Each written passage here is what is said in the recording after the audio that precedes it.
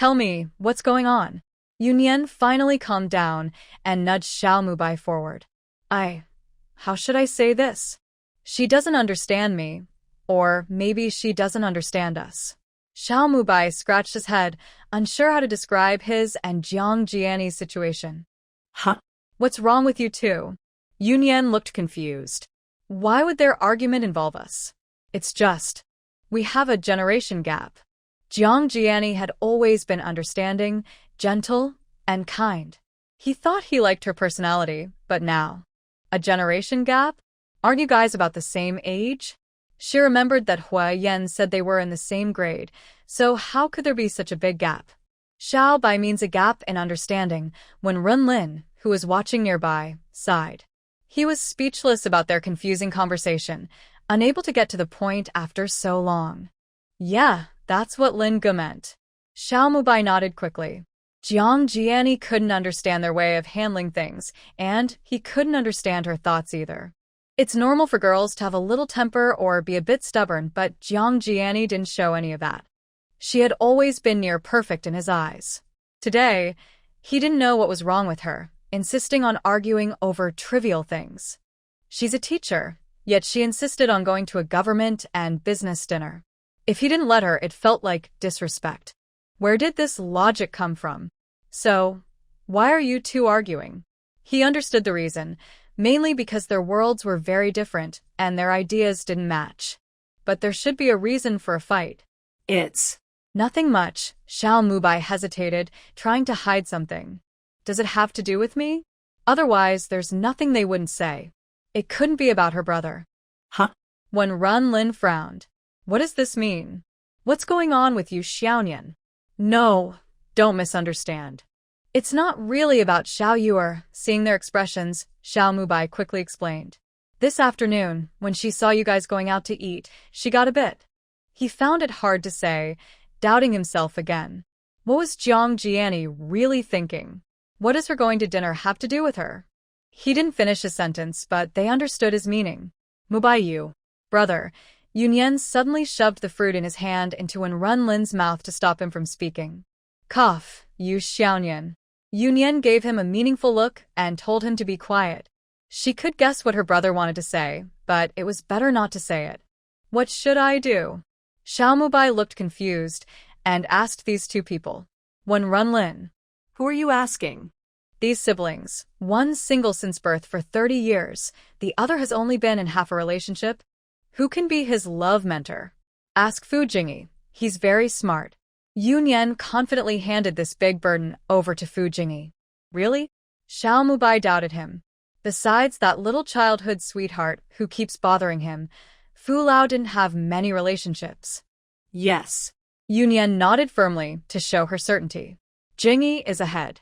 When Runlin eagerly provided the update. Fu Jingyi was currently at his club discussing business. They called him during lunch. He said he was meeting a partner there. Then I'll go find him. Xiao Mubai got up from the sofa, at least hoping Fu Lao would join him for a drink. Finally, they left, and Yunyan let out a sigh of relief. You Xiaonian, you're quite good at stirring up trouble. Otherwise, what advice could you give? Yunyan shot Runlin a look, and then went upstairs. If no one wants you, how can you give others relationship advice? Is she becoming more and more unruly? Left behind, when Runlin looked at Qinglong and questioned life. You only just realized that? It's all because you spoiled her. Though he was secretly criticizing, he kept a smile on his face and refused to say anything, worried about causing trouble again. No wonder the young lady went upstairs, and the housekeeper followed. Experience is the best teacher. After going upstairs, Yunyan thought for a moment and called Xiao Muheng. Yunyan? Xiao Muheng found her call strange. Was Mubai in trouble? President Xiao, keep an eye on Xiao Mubai lately. Yunyan spoke directly. What's wrong? He argued with his girlfriend and seems to be retreating. I'm worried Miss Jiang might have some ideas. Yunyan felt it was necessary to warn Xiao Muheng to prevent any unpleasant incidents. Xiao Mubai was in his first relationship, and although they were having conflicts now, it was clear he still had a good impression of Jiang Jiayan. He probably wouldn't be on guard around her. Got it. I'll arrange for him to leave Kyoto for a while. Xiao Muheng was silent for a moment. He thought these two weren't suitable for each other. Letting them be apart for a while might help Mubai think clearly. Yunyan thought this was a good idea. Overly interfering might upset Xiao Mubai and cause him to do something irrational. Okay, I'm hanging up. Wait, Miss Yu, could you please help us out and cooperate? Xiao Muheng also felt helpless. If he insisted that Xiao Mubai go out, the guy might deliberately oppose him. Alright, no wonder Xiao Mubai calls you a sly fox. Yunyan quickly agreed and casually made a comment before hanging up. However, before Yunyan could cooperate, Fu Jingyi had already handled everything. He shared the same idea as Xiao Muheng, thinking a cold approach was best. While drunk, he convinced Xiao Mubai to leave quietly. Confused, Xiao Mubai went home and asked his brother for a transfer, but Xiao Muheng quickly arranged for him to leave. That night, Yunyan hadn't slept yet because she had napped too much in the afternoon.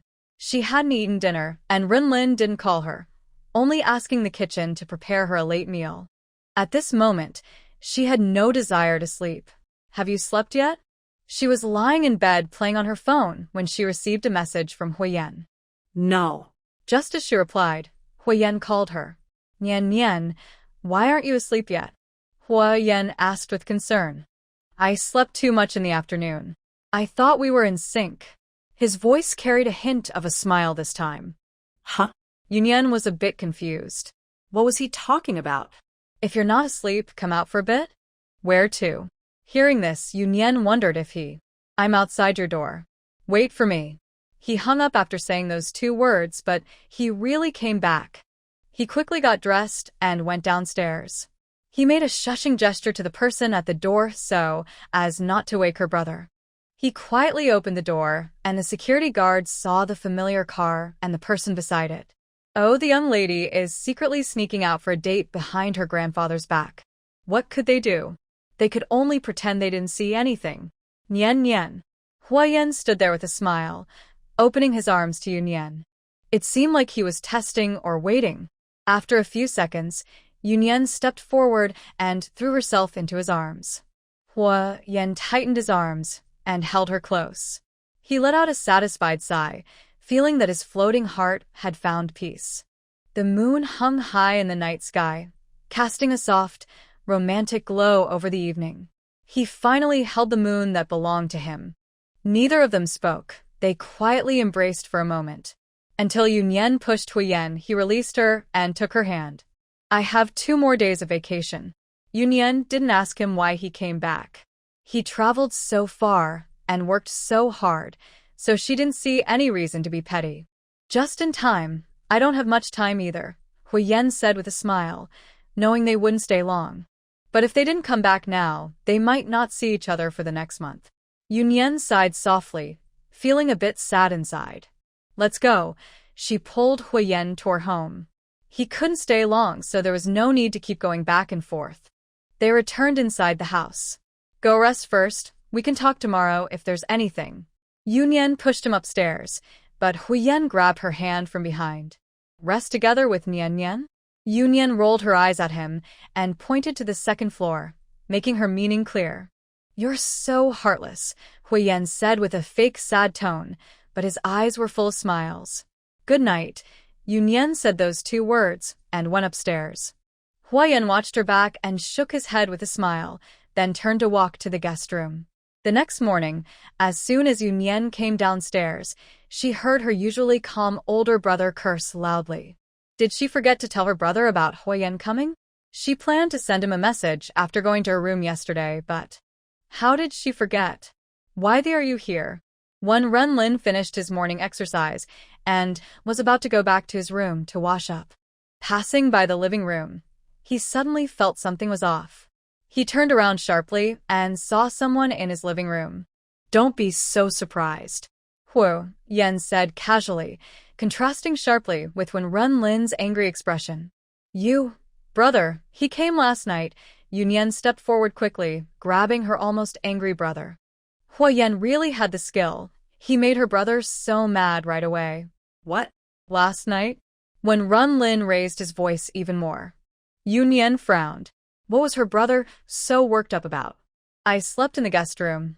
Huyen sighed helplessly and added, "Oh, I'm going to change clothes first." When Renlin relaxed, heading to his room to shower and change out of his sweaty clothes.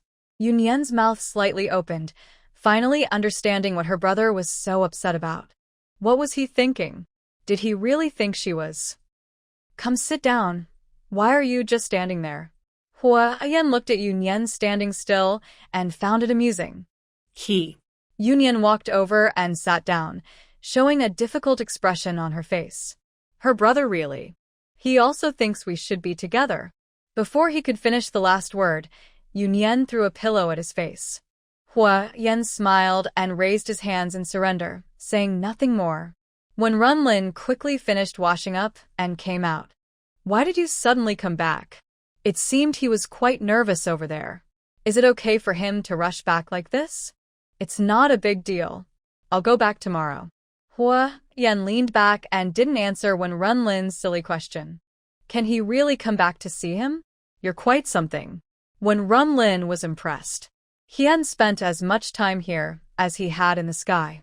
Just to see each other and so much fuss? When Renlin couldn't understand. After breakfast, when Renlin was ready to leave. "Where are you going?" Yunyan looked confused. Yesterday, he said he would rest for a few days and after she left, he would go back too. "I have some things to handle." When Renlin gave Huyen a meaningful look. Someone flew back from far away, and if he didn't spend some time with her, he might really get annoyed. Goodbye. Huyen waved happily to Wen Renlin, very pleased with his tact. Wen Renlin shot him a warning look and left. As soon as Wen Renlin went out, Huyen stood up, moved to sit next to Yunyan. "What are your plans today?" He took her phone from her hand and placed it on the table. "Just watching you." Yunyan looked at Huyen helplessly. He was back, so what plans could she have? After saying that, she reached for the phone on the table, but Huyen grabbed her hand and held it. "Stop playing with your phone. Isn't it more fun than your phone?" You. Yunyan was rarely speechless. Could he control himself a little? "What's wrong with me?" Huyen looked at Yunyan with a smile and gently kissed her hand. "You don't need to add oil when cooking." Yunyan pulled her hand back expressionlessly. "Nian." Huyen sighed. Was she calling him greasy? Cough, cough. A distant cough sounded, and the old butler seemed to be coughing his lungs out. Mr. Liang is here to visit." The butler slowly entered, coughing loudly. Miss Yu should have heard him. He really didn't want to see anything inappropriate. Although their master always arranged for him to be the third wheel, he was quite tactful. "Let him in." Yunyan felt a bit strange. Why didn't Liang Ji say hello before coming over? Yes. The butler left. Nian with him. "This is only his second visit, you're here." Yunyan stopped Huyen from continuing. "Liang Qi isn't that bored, coming to visit her for no reason? So many years have passed. Neither she nor he looks like they used to." But when they saw the person following the butler come in, both stood up at the same time. "Oh, so you're welcoming me?" They exchanged a glance and sat down slowly again. "Liang Sheng, how did he suddenly appear here?" "Huyen just arrived last night, and he came along." Yunyan almost laughed in frustration. "He knows he's not welcome, right? What a Mr. Liang. Why are you here?" Huyen's face was no longer smiling. He looked coldly at Liang Sheng. "Of course, he came to visit Miss Yu. Otherwise, why else?" Liang Sheng sat down voluntarily, mainly because no one asked him to sit. "Mr. Liang, are we that close?" They've only met twice. Are they at the point of visiting each other's homes? Frequent visits make us familiar. Besides, I even shared my brother with Miss Yu. Isn't that enough familiarity? Fiske, all for this little sister, warning his own younger brother. It's really sad. Don't worry, Miss Yu, I have my own brother. So, he's jealous that Liang Qi treats her well and came to pick a fight? Miss Yu, that hurts my feelings. I'd be happy to share with her. Liang Shen's words sounded suggestive. He implied his brother could be her brother too. Are you crazy? Yunyan couldn't hold back anymore. Does this person not understand human words? Maybe he didn't take his medicine today. Yunyan, go upstairs first. I'll entertain him. Hua Yan took a deep breath, controlling his emotions, and slowly said to Yunyan. Yunyan nodded and decisively got up to go upstairs. Both looked at Yunyan's back as she went upstairs at the same time. What are you really here for? What I come for, you come for. Liang Sheng still acted nonchalant, as if he was just visiting Yunyan. Liang Sheng, are you afraid you can't go back? Hua Yan's tone was a bit sinister. Is he really not afraid of death to come so openly? Does our law-abiding third master want to kill someone? Liang Sheng pretended to be scared, patting his chest. We could make an exception for you. No need, just treat me as visiting family. After all, he still has a real brother here. Liang Sheng knows when to stop. If he really angers Huiyan, who knows if he might do something reckless. On someone else's turf, he must show respect and be obedient. Did you come to the wrong place? Huiyan mocked. Does he not know where his own older brother's house is? Not exactly. I believe Miss Yu will help me reunite with him, Liang Sheng said lazily. Huiyan didn't argue. He thought Liang Qi had probably informed Liang Kai. They didn't chase him away again. They decided to wait for Liang Kai to come and pick him up. Otherwise, leaving such a dangerous person wandering in Kyoto was risky. Hey Huiyan, why do you keep looking at me like that? After a while of silence, Liang Sheng couldn't hold back and spoke. Mainly because Huiyan's gaze was a bit creepy. Huiyan ignored him and looked away. If Liang Sheng hadn't suddenly arrived, he would probably be on a date with his Miss Nian Nian now, not sitting here foolishly with this guy. Wen Runlin wisely avoided the situation, but he stubbornly bumped into it. Old Hua, let's chat. Is this how you treat me? Just leaving me here? Sitting for so long without even pouring a glass of water? Guests follow the host's lead. Are you the host? Liang Sheng mocked. At most, he was just a regular guest. Do you have a problem with that? Hua Yan snorted coldly. Compared to him, he was the real host.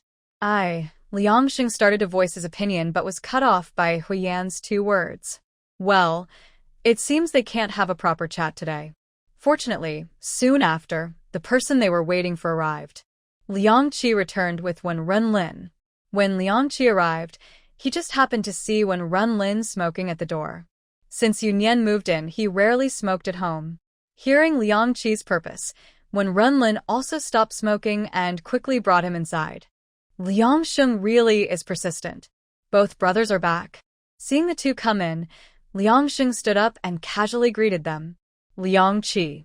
He could tell that calling him brother was partly influenced by Wen Runlin.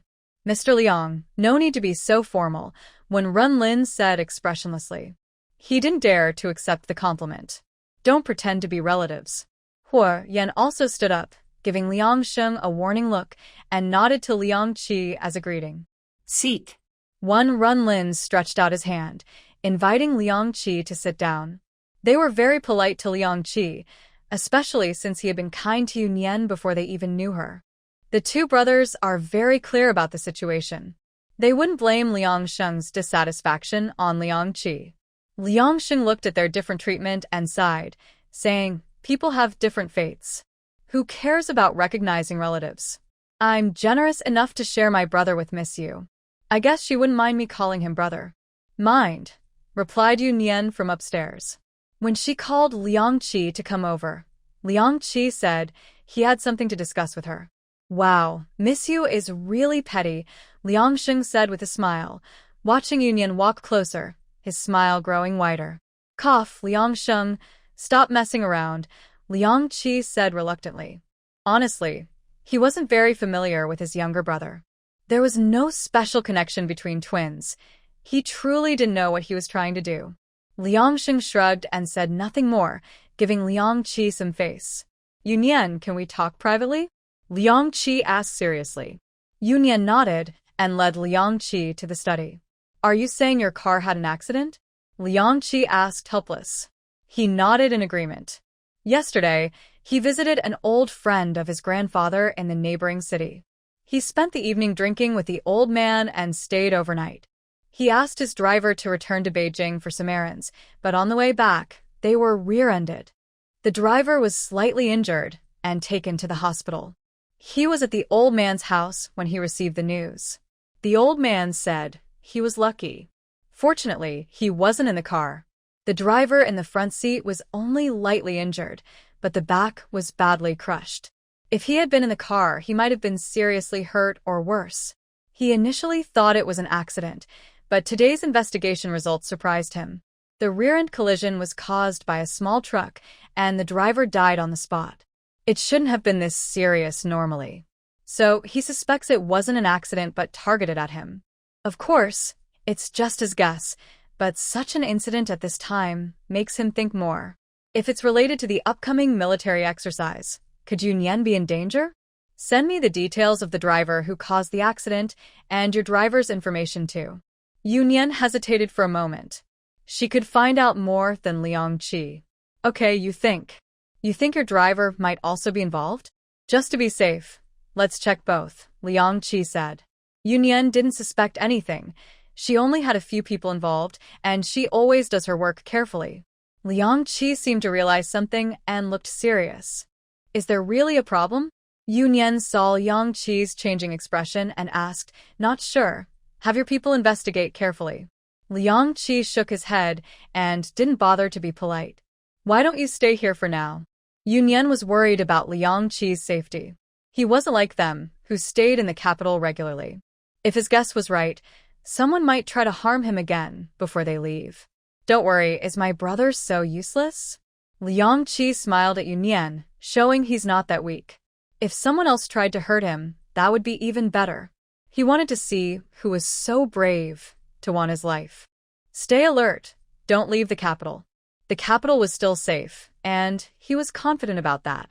All right, I trust you. Our little girl has grown up. Liang Qi gently ruffled Yunyan's hair, feeling a bit emotional. What are you doing? Yunyan brushed his hand away. Yunyan, be careful too. Try not to go out these days. If they came for the military exercise, they might target her. Yunyan was very safe with Renlin. When she arrived, she observed that security here was as good as in the military camp. You're worried about yourself, right? Let Liang Sheng stay with you. If needed, he could block any attack, adding extra protection. Little girl, let's go out. Liang Qi chuckled, teasing her. Yunyan was the first to leave, and Liang Qi followed behind her. His smile faded, his eyes grew serious. Yunyan had just reminded him. He needed to find a way to send Liang Sheng away. He didn't want to drag him into this.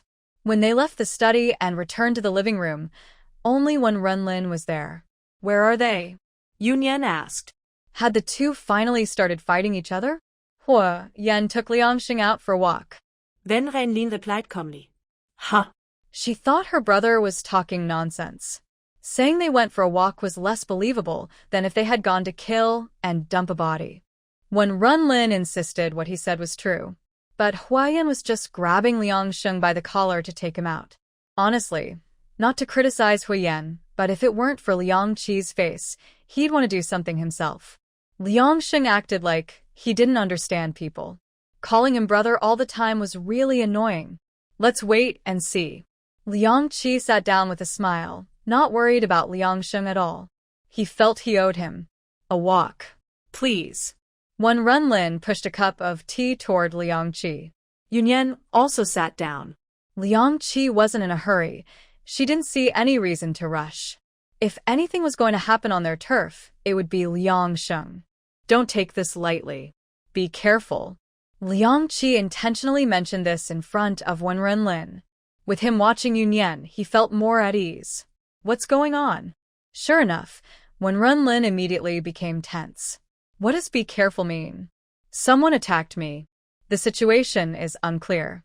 Yunyan, you should also be cautious these days, just in case. Yunyan didn't have time to stop him. Liang Qi spoke all at once. Since it wasn't a secret, as Yunyan's family, Renlin had the right to know. Yunyan, stay at home and behave yourself these days. Renlin's face darkened, and his tone was firm. Brother, there's no need to be so nervous. It's just a guess. Yunyan sighed.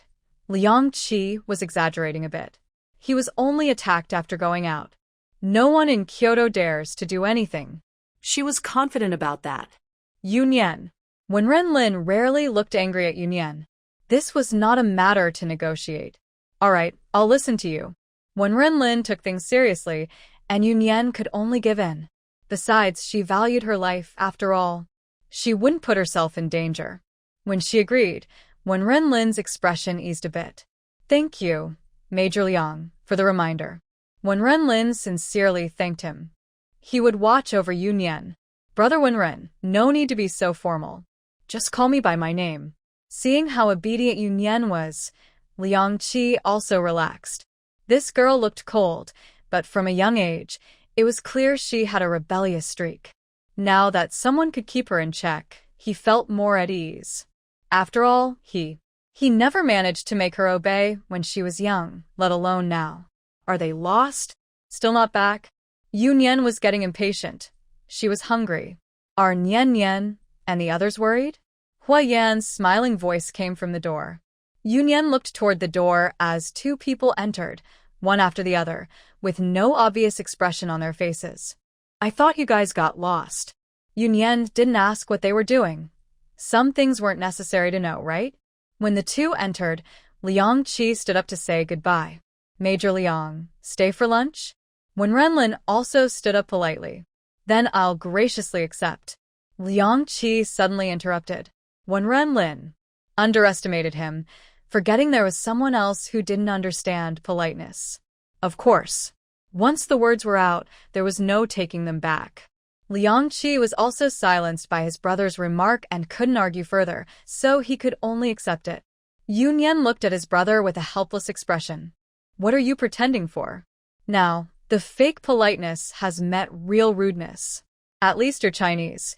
It's necessary to learn some Chinese manners.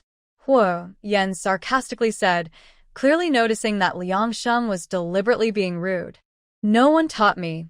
Liang Sheng shrugged innocently. Liang Qi froze upon hearing this, probably blaming him for it. He was taken back to the army and carefully trained, while Liang Sheng climbed step by step to his current position in that cutthroat place. The hardships are obvious, and he has every reason to blame his brother. Yunyan quietly pinched Huyen, signaling him to stop talking nonsense. Huyen looked at Liang Sheng with a sigh.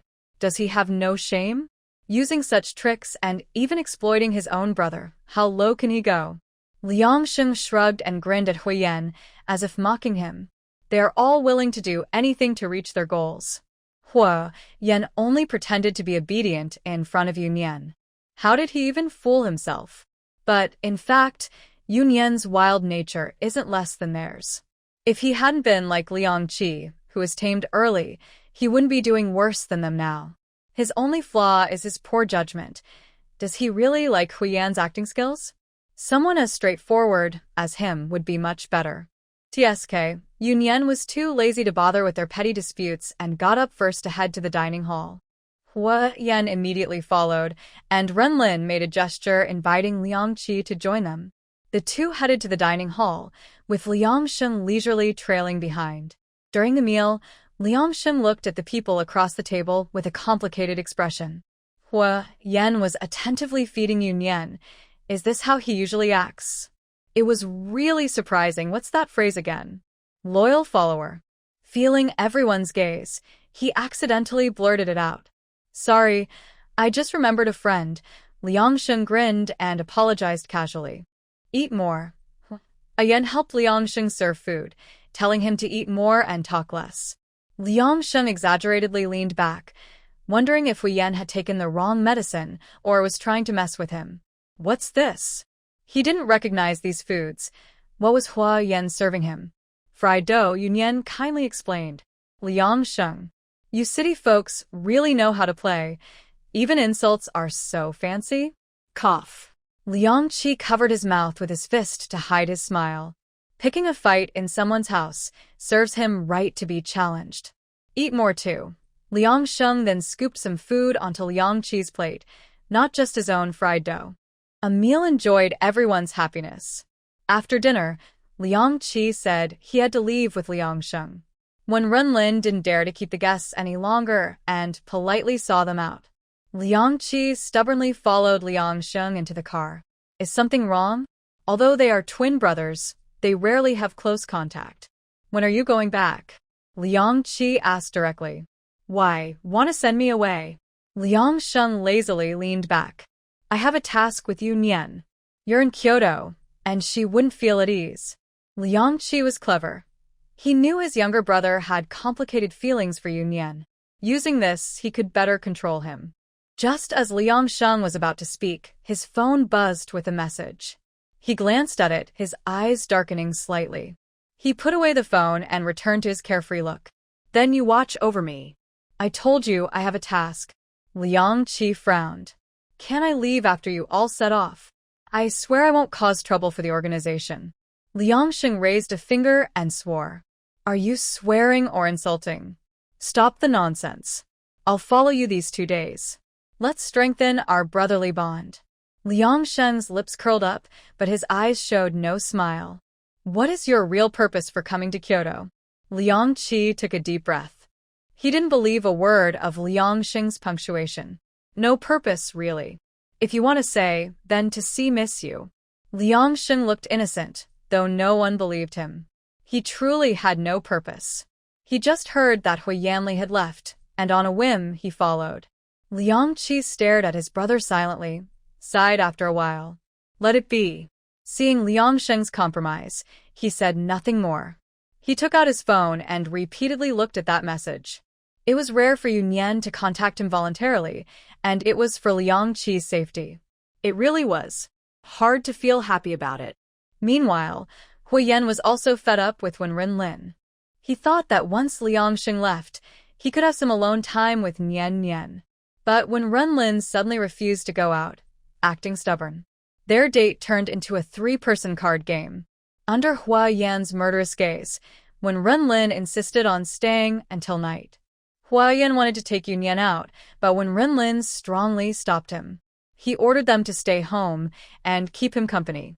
After dinner, watching Yu Nian go upstairs, Wenren Lin finally relaxed.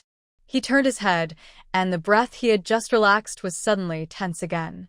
Hua Yan looked at him with a cold, serious expression. Explain yourself? Wenren Lin wasn't the kind of person to be rude. Otherwise, he wouldn't have left this morning. Clearly, something was happening that he didn't know about. Liang Qi told me to watch over Yu Xiaonian and not let her go out. That was true. Why? I don't know. Maybe he's worried Liang Sheng will cause trouble. That was just his story. Honestly, was it easy for him? If Hua Yan found out about this, he definitely wouldn't leave tomorrow. By then, Yu Xiaonian would be fine, but something would go wrong on his side first. Hua Yan stood up, ready to go upstairs and check on Yu Nian. Wenren Lin instinctively looked at his watch. Your sister sleeps at 10. I know. Hua Yan clenched his teeth and spat out the words. Wenren Lin shrugged. He just wanted to check the time, nothing more. It's been so long, and he still remembered. But since he said it himself, he was just going along with it. When Hua Yan went upstairs, Yu Nian hadn't returned to her room yet. She was focused on her computer in the small living room upstairs. She still needed to keep an eye on Liang Qi's matter. She really wanted to know if it was an accident or a conspiracy. Sit for a while. Yu Nian looked up when she heard the noise and saw Hui Yan coming up, asking her to wait a moment. Hua Yan sat across from her, quietly watching her. A gentle smile appeared on his face. Just being with her like this made him feel very happy. After a while, Yu Nian closed her computer, rubbed her forehead, and stood up to stretch. She moved to sit beside Hui Yan. Are you tired? Hua Yan reached out and massaged her neck. Yes, I am.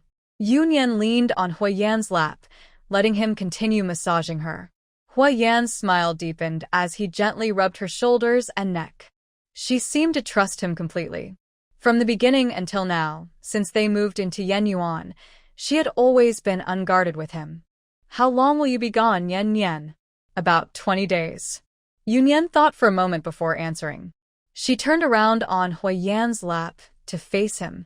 And you? Me? I'll wait here for you to come back, okay? Hua Yan leaned down, pressing his forehead against Yu Nian's. Okay. Yu Nian's answer made Hui Yan very happy, and he chuckled softly. He gently rubbed her forehead before pulling away. He slightly lifted her up from his lap, and Yunyan instinctively wrapped her arms around his neck. He picked her up and tested her weight. "What are you doing?" Yunyan was so frightened she hugged him tightly. "I'm fine, I haven't lost weight recently." He chuckled softly and carried her toward the room. He knew the way and entered Yunyan's room, placing her on the bed. The room was dark, with only the faint light from outside illuminating their blurry outlines. "Nian Nian." Hua Yan leaned in close to Yunyan. In the dim room, it was so quiet you could hear a pin drop, even their heartbeats. Yunyan could feel his warm breath on her face and was about to reach out to hug his neck. "Rest early." Hua Yan said this and suddenly stood up, turning to leave. Yunyan really has him. She retracted her hand, and a gentle smile spread across her lips. Hua Yan was becoming more timid. When Hua Yan went downstairs to his room, he just happened to meet Runlin going upstairs. "Already so soon?" When Runlin looked surprised. He was leaving tomorrow, and he thought Hua Yan would stay a bit longer. Hua Yan. He probably didn't mean anything deep. "Nian Nian is going to sleep." You're tired too. Rest early."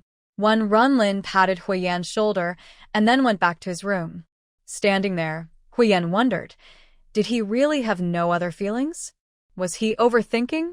The next morning, as soon as Yunyan woke up, she heard a knock on the door. "Come in." Only Hua Yan would come at this time. Sure enough, Hua Yan, dressed neatly, opened the door and stepped in. "Are you about to leave?" Hua Yan sat by Yunyan's bed, tidying her slightly messy hair. "Yes, just seeing you off." Yunyan reached out from under the blanket and opened her arms for Hua Yan to hug her. Hua Yan carried her and the blanket onto his lap, holding her tightly. "I really want to take you with me." Holding Yunyan, he took a deep breath, feeling very reluctant to let her go. Yunyan was amused by his childish words. "Wait for you to come back." "No, I mean you wait for me to come back." Hua Yan would probably return earlier than her. "Okay, wait for you to come back, then sleep a bit more." He hugged her tightly again, then gently covered her with the blanket and prepared to leave. Yunyan didn't say she would see him off, only quietly waved goodbye. Hua Yan walked to the door, looked back at Yunyan deeply, then closed the door and left. After the door closed, Yunyan pulled the blanket over her head, hiding herself completely. Suddenly, the door was opened again. Hua Yan looked at the girl curled up like a cocoon. His heart felt a little sour. Her emotions were all bottled up inside. "Why?" Yunyan pulled back the blanket, looking at Hua Yan with some annoyance and embarrassment. "Had he already left?" "I just forgot something earlier." Hua Yan looked at Yunyan seriously. "What's that?" Yunyan sat up in bed. "I love you." Yunyan immediately threw the pillow nearby, thinking he really had something to say. "Haha, this time I really left." Hua Yan chuckled softly, catching the pillow and tossing it back onto the bed. After saying that, he closed the door again, this time truly leaving. Yunyan leaned back and exhaled. Her earlier mood was gone, swept away by his sudden actions. Hua Yan left, taking her sleepiness with him. After lying down for a while, she decided to get up, wash up, and go downstairs. I thought someone was secretly crying when Runlin sat in the living room, teasing as Yunyan came downstairs. "Bored." "Are you not going out today?" He wondered if he was planning to stay at home just watching her. "I'm not going out." "Breakfast first?" She was leaving tomorrow, so there was no rush to handle things now. "I don't want to eat." Yunyan skillfully kicked off her shoes, sat cross-legged on the sofa, and leaned back comfortably. She pointed at the table. One Runlin sighed. She was really reaching new levels of laziness. He peeled a banana and handed it to her. After she finished eating, she took the banana peel and threw it away. The servant nearby couldn't help but sweat. Their master was more attentive to the young lady than they were. At least, when the young lady reached out, they never knew what she wanted. Just as he was thinking this, her hand reached out again, and she took a cup from him. "You Xiao Nian, why don't you go out with me? So no one has to serve you later." When Runlin gritted his teeth. "No need. I have my own way," Yunyan replied seriously. She might not be able to endure hardship, but she wouldn't suffer without blessing. You're quite something, Wen Runlin said, both amused and exasperated. But he truly hoped she could stay true to her words. Even when outside, she wouldn't let herself be wronged. Master, young lady, Mr. Liang and Mr. Liang are here again, the butler reported. Again? Wen Renlin frowned. Hua Yan wasn't here today, and he didn't want to deal with Liang Sheng. Should I let them in? When Run Lin asked Yun Yan, clearly knowing they were there for her. Let them in, Yun Yan said. Liang Qi had some clues now. She wanted to talk to him. As for Liang Sheng, that crazy guy, Liang Qi's words weren't without reason. He was placed in Kyoto, but she was really worried. This person doesn't follow normal rules, so no one knows what he will do next. Yun Yan sat up straight, staring at her cup in a daze. What's on your mind? Wen Renlin took the cup from her hand. What's wrong with this? Brother. Seeing Yun Yan's pleading smile, Wen Renlin knew he was in trouble again. Tell me, what's the matter? Seeing the butler already leading people to the living room, Yun Yan quietly whispered a few words to Wen Renlin. Wen Renlin's face changed a bit, but he nodded helplessly. What are you two whispering about? Without anyone telling him, Liang Sheng sat down on the sofa next to them, acting very familiar. Following behind him, Liang Qi looked a bit helpless and smiled apologetically at Wen Renlin. Wen Renlin nodded, suddenly understanding Liang Qi a little. After all, every family has a troublesome child. But compared to Liang Sheng, Yu Xiao Nian looks much cuter. Knowing it's a secret and still asking, Yun Yan said bluntly. So fierce. Liang Sheng didn't care about Yun Yan's cold face. Liang Qi couldn't stand his brother's shameless behavior.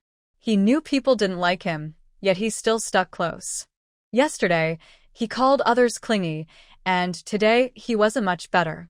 Wen Runlin also felt a bit lost. Could his intelligence system be malfunctioning? Liang Sheng is ruthless, cunning, and does things by any means. He is more unscrupulous than them. But looking at this person smiling like an idiot, is this really Liang Sheng? Big brother, what are you looking at? Liang Sheng sensed Wen Runlin's gaze on him and turned around with a smile, asking, Your brother is over there. Yun Yan said unhappily, annoyed at the mention of relatives. That's her brother. What does he have to do with him? Liang Qi. Liang Sheng has never called him brother privately. It was only yesterday, taking advantage of Wen Renlin, that he heard him call him brother. Ignoring his real brother, but calling someone else's brother so enthusiastically. I'll give you to him, Liang Sheng said casually. Compared to his younger brother, Liang Qi probably prefers Yun Yan more. I have one, you keep it for yourself. Liang Qi was speechless at their unreliable conversation. What kind of person is he? Just giving someone away. And he was even disliked for it. Look at how you're doing. No one wants you. Liang Sheng clicked his tongue. You want to be someone's brother, but they don't want you. Yu Xiao Nian, isn't there something you want to talk to Major General Liang about? When Renlin quickly interrupted them, truly exhausted by Liang Sheng. If his brother. No. He wouldn't have such an unlucky brother. Liang Qi looked at Yun Yan and asked if they had any clues about that matter. Brother, help me get the computer. Yun Yan turned to look at her brother, reluctant to move. Okay. When Renlin stood up and went upstairs. The importance of Yun Yan's computer was obvious, so naturally, it wasn't convenient for others to take it. Suddenly, he remembered Yun Yan mentioning before that Liang Sheng valued him, and now he felt a bit proud. Look at that person's brother, and then look at yours. Liang Sheng elbowed his brother, telling him to learn from him. Look at that person's sister, then look at yours. Liang Qi looked expressionless. If he could be like Yun Yan, he promised he would do even better than Wen Renlin. TSK, I knew you disliked me. I feel so pitiful. Liang Qi. He really knew how to complain first. Isn't he always complaining about his brother? Pitiful people must have their flaws. Yun Yan wondered if Liang Sheng was mentally ill or had a split personality. Sometimes his aura was like Wen Renlin, other times like the crazy Xiao Mubai. It felt strange. Miss you, you hurt me so much. Liang Sheng held his chest dramatically. How could I hurt you? Liang Sheng looked at Yunyan with interest, even eager. Liang Sheng, shut up. Liang Qi's face darkened. He was too tactless. Fortunately, Yunyan didn't understand his meaning, or he might have really hurt himself on the spot. Liang Sheng nodded patiently. Okay, enough said. When Runlin came downstairs with Yunyan's computer, and Yunyan stood up to take it, she headed straight to the study, followed by Liang Qi. Brother, be careful. Liang Qi might steal your sister. Liang Sheng leaned close to Runlin, whispering mysteriously. But you can also steal his brother. I'll fully cooperate. Mr. Liang, I think we should keep some social distance. When Runlin was very speechless with this person, was he really not considering himself an outsider? When he met him in Europe, he seemed normal, but now he was like this. Brother, do you dislike me too? Yu Xiaonian doesn't like others calling me brother. When Runlin, he endured, he would endure more. Brother, do I look familiar to you? Liang Sheng seemed to ignore him and continued acting naturally. Familiar? When Runlin thought, could it be that they had some past connection he forgot? Yeah, do I look like your brother-in-law? Liang Sheng grinned mischievously and leaned in closer. Liang Sheng. When Runlin couldn't hold back anymore, thinking how annoying some people could be. In the study, Yunyan was reviewing the materials organized by Liang Qi. Most of the drivers involved in accidents were being used by others. He had already carefully checked this person's background. Liang Qi's driver, however, seemed to have some shady connections. But he had come with Liang Qi from the base, and it was hard to quickly figure out his relationships or who he was connected to. The only thing certain was that he definitely had issues. It seems he doesn't want to hurt you. Otherwise, the accident would have happened on the route they took. Liang Qi remained silent. His driver was also his bodyguard. If someone wanted to harm him, he would have died multiple times already. What do you want to do? Yunyan asked, thinking it might be best to keep him as bait. Since they left Kyoto, she had people look into him more carefully just in case, like fishing. Handle it as you see fit. Liang Qi sighed. He definitely couldn't use him anymore. But since he had been with him for several years, Yunyan should take care of it. Yunyan didn't hide her thoughts from Liang Qi and called Wei Gang. They still needed a professional to handle this. Wei Gang naturally agreed readily. Old Wei, if you can find something useful, that would be a big achievement. Before hanging up, Yunyan added this to motivate him. Give Wei Gang some encouragement. He was a bit of an official enthusiast. When they left, the living room was empty. Where is everyone? Out for a walk again? Liang Qi joked. Does your brother walk around that much? Yunyan was a bit speechless. Her brother was usually so steady, yet Liang Sheng was driving him crazy? Yeah, he's quite the handful. Liang Qi nodded in agreement. Liang Sheng's personality was definitely like someone else. Miss, your father and Mr. Liang are fishing in the backyard. Qinglong came to give them the news. They're fishing? Yunyan was surprised. What kind of pair was that? Qinglong looked at Liang Qi. Actually, their grandfather was annoyed by Liang Sheng, so he took him fishing to keep him quiet. Wanna go see? Liang Qi asked. Let Qinglong take you. Yunyan waved her hand. She wasn't going.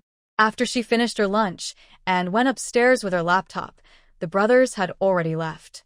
In the afternoon, Han Zhan returned on time. Han Zhan, have you thought it over?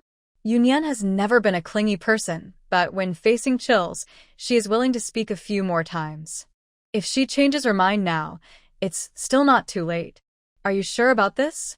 He still has that deadpan face, showing no sign of wavering. Yunyan waves her hand, letting him do whatever he needs to do. He has his own choice. Wan Runlin sits beside Yunyan, looking at her with a smile. Yu Xiaonian sees him as cold and indifferent, but as long as someone is in her small circle, she really defends them. Well, about Liang Sheng. Don't worry, he'll be back tomorrow. Can Huyen trust him here? If that guy finds out Liang Sheng hasn't gone back, he'll definitely cause trouble.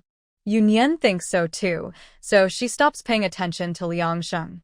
Alright, don't worry. You should take good care of yourself outside. When Runlin sighs and adds, don't get hurt. Don't worry, I'll be fine. Yunyan is very confident about this. How can I not worry? Right now, he really feels like an old father, always worried when his child goes out. There's nothing to worry about. I'm used to it already. Yu Nian originally wanted to comfort Wen Renlin, but it seemed to have the opposite effect. Hearing her words, Wen Renlin's aura becomes even more restrained. Thinking of Liang Qi's words, he remembers when he first met Yu Nian, she was only 12, but she didn't look like a child at all. She had no friends, didn't like to talk, and seemed to have no joy or anger. She spent all day on her computer, never relaxing.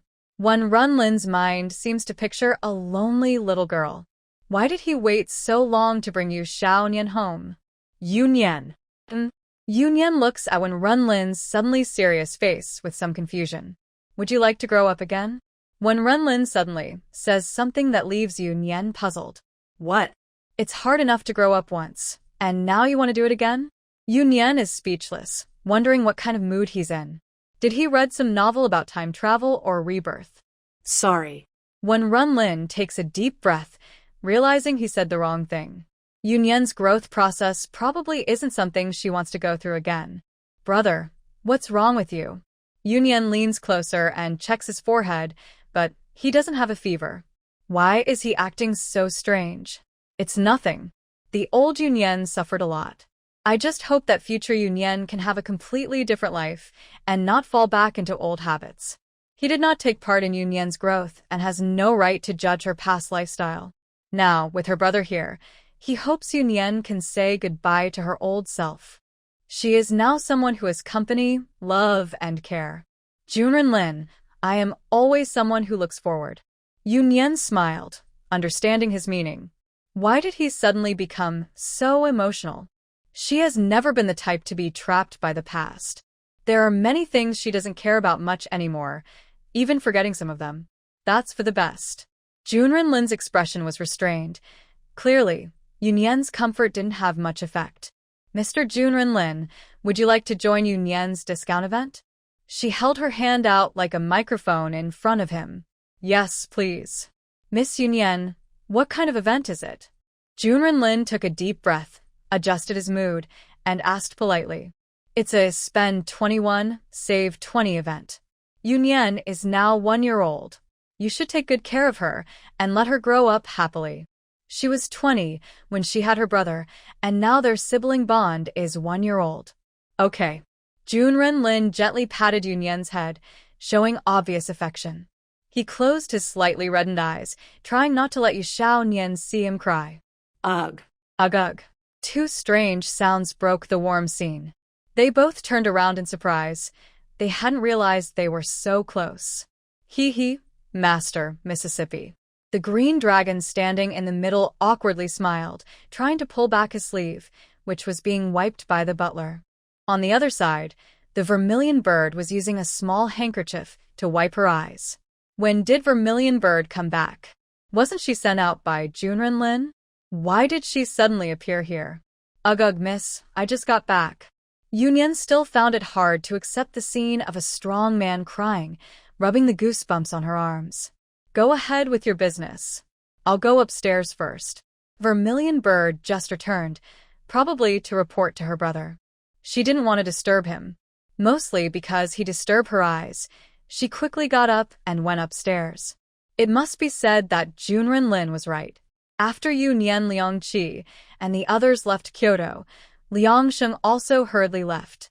There was no choice. If he didn't leave soon, he was afraid Huyen would demolish his old hideout. After arriving at the destination, Yu Nian sent a message to Junren Lin and Huyen to report her safety. She told them she would be out of contact for a while and asked them not to worry. 20 days passed in the blink of an eye, and Huyen also returned to Kyoto. Why are you here again? When Renlin watched as more visitors came to see him. These past few days, they had been coming every day. Wait for Nian Nian. She would have told you if she was coming back, when Renlin said helplessly. Maybe Nian Nian wants to surprise me, he added. Huyen refused to leave. He checked with the old master, and the military exercise went smoothly. Once they finished, they could return to Beijing. Nian Nian hadn't contacted him for a while, so he thought it was possible she was planning a surprise. You're overthinking it, he said. His brother also had no news, so Yu Nian probably wouldn't cause such a big surprise. At this moment, Yunyan was in a small town on the northern border. She received a report about the military exercise and was assigned a task. Spies had been detected in the area, and there were quite a few of them. Most likely, they came for the military drill. Their activities had been frequent, and the local people couldn't pinpoint their exact location. They planned to send personnel from the military district to handle it, but Yunyan was about to return from her report. So, she was sent directly to assist. Liang Qi volunteered to go with her. The military exercise finished successfully, and the higher-ups didn't bother to check on them.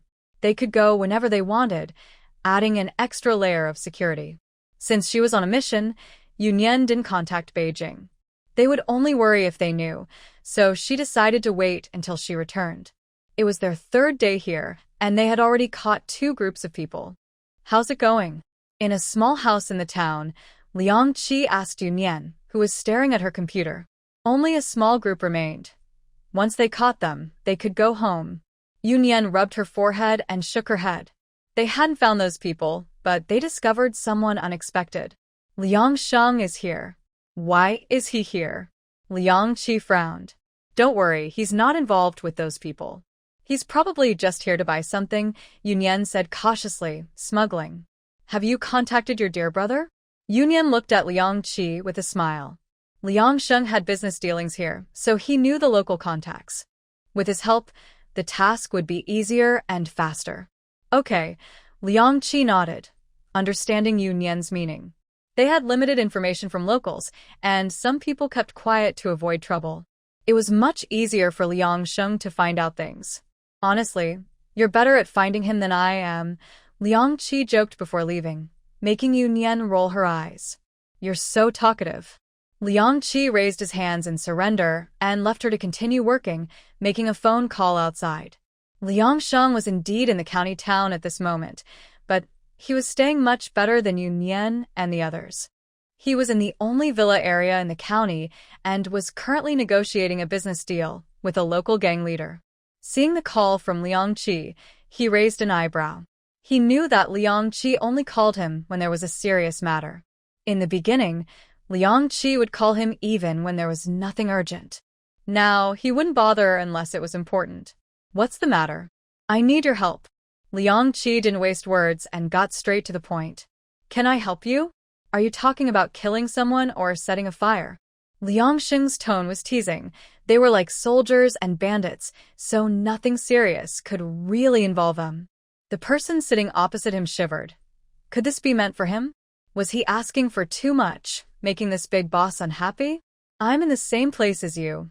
Liang Qi took a deep breath to avoid getting too angry. "Oh." "Tell me more." Liang Sheng became interested this time. He was here, and knew Liang Qi was also nearby. A flicker of dark light crossed his eyes. Could Yunyan also be here? Liang Qi shared the details of the situation without hiding anything.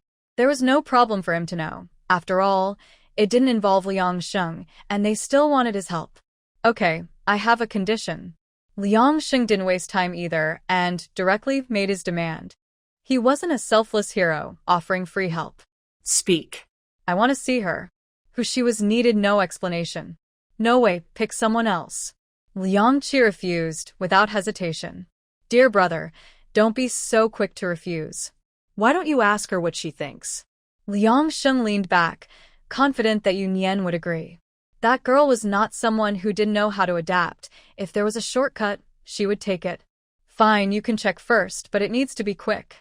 Liang Qi was silent for a few seconds, clearly thinking about Yunyan's answer. Satisfied, Liang Sheng hung up the phone.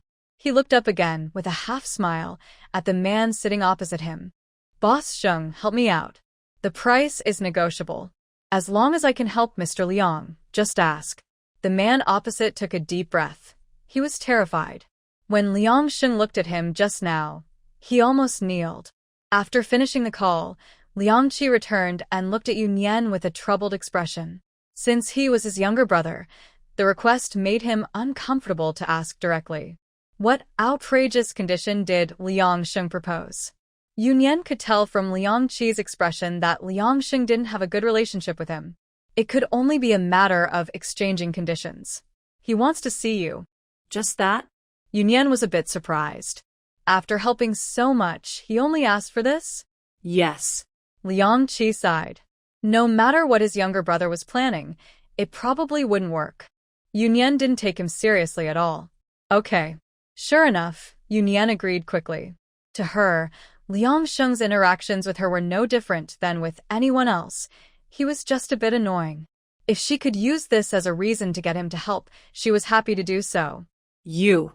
Liang Qi wanted to ask if she knew why Liang Sheng was doing this, but he hesitated, thinking it wasn't appropriate. He almost said it but then held back. What's wrong with me? Don't talk about morals. Just because she met someone doesn't mean they should ask for such a big favor. Since she brought up a condition, she should just do her part, and everything would be clear. He didn't care why Liang Sheng was doing this. It was a joke. He dared to ask, so why shouldn't she accept? It's nothing. Don't work too hard. Liang Sheng should have news tonight. He sighed and decided to let it go. One was his rebellious younger brother, and the other was a difficult little boss. He couldn't control their actions. Take a rest too. When there was news, he would need to lead the team to catch someone. The last 2 missions he led himself. Since they were already here, why not reach out and take the credit? Liang Qi and she both knew how to seize opportunities better than anyone else. Liang Sheng's actions were faster than they expected. Before evening, they already had news. He sent the information he found to Yunyan, ending with a "see you later." Yunyan checked the accuracy of the information while also notifying Liang Qi to come over. You can go directly. I'll confirm and then send you the details. Yunyan stared at her computer without looking up and spoke to Liang Qi. But you. Liang Qi was still worried about Liang Sheng coming over. He left, but could Yunyan handle it alone? Stop wasting time. It's already that late. No need to think about other things. Tell Han Zhan not to leave. He threw out this sentence and, without delay, took people and left. Han Shan. He was the chief's bodyguard, so he wouldn't leave. Plus, there were quite a few people outside. Maybe Liang Qi was overthinking. Actually, they trusted Liang Sheng's information. Yunyan was just thorough and wanted to verify herself. When Liang Sheng arrived, Yunyan had just finished checking the news. Sit down. After the Cold War, Liang Sheng poured a glass of water for Liang Sheng. Don't you want to ask about my purpose? Liang Qi smiled at Yunyan behind the computer. Liang Qi probably promised you something else, right? Yunyan finally dared to look at Liang Sheng. Wasn't it just to see her? If there was another purpose, then it wasn't her business. TSK, so heartless. After saying that, Yunyan focused entirely on the computer and ignored him. Little Yunyan, little catfish, just say. Before Liang Sheng finished speaking, Yunyan casually threw a pen nearby. Liang Qi caught it with his hand, zipped his lips at Yunyan's fierce glare. You guys really are siblings. Yunyan's words sounded a bit bitter. Liang Qi probably wasn't bored enough to tell him this story. They truly are twins, even sharing the same bad joke of nicknames. Yunyan's gaze swept to Han Zhan standing aside. Though he still looked expressionless, she felt like he was mocking her. Seeing Yunyan's gaze, Han Zhan stood straight without looking away, as if he hadn't heard anything. Little Yunyan, enough already, let's just chat. Liang Sheng pouted, and Liang Qi had also called Yunyan that before, so he decided not to. Companionship has a different price. Yunyan looked at him with a half-smile. Talk? Liang Sheng's lips curled into a smile, looking very interested. Just as Yunyan was about to say something, her phone rang. It was Liang Qi calling. She answered the call. Everything went smoothly. We caught the person. How are you? Liang Qi's voice was a bit noisy, probably still on the scene. No problem. Then I'll take the person to the border patrol and come back. If she was fine, she would have him these people to the border patrol for custody until someone arrived to handle it. Okay. When you're back, we'll set out. I'll go buy some things. While there's still time, she wanted to pick a gift for her brother and Huyen. She always received gifts from them, especially her brother, but she realized she might not have given him anything herself. After hanging up, Yunyan looked at Liang Sheng. Aren't you leaving now? The task was done. He was no longer needed and could leave. Burning bridges after crossing the river, huh? What do you want to buy? I'll go with you. It seemed Liang Qi had successfully completed his task, but her quick decision to dismiss him felt a bit harsh. Buying a gift. Yunyan thought for a moment and decided it was better to let him lead the way. She was unfamiliar with the area and really didn't know where to buy things. Let's go. Liang Sheng stood up first and headed out. To give to our brother? On the bus, Liang Sheng asked Yunyan. That's my brother. What a strange person, refusing to recognize his own brother and randomly claiming someone else's. But Liang Sheng was quite refined. He took her to an antique shop. Confidently, he led her to the back courtyard while explaining. I've been here a few times. The master here is very good at making beaded bracelets. Since it was for Wenren, he thought this was a good choice. Old Wang, we have a guest. Liang Sheng knocked on a door as they approached a room. An elderly man, about 60 or 70, opened the door. Little Liang, why are you here at this time? It seemed they knew each other well. Bringing a friend to buy your things.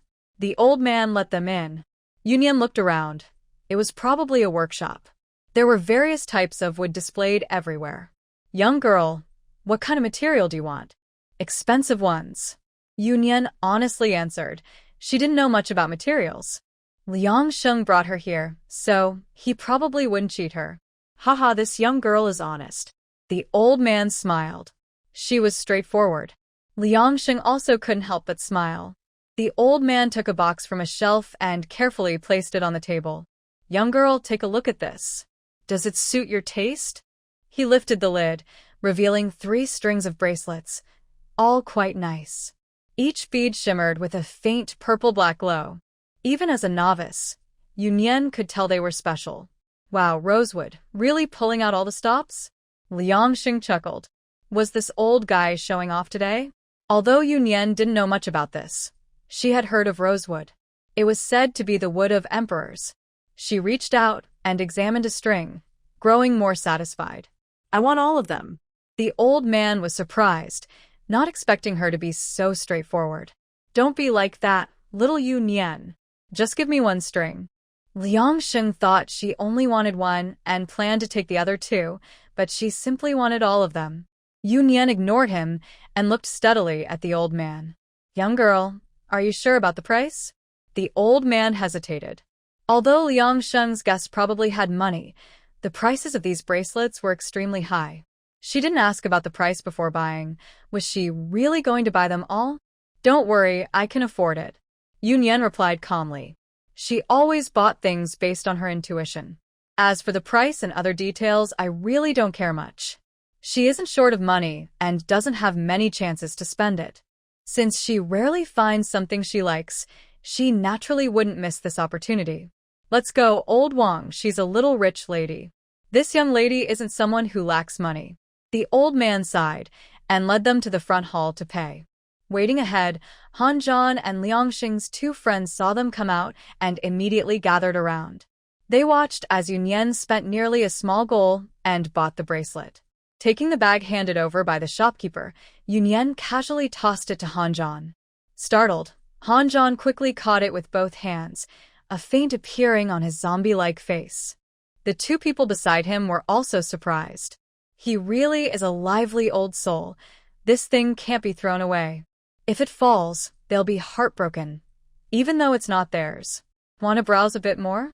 After leaving the shop, Liang Sheng asked Yunyan. We've bought everything, so what's there to browse? Aren't girls usually fond of shopping? Liang Sheng smiled, tilting his head to look at Yunyan. I don't like it. Thank you for today. The message was clear. You can leave now. They had finished buying everything, and this time he could really say goodbye. Little Yunyan, aren't you going to show some real gratitude? As they spoke and headed toward the car, just as they reached it, an unexpected event occurred. A normally walking mother and her child on the street suddenly saw the woman draw a knife and attack Yunyan. Han Zhan reacted quickly, kicking her away and tossing the bag to Yunyan, saying, "Hold this." He then rushed to subdue the woman. Yunyan held the bag in her hand, feeling calm and even a bit amused. Even at this moment, Han Zhan was still worried about the bag. It seemed today's spending really affected him. The woman was no match and was soon subdued by Hanjan. They had already reached the car, and Liang Sheng's men went to get some rope to tie up the woman.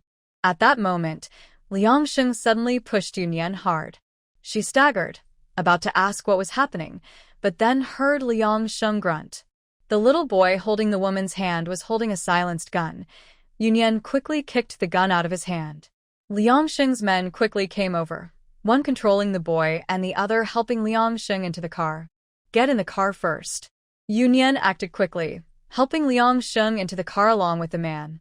Liang Sheng's injury is on his shoulder, not in a vital area, but because the wound is very close, the damage is likely extensive. It needs to be treated quickly. Shivering, he mentioned to another person that the mother and son had gotten into another car. The vehicle sped toward Liang Sheng's villa. To say Liang Sheng is cautious is an understatement. He always brings his doctor whenever he goes out. His assistant pressed on the acupuncture points near the wound to stop the bleeding. Due to excessive blood loss, Liang Sheng's face looked pale. Yunyan's face was tense as she used gauze from the medical kit in the car to cover his wound. Why did he do that?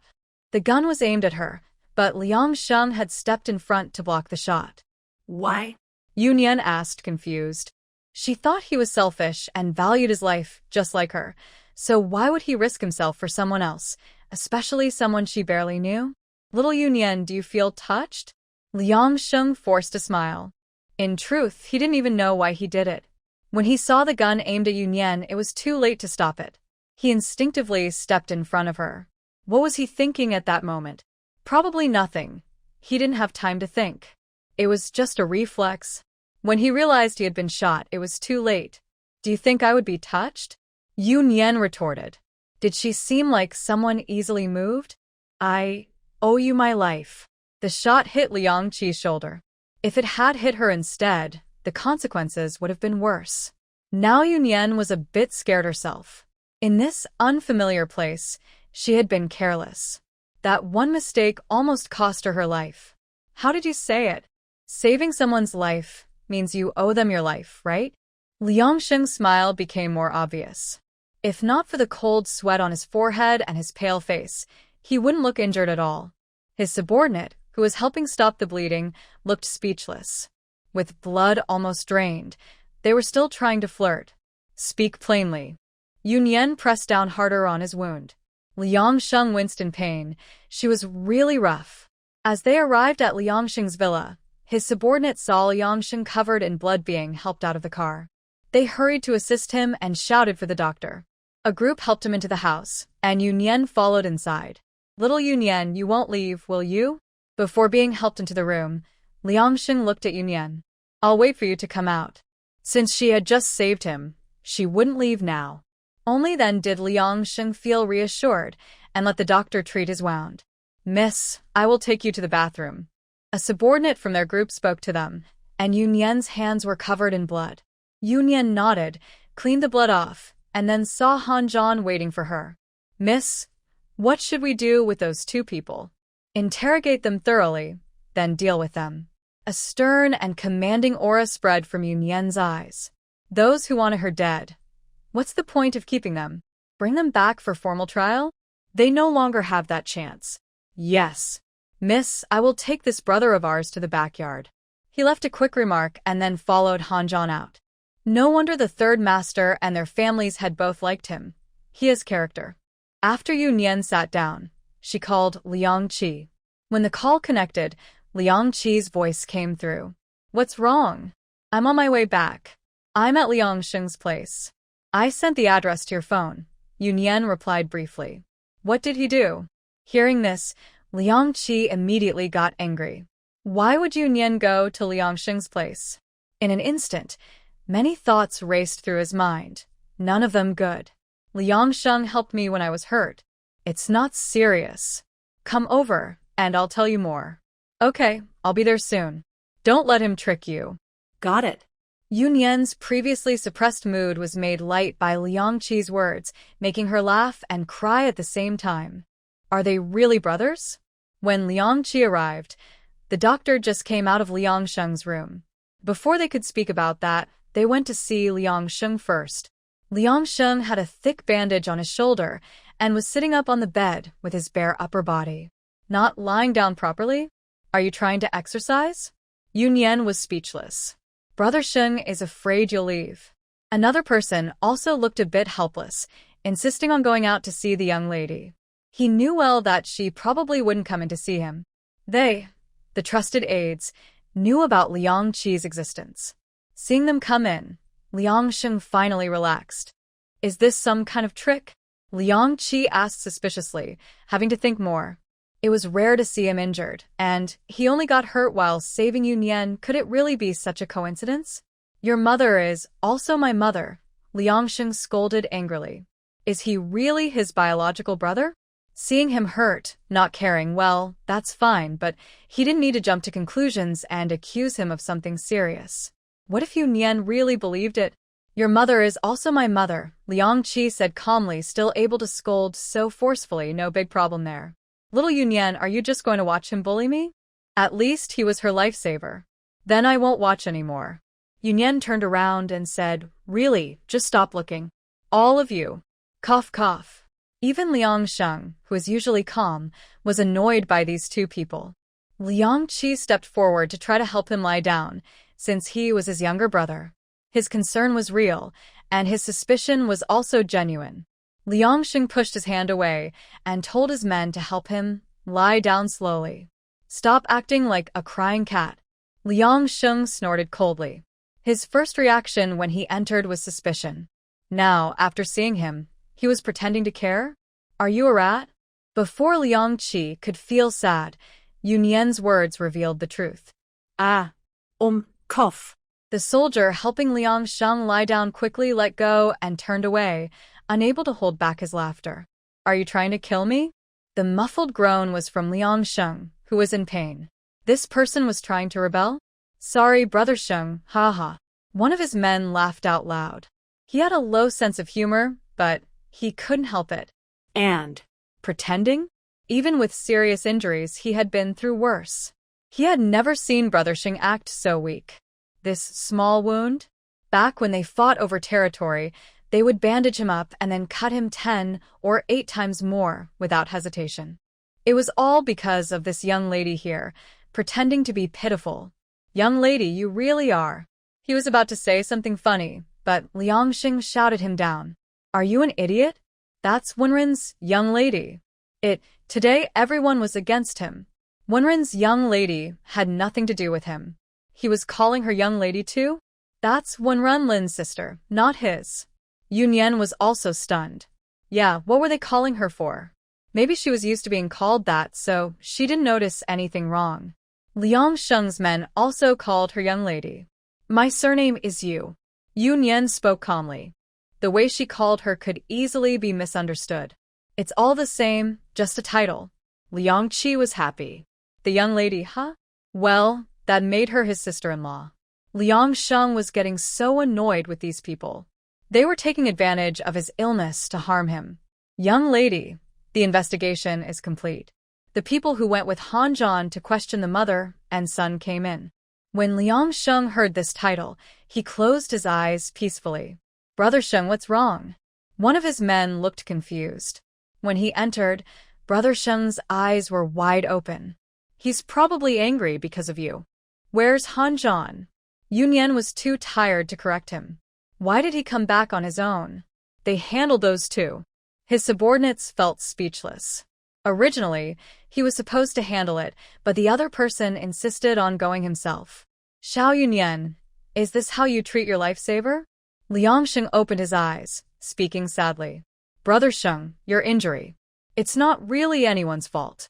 The subordinate was about to say it was his own mistake, but changed his words at the last moment. What do you mean? Hearing this, Liang Qi immediately asked. It's the information leaked by Boss Zheng. They clarified the situation.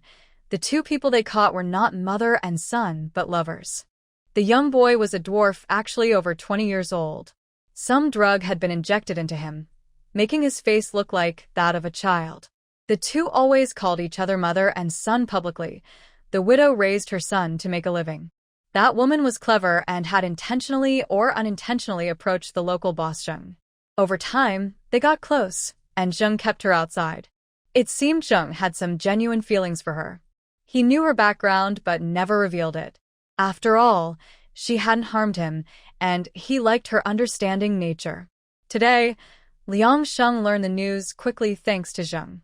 He traced the clues through the woman and easily found their hideout. However, Zheng, when passing the information to Liang Sheng, also arranged for the mother and son to be moved to his property. His people had been secretly watching until everything was over, then informed the woman. He advised her not to get involved in such matters again and promised to support her for life. But he underestimated her faith, which led to an unexpected incident that night. After hearing this, everyone's expression was a bit hard to describe. Liang Sheng's face darkened like a pot bottom. He didn't expect it was his own side that made a mistake. The weather's dry. Zheng's family might have a fire. He looked at his subordinate and waved his hand. Yes. The person understood and went to handle it. Liang Sheng, are you? Liang Qi hesitated, wanting to speak, but holding back. Killing Zheng was understandable, but was he planning to kill his entire family? What's wrong, my dear brother? Your dear brother has grown kind-hearted with age, Yunyan said. Liang Qi thought Liang Sheng was killing innocent people without reason. He was taught to eliminate threats completely, so why was he now turning to kindness? Haha, Xiao Yunyan, you really understand me. Liang Sheng looked at her with admiration. Go away. I didn't mean it like that. Liang Qi sighed. If it had been him, he probably would have done the same. But Liang Sheng. He sighed again, knowing what kind of person Liang Sheng was. But when he was actually with him, he still instinctively saw his younger brother as someone he needed to protect. Seeing how ruthless and cold Liang Sheng could be was still hard for him to accept. Your brother isn't as ruthless as mine. Yunyan looked at Liang Sheng with a bit of pride. Her brother was truly more ruthless. Of course. How can he compare to our brother? Liang Sheng didn't argue and gave Liang Qi a disdainful look. Liang Qi. Such a good person. And today was another day of being disliked. Mississippi Han Zhan returned. Where did you go? Was it so hard to handle those two? Han Zhan silently raised the bag in his hand. He went to find that. After dealing with those two, he remembered the Mrs. things. He had given her the items, but when he entered the house, he didn't see them. After finishing the task, he hurried back to look for them, but his car had been taken away by Liang Sheng's men for cleaning. He went back again. Luckily, it wasn't thrown away as trash. Yunyan gave him a thumbs up. She had forgotten about those things. Since it was confirmed that no one was behind those two, the matter was considered closed. Liang Sheng, thank you for today. Yunyan sincerely thanked him. After all, his injury was caused to protect her. Liang Sheng waved his hand, saying it was nothing. In the end, it was his own carelessness that caused the injury. Now he was a bit glad. At least he was the one hurt. Take good care of your injury. We should go. Are we leaving now? Liang Sheng looked surprised. He was injured. Couldn't he be taken care of? Yes, we're leaving now. If we don't, your brother will worry. Liang Qi saw an opportunity and returned with a sneaky smile. He wasn't really her brother, was he? Of course. A good brother would worry about his sister. Helpless, Liang Sheng could only watch them leave, wishing he could follow. Not only because his health didn't allow it, but also because his work here wasn't finished. Old Zheng had been taken care of, and he still needed to find the cellar again. He probably couldn't leave for a while. Don't tell my brother and the others about this. After leaving, Yunyan turned to Liang Qi and Han Zhan. If when Runlin and Huo Yen found out, she feared her freedom would be further restricted. Neither of them spoke. Yunyan was so angry she almost laughed. So, they really plan to go back and complain, huh? Han Zhan, I command you, don't tell anyone. Yes. Your quick agreement made Yunyan a bit suspicious. Do you swear? Before Han Zhan could speak, Liang Qi chuckled. Sometimes Yunyan seemed very mature, and other times very childish. Does swearing really matter? I swear. Han Zhan showed a faint smile but obediently followed Yunyan's words. It's your turn now. Yunyan turned to Liang Qi. Should I swear too? Since you don't want them to know, I promise I won't tell. Liang Qi sighed helplessly. Yunyan looked at him for a moment, as if checking if he was telling the truth. All right, let's go. Yunyan felt relieved, thinking he probably wouldn't stay in Kyoto much longer. The military exercise was over, and he needed to return to his base. When they returned to Kyoto, it was already noon. They first reported their work and received praise and awards. Not only did the military exercise go smoothly, but they also successfully solved a spy case, saving many losses. By the time they left, it was evening. Yunyan parted from Liang Qi at the door. After getting into the car, he called Huyan. Nian, you're back? It had been a month. Hearing Huyan's voice made Yunyan feel a bit dazed. Thinking about how busy they used to be, they still managed to call or message every day. But this was the first time in so long without any contact. Yes. Where are you? At your house. Huyan's voice was full of a smile. He was the first person Yunyan wanted to see. See you later. Yunyan put away his phone and patted Hanjan, who was driving. Remember your oath. Don't deny it once you're back in Kyoto. Hanjan nodded helplessly, showing how much he trusted him. As soon as the car entered the yard, he saw Huyan waiting at the door. Hanjan wisely parked the car. Huyan came forward and opened the door. Yunyan showed a big smile, and Huyan couldn't help but smile back. Yunyan got out of the car and rushed into Huyan's arms. Huyan caught her and held her tightly. He also took a moment to close the car door and waved his hand, telling Hanjan to drive away quickly so he wouldn't be in the way. Holding Yunyan, he took a deep breath. It had been 29 days. He hadn't seen her for a month. In broad daylight, in the yard, he hugged her and then let go. Huyan held Yunyan's hand and walked into the house. Hanjan finished parking and followed. He handed Yunyan a bag, which was too hot to hold. Let's go home and take a look. Yunyan took it and told Hanjan to take a break. He didn't have any other plans for now, so he could rest for a few days. Miss you, long time no see. Lao Han, walk with me. I'll see you off. Before Hanjan could speak, he was suddenly pulled away by someone named Hwasan, who appeared out of nowhere by the neck. Long time no see. Yunyan finished the last word, but he was already gone. Don't worry about him. Huyan pulled Yunyan inside the house. Only then did Yunyan remember. Is my brother not here? She had just felt something was off. Her brother's car wasn't at home. Yeah, he went out. Huyan nodded. He had already told Wen Renlin that Nian was coming back today, but he didn't believe it. I'll call him first.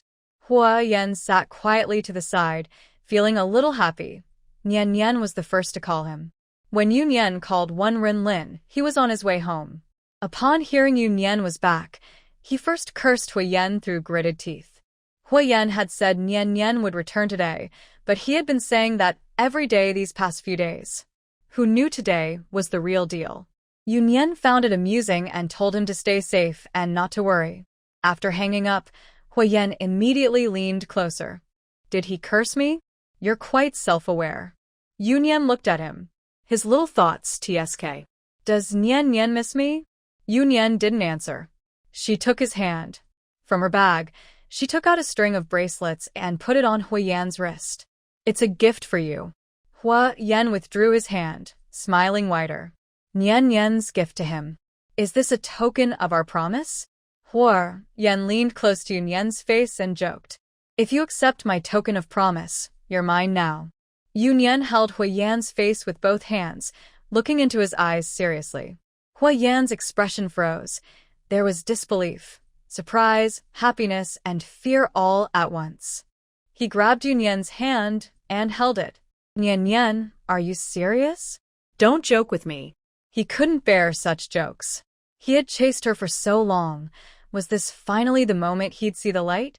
Yunyan didn't speak. She leaned forward and gently kissed Huyan's lips. A light, fleeting kiss. Just a touch, then gone. Do you feel it's real now, boyfriend? Yunyan smiled brightly. After the upheaval at the border, she had come to understand many things. She didn't know which would come first, tomorrow or the unknown. She had already gained everything she wanted. She had enough. For her current self, perhaps her only regret was Huyen. Maybe the final outcome wouldn't be perfect, but she knew clearly. At the moment she made this decision, she was happy, and that was enough. Future matters can be dealt with later. Live in the present, and enjoy life now. So, a girlfriend? Huyen stared blankly at Yunyan, feeling his heart pounding wildly, pounding for Yunyan. After a few seconds of shock, Huyen suddenly pulled Yunyan into a tight hug. Yunyan struggled to reach out, turning his head to the side to show how many people were hiding in the room. Some were cleaning pots at the kitchen door, others were wiping carpets on the stairs. Everyone was showing their skills in their own way. These people at least tried to be discreet, but the old butler was standing openly at the entrance of the living room, peeking blatantly. He was spying with permission, arranged by their master. Even so, when Huyen looked over, the old butler quickly shrank back. He awkwardly chuckled twice and stepped back. "Stop right there." Huyen suddenly stood up and sternly called out to the butler. The butler was startled and froze in place, afraid to move. Huyen quickly approached and grabbed the butler's clothes. "Third master, you." He wondered if the third master was planning to hit him. He was too old for that.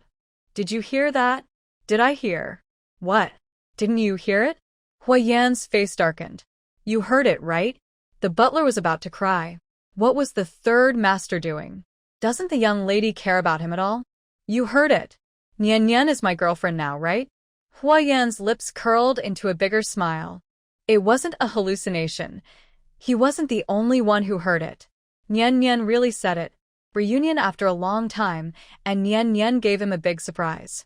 Yes, you're the young lady's boyfriend now." The butler, speechless, patted his chest, terrified. So, the third master couldn't believe it and came to confirm with him. He thought he was going to be scolded. Taking advantage of the third master's happiness, the butler quickly pulled back his clothes and hurried away. Watching the scene was risky. He almost gave himself a heart attack. Huyen turned to look at the person wiping leaves with a cloth, who nearly ran away in fright. "Huyen, come back." Yunyan called helplessly from behind.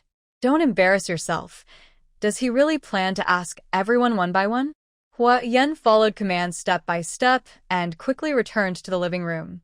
Yunyan 主动伸手抱住 Huyen， 抱得很紧很紧，给他一点真实感。Yunyan's face pressed tightly against his heart.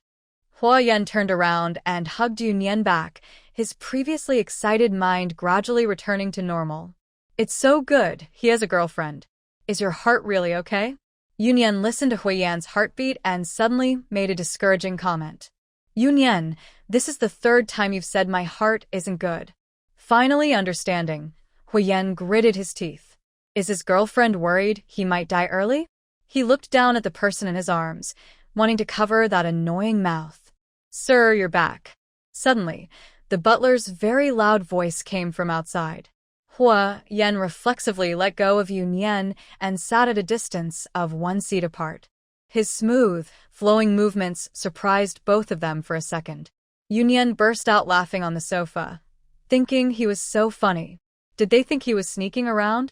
Huyen coughed awkwardly to cover up. He was still haunted by the shadow of Wenren. "Why are you laughing?" Wenren just came in and saw Yunyan laughing uncontrollably. Does Huyen tell jokes? "Brother, you're back. Brother, you're back." Yunyan straightened up and greeted her brother. The next words naturally came from a newly appointed boyfriend. "Are you a repeating machine? Who's your brother?" Wenren looked annoyed. "You're the one." Huyen, with his bracelet on that hand, took Yunyan's hand and waved it. Wenren frowned and sat down. "What's going on?" "Well, my boyfriend, who just started his role 5 minutes ago." Yunyan held both of their hands up to Wenren, and Huyen cooperated fully. Thinking about the clues before she left, Wenren wasn't surprised. They should have already decided. He was actually happy about it. Though he complained on the surface, he was quite satisfied with Huyen.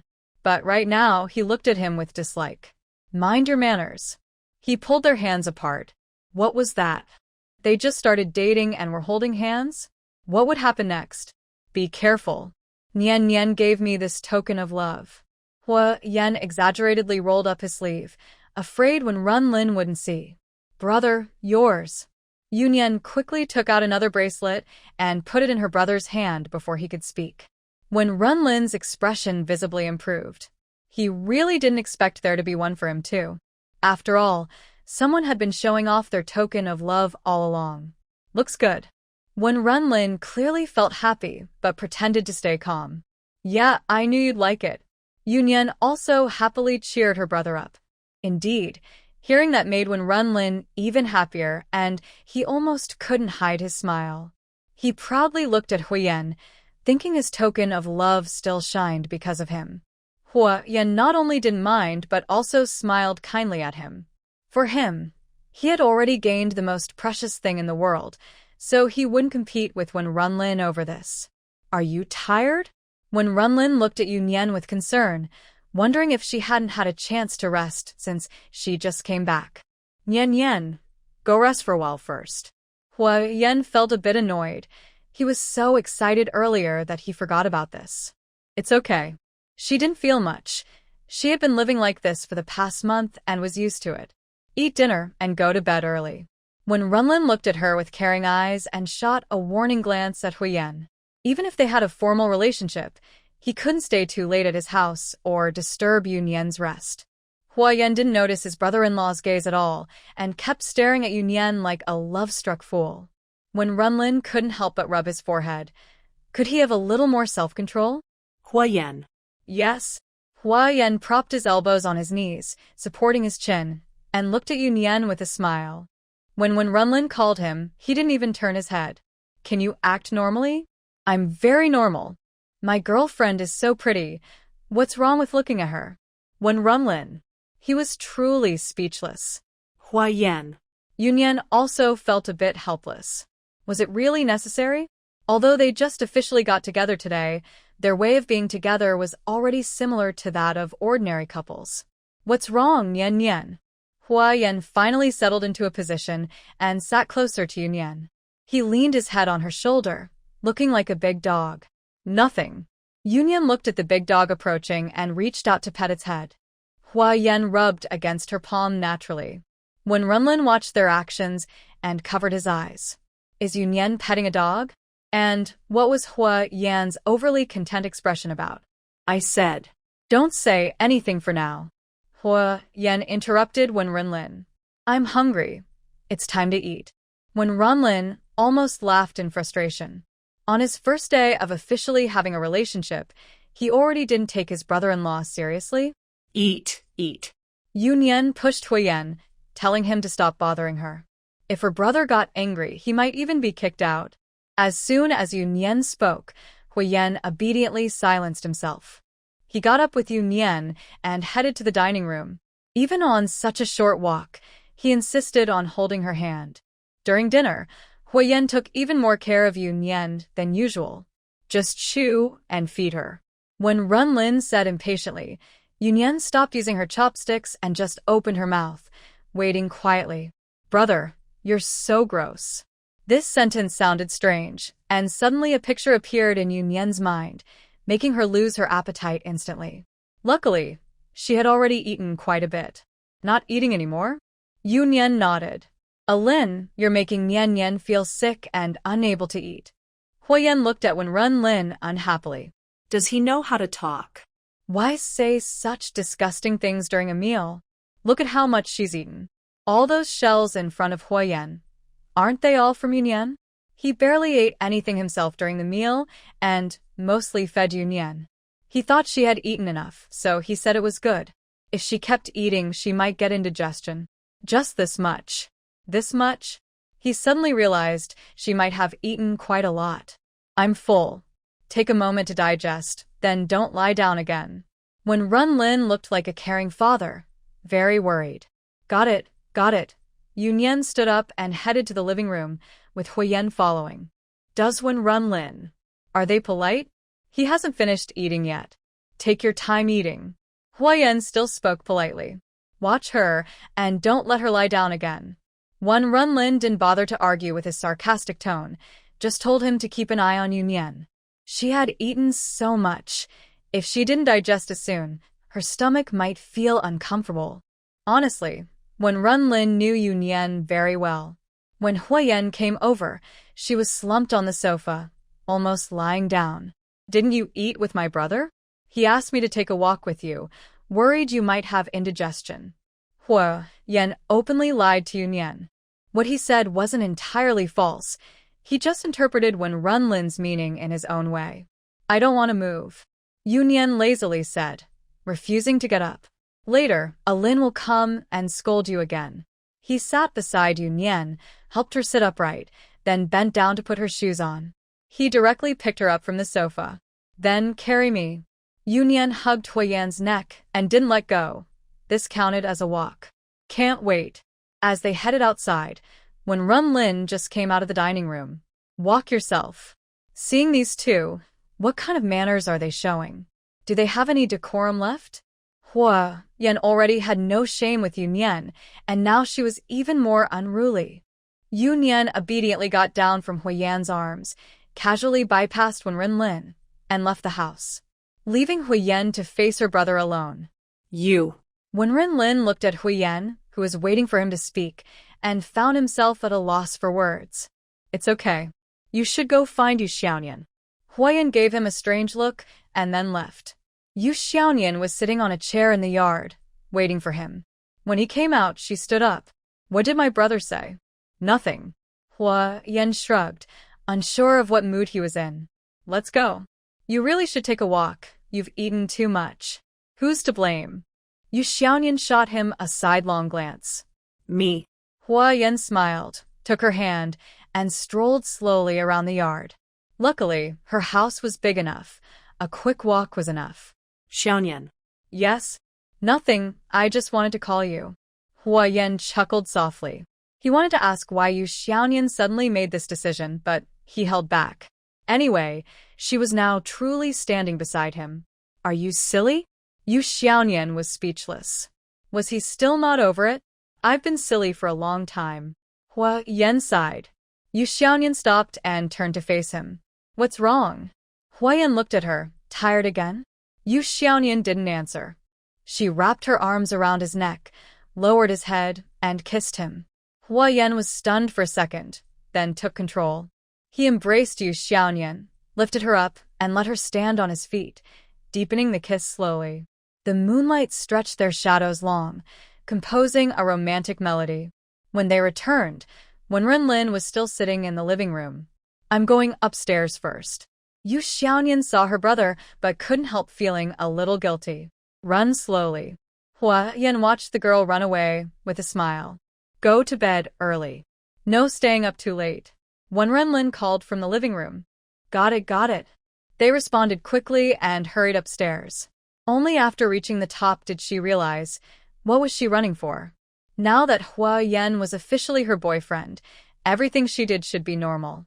What did she do this time? Downstairs, when Runlin asked Huoyan.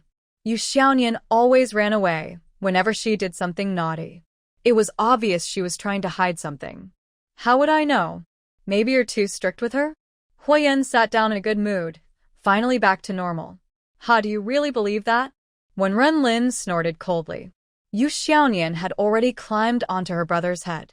In Wenren's family, she was like a little princess.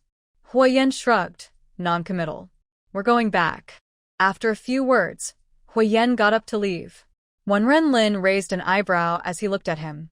Has he changed his attitude? Usually, he can't be chased away, so what's going on today? "Tomorrow, I'll bring breakfast for Nian Nian. We already have breakfast at home." When Runlin was speechless. "Nian Nian likes the food I make. I'm leaving now."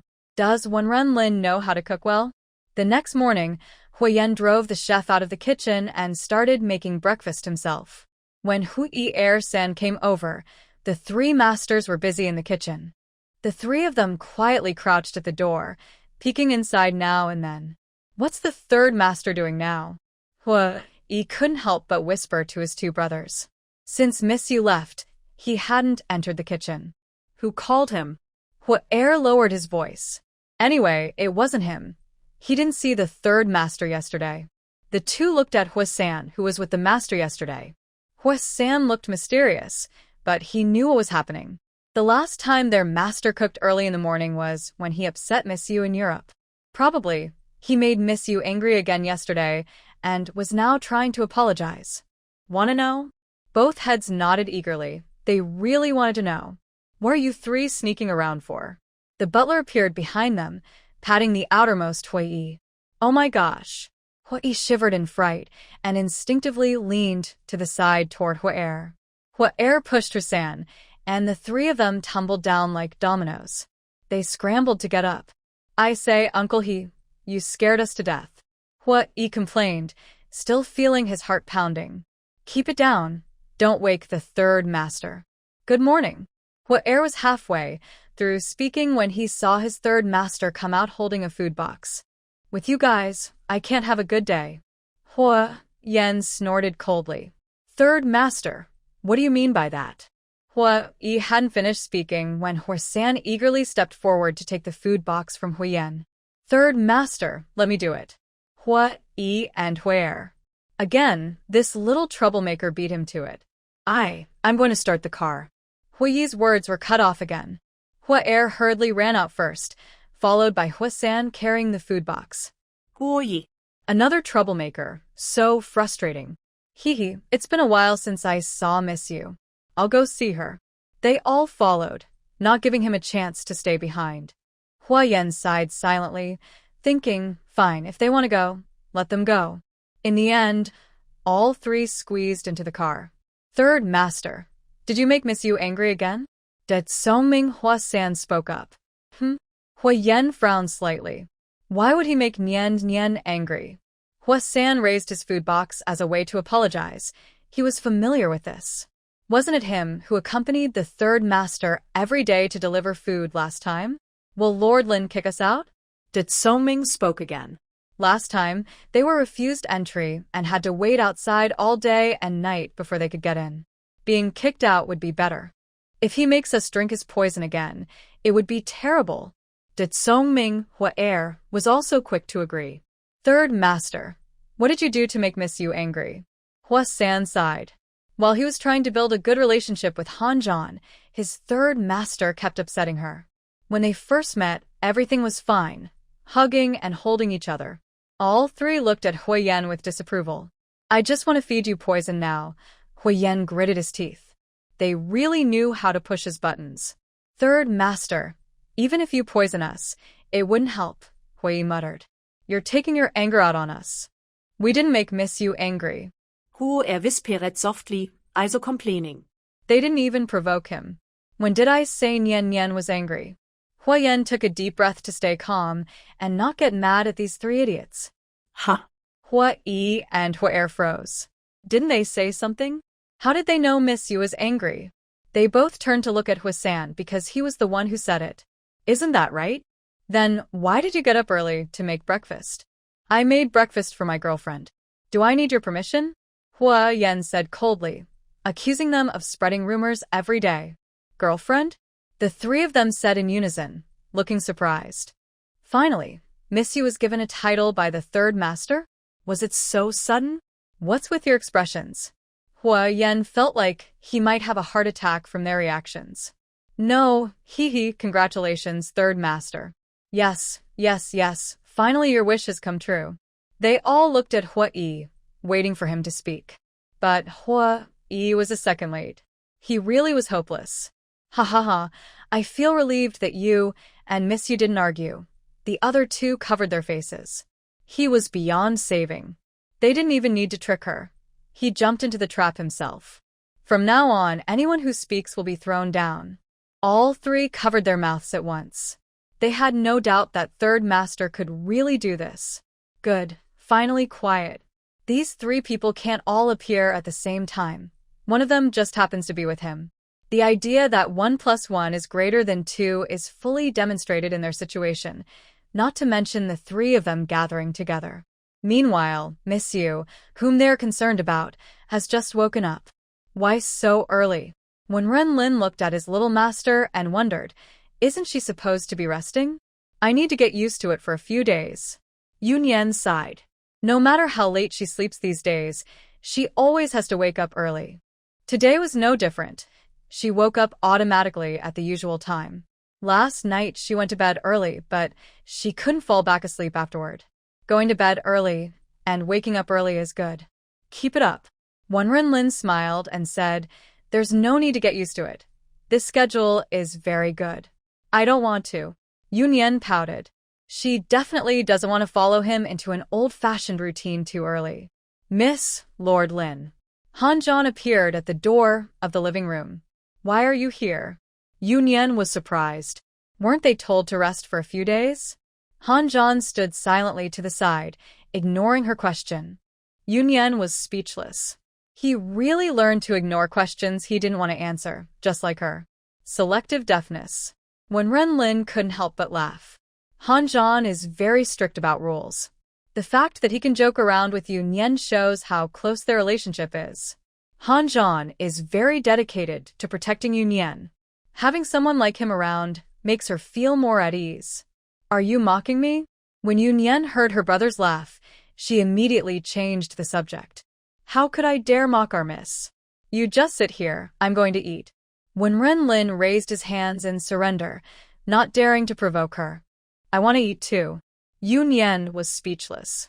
"She's not even allowed to eat?" "Your family's Hua Yen said he'd bring you breakfast. Did he tell you that?" Wenren stood up and stretched lazily. "No." She went to bed early yesterday, and this morning she just saw Hua Yen message her asking if she had fallen asleep. "Then are you going to eat or not?" Wenren teased. Should she go eat with him? Yunyan hummed, pretending not to hear. Wenren smiled helplessly and headed toward the dining room. "Have you eaten yet?"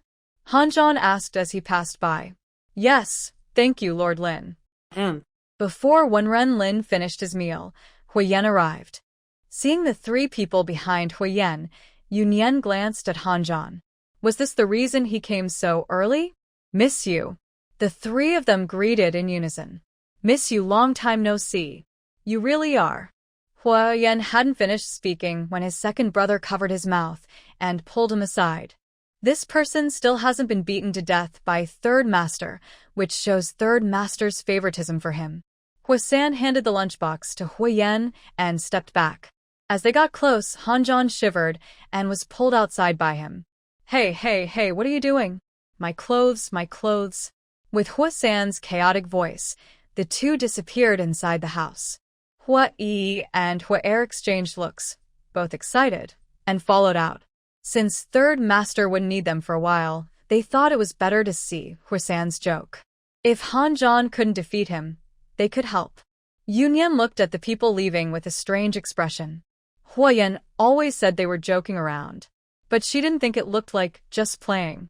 "Come back to your senses, little girl." Huyen chuckled and waved his hand in front of Yunyan. "They. Don't mind them. Are you hungry?"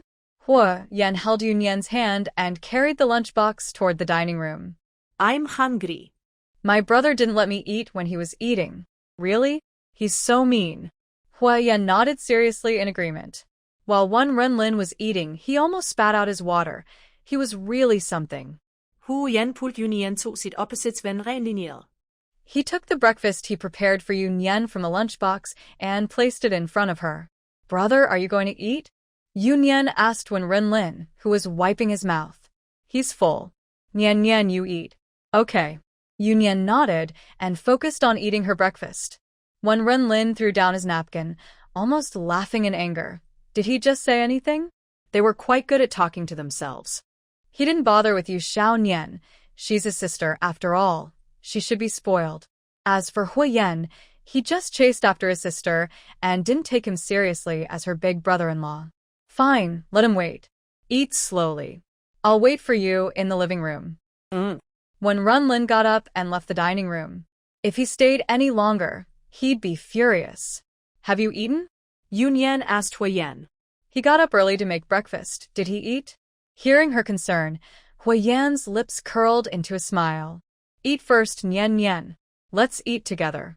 Yunyan was speechless. Did he want to eat her leftovers? No need at all. I didn't eat much before. Huyen chuckled softly, seeming to understand what she was thinking. Hurry up and eat. With his reminder, Yunyan remembered. Before, when eating, she would secretly pour away the food she didn't like when her brother wasn't paying attention and give it to Huiyan. Understood.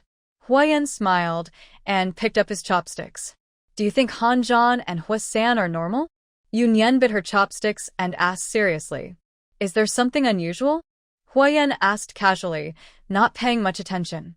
His people and her people have a good relationship. That's a good thing, right? But they. Speak up. Yunyan reflexively accepted Huiyan's feeding, giving him a look that accused him of not letting her finish. All right, if you're so curious, just ask them. Huiyan said with a smile. Why get so worked up about it? No. After finally swallowing her food, Yunyan argued. What if nothing was wrong at first, but her questions caused trouble? So what does Nian Nian say we should do? Huiyan's eyes are full of smiles as he looks at the hesitant girl. How cute she is. If I knew, I wouldn't be asking you, Yunyan said irritably. I think just go with the flow, Huiyan said seriously. But what if they really? You know, Yunyan still feels a bit worried. She respects others' choices, but a family like Han's might not accept it. If it's true, does Nian Nian want to break them up? Huiyan asked back. It's best if they don't interfere. Yunyan shook her head. Would she? No. But the Han family has Hanjan as her bodyguard. What if Hanjan brings a boyfriend home? She can't even imagine that scene. Nian Nian, Hanjan isn't a kid.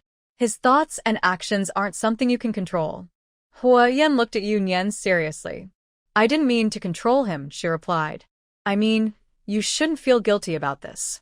The Han family isn't fools. They can see through it. If they blame Yunyan for everything, she shouldn't care what they think. Who can influence Hanjan's personality and temper? Is that so? Yunyan rarely feels confused. Should she just ignore them? Yes, that's right. He was brainwashing her while feeding her. Are you full? yes. Yunyan nodded, feeling quite full. After Huiyan finished his breakfast, Yunyan was successfully brainwashed. The two of them returned to the living room, where Run Renlin was talking with Qinglong Zhuke. Nian Nian, they're busy. Maybe we. Come sit. Huiyan was about to say not to disturb Run Renlin and suggested they go for a walk, but Run Renlin, who had already seen them, waved and called them over. Huiyan didn't stop her, and Yunyan happily ran over. Are you done talking? Yunyan sat down. Nothing much, when Renlin replied to Yunyan. Are you going back now? When Renlin teasingly looked at Huiyan, who was still standing in place, and asked if he was trying to trick him into taking his sister out. Is there such a good thing? Yunyan also looked over, thinking he was about to leave and feeling shy to speak. If you have something to do, go ahead and get busy. Yunyan considered herself understanding. I'm not busy. Huiyan took a deep breath and sat down nearby. Wen Renlin is such a petty person. Next to him, Qinglong. Is this the legendary person who harms others without benefiting himself? Clearly about to leave, yet he sat right among the young couple. What kind of twisted humor does he have? Fortunately, Wen Renlin still knew his limits. After a while, he left. He couldn't really get upset with Huiyan and stopped working altogether. As soon as Wen Renlin stepped outside, Huiyan immediately approached. Nian Nian. Yes. How about we go out and have some fun for a few days? Now they are officially a couple, so he wanted to see how Wen Renlin would react. In a few days. I still have a meeting to attend. Yunyan thought about it. Going out for fun wasn't impossible. She had to wait until her meeting was over. She and Liang Qi were the main characters and couldn't be absent. Okay, no rush. Hearing her agree, Huiyan's eyes and smile were full of happiness. Yunyan looked a bit thoughtful, wondering how Liang Qi was handling things on his side. When they returned, Wei Gang called her, saying they had caught the person. She simply told Liang Qi to go over, even though he said she should handle it herself. But his people, it's better for him to personally keep an eye on things. What's wrong? Noticing Yunyan was a bit distracted, Huiyan softly asked. Nothing, just thinking about something. Huiyan nodded, but didn't press further. Her work nature was such that she would tell him directly if needed.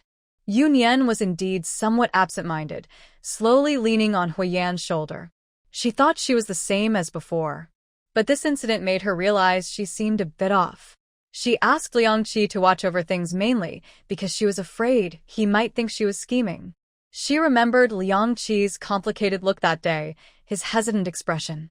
At the time, she was in a hurry to come back and didn't think much about his unusual behavior. Now she realized he probably knew what she meant. She wasn't sure how Liang Qi felt about her, but at least she had always been wary of him. Otherwise, she would have handled things more openly. However, she was certain that back then, Yunyan did not trust Liang Qi completely. Now, her first thought was to distance herself from this matter. Was it because time created a gap between them? Or was it something about herself? Huiyan, have I changed? Huiyan was confused by Yunyan's strange question but answered honestly.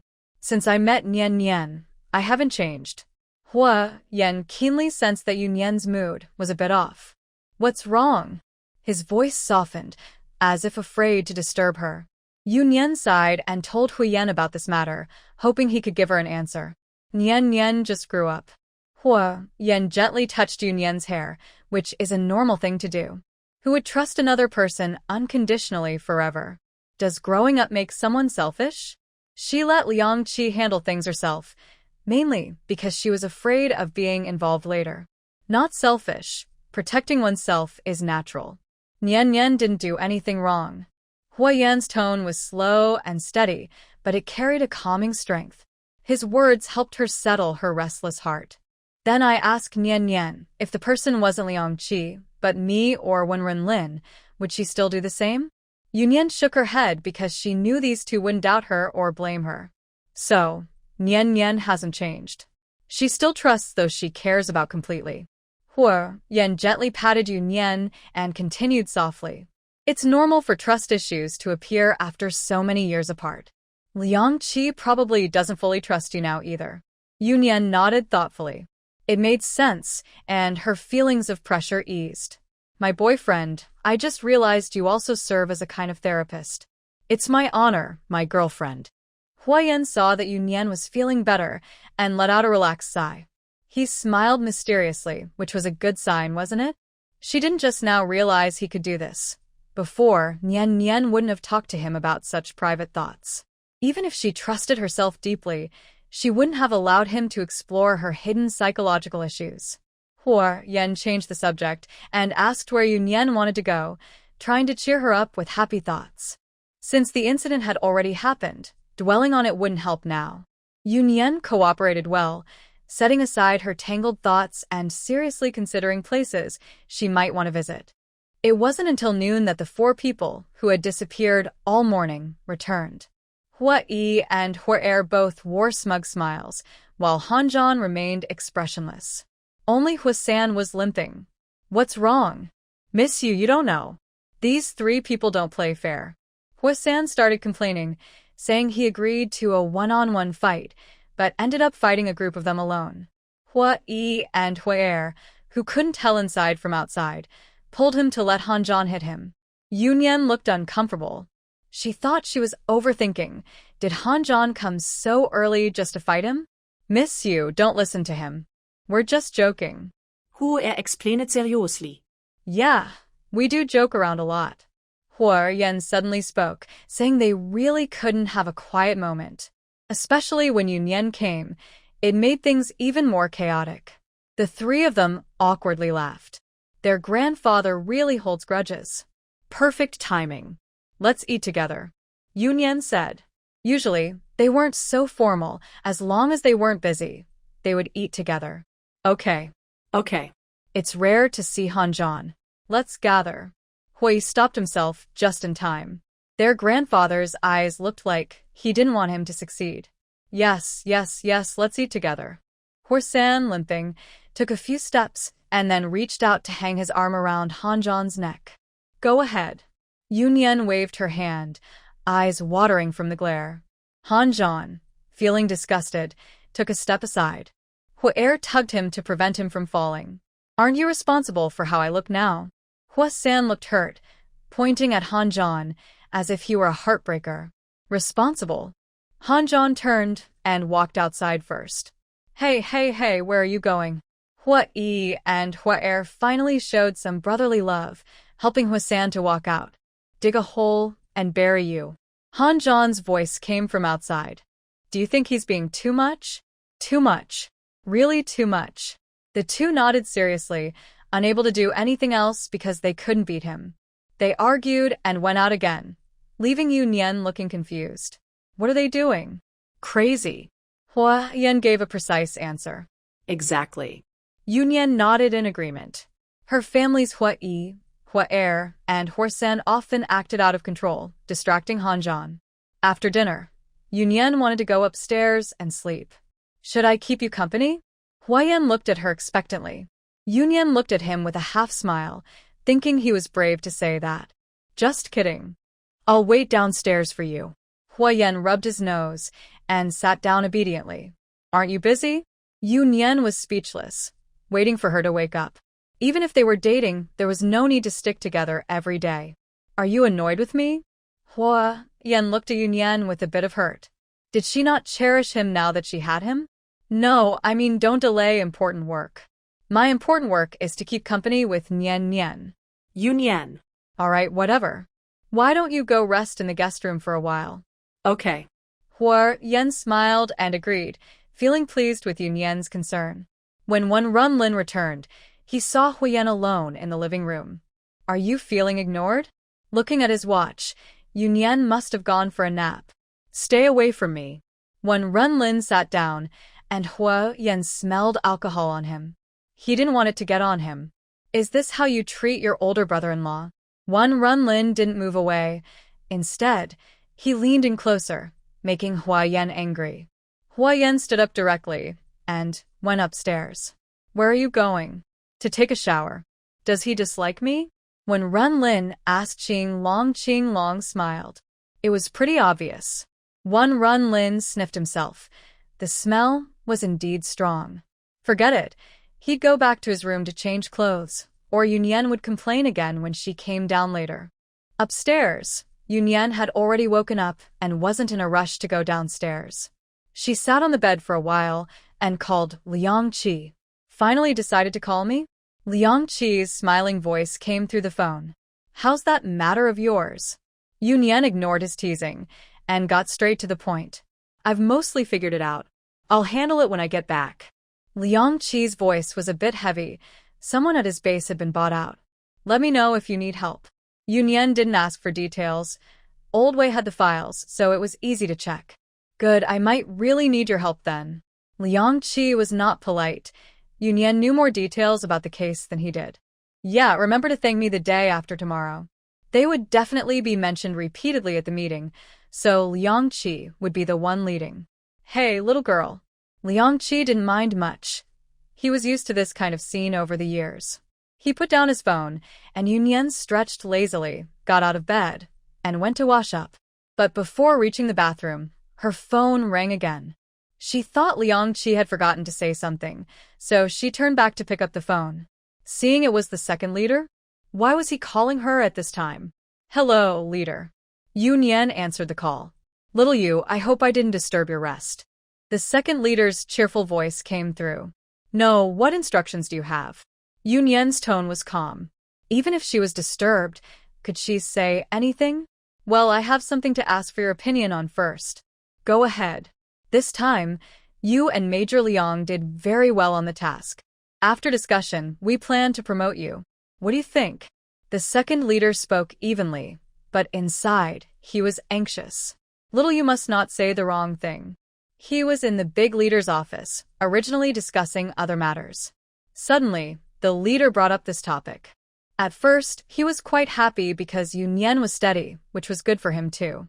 Until the leader suggested he should first ask Yu Nian's opinion. He understood. This was the leader's way of testing whether Yu Nian could be promoted further. He sighed and called Yu Nian, turning on speakerphone politely. The leader's question was clear. This was what he wanted. If he refused, it would seem suspicious. Since you asked, I'll be honest. I have no objection to Major Liang. I prefer to stay as I am. Yu Nian paused briefly and then added, I'm already busy enough with my current work.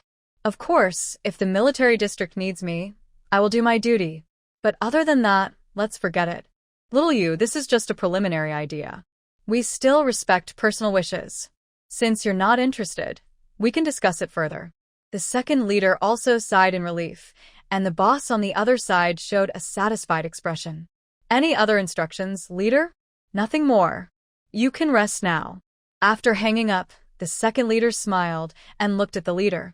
Maybe we should put Yu Nian's matter aside for now. You see, she's not the type to follow rules strictly. He shook his head helplessly. This girl didn't even know how to give a compliment. All right, then let's give her some other reward.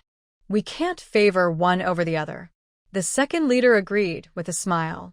Over the years, he had learned the leader's temper well. As long as the request wasn't too excessive, he would approve to compensate Yu Nian. Meanwhile, Yu Nian hung up the phone, threw her phone aside, and walked into the bathroom. She submerged her face in water until she ran out of breath, then lifted her head. Wiping the water from her face, she looked at herself in the mirror. After a long while, she let out a bitter smile. The problem from yesterday had an answer. Had she changed? Yes, she had. Since she arrived in Jingdu, she had changed. She leaned on the sink, staring steadily at her reflection. Taking a deep breath, calming her mind, she dried her face and left the bathroom. When she went downstairs, everything looked the same as usual. Has Huiyan left? Why was only her brother there? He went to take a shower. It's been half an hour. When Runlin was speechless. He had been sitting here for a long time. Huiyan hadn't come down yet. Was he trying to soak in the atmosphere? I just made a phone call. Huiyan, walking down the stairs, happened to overhear when Runlin's words. He had only delayed a little by making that call. Oh, I was just about to come and rescue you. Yu Nian. Her brother was really sharp. After dinner, they went for a walk together. The three of them sat in the living room, and Huiyan still didn't seem ready to leave. Yu Xiaonian, it's time for bed. Aren't you going back? One Runlin crossed his arms. Staying here from morning till night wasn't enough. He wanted to stay and sleep too? I can't go back. Huiyan looked innocent. What do you mean you can't go back? Yu Nian was confused. Who was stopping him from going home? All three of them are drunk. Drunk? Yu Nian was surprised. She rarely saw them drink alcohol. Yes, Han Zhan is also drunk. Huiyan added. Their family had some capable people, and they even managed to get Han Zhan, who never drinks, drunk. They really are something. Now, not only Yu Nian, but when Runlin was also surprised. Han Zhan was very disciplined. Not just alcohol, he didn't even drink soft drinks. Yu Nian also felt a bit speechless, but didn't say anything. Sometimes, letting loose was okay. I'll have someone take you home. When Runlin looked at Huiyan calmly. Nian Nian, can't you take me in for a bit? It's so lonely to go home alone. Huiyan looked at Yu Nian with a sad expression, as if he was very pitiful. Brother, I have a room. Yu Nian immediately turned against him, looking at her brother. Why make such a fuss? Then Renlinil. Well done playing this game. Huh? There's a room. You go upstairs first. I want to talk to Huiyan. When Runlin looked kindly at Huiyan, as if he wanted to stay here. Fine, if he wanted to stay, let him. If he could get closer to Xiaonian, he'd consider it a win. Okay, you all should rest early. Yu Nian got up decisively and went upstairs, ignoring the look Huiyan shot her. Her brother should be angry now. Huiyan could just hope for the best. Seeing Yu Nian go upstairs, Huiyan looked at Wen Runlin, who was watching him intently. After thinking for 3 seconds, he decisively spoke. I just remembered I have something to do. I'm Fine. Wen Runlin looked at Huiyan with a half-smile. Huiyan stood up, and Wen Runlin also got to his feet. No need to see me off. Huiyan just wanted to leave, but Wen Runlin grabbed him firmly. Don't go. Isn't this where you live? Let's have a good talk and get to know each other better. I don't want to talk to you. Huiyan pulled his arm back. He only wanted to talk to Nian Nian. Think carefully before you answer. When Renlin's tone sounded like a threat, making him stay. Yu Xiaonian would complain about him again tomorrow. Fine, what do you want to talk about? Huiyan sat down helplessly, because he was his brother-in-law after all. He couldn't hit or scold him, and he had to watch out for him causing trouble. It's late. Hua Yan sat down, but when Renlin didn't sit. Instead, he stretched lazily. Are you joking with me? Does he want to talk or sleep? What I want to joke about? Come with me. When Renlin signaled for Hua Yan to get up. Where to? To sleep. When Renlin said casually. It was so late. Where else could he go if not sleep? Are you out of your mind? Hua Yan asked in disbelief. Sleep? With him? It's impolite. Since you're visiting, I should treat you well. He looked at him, wondering if he dared to stay at his house again. You're crazy. Hua Yan turned to leave directly. I heard you're going out to play with you, Xiaonian? That one sentence made Hua Yan stop in his tracks. When Renlin really knew how to push his buttons. What are you really trying to do? Hua Yan gritted his teeth. What kind of mood was he in today? I already said it's time to sleep. When Renlin repeated several times. Helpless, Hua Yan followed when Renlin back to his room. He had slept there before, but that was when he was away. Now, he was supposed to sleep with Renlin? When Renlin was already lying peacefully on the bed. The bed was big enough. Even with such a large person, there was still plenty of space. Lie down and sleep. When Renlin rested his head on his arm, squinting at Hua Yan. He originally just wanted to annoy Hua Yan a little, not really planning to sleep with him. He didn't want to sleep in the same bed with a man, okay? But now, seeing how uncomfortable Hua Yan looked everywhere, when Renlin felt he could handle it again. Hua Yan stared at when Renlin, torn between knocking him out or giving in. He looked grim as he lay on the other side of the bed. There was enough space for 2 more people between them. When Renlin was really something, using a method that hurt himself to hurt others. He took out his phone, about to send a message to Yunyan to complain about his crazy brother. Stop playing with your phone. You Xiaonian should be sleeping now. When Renlin's voice came softly. Hua Yan took a deep breath. Fine, he wouldn't play anymore, he would sleep. He closed his eyes and tried hard to fall asleep. Hua Yan, I can't sleep. Just as he was about to feel a little sleepy, when Renlin deliberately lowered his voice, and the noise started again like a ghost. If you can't sleep, then don't sleep. I'm going to sleep. Hua Yan couldn't be bothered with him, and continued to close his eyes. I won't sleep if you don't sleep either, when Renlin stretched out his arm and poked Hua Yan on the other side. What do you want to do? Hua Yan held back his temper, and asked this troublemaker. Tell me a story, when Renlin said. Are you crazy? I'll knock you out, and then you'll sleep. Hua Yan endured it again and again, but finally couldn't hold back.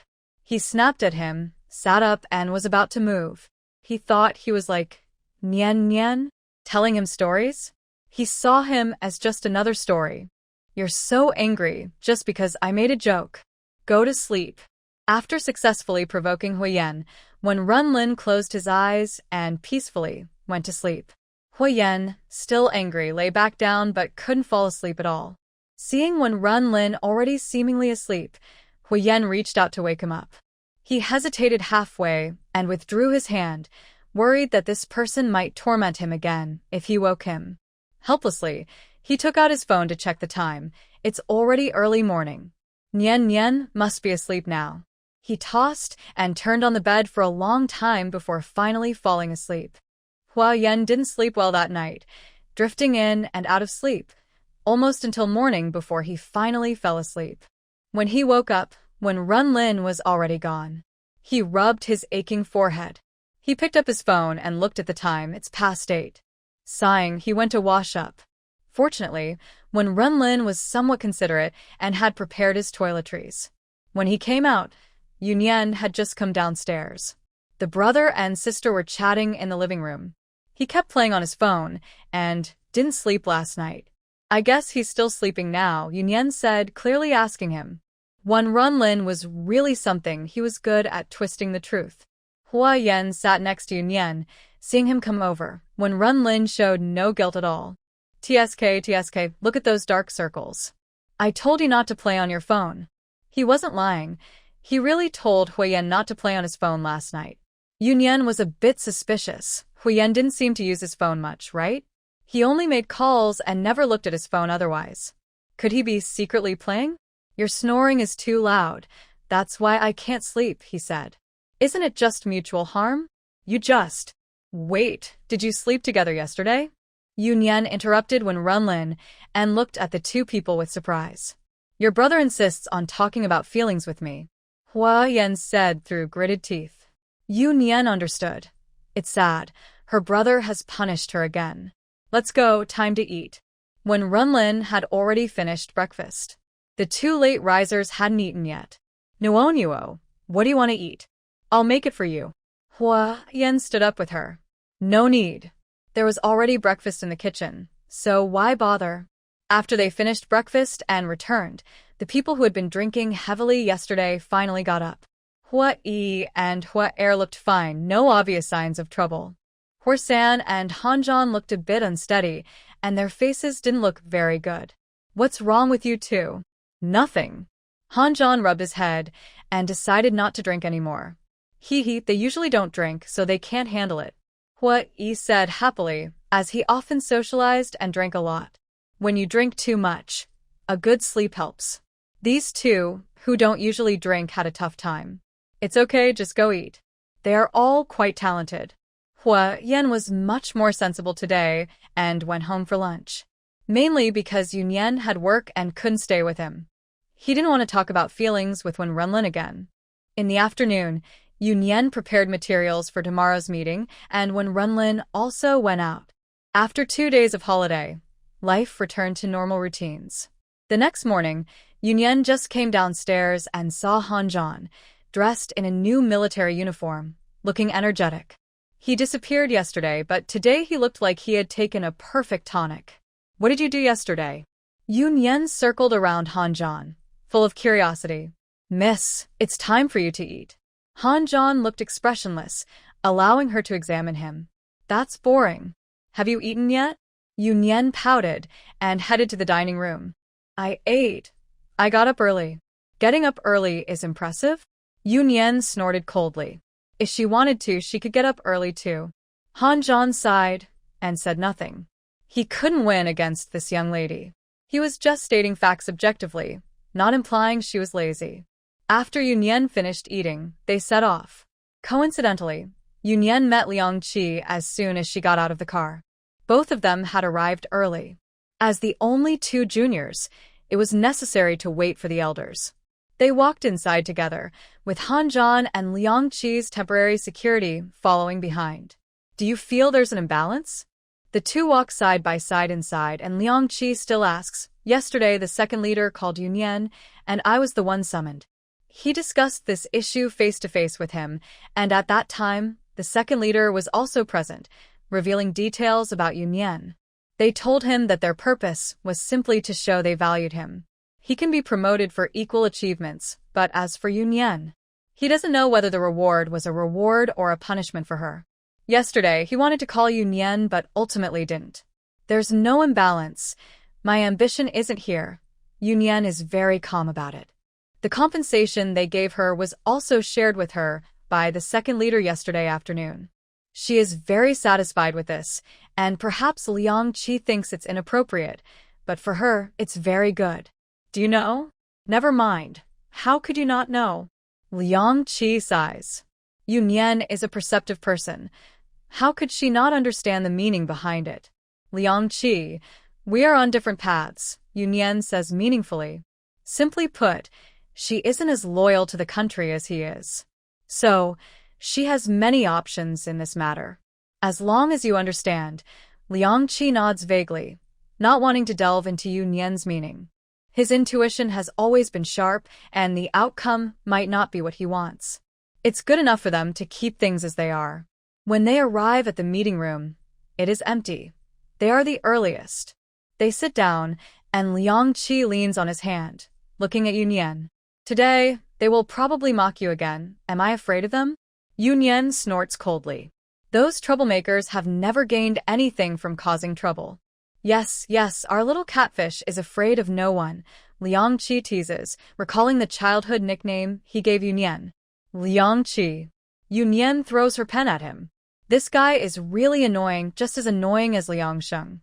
Thinking of Liang Sheng, Yunyan asks, how is Liang Sheng's injury? He was injured while saving her. Did he report to you? Liang Qi still speaks with a smile, looking in a good mood. He finds that as long as they don't mention sensitive issues, he and Yunyan can still get along like before. I blocked him. Yunyan pouts. She blocked him on the way back. They had just left, and he couldn't stop sending messages every minute. She was annoyed and just blocked him. Fortunately, he was somewhat sensible and didn't keep changing numbers to bother her. He's doing well, recovering nicely, no need to worry. Not surprisingly, Yunyan gave that answer, and Liang Sheng can indeed be quite annoying sometimes. He sighed, thinking that his brother was probably destined to be single-minded in his love.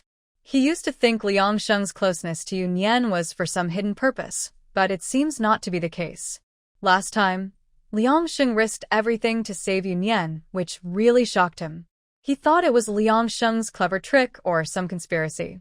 But in the end, he realized Liang Sheng was simply trying to help Yunyan. Such a selfish person risking his life for someone else, besides genuine affection, he can't think of any other reason. Unfortunately, even with the hero saving him, Yunyan's opinion of Liang Sheng hasn't improved much. That's good. Yunyan nodded, and since he was fine, he didn't continue the topic. While they chatted, others gradually arrived. Yunyan shifted slightly to sit next to Liang Qi and whispered softly, "See? Now their target is you. TSK, TSK, TSK, such envy and jealousy." Luckily, Liang Qi isn't based in the capital all the time, or his hatred level would definitely be higher than hers. Then you protect me, since you have experience dealing with them. Liang Qi also lowered his voice and quietly leaned toward Yunyan. "I'll be busy with my own matters soon." Yunyan glanced at the door. Peng Lao and Li Lao had entered. Because of what happened last time, most of the people they arranged had been cleared out by her. Only a few insignificant ones remained. This military exercise was a big success, and those in key positions had mostly benefited. That was enough to make them upset for a while. "We really are kindred spirits." Liang Qi naturally saw this and chuckled. Those two still held a lot of resentment toward him. After all, he was the trigger of this incident. But he wasn't worried. He wouldn't be able to return for a while. Yunyan had to stay alert for them, but honestly, with these two old guys' fighting skills, they weren't her opponents. Yunyan was so angry she could have made them furious. "Your relationship is really good." Sure enough, Peng Lao's sarcastic remarks started again, spreading rumors. Yunyan sighed. She used to think Peng Lao was a bit petty, but had a good sense of the bigger picture. Now, he seemed more like a gossiping old woman from the market. Could this be a sign of early dementia? "Chief Peng, I am discussing the military exercise with Major Yu." Liang Qi smiled and quickly changed the subject, knowing Peng Lao was also their elder. This was not a private gathering, so speaking harsh words publicly made them look bad. "Young people, you should take your work seriously." The meeting was about to start, and discussing related matters now might be a bit late. These should have been prepared in advance. "You're right. We should learn from you," Yunyan replied. Her sudden politeness confused old Peng. Everyone around seemed eager to watch the show, wondering when little Yu changed her attitude and started flattering people. Only Liang Qi felt suspicious, thinking she might be hiding something. "Learn what?" Liang Qi helped build a ladder, planning to trick Yunyan. "Learn from your revolutionary spirit. During this exercise, we found many talented people. Shouldn't we promote some of them regardless of rules? Let more people learn from your example," Yunyan said with a polite smile. The two old men nearly fainted from anger. Promoting outside the rules? Their own people had been rejected, and now she wanted to promote others? Yes, little Yu makes a good point. Major Yu's words are reasonable. Everyone quickly agreed, clearly benefiting from the situation. Although they didn't know exactly who Yunyan was referring to, they all had a chance, right? Exactly what Major Yu said.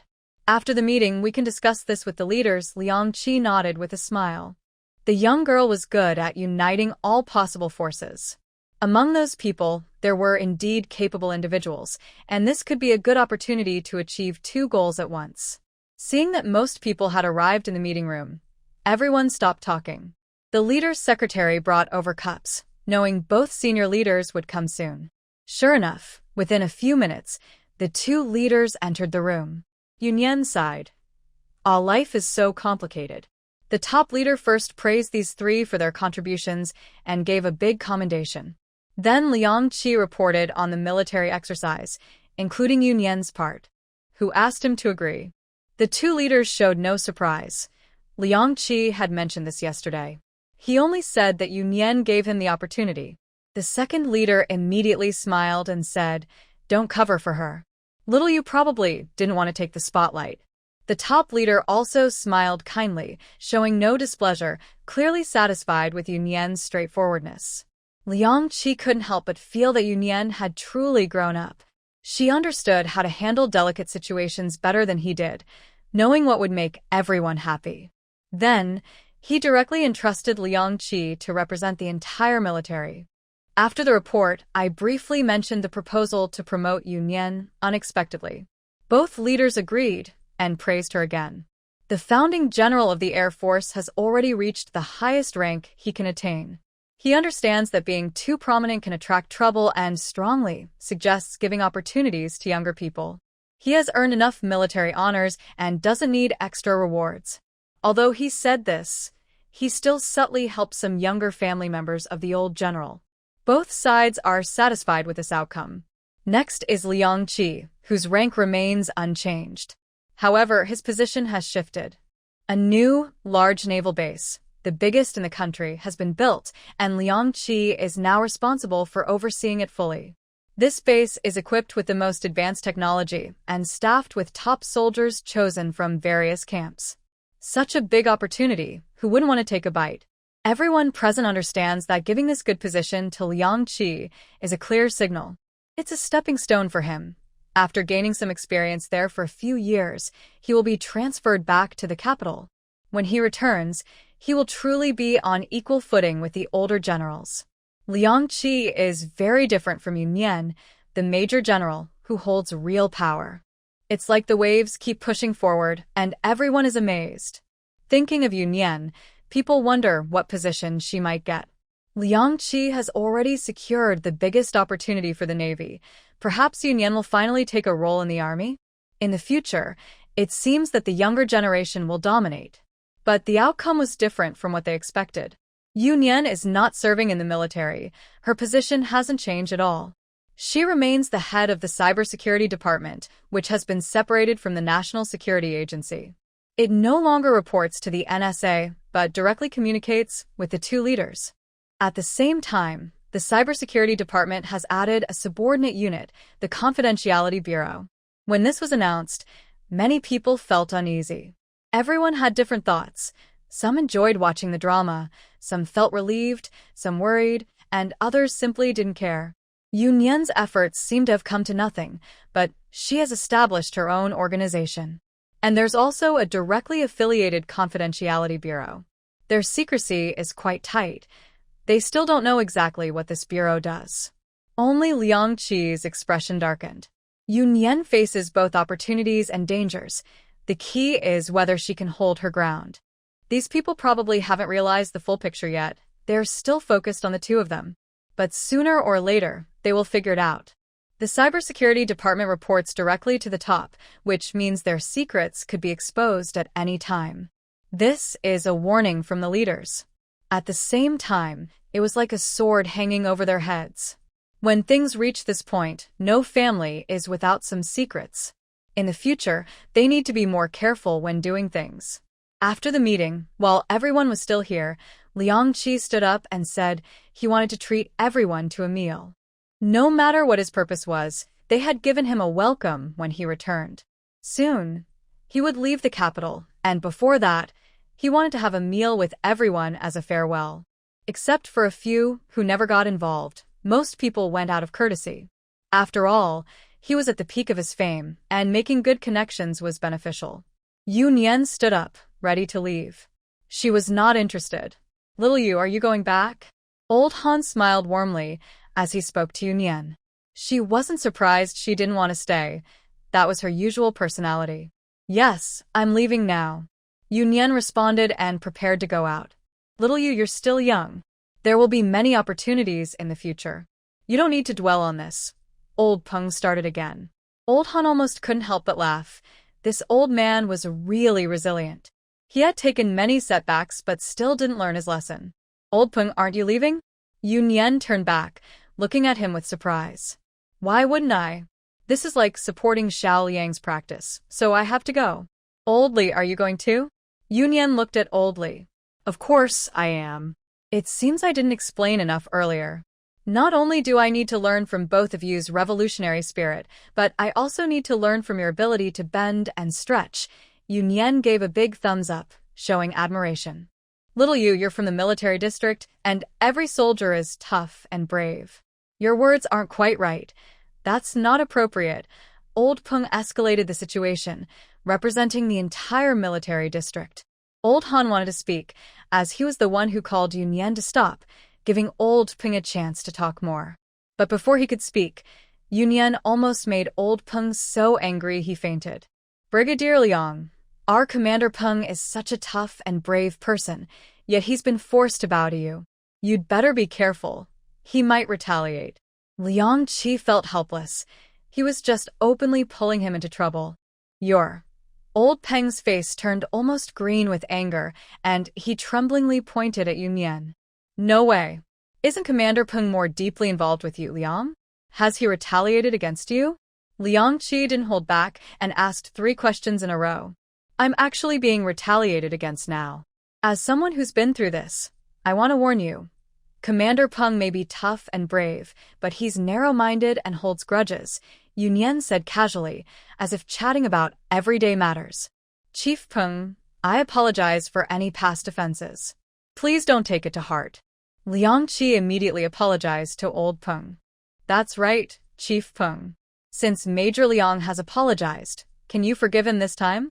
Yun Yan earnestly pleaded, looking sincerely at Old Peng. You, young children. Oh, hurry and call the guards. Old Peng might be having a bad spell. Someone went out to call Old Peng's guards and force-fed him some medicine. I didn't do anything wrong. Old Peng, your health is important. Yes, Major Liang has apologized to you, so please don't hold it against him. Old also stepped in, almost making Old Peng so angry he fainted. Yes, send Old Peng back to rest. Health is the foundation of everything. Everyone chattered to smooth things over, not giving Old Peng a chance to speak. Old Li was also pulled out by the crowd. After they left, the room finally became quiet. I'm leaving too. Yun Yan pouted, feeling she wasted so much time. Want to have a meal together? Liang Qi smiled, noting that her fuss had scared away a few people. The remaining ones were all her friends. No, I won't go. Yun Yan simply said these 2 words, and then left. Liang Qi looked at her back with a helpless smile. She was probably just afraid there would be no conversation. He didn't need to think. He knew rumors about their disagreements would spread soon. Young Yu is still young.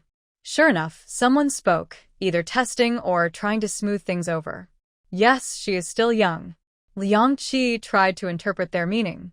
This girl has always been headstrong. Old Han chuckled.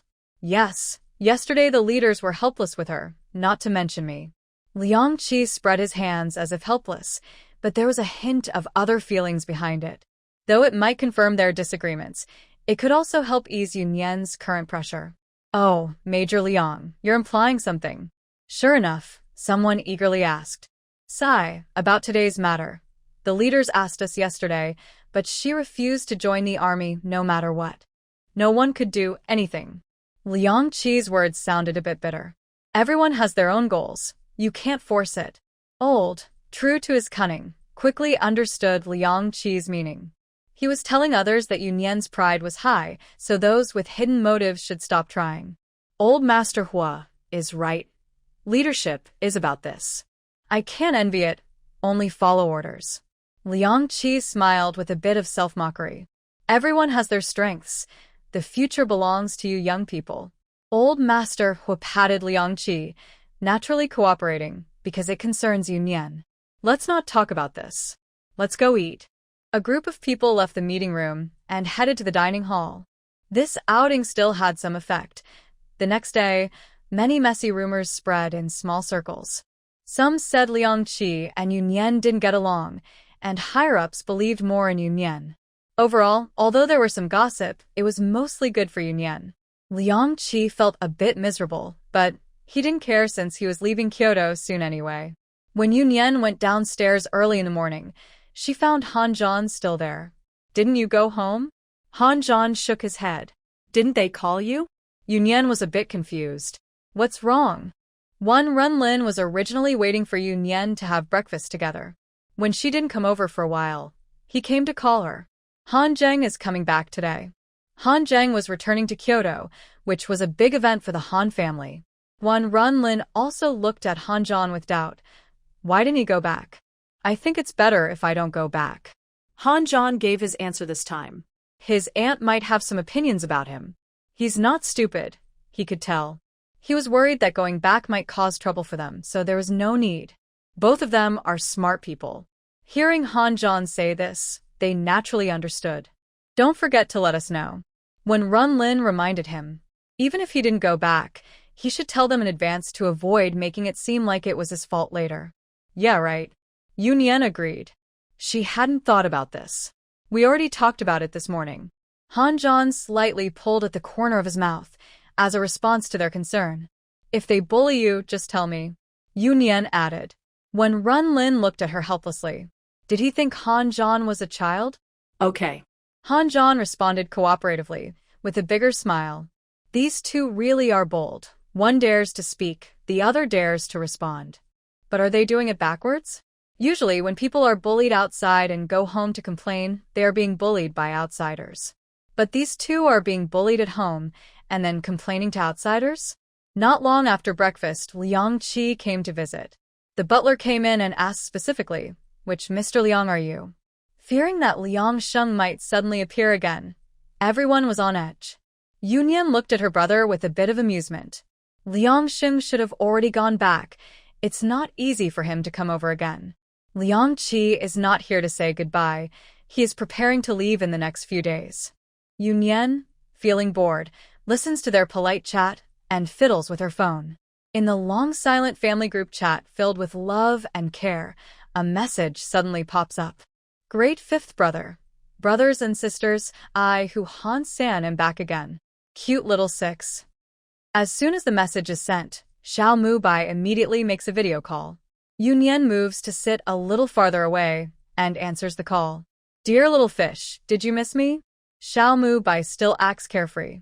You're back? Yunyan feels a bit surprised. Is it really that soon? From Jiang Jianyan's attitude, he was supposed to stay until at least the end of the year. Why is he coming back now? Not yet, but I'm preparing to go back. Hee, I'll bring you a gift. Why did you suddenly come back that my parents met Jiang Jianyan? Xiao Mu Bai falls silent for a few seconds before speaking. He's also feeling confused now. But he's happy to be able to return to Kyoto. Are your parents satisfied? Yunyan can almost guess that, in some ways, Jiang Jianyan is indeed the candidate for daughter-in-law in the eyes of the older generation. I don't know what to do either. Xiao Mu Bai scratches his head in frustration. He hasn't contacted Jiang Jianyan much this month. When Jiang Jianyan sent him messages, he just replied. At first, Jiang Jianyan often sent messages to check on him. But later, they almost lost contact, and it was like they were semi-separated. They never discussed this face-to-face, and he thought she had also accepted their relationship. Until a few days ago, his mom suddenly called him and told him to come back. She scolded him and said Jiang Jianyan was a good girl and not to bully her. He was confused listening to his mom's anger, and after a few perfunctory words, he called Jiang Jianyan. That's when he found out his parents had somehow learned about their relationship. They even went to Jing University to find her. Out of respect for the elders, she had dinner with his mom a few times. Xiao Mu Bai doesn't know how he feels. Happy? Not really. Angry? Not really. Yunyan listens to him and falls silent. She also doesn't know what to do. Then you should come back and talk it over. Let Lao Fu help you think of a plan. Yunyan then mentions Fu Jing-yi again. Okay, I'll go back in a couple of days. When I do, I'll come see you. After hanging up, Yunyan sees that most people in the group have replied, except her brother and Huyen. Powerful fourth brother, I'm back too. The wise second brother, come back and gather together. The great fifth brother. Wait for me to organize everything. It's my duty. It's clear he's afraid they'll gather without him before he returns. When Yunyan walks back holding her phone, Liang Qi also prepares to leave. Not eating? No, I won't. I have some things to handle this afternoon, and I'll leave tomorrow. Liang Qi looks at his grown-up little sister with some emotion. So many years have passed. If nothing unexpected happens, this farewell will probably be another 3 or 4 years. All right, I'll see you off. Yunyan gives her brother a look, signaling him to stay, so she can see Liang Qi off. Then I won't see you off. General Liang, have a safe trip. When Runlin stands up, shakes hands with Liang Qi, and has a good impression of him. He's always been very polite to Liang Qi, quite different from how he treats Liang Sheng. Liang Qi and Yunyan chat slowly as they walk outside. You should also be a bit more restrained. Liang Qi used to think he was quite bold, but compared to Yunyan, he's just a small fry. I can't really hold back. Yunyan shrugs. How could she restrain herself? You really aren't afraid of being tricked. Liang Qi laughs helplessly. He's far from the capital and can't help her. Schemes aren't scary. What's scary are open plots, Yunyan softly says. The current situation isn't something she can just control easily. She can only say that Yunyan's way of being now makes her more reassuring. And she's not the type to take insults lying down, so thinking this way is a kind of balance. You. Liang Qi opens his mouth but doesn't know what to say. Yunyan doesn't need comfort. She knows everything and understands what's best for herself. In the years he was away, she has grown to such a formidable level. I know I'm doing well and am satisfied with my current life. Yunyan reassures him. Despite some small differences, Liang Qi is still Liang Qi, someone who has given her hope. After all, their many years of friendship are still there. If he hadn't gone far away, they wouldn't have been disconnected for so long. If you think life is good, then everything is worth it. Liang Qi sighs. He and Wen Renlin share a similar mindset. If possible, he also hopes Yunyan can live more easily. But at the same time, he respects her choices. Since she feels her current lifestyle suits her better, he will do his best to help her maintain her current situation. The two of them unknowingly walk to the gate, knowing that parting is inevitable after a long journey. Let's go back. I'm leaving now. Liang Qi patted Yunyan's shoulder and then got into the car. They didn't say goodbye, and it was uncertain when they would meet again. After seeing Liang Qi off, Yunyan was about to head back when she saw another car approaching from the other side. Standing still, waiting for the car to come closer, she realized it was Ho Yen once again. Together, they entered the living room, where Wen Runlin raised an eyebrow. One person leaves and another comes back. His teasing tone made Yunyan roll her eyes at him. Who came by? Hearing this, Ho Yen slightly raised his eyebrows. Who was so important that Yunyan personally went out to see him off? Liang Qi, come say goodbye. Yunyan sighed. Her brother was always causing trouble. He's leaving? Yes, he'll be gone tomorrow. Ho Yen nodded, sharing the same attitude as Wen Renlin towards Liang Qi. Considering how well Liang Qi had taken care of Yunyan before, they deserved respectful treatment. Hearing that Yunyan was seeing him off, there was no extra thought. Are you jealous? Yu Xiaonian has never personally seen you off. Brother, what are you doing? Yunyan was helpless. Why did her brother keep arguing with Ho Yen? Isn't this just casual chatting? Wen Runlin shrugged innocently. But his gaze at Ho Yen carried a hint of hostility. This guy was really bold. He had caused trouble and still dared to appear openly at his house. Ho Yen, with a victorious smile, thought to himself, can you even say that out loud? Wen Renlin was so annoyed he clenched his teeth but could do nothing. He shot Ho Yen a warning look, then gave up and withdrew. Nian Nian, when do we leave? Huh. Yunyan was a bit confused by Ho Yan's question. Where were they going? Aren't we going out to play? Ho Yan looked at her helplessly. Had she forgotten about this? Oh, anything is fine. Yunyan remembered it was indeed about going out. Yu Xiaonian, didn't you promise Mu Bai to meet up? When Renlin kindly reminded her, one shouldn't break promises. Yeah. Yunyan frowned. Yes, She had just promised Xiao Mubai today. Nian Nian, Mubai probably won't leave again after he comes back. We can meet after we return, right? Ho Yan patiently explained. You're right. Yu Nian hesitated. Don't you want to see what Mubai and his girlfriend are up to? It might be too late when we get back. When Runlin easily controlled the situation with just one sentence. Just kidding. Does he not know Yu Xiaonian well? I want to stay. Sure enough, Yu Xiaonian was distracted. Going out to play can be done anytime, but missing the fun means missing everything. Hua Yan really attracts trouble when it comes. Since they all came back, Yu Xiaonian probably won't go out with him for a while, so he took the opportunity to act before they returned. One Runlin is truly his good brother. Shall we go out later? Yu Xiaonian blinked and looked at Hui Yan. Okay, as you say. Hua Yan could only agree. Luckily, Nian Nian said later, not going at all. When Runlin grinned proudly, teasing him. Meanwhile, on the other side, 3 people were causing trouble too. Today, Horsan came along with Hui Yan and Qinglong, and Han Zhan were at home. The 3 of them stood nearby, with Han Zhan in the middle. Horsan leaned to the right, raising his arm to put his elbow on Han Zhan's shoulder. Han Zhan anticipated his move and quickly stepped back. Horsan missed and elbowed Qinglong in the face. Qinglong was just watching and grinning happily, suddenly got hit. I'm not doing it on purpose. Horsan raised his hands, but Qinglong didn't care whether it was intentional or not. He punched him back. Horsan dodged and pulled Han Zhan in front of him, and the 3 of them started a chaotic fight. Whoa. With Horsan's shout, someone suddenly appeared in front of Yu Xiaonian in an odd pose. Yu Xiaonian looked confused at Horsan kneeling before her. What was he doing? Haha. Horsan awkwardly chuckled, annoyed that those 2 had set him up. He pushed Qinglong, who pushed him back. Just as he was about to strike harder, the other guy dodged away. Even more frustrating, Han Zhan kicked him behind the knees, and he used his momentum to slide and kneel in front of Miss Yu. Are you proposing? Yu Xiaonian suddenly said this. Horsan, who had just gotten up, was so startled he fell back to his knees with a thud, looking confused at Yu Xiaonian and then at Hui Yan. Huh. He was just kicked over. He was innocent. Proposing to Miss Yu? How many lives does he have? Hua Yan rubbed his forehead, impressed by their strange thinking. Everyone had their own ideas, all equally absurd. Hurry up and get up.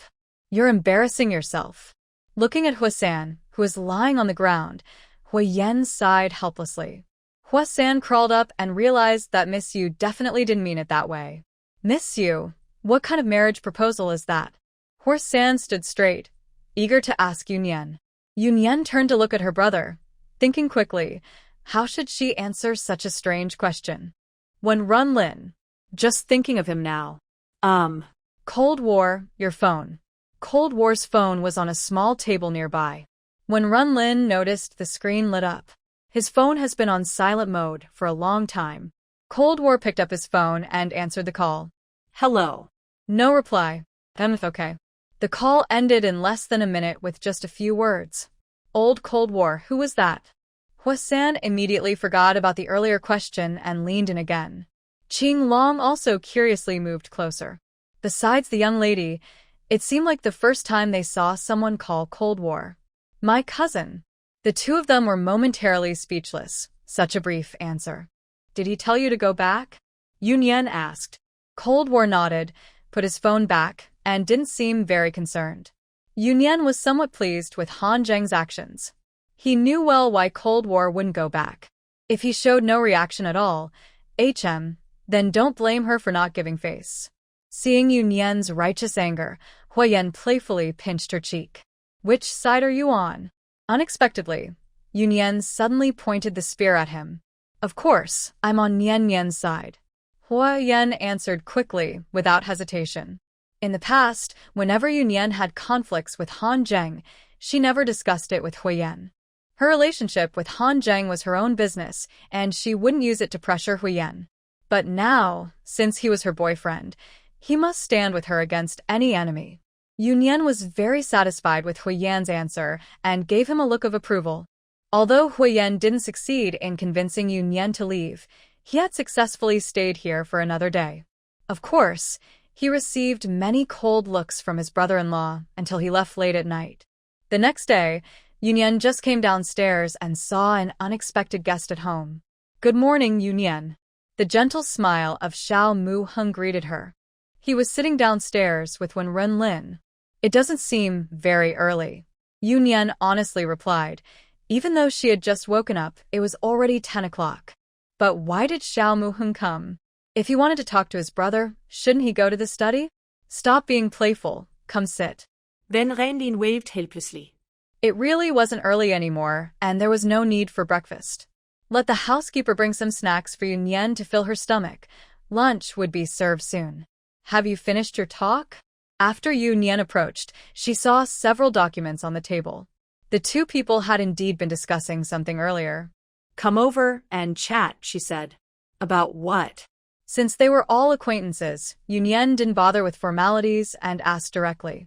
She had work to do soon. "Mu Bai is coming back." "He should have told you," Xiao Muheng replied, his smile fading slightly as he sighed softly. "Yeah. What's going on with your family?"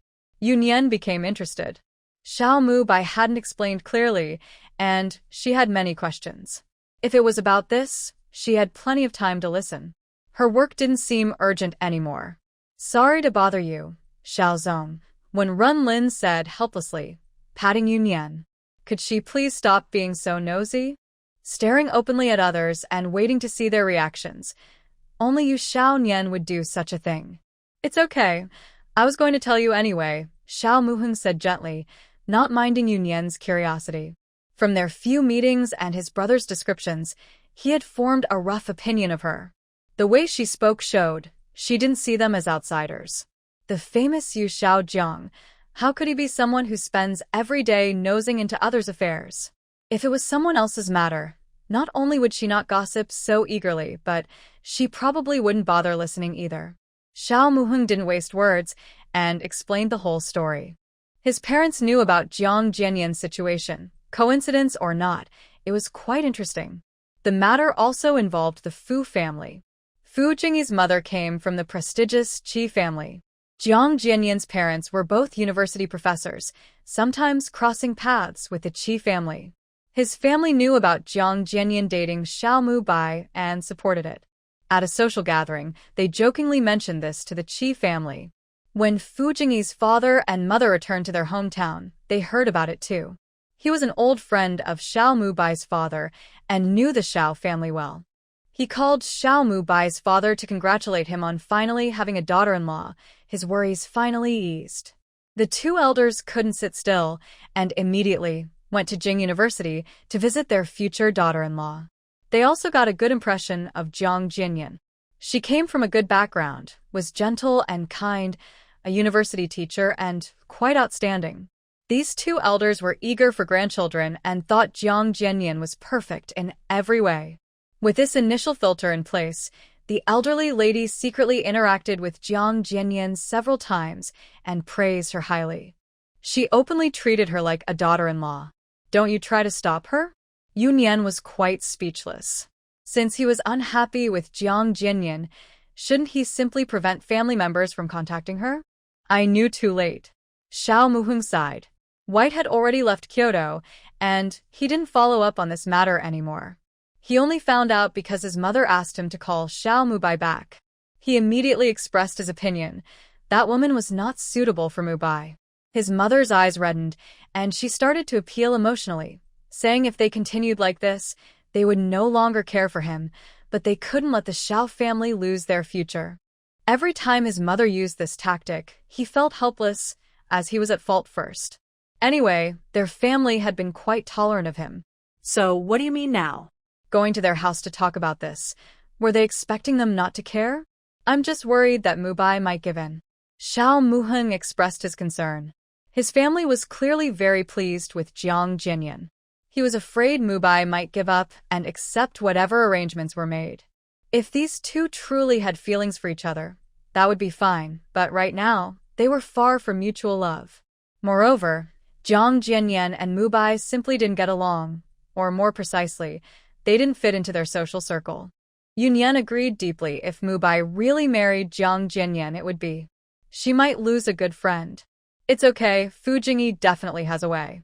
The matter was also leaked by his family, and he had to take responsibility. Yes, that's it. While in his office, Fu Jingyi suddenly felt a strange chill at his back. Who was plotting against him? Mubai still listens to what you all say. I just hope he handles this rationally. Xiao Muheng was also helpless. He didn't want to see Mubai suffer a big setback in marriage. Another reason was the attitude of these people toward Jiang Jinyan. Actually, others didn't care much, but Yunyan clearly disliked that woman. Her attitude often influenced the entire group. Mubai sometimes had overly naive ideas, thinking his personal affairs wouldn't affect his relationships with them. But things weren't that simple. If he made a choice, he might not be able to change it later. We have no right to decide his life. We can only advise him. When Runlin said straightforwardly, they have no right or reason to force him to break up. There should be a sense of boundaries. And Xiao Muheng might be overthinking. Xiao Mubai isn't stupid. He wouldn't be easily tricked into marriage. It's okay for him to date. But marriage? Would he act on impulse? That's good enough. Xiao Muheng sighed softly. He actually agreed with this idea. Dating doesn't matter much, as long as he isn't thinking about marriage right now. Eventually, he'll see that they're not suitable for each other. These problems can't be fixed just by accommodating the other person. If they try to strongly persuade him, Xiao Mubai might become rebellious. Xiao Muheng's goal was achieved, so he sat for a while before saying goodbye. After seeing Xiao Muheng off, Yunyan thought for a moment and took out her phone to make a call. Who are you calling? When Runlin asked. Since she was calling here, it wasn't work-related, so he asked out of curiosity. Zhu Xin. Yunyan answered. Zhou Xian had messaged her, saying she was back in Hong Kong City. She wanted to ask if Zhou Xian had returned. With her around, Xiao Mubai wouldn't have trouble shifting his attention. When Runlin smiled helplessly. She was quite sharp too. Sister Yu, have you returned to Kyoto? Zhou Xian, still at her home in Hong Kong City, was surprised to receive Yunyan's call. She had already stayed at home long enough. Her mom kept hinting that she should find a suitor. She was so annoyed, she almost revealed her fake boyfriend, Fu Jingyi. Luckily, her last-minute rationality stopped her. If her mom found out, TSK, she didn't even want to think about it. Yeah, have you come back? Not yet, still at home. But I'm planning to go back soon. Once I do, I'll come see you. Okay, I'll be free soon. Hearing this, if her mom found out, TSK, she didn't even want to think about it. Yeah, have you come back? Not yet, still at home. But I'm planning to go back soon. Once I do, I'll come see you. Okay, I'll be free soon. Hearing this, Zhou Xian was happy. Excited, she hung up and went to find her mom. Sister Yu was calling her. She didn't believe her mom wouldn't let her work. Yunyan stretched lazily. Her special job meant she didn't have to go to work at a fixed time every day. It was called working in the cybersecurity department, but it was pretty much the same as before. They just had a different name at the State Security Bureau, and their work. Yunyan stretched lazily. Her special job meant she didn't have to go to work at a fixed time every day. It was called working in the cybersecurity department, but it was pretty much the same as before. They just had a different name at the State Security Bureau, and their department always operated independently. Now, she definitely needed to check him more often. It's been 2 days. She should visit Old Wei now. When she arrived at Wei Gang's office, the secretary told her the director had a guest. Oops, that was a mistake. She should have called ahead. Mainly, Wei Gang usually doesn't have visitors, so today was rare. Yunyan sat outside and called Wei Gang. She asked when he would be free. If he was busy, she would go to the cybersecurity department first. Wei Gang found out Yunyan was outside and didn't hang up the phone. He immediately pushed open the door and came out. Aren't you expecting a guest? Yunyan hung up and stood up. She felt a bit speechless, but thought there was no need to rush. It's nothing. Just a friend. Wei Gang smiled and stepped forward. Standing at his office door was a middle-aged man. Yunyan glanced at him. He looked familiar, but she couldn't remember who he was. But that didn't matter to her. The people she knew well were probably officials from Kyoto. Since Wei Gang was involved, that was normal. Wei Gang told her to wait a moment, then spoke briefly with the man. The man left early afterward. After seeing off the guest, Wei Gang brought Yu Nian back to his office. Why are you free today? I'm working. Just passing by, so I stopped to see you. Wei Gang nodded understandingly. He wasn't surprised that the cybersecurity department was becoming independent. He had been told that this new department would temporarily be under the National Security Bureau's supervision. But he and Yu Nian had worked well together for over a year, so it was a bit sad to see her leave. Of course, his main reason for feeling that way was probably the credits Yu Nian had given him. Have you chosen a new place? Why? Don't want to be neighbors anymore? Yu Nian asked with a smile. Although her boss told her to pick a new location, she wasn't planning to move yet. First, the current size of the cybersecurity department still fits the place. Second, not only Wei Gang thought working closely was good, she felt the same. Being nearby made things easier, at least for now. Future plans could be decided later. Really? Wei Gang was a bit surprised. That was naturally good news for him. You're not moving? He wanted to confirm, feeling a bit uneasy. Not for now. Good. Wei Gang was very happy, no matter if it was temporary or not. In the past 2 days, many people secretly mocked him for helping others. He felt very frustrated. Don't think he didn't know they were jealous of him. Yu Nian is still here, which clearly shows the situation. From now on, we must continue to work together sincerely. Of course, we're old partners with good understanding. Rest assured, no matter what task comes, I will fully cooperate. Wei Gang almost raised his hand to swear. He thought he might be left behind this time. The Security Bureau under the Cybersecurity Department can actually replace his role. But Yu Nian still chose to keep him involved, making him feel like he's been hit by a pie. Director Wei, you're being too modest. After the two reached some understanding, Yu Nian left. After Yu Nian left, Wei Gang secretly felt proud of his wisdom. From the very first day, he never considered Yu Nian as just a subordinate. He even subtly lowered his own status, letting Yu Nian take the lead. Now, his good fortune has arrived. When Yu Nian arrived at the cybersecurity department, she didn't disturb anyone. She entered her private elevator through the back door and went straight to her office. She spent the whole afternoon watching surveillance footage, each department's work. Until evening, Yu Nian leaned back in her chair and let out a long sigh. Her worries were not unfounded. Many people's work states were clearly affected. She made a call and gathered senior leaders to the conference room. Sitting in the conference room, she looked around at these dozen people, all of whom had been there since the department was first established. Sighing, she didn't want any of them to actually go that far, so she had to speak some harsh words in advance. Do you remember the requirements I set when you first came to report? Yu Nian's tone was calm, but it unintentionally put pressure on them. Loyalty. Everyone answered in unison. They naturally remembered. At that time, that was her only requirement for them. Yu Nian nodded, happy that they remembered. These people were chosen for their abilities, which were unquestionable. In her view, too many rules are just restrictions, so her only requirement has always been one: absolute loyalty. Since no one withdrew back then, I hope we can continue to move forward together. Yu Nian said meaningfully. When the department was first established, she gave them a choice. If they stayed, there would be no way out later. They handle sensitive information a lot, and once they join the cybersecurity department, leaving is not an option. They have given a lot, and they have gained a lot in return. Most of these people come from ordinary families, but since they joined the department, they have received everything they should and shouldn't. None of them are short of money now, and their families have been properly taken care of. Boss, you're a bit scary sometimes. As long as you all can meet my demands, you'll never see my scary side. Yu Nian chuckled softly, making her intentions clear in advance. She hopes they won't make wrong choices. Everyone responded, and the atmosphere eased a little. Boss, where is our new home? Yeah, please tell us. We're all very excited.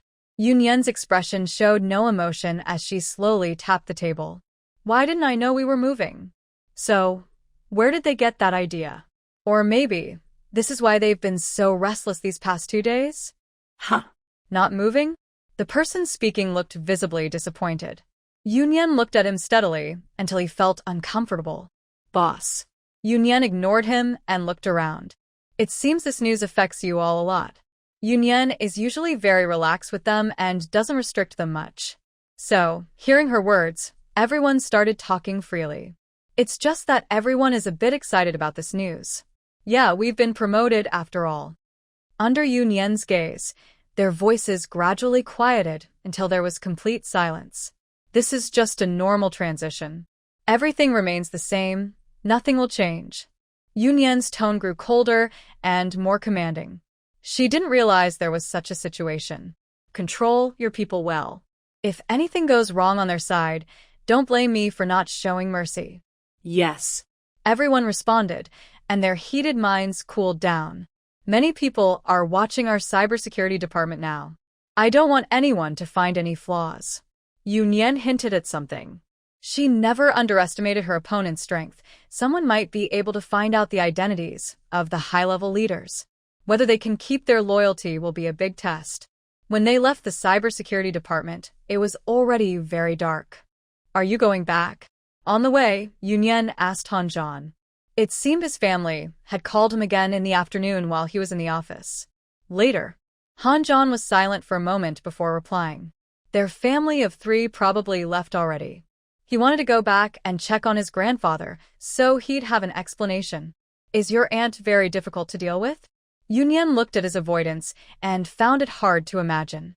Troublesome. The Hanjan replied, It used to be fine, but now whenever I see him, I can't help but be sarcastic. Doesn't your grandfather care? Yunyan found it strange. If even Hanjan couldn't stand it, wouldn't their grandfather know? Grandpa prefers my eldest uncle's family. Hanjan answered, adding that his eldest aunt's family tends to act pretentiously and their grandfather behaves differently around them. Of course, his grandfather just turns a blind eye. Every family has its own problems, Yunyan sighed, but since this was a family matter of the Han family, she just let it go. After sending Yunyan home, Hanjan lingered a bit before driving back to the Han residence. As soon as he entered, he sighed. He came back early, and his eldest uncle's family hadn't left yet. Xiao Zhan is back. Sure enough, as soon as Hanjan entered, the first person to show concern was his eldest aunt. Ning Rong, Hanjan's mother, was quite beautiful and came from a political family. Marrying into the Han family was considered a step up, but she knew how to behave and helped Hanjan's father, Han Sheng, a lot. She was very skilled in social diplomacy. Good aunt. Grandpa, uncle, cousin. Hanjan greeted everyone in the house in turn. His parents had already left the old home. Good boy, not bad. Han Sheng patted Hanjan's shoulder, full of admiration. He didn't have Ning Rong's little schemes. For him, having successful sons in the Han family was the most important. Come, sit down. Old Han smiled happily in a good mood. Han Zhen had returned to Beijing, and he was naturally happy, especially since he brought back a medal. Xiao Zhan, coming back so late, have you eaten? Ning Rong seemed very caring about Han Zhan, but was actually flattering him in front of the old man. On such a joyful family gathering, he was the only one acting special, coming back so late. Yes, I haven't eaten yet, so I want to get something to eat. Han Sheng's concern was genuine, and Hanjin nodded along. The father and son didn't have many twists in their words. They just thought Ning Rong was truly concerned about Hanjan. Just finished a meeting with the leader. We ate together. Hanshan replied. That's good. Ning Rong smiled slightly, surprised by Hanjan's answer. In the past, he was quite a block of wood. Never spoke much, only answered whether he ate or not, and never explained why he was late. Old Han looked annoyed seeing him like this. He used to scold him often for her concern. Xiaoyu's been a bit busy lately. Old Han subtly curled his lips. Finally, this kid started talking more. He is not like Han Sheng and Han Zheng, who are straightforward and honest. He is aware of Ning Rong's little tricks. In the past, this young man was very dull and useless even when given a chance. His words are like borrowed ones. He avoids speaking if he can. He can only respond to 1 out of 10 sentences, and he can't even kick a properly. He is also very disappointed in his grandson. Han Zheng, however, feels a bit dazed when he hears Han Zhan's words and laughs at himself. They are no longer on the same level. Commander, he is in the military, so naturally he has a deeper respect for those two words. In less than a year since he left, it seems there is an unbridgeable gap between them. If it weren't for those things in the past, he might be different now. Unfortunately, in this world, everything has a price, but there is no regret medicine. Alright, you all go back. Let Han Zheng and Han Zhan stay here. The old man, seeing Han Zheng's expression, could guess what he was thinking. He directly ordered Han Sheng and Ning Rong to go back. Okay, then let Ah Zheng and Xiao Zhan stay here with you. Han Sheng smiled in response. He was happy with the old man's arrangement, hoping these two brothers could build a better relationship. In the past, Han Zhan's personality made it hard for them to get close. They are both only children, so their relationship is like that of real brothers. Naturally, he hopes they get along well. Ning Rong, however, was a bit unhappy. They had planned for their family of 3 to stay at the old house today. Now that Han Zhan has returned, they have to leave? There is plenty of space here. She couldn't understand what the old man was thinking. Old Han's decision, she naturally dared not oppose. Although she felt unhappy inside, she showed no sign of it. She even smiled and reminded Han Zheng to get along well with his brother before leaving with Han Sheng. The old man sighed. His eldest daughter-in-law is good everywhere, but a bit petty. Han Zhan's current success naturally made her feel uncomfortable. But times have changed. Not to mention her. Even the old man himself, if Han Zhan were to suffer a loss, that protective girl might even come knocking on their door. Old Han smiled again. Truly, life is unpredictable. He used to think his grandson was stubborn and inflexible, not very promising. But unexpectedly, he caught the eye of that girl. No matter where Han Zhan develops in the future, as long as Yunyan is around, Han Zhan won't need to deal with social niceties. He feels ashamed of this, his worries are too many. Not only Han Zhan but also Han Zheng, he can't openly favor either of them. Otherwise, Han Zheng might have left long ago. Once again, he sighed. If this had happened to Han Zhan, Yunyan would definitely have protected him. Unfortunately, Han Zheng, this reckless boy, caused trouble and offended that girl. Otherwise, if Yunyan had reached out to help him, he wouldn't have taken so many wrong turns. The old man sighed helplessly, thinking that everything is just fate. Grandpa, what's wrong? Han Zheng looked at his grandfather gazing at the sky, with a sigh. Was he pretending to be deep? It's nothing. You all go rest. The old man waved his hand, telling them to leave. Then I'll go back to my room first. I need to leave early tomorrow. Han Zhan immediately stood up and went back to his room, not staying a second longer. Just as Han Zheng was about to speak to him. The next morning, Han Zhan left early. When Runlin, who was out for a morning run, saw Han Zhan entering and looked up suspiciously at the dim sky. Why are you back so early? And today Yu Xiaonian wasn't going out, right? Just catching up on sleep. When Renlin's lips twitched. Okay, that was pretty funny. Watching Han Zhan go inside, when Runlin sighed. It seemed his relationship with Han Zheng was a bit tense. Yu Xiaonian was so protective, tsk. After breakfast, Huiyan came over carrying a lunchbox. So early. When Yu Xiaonian didn't go out, she couldn't wake up at this time. Bringing breakfast for Nian Nian. Such a caring person, Lord Hua. When Runlin sneered. Yes, so I have a girlfriend. You're not, just a single dog. You're quite proud of that. When Runlin snorted coldly. Being able to cook is impressive? It's nothing to be proud of. Nian Nian just likes it, Huiyan modestly replied, stabbing when Runlin with a remark. Yu Xiaonian is still early. Where are you going? When Runlin was halfway through speaking when he saw Huiyan walking past him toward the back. He turned and saw Yu Nian going downstairs. Alright, being able to cook really is impressive. Eat breakfast. Huiyan was already holding Yu Nian's hand and heading to the dining room. Didn't I tell you not to come over? She had things to do today, and she told him last night she was busy. After breakfast, I'll go back. Huiyan looked at Yu Nian with a full smile. He just wanted to see her, even if it was just for a meal. Hua Yan took out breakfast and laid it out in front of Yunyan. Yunyan glanced at the living room, then leaned over and quickly kissed Hua Yan on the face.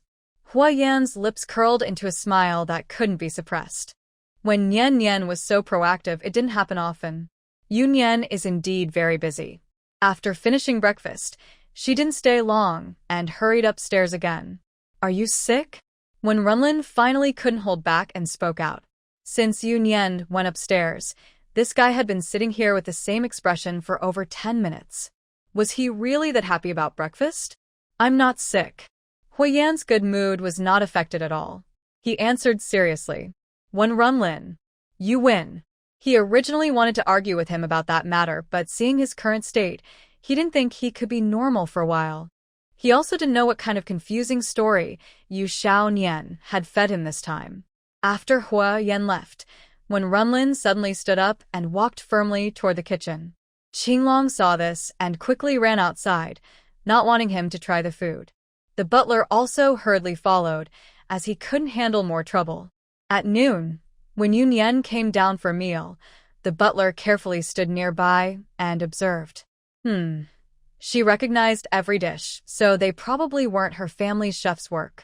It seemed she failed again. Sigh. Why do you keep arguing with the kitchen? After finishing the meal, when Runlin wanted to talk to Yunyan, but she ran upstairs again. Yunyan was personally organizing the information of a few people from the cybersecurity department, rechecking background information, and comparing it with previous data. She looked for any omissions or unusual situations. She was very thorough. By the time she finished, it was already late at night. Looking at the two people she selected, she hoped they wouldn't let her down. The next day, Yunyan didn't get up until late morning. After going downstairs, she was about to head to the dining room when the butler stopped her. Miss, maybe you shouldn't go there yet? What's wrong? The master is in the kitchen. The butler looked somewhat troubled. It seemed the master was having a disagreement with the kitchen staff. Yunyan quickly turned back. Actually, she wasn't that hungry either, just wanted to snack a bit. Back in the living room, the butler brought out a few plates of snacks for her to fill her stomach. Yunyan sat for a while and then received a call from Zhou Xian. She said she was back, so Yunyan asked her to come over. If everything went as expected, Xiao Mubai would be back today too. Yunyan sat for a while, then wanted to check on her brother in the kitchen since he hadn't come out yet. At the door, a bear entered? Hee hee, little fish, did you miss me? What kind of look is that? Yunyan was shocked as she looked at Xiao Mubai. What was he wearing? From head to toe, he looked dark and gloomy. This is a mink. Don't you know? Xiao Mubai got excited when he mentioned this and dismissed the two people behind him who were carrying his luggage. A flash of light appeared in front of Yunyan, grabbing her clothes to show her. That aren't you hot? It's colder now, but not cold enough for that. I'm not hot. You don't understand. This is fashion. Xiao Mubai spun around. He had just come from the far northeast, where people wear fur coats. Wow, you look like a monster. Before Yunyan could speak, there was another loud scream at the door. These two are really lucky, arriving just a moment apart. You're the monster, not understanding appreciation. Hearing Zhou Xian's shout, Xiao Mubai got annoyed. Who's the monster? Wow, Xiao Mubai, are you playing cosplay?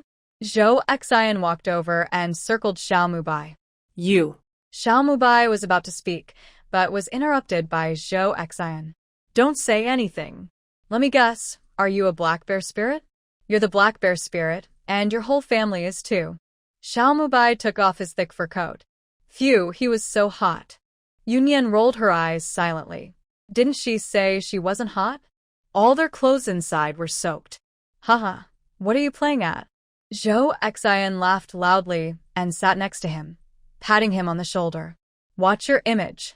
Can you stop always hitting? I'm happy to. Zhou Xian snorted proudly, acting like she didn't care. Are you still not home? Yunyan interrupted the two, pointing at 4 huge suitcases in the middle of the living room. It looked like he was moving. How much stuff had he packed? No, I just got back. Xiao Mubai smiled foolishly. He didn't really want to go home.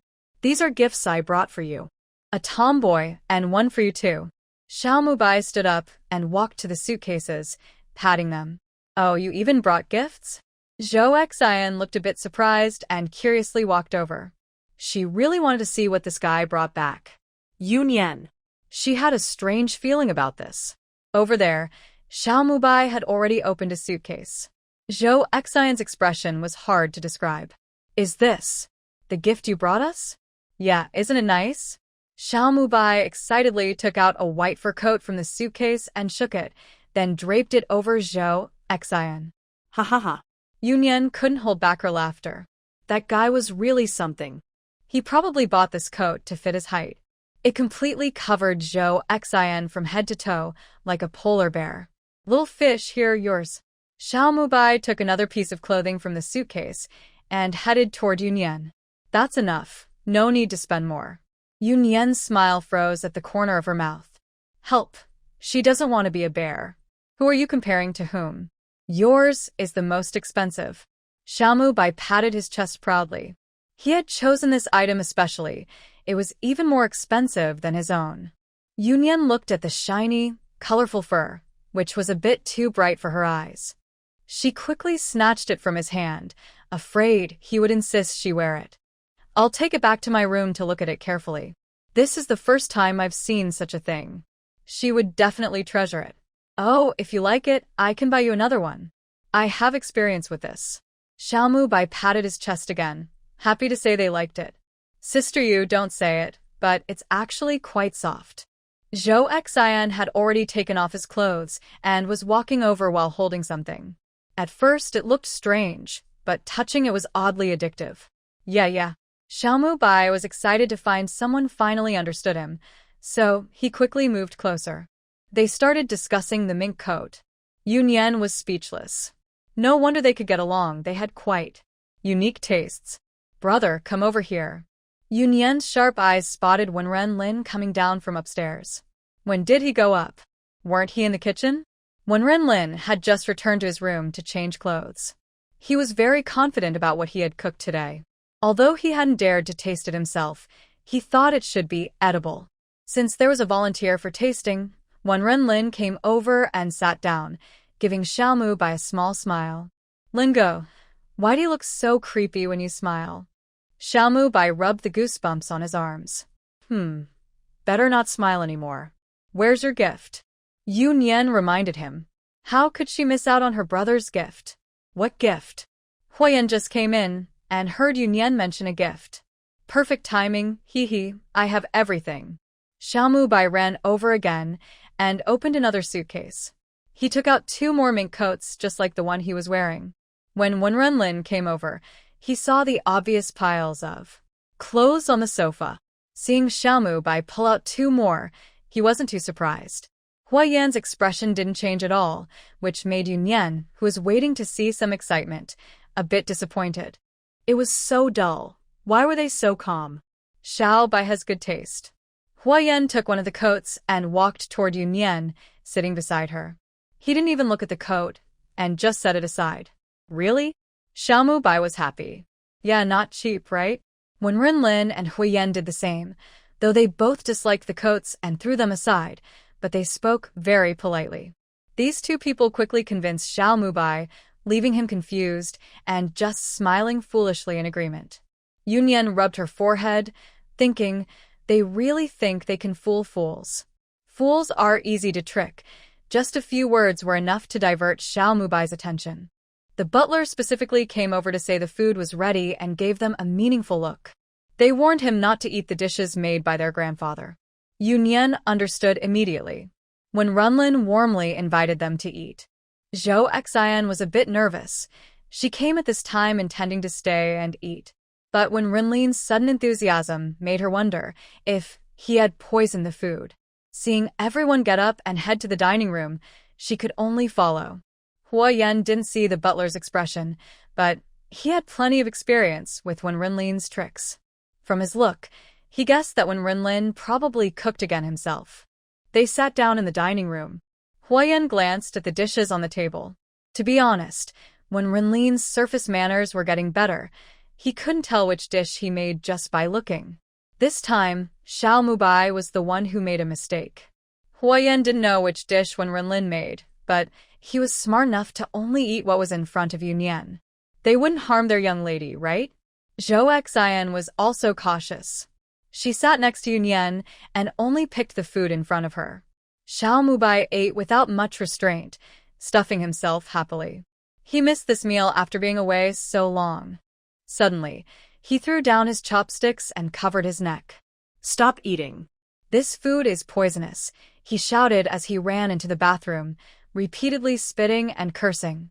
Zhou Xian was startled by his loud shout, knocking her chopsticks onto the table. What? Poisoned? The butler timely brought new utensils, smiling gently. Miss Zhou, don't worry, it's not poisoned. Zhou Xian took the chopsticks and looked at the calm faces of the others, then relaxed. What's going on? She asked Xiao Mubai after he finished vomiting. Did he have an allergic reaction?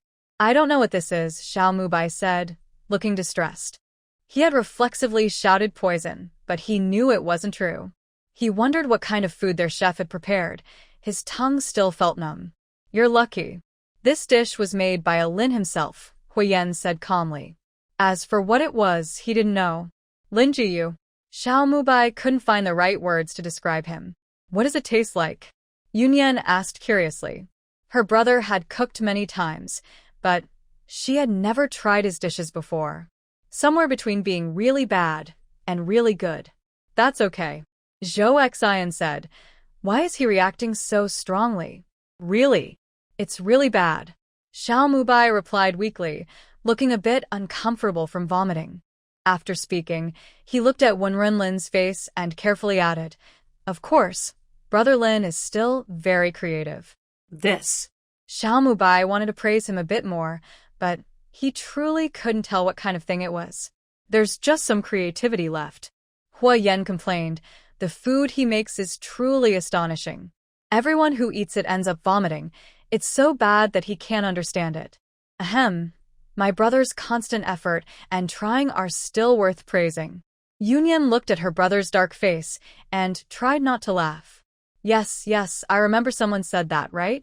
Geniuses rely on 99% effort and 1% talent. Brother Lin may lack some talent, but we work hard. Xiao Mubai chimed in, secretly hoping that Wen Renlin wouldn't get angry and kick him out. Xiao Bai, you can't just remember half of it. Hoi Yan casually added. Half. Is there more? Xiao Mubai looked confused. That's what he remembered being said. The other half is that 1% talent is often the most important, even more than 99% effort. Zhou Xian quietly explained to Xiao Mubai. This fool still didn't understand, and just used it. I remember the teacher didn't say the rest back in elementary school. Xiao Mubai scratched his head. Well, he believed that for so many years. It's not important, right? Haha. As the saying goes, nothing is difficult in the world. As long as you're willing to give up. Xiao Mubai confidently corrected himself. He was sure he wouldn't forget this line. But before he could finish, Huyen cut in again. Yunyan was speechless, secretly pinching Huyen. What was he up to today? Trying to make her brother angry to death. This meal was a bit hard to digest. After eating, they went back to the living room. The housekeeper brought over a pot of pu'er tea to help them relax. Brother Lin, little fish, let's discuss something. Xiao Mubai smiled happily at the two. Sure. Yunyan was about to ask what it was, but Wen Renlin agreed immediately. As soon as Xiao Mubai opened his mouth, he knew what he wanted to say. Brother Lin, you're really such a great person. Xiao Mubai was so touched he almost threw himself at Wen Renlin, but Zhou Xian grabbed him. She was still curious, but he hadn't spoken yet. How did Brother Lin agree so easily? From now on, this is also my home, Xiao Mubai proudly declared. He wanted to stay here. In the past, he would run away from home and stay at Huiyan's house. Now, since little fish is here, he naturally wants to stay here too. Yunyan. So that's what this is about. But is it really okay that he doesn't go home? Don't you have a home of your own? Staying at someone else's house. Zhou Xian pouted, feeling jealous. If Miss Zhou wants, she can stay for a few days. Wen Renlin suddenly looked at Zhou Xian. Can I really? Zhou Xian was a bit surprised and pleased. Oh, how impressive she is. Brother Lin invited her to stay. If you're free, come over. I'm resting recently, Yunyan said. She wouldn't go to the cybersecurity department these days. She wanted to leave some space for others to work. Really? I want to come too. Thank you, Sister Yu. Don't you have a home of your own? Staying at someone else's house. Xiao Mubai repeated her words exactly. Zhou Xian ignored him and pulled Xiao Mubai outside. What are you doing? Hey, I warn you, if you move again, I will. Shut up. Come with me to pack up. Zhou Xian dragged Xiao Mubai out forcefully. Am I your servant? Let go, let go. Although she was loudly protesting, she was still pulled out obediently. Yunyan watched this and found it amusing. So much talk, so much pretense. If he really didn't want to go, could Zhou Xian, a girl, really drag him away? Are you planning to open a hotel? Hua Yan looked at Wenren Lin with a stern gaze. He really is something. Getting these two back home. Does Yunyan still have time to stay with him? Not impossible. Wenren Lin stroked his chin, as if truly thinking. Hua Yan then looked at Yunyan, trying to act pitiful. But Yunyan was busy looking at her phone, with no time to pay attention to him. They could only continue to exchange glances with Wenren Lin. Wenren Lin gave him a smug look, and neither of them spoke again. Yunyan had been busy these past few days, and they understood, so they tried not to disturb her. What are you guys doing? Yunyan put down her phone and saw that the two of them were also silent, staring at each other like roosters. It's nothing. Are you done with your work? Hua Yan smiled lightly and looked at Yunyan, as if to get a better look. Yes. How are you? Feeling upset? Wenren Lin asked, noticing her mood seemed a bit low. Someone is trying to buy me off, Yunyan said mysteriously. Someone really did make a move. The two people she was paying close attention to have already shown signs of change. A cold smile appeared on her lips. Was she not clear enough when she spoke to them? Their lives were in her hands. If they truly betrayed her, they would never get a second chance. Unless he could disappear completely, so she couldn't find him. Has someone wavered? Yen guessed. Maybe they're still thinking it over. Yunyan nodded. She hadn't reported it yet, but isn't that a sign of hesitation? Make an example to warn others. Even if this person doesn't rebel in the end, he can't be used anymore. Since he wavered, it shows his will isn't strong. If the other side has enough leverage, trouble will happen sooner or later. Is it necessary? Wenren Lin nodded, rarely supporting Yan's view. For Yunyan's current situation, she must keep things clean inside. If a problem is uncovered, it could cause endless trouble later. She must cut it off at the root. Let's wait a bit longer. Yunyan nodded. She understood this well. But she had a feeling this person would do something. So she was waiting, looking for proof of action. Making an example needs to be justified. Otherwise, how can she gain respect? She wasn't someone who kills innocent people without reason. Soon after, Xiao Mubai and Zhou Xian returned. Zhou Xian carried his small bag and went in first. Xiao Mubai, resigned, dragged a large suitcase behind him. He never even carried his own luggage before, and now he's working as a servant for this woman. Their arrival broke the dull atmosphere. Yan comforted himself they had some benefit from this. At least they could make Yunyan happy, right? Just like taking care of a pet. Are you not going home to check? Yunyan asked Xiao Mubai with some frustration. He just finished putting his things in the room and came out wearing casual clothes. What if I don't want to go back? Xiao Mubai was now hiding like an ostrich, hoping to delay. Better to wait a day, and when they find out, so be it. Your family should know you're back, Wenren Lin kindly reminded him. He went to the branch office, not wandering around. He would naturally report his return. Xiao Mubai looked discouraged, leaning back on the sofa with a pillow over his face. He felt like he was dead. I told your brother you'd be here these days, Yunyan spoke. Did he agree? Xiao Mubai immediately perked up, threw the pillow aside, and sat up straight to look at Yunyan. He agreed. Little fish, I love you to death. Xiao Mubai said he was about to rush forward, but Huyen pushed him back. What's wrong with always wanting to rush a people? You are my god. From now on, whatever you ask me to do, I will do it. I will always follow your lead. Xiaomu Bai changed from being gloomy to full of energy, almost ready to worship Yunyan. It's no big deal. When Runlin couldn't stand it and thought Xiaomu Bai was a fool. Seeing his sister calmly accept Xiaomu Bai's thanks, it was really her style. Was she colluding with Xiaomu Heng? Is it really okay to deceive this naive kid like that? Yunyan gave him a warning look. Don't talk nonsense. So, tonight, call Lao Han and Lao Fu to get together? Xiaomu Bai revived completely and started to make plans again. Sure.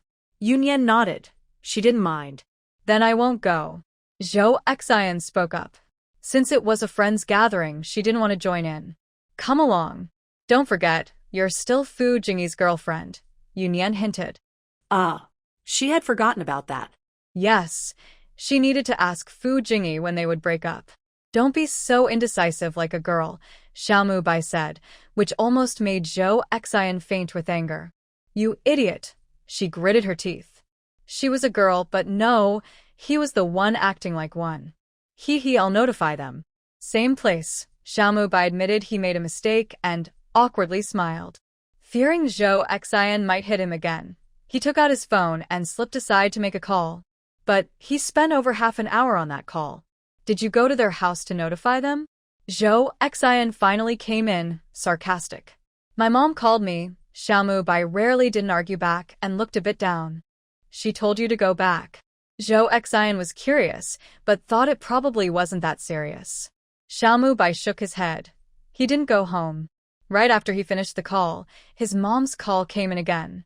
It was the usual talk. She said if he didn't go home, they wouldn't bother him, but she insisted he must go see Jiang Jianyan. She told you to find Miss Jiang? Seeing his expression, Yunyan guessed there was probably no other reason. Yeah. She told you to find your girlfriend, so why are you hesitating? Zhou Xian was speechless. Someone unfamiliar might think she was trying to trap him. But I already told them everything. He had to wait for Jiang Jianyan to finish work. It was dinner time now. They went to the gathering, leaving him, the organizer, all alone. He felt so miserable. Then bring Miss Jiang along. Yunyan opened her mouth mischievously, suggesting that more contact would help him discover more problems and reveal more contradictions. Otherwise, only the two of them would be involved, and Xiaomu Bai was easy to please, but he might quickly lose his way again. But Xiaomu Bai hesitated. Jiang Jian was not really part of their circle and couldn't play along. Like a girl so indecisive. Are you going or not? Zhou Xian slapped him, saying that sister you had already told him to go. Yes. Xiaomu Bai was startled by her slap. Was this tomboy raised eating spinach? Such strength. He decided not to care anymore. He wanted to go with them anyway. And if he really ended up with Jiang Jian, it was unavoidable. Actually, if they could accept Jian, since his parents liked her, it wouldn't be a problem. Xiaomu Bai left early in the evening to pick up Jiang Jian. Before leaving, he took out another mink fur accessory to give to Jiang Jian. You're giving this to your girlfriend? Zhou Xian looked at Xiaomu Bai with some difficulty. It was fine to give it to them, but giving this to his girlfriend? Was that appropriate? And was he being too thoughtless? From their brief interactions, she could tell that Jiang Jian didn't match this outfit at all. What's wrong? Nothing, just go quickly. Yunyan directly shooed him away, letting him give whatever he wanted. Would she really dislike this? After Xiaomu Bai left, Zhou Xian questioned in her soul. Yunyan smiled. Who knew? Anyway, she was sure she would dislike it. They sat for a while longer, and when it was about time, they prepared to leave. When they arrived at the private room, Han Zheng was already there. He hadn't reported to the Kyoto military district yet. He was on leave at home these days. After the last incident, he had less contact with his friends and mostly stayed indoors. Seeing everyone come in, he reflexively stood up. You all are here. After standing, he felt his reaction was a bit exaggerated and awkwardly spoke. Hello. Zhou Xian sensed the awkward atmosphere and peeked out from behind Yunyan to wave hello to Han Zheng. Hello to you too. Are you here to make a joke? Yunyan almost wanted to laugh. What was he doing? Sit here. Huo Yan pulled Yunyan to sit down together. Zhou Xian, who was a bit slower, could only sit on the single sofa beside them. Everyone sat down, but no one spoke. Zhou Xian was missing Xiao Mubai very much at this moment. With him here, at least the atmosphere would be lively. These people couldn't sit still at all. They all stayed silent. She wanted to say something, but the problem was she didn't know them well enough. Especially Han Zheng, who she had only met once or twice. I wonder if Xiao Mubai has picked up someone yet? Zhou Xian started with a relatively safe topic. Who did Mubai go to pick up? Hearing someone finally speak, Han Zheng also relaxed and quickly joined the conversation. His girlfriend. He has a girlfriend? Han Zheng was shocked. He didn't know about this. Huh. Zhou Xian looked at Yunyan for help. Oh my. She thought for a long time and decided this was the safest topic. But maybe she still stepped on a landmine? Did Mubai not tell you? When Run Lin raised an eyebrow. That's right, he hadn't been around lately and didn't know about this. Han Zheng shook his head, looking a bit hurt. He thought he and Xiao Mubai had the best relationship, but it turned out he hadn't told him he was dating someone. Were they really drifting apart? Even Xiao Bai was becoming distant from him. Maybe he forgot, Huiyan said, not to comfort Han Zheng but simply speaking the truth. It's possible. That idiot often forgets he has a girlfriend, ha. Zhou Xian hurried to fix the situation. She thought, I should have kept my mouth shut from the start. Suddenly, there was a noise at the door. Fu Jingyi came in. Zhou Xian turned around and desperately winked at him. It's possible. That idiot often forgets he has a girlfriend, ha. Zhou Xian hurried to fix the situation. She thought, I should have kept my mouth shut from the start. Suddenly, there was a noise at the door. Fu Jingyi came in. Zhou Xian turned around and desperately winked at him. Fu Jingyi looked at Zhou Xian with a smile, wondering what she was trying to say. What's wrong? Fu Jingyi's Han Zheng almost spat blood. Xiao Bai was dating someone, and old Fu was dating someone too, and they didn't tell him? What were they even doing? Showing off their love? No, we're just pretending, acting like we're dating. Zhou Xian quickly pushed Fu Jingyi aside to explain. Oh man, she asked him to help fix it, but he just made things worse. She wasn't very familiar with Han Zheng, but she could see he looked like he was about to fall apart. What's going on? Fu Jingyi sat next to Han Zheng and joked, such a big reaction just because you're dating? You guys didn't tell him? Wen Ren chuckled happily. Hua Yan, unconcerned, was playing with Yunyan's fingers. He already knew about his and Nian situation. It wasn't exactly a planned announcement, but on the first day he was with Yunyan, he was so excited that he told everyone he could. Except his family, he managed to persuade his mother to go on a trip. If his mother found out about his relationship with Nian, she might leave him and go back home. Fu Jingyi finally understood what Zhou Xian's teasing eyes meant just now. He shrugged innocently at her. They didn't have enough understanding for him to grasp the subtle hints she was giving. Fu Jingyi briefly explained the situation to Han Zheng. Xiao Bai often forgets about his relationships, and you know he's playful. Given Xiao Mubai's easygoing nature, he might have truly forgotten to tell Han Zheng. Or he might have thought it wasn't a big deal. Even if they are close, they don't usually share every detail with each other. That makes sense. Han Zheng finally felt a bit relieved. He had just felt overwhelmed, like he was completely excluded from everything. But can his relationship with them really go back to how it was before? He took a deep breath. Since things are like this, he decided to take it slowly. Han Zheng's expression returned to calm as he joined their casual chat. Xiao Mubai, who was going to pick up his girlfriend at the university gate, was just leaving with Jiang Jianian. They hadn't seen each other for over a month, and the last time they met, things hadn't gone well. Long time no see, Xiao Mubai said dryly. Yeah, long time. Are you just back? Jiang Jianian was more relaxed, smiling as if their previous disagreement never happened. Yes, I just arrived in Kyoto today. As they reached the car, Xiao Mubai didn't drive himself. He was sent by Run Lin's driver. They sat in the back seat, and the atmosphere was a little awkward. Want to go eat? Jiang Jianian asked first. I've made plans with some friends. Do you want to come with me? Is it Miss Yu and her friends? Jiang Jianian tilted his head and asked. Xiao Mubai nodded. Do they mind? I told them about it. Okay, then let's go together. Jiang Jianian smiled gently, no longer holding any grudges from before. Here's the gift I brought you. Xiao Mubai relaxed and took out the clothing from beside him. When Jiang Jianian first heard about the gift from Xiao Mubai, his face showed obvious happiness. But when he saw what Xiao Mubai pulled out, his expression stiffened for a moment. Then, he quickly returned to normal and accepted it. Thank you. Did you buy this where you were on your business trip? Xiao Mubai's mother told her that Xiao Mubai was on a business trip. Okay. It should be very cold there. You're wearing such thick clothes. I must say, Jiang Jianian is good at choosing topics that Xiao Mubai likes to talk about. That's also why the two of them could get along peacefully before.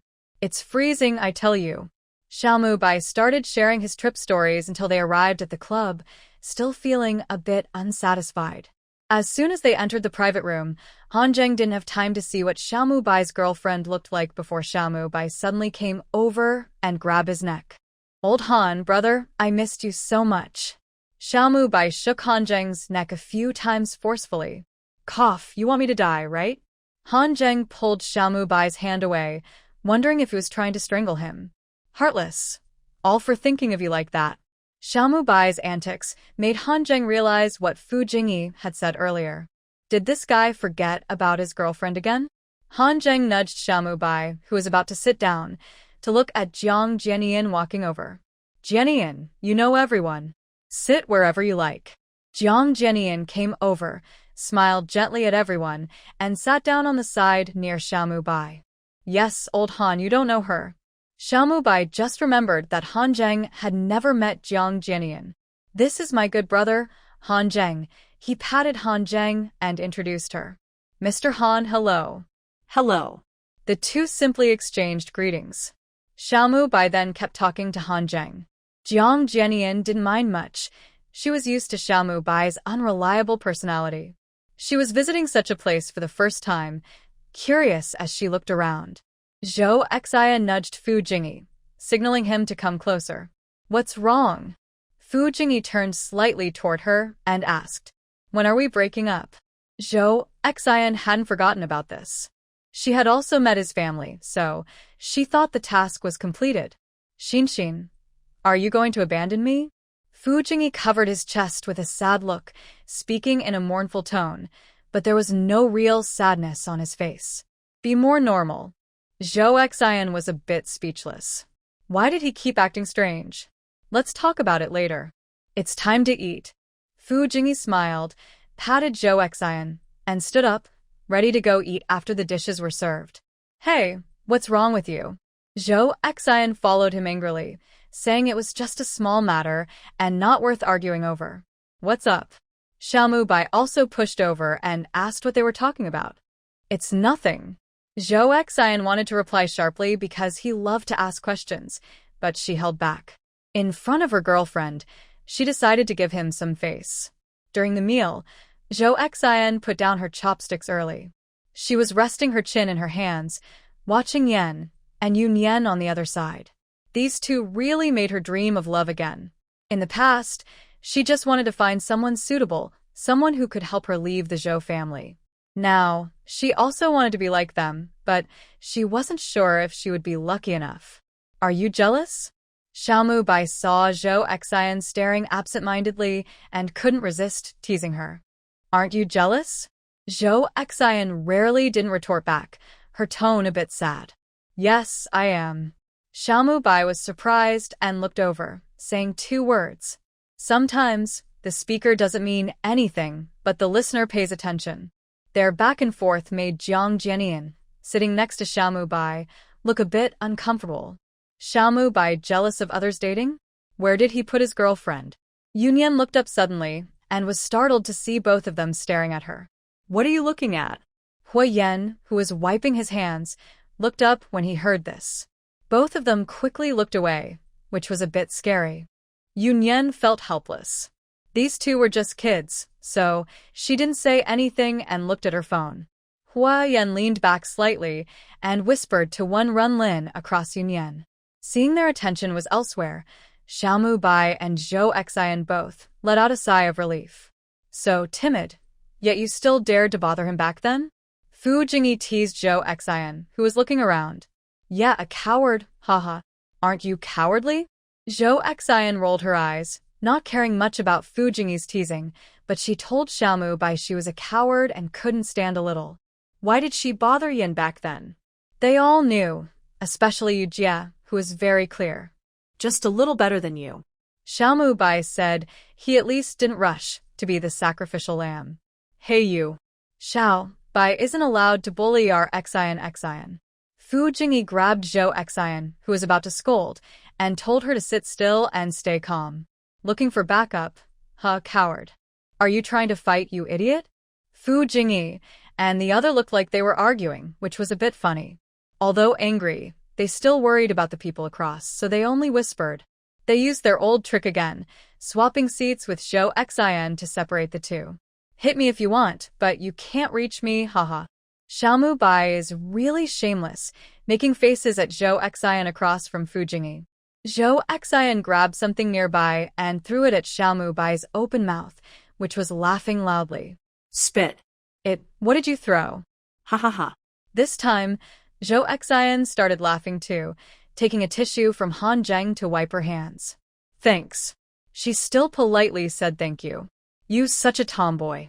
Xiaomu Bai was about to push his chair back and stand up when Jiang Jiani held him back. She was still shocked by their relationship, and before she could recover, Xiaomu Bai and Zhou Xian started arguing again. Was Zhou Xian being too rude? Is it appropriate to joke around with her boyfriend in front of her? Xiaomu Bai remembered Jiang Jiani was nearby and sat back down reluctantly. Miss Zhou. Han Zheng looked complicated as he called out to Zhou Xian, hesitating to speak. What's wrong? Zhou Xian turned to look at Han Zheng, picked up her cup, and took a sip to calm herself. Han Zheng signaled for her to come over, and she moved closer. Han Zheng whispered something. Cough cough, you. Cough cough. Zhou Xian choked on her water and coughed uncontrollably. Fu Jingyi hurried to pat her back. What's wrong? How could drinking water make her choke so badly? After finally calming down, Zhou Xian patted her chest and almost died from the shock. What's going on? What did Han Zheng say that made her react so strongly?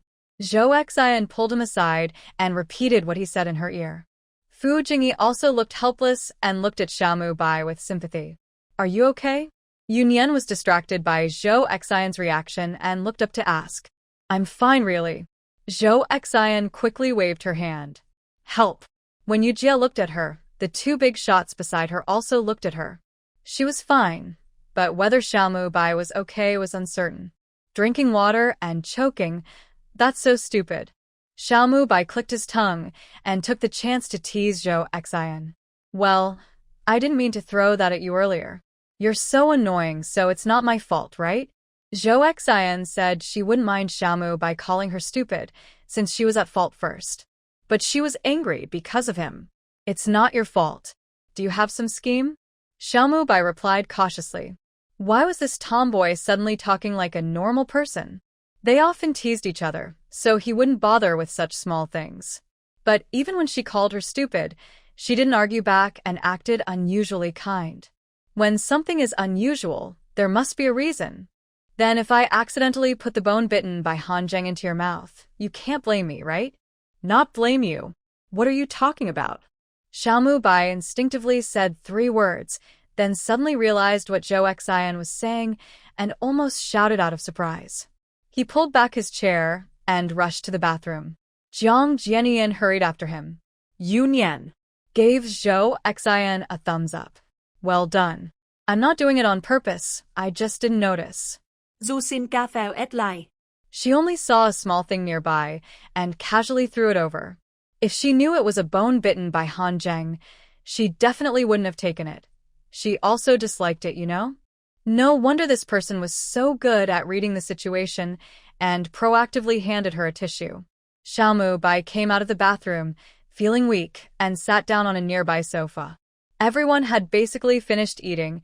Even those who hadn't finished were too upset by this incident to continue. They all moved to the sofa and sat down. Miss Zhou, joking should be appropriate. Jiang Jianian sat next to Xiao Mubai, poured him a glass of water, and said. Zhou Xian pursed her lips silently, knowing she was at fault first. Yun Yan, sitting in her chair, subtly frowned. Over time, Zhou Xian had become part of her circle. After all, she was the one who invited her. Jiang Jianian's lecture-like words seemed to be scolding a student. It's okay, she didn't do it on purpose. Xiao Mubai waved his hand. Zhou Xian wouldn't deliberately do something so disgusting to him. He originally came out intending to scold this woman harshly. But hearing Jiang Jianian say this, he felt it was a bit of an overreaction. Xin, don't play with him anymore. Fu Jingyi smiled and said, as if joking like a child. In fact, he was subtly planting the idea in Xiao Mubai's mind. Han Zheng looked at Fu Jingyi with some surprise. Isn't he supposed to be fake? And he's so protective. Does that mean he's serious? The problem is, they don't seem very suitable together. Mama Zuxin not that. Jiang Jianian's words had already made her unhappy. She held back and didn't speak. Now she simply agreed with Fu Jingyi. I'm not mad at you. Why don't you want to play with me anymore? Xiao Mubai disagreed, saying nothing. Just not playing with you. Zhou Xian snorted, sounding a bit annoyed. You're not a kid anymore, and Jiang Jiani smiled helplessly. She had been somewhat annoyed with them just now, but now she thought these two were even more childish than her students. But before she could finish speaking, she was interrupted. Zhou Xian, come here. Yun Yan, who was sitting on the sofa looking at her phone, suddenly called out to Zhou Xian. Jiang Jiani, annoyed by the interruption, didn't say anything. I'm coming. Zhou Xian stood up happily and ran over to Yun Yan. Yun Yan whispered a few words to her, and Zhou Xian nodded. What are you two talking about? Xiao Mubai looked at their whispering and was curious, acting like a cat trying to catch something. Just giving Zhou Xian some tasks. Do you need help? Xiao Mubai became interested. He's the kind of person who loves stirring trouble. If Zhou Xian can do it, he can too. No need for you. Sister Yu, should we handle someone? Zhou Xian rolled her eyes at Xiao Mubai, annoyed by his meddling. No need. Let's wait and see. Yun Yan shook her head. From the port city? Wen Runlin frowned and asked. One of the sides. Many are interested in cybersecurity, but few dare to get involved. If they dare to do it, she won't be polite. They're tired of life. I'll go over. They've come to Kyoto, which means he's been away too long. No one takes him seriously anymore. Killing won't solve the problem. Huoyan calmly said. Removing a few people won't fix everything. Nian Nian should have her own plan. They just need to cooperate with her. I'll handle it myself. Yun Yan nodded. This matter doesn't need to be dealt with secretly. She wants to cut off their claws openly. Her eyes were deep, showing a hint of killing intent. Maybe she really should clear out those two. Jiang Jiani clenched her hands on her lap. Are they really talking about killing? Wealthy and powerful people can ignore the law like this. Jiang Jiani felt her worldview being shaken. Compared to her traditional upbringing, today's events completely overturned her understanding. She wanted to stop them but felt she had no right to speak. She looked conflicted and troubled. Fu Jingyi watched silently and chuckled to himself. He thought he should add fuel to the fire. Just as he was thinking this, Yun Yan handed him a ladder. Old Fu, you and Zhou Xian go together. Yun Yan looked at him with a meaningful gaze. He's been investing quite a lot recently. She's targeting Chu Heng's political enemies. Maybe he can take the opportunity to get a share. Are you saying? Fu Jingyi's eyes lit up. He became interested when it came to business talk. It seemed he could once again benefit from Yun Yan. That's up to you. You can talk to the Chu family. You kill people, I just clean up. That's not right. Fu Jingyi smiled brightly. Yun Yan ignored his fake politeness and continued to look at her phone. Fake. Xiao Mubai spat at him. Really? Then I guess you wouldn't want to walk with someone as fake as me. Fu Jingyi looked at Xiao Mubai with a half smile. Are you inviting me to go with you? Xiao Mubai immediately perked up, standing up quickly. Jiang Jianian didn't even hold him back. Xiao Mubai squeezed himself between Fu Jingyi and Han Zheng to sit down. I was planning to invite you to go with us, but now, as for me, this fake person. Who dares say my dear brother is fake? I'll settle this with him. Xiao Mubai pulled Fu Jingyi's arm and shook it, acting very determined. TSK, where's your integrity? Du xin công lại. This guy was really embarrassing. On the ground. Han Zheng responded, breaking the mood. Why do you need that? Old Fu, brother, do you want to take me along? Xiao Mubai ignored the others, grabbing Fu Jingyi's arm and shaking it. He was determined to stick with Fu Jingyi. Sure, let go. Fu Jingyi was almost dizzy from being shaken. He had planned to take him along anyway. Xiao Mubai gave Zhou Xian a proud look. Zhou Xian rubbed his forehead, feeling embarrassed. Mubai, I want to go back first. Jiang Jianian, feeling a bit restless, finally spoke up after holding back for a while. Oh, okay, I'll take you back first. Xiao Mubai stood up. His goal was achieved. Anyway, he lived with Zhou Xian, so he wasn't worried about them sneaking away. After they left, Fu Jingyi smiled and said, Want to bet whether Xiao Bai can really go or not? Why wouldn't he go? Zhou Xian asked curiously. That guy was so persistent, he was going to follow regardless. Could he suddenly back out? Or was he playing tricks again? His girlfriend doesn't seem very happy about him going, Han Zheng said thoughtfully, resting his chin. It seemed Miss Jiang wasn't very pleased. Xiao Bai is about to make his first move of resistance. Fu Jingyi's smile deepened. Zhou Xian looked confused. What was he talking about? Adults matters. Kids shouldn't interfere. Forget it, I'm not saying anything. Zhou Xian huffed with pride and turned away. She wasn't interested in that foolish matter at all. I'm going back now. Are you guys leaving or staying? Yunyan stood up and stretched lazily. She still needed to organize some documents before going back. I'll take you back, Hoyan said, reaching out to hold Yunyan's hand and leading the way outside. Let's go together, someone suggested. It's getting late, and everyone stood up to leave. Did you bring the driver? After leaving, Han Zheng drove ahead himself. Fu Jingyi asked Zhou Xian, who was walking beside him, if she needed a ride home. No need, I live at Sister Yu's place, Zhou Xian said proudly. Oh, that's good, Fu Jingyi replied politely. Honestly, talking with him was always quite pleasant when he wanted. Yeah, and I have to thank Xiao Baiqi too. If he hadn't moved in first, she wouldn't be living at Sister Yu's house. I'll take you there, Fu Jingyi offered. Oh, no need. Zhou Xian looked at the group walking ahead. They were so close, did they really need to be escorted? You're still my girlfriend. I should take you home. Fu Jingyi pointed to the people in front. We're not really, Zhou Xian reminded him, thinking about when they would break up. Let's talk about it when we get back. Come on, we're falling behind. Fu Jingyi insisted on escorting Zhou Xian and followed along. Everyone except Han Zheng had arrived here. Zhou Xian, someone called. Yes. Zhou Xian turned around after entering the living room and saw Fu Jingyi holding his phone toward her. What are you doing? Zhou Xian leaned in to see that he had just taken a photo of her. You. She watched him send the photo to Xiao Mubai, swallowing the words, Are you secretly in love with me? Xiao Mubai quickly replied, I'll be back soon. SK, you're so shameless, she thought. Sending that to Xiao Mubai clearly told him they were all here. With his love for making trouble, he probably couldn't wait to leave his girlfriend and rush back. He didn't care about disturbing her date, not afraid of getting struck by lightning. Besides, Xiao Mubai was with his girlfriend, yet he kept playing on his phone and replying so quickly. I'm just doing a good deed. Fu Jingyi waved his phone and looked at Zhou Xian with a meaningful smile. Zhou Xian felt uneasy under his smile, rubbed her goosebumps, and quietly moved away from him. When Xiao Mubai received Fu Jingyi's message, he was on his way to take Jiang Jianyan home. The two were silent for a moment, then Xiao Mubai took out his phone, just as Fu Jingyi sent a message. Seeing the pictures Fu Jingyi posted, I thought they had another date, so I couldn't sit still. I quickly pressed my phone, telling them to wait for me to come back and join the fun.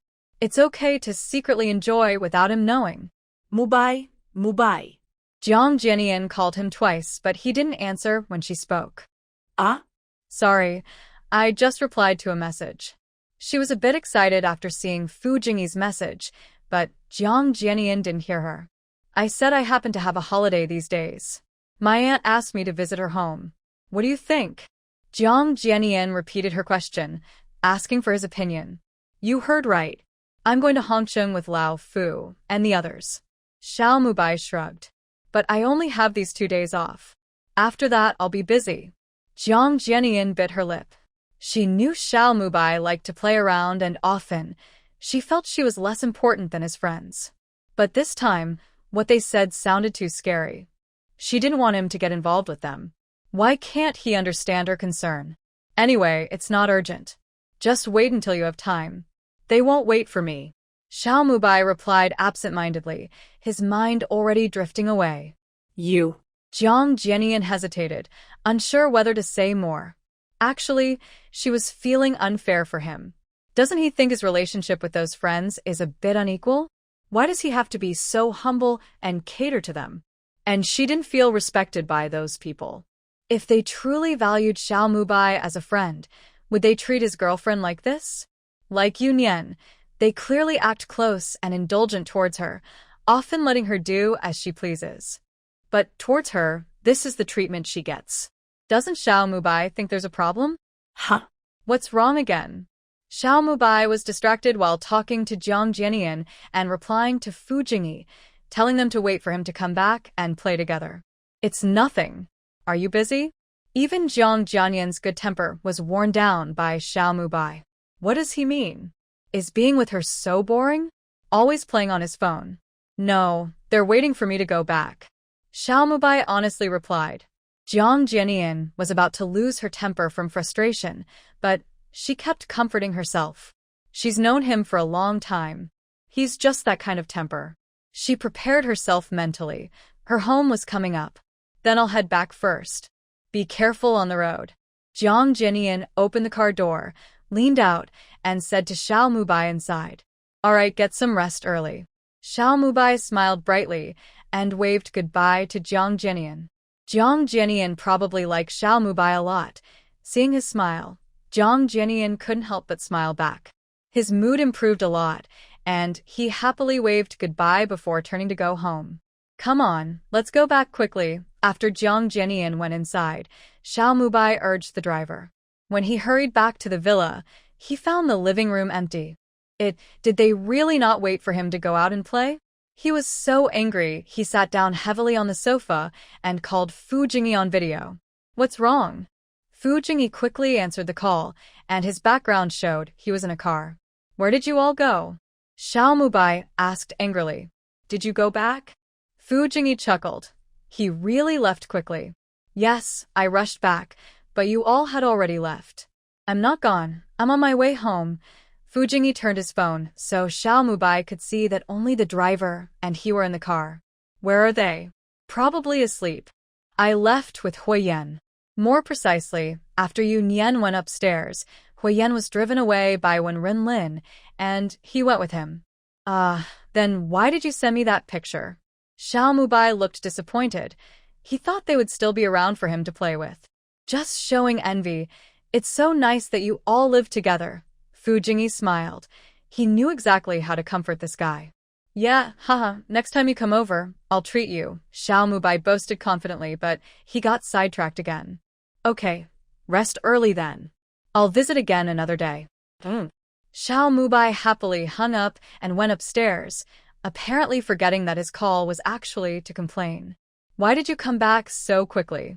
Zhou Xian just opened her door and saw Xiao Mubai, who lived next door, coming over.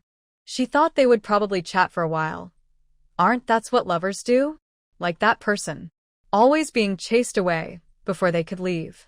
Of course, Xiao Mubai proudly replied, that's necessary. Zhou Xian was speechless. Was he complimenting himself? You're going to bed so early? Play for a bit. Xiao Mubai chuckled. It was too early for him to sleep now. Play what? Zhou Xian was also a night owl. Otherwise, she wouldn't be out at this hour. Play a couple of games? Sure. The two agreed and went downstairs to find some snacks and drinks, then played games on the sofa until they were completely absorbed. Finally, they just fell asleep in the living room. In the morning, when Renlin went downstairs and saw two people sleeping awkwardly on the sofa. They played games until 3 or 4 in the morning, the butler said, having heard from the night shift maid earlier. The maid looked tired too. She had been busy all night. These two really eat a lot. They hardly stopped talking, and he had to find food and drinks for them many times. They only fell asleep after drinking some alcohol late at night. He then cleaned up and took out 2 bags of trash. When Renlin's mouth twitched, but he didn't wake them. He simply went out for morning exercise. When he returned, the two were already awake. They had been woken up by Qinglong and Hanzhan earlier that morning. Recently, Wen Renlin and Yunyan hadn't gone out, so these two went to the training base instead. As soon as they entered the living room, they were shocked to see the two sprawled out on the sofa. Qinglong even blurted out a phrase from traditional culture. It scared him half to death, thinking their family's master had done something again and hadn't cleaned it up. Zhou Xian was awakened first by the noise, rubbing her eyes and sitting up. After a few seconds, she remembered where she was. Xiaobai, wake up quickly, she said, kicking Xiao Mubai with her foot. He was still sleeping deeply. Xiao Mubai also groggily woke up. Hey, what are you guys doing running into my room so early in the morning? He was obviously still sleepy and everyone was speechless, ignoring him. Zhou Xian got up, shook her neck, and looked exhausted from sleeping so much. She decided to go back to her room to rest properly. Hanzhan and Qinglong also went back to their rooms to catch up on sleep. They hadn't slept all night. Left alone was the still unaware Xiao Mubai, sitting in place. When Wen Renlin returned, he saw them sitting blankly on the sofa, staring into space. What's wrong with you? Wen Renlin asked with a smile, noticing how drained they looked. Feeling a bit fuzzy in the head. I'm going to take a nap, Xiao Mubai said, standing up and staggering upstairs. Wen Renlin shook his head helplessly and went to his room to take a shower. When Yunyan came downstairs, the living room was empty. It was almost noon, and she only came down because Huiyen said he was coming to see her. Are they both not here? She asked the butler, noting that 2 more people had arrived at the house. The master went out, and those 2 stayed up late last night, so they probably haven't gotten up yet, the butler replied. Yunyan nodded. Before long, Huiyen arrived. Is Yunyan alone? He asked. Had those 2 troublemakers come out to bother her? You're here, she said.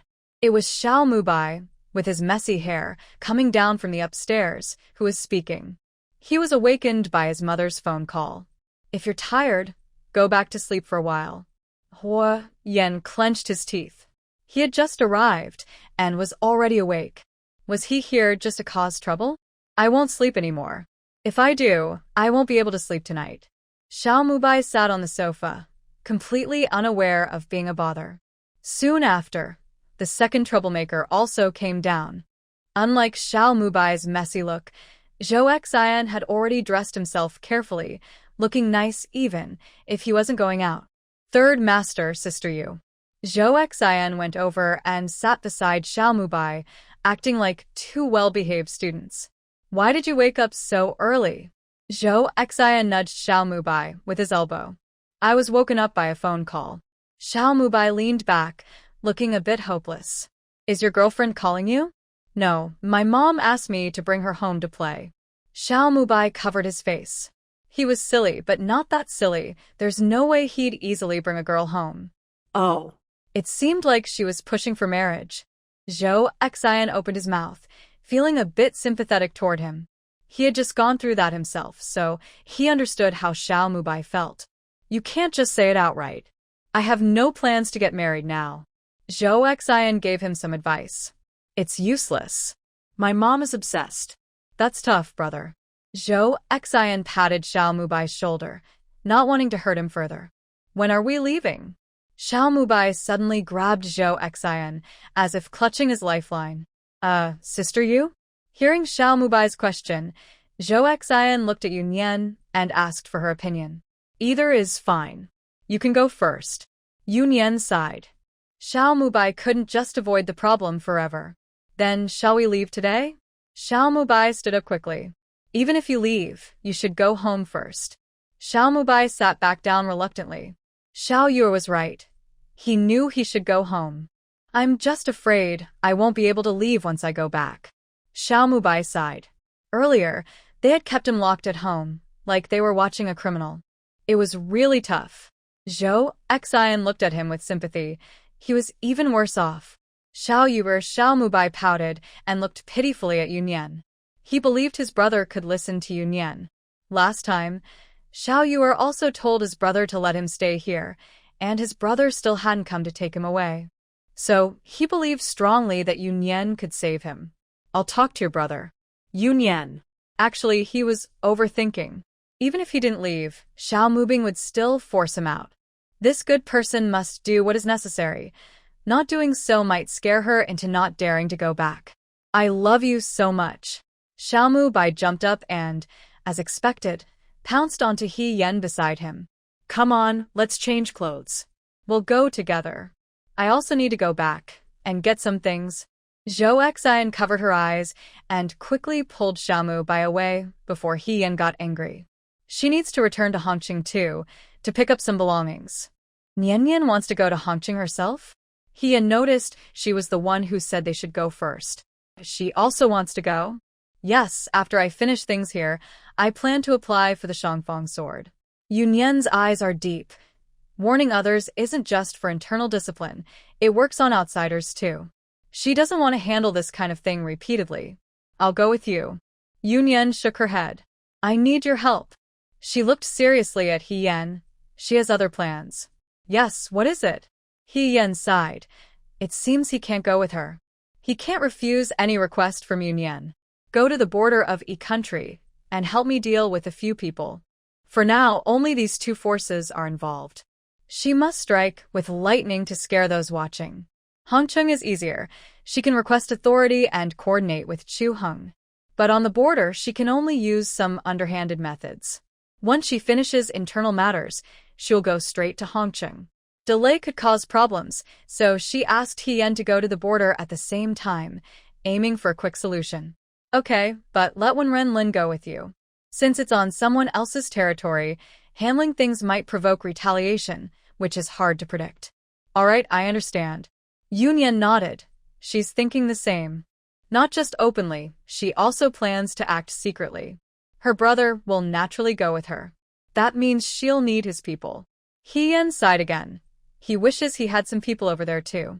That way, he could exchange with Wenren Lin. He also wants to accompany Nian Nian. He reached out and pulled her into his arms, leaning his head on her shoulder and nuzzling her. Although he understands and supports Yunyan, every time this happens, he really wants to hide her away, far from all the blood and chaos. Are you upset? Yunyan sensed he was feeling a bit down. No, I just feel lucky that I can help you. He Yan tightened his grip on her hand. If he could only watch her face the storm alone and powerless, he thought that feeling wouldn't be very good. I've always been helping you, so I feel lucky to have met you. Yunyan hugs He Yan's waist, resting her head on his chest, listening to his strong heartbeat. Nian Nian. Oh, come on, what are you doing in broad daylight? He Yan hasn't had time to express his feelings before being interrupted by Xiao Mubai's exaggerated voice. Yunyan gets up from He Yan's embrace, looks up and sees Xiao Mubai coming down the stairs, followed by Zhou Xian, looking awkward. This guy is really speechless. Clearly, he saw them being affectionate, but he quietly slipped away. Yet he insists on coming over to bother them in a sneaky way. We're leaving soon, very soon. Seeing He Yan's darkening face, Zhou Xian suddenly pulls Xiao Mubai's collar. Cough cough, are you trying to cause trouble? Xiao Mubai stumbles as she's pulling him, almost choking him with his collar. Shut up, let's go. Zhou Xian pulls Xiao Mubai by the collar and drags him out. When will they stay until? He Yan grits his teeth, annoyed that the atmosphere has been ruined. It's rare to hear Yunyan say something like that, but this troublemaker spoiled it all. Depends on the situation. Let's see when Xiao Mubai can resolve his problem. They've taken up all of Nian Nian's time. He Yan wraps his arm around Yunyan's waist, pulling her close. Third Master He. Your tone sounds a bit resentful. Yoon Yen smiles exaggeratedly. They've only been here 2 days. Having a girlfriend so popular. What can I do? I can't even get a turn. He Yen sighs softly. Of course, the boyfriend is the most important. I give you the right to cut in line. Yoon Yen reaches out, touches He Yen's face, turns to face him, and gives him a big smile. He Yen's lips unconsciously curl up. Nien Yen says he's the most important. The most important. Cough cough. When Runlin enters from the door, noticing how close these two are, and politely reminds them, "Brother, you're back." Yoon Yen immediately releases He Yen and runs over to her brother. He Yen left behind. Didn't he just say he's the most important? What's the matter? Tell me. When Runlin knows her too well. Seeing her like this, she must need help with something. And she came out to greet him. Normally, he wouldn't get this treatment. Take me to Gangcheng. Okay, are you not going? When Runlin looks at Hien. If Hien goes, there's no need to specifically find him again. He has other tasks. Yoon Yen speaks first, and Hien can only nod helplessly. You're really good at planning. When are you leaving? The day after tomorrow. Yoon Yen finished arranging her brother and sat back down. Hua Yen smiled slightly. Nien Yen leaned on him because he was the most important. When Runlin couldn't bear to watch anymore and thought, can Hua Yen be a bit more promising? Has Mu Bai gone back? Probably at home being disciplined. Yoon Yen cheerfully said she had asked Xiao Muheng to go back and rescue him, but she wasn't sure if it was too late. At this moment, Mu Bai wasn't just being disciplined, he was also being questioned at home. He had planned to visit his parents and then leave, but as soon as he entered, he was shocked. His 2 sisters were at his house. His mother had planned for Mu Bai to bring Jiang Jianyan home today and specifically asked her 2 sisters to come and check things out. However, Mu Bai didn't cooperate. As a mother, she couldn't just bring a partner for Mu Bai. So, as soon as Mu Bai entered, he was attacked by them, and the noise made his head buzz. They say 3 women make a show, especially when they are older. Mu Bai felt like crying but had no tears. He wished he hadn't come back. Xiao Bai, I heard from your mom that the girl is pretty good.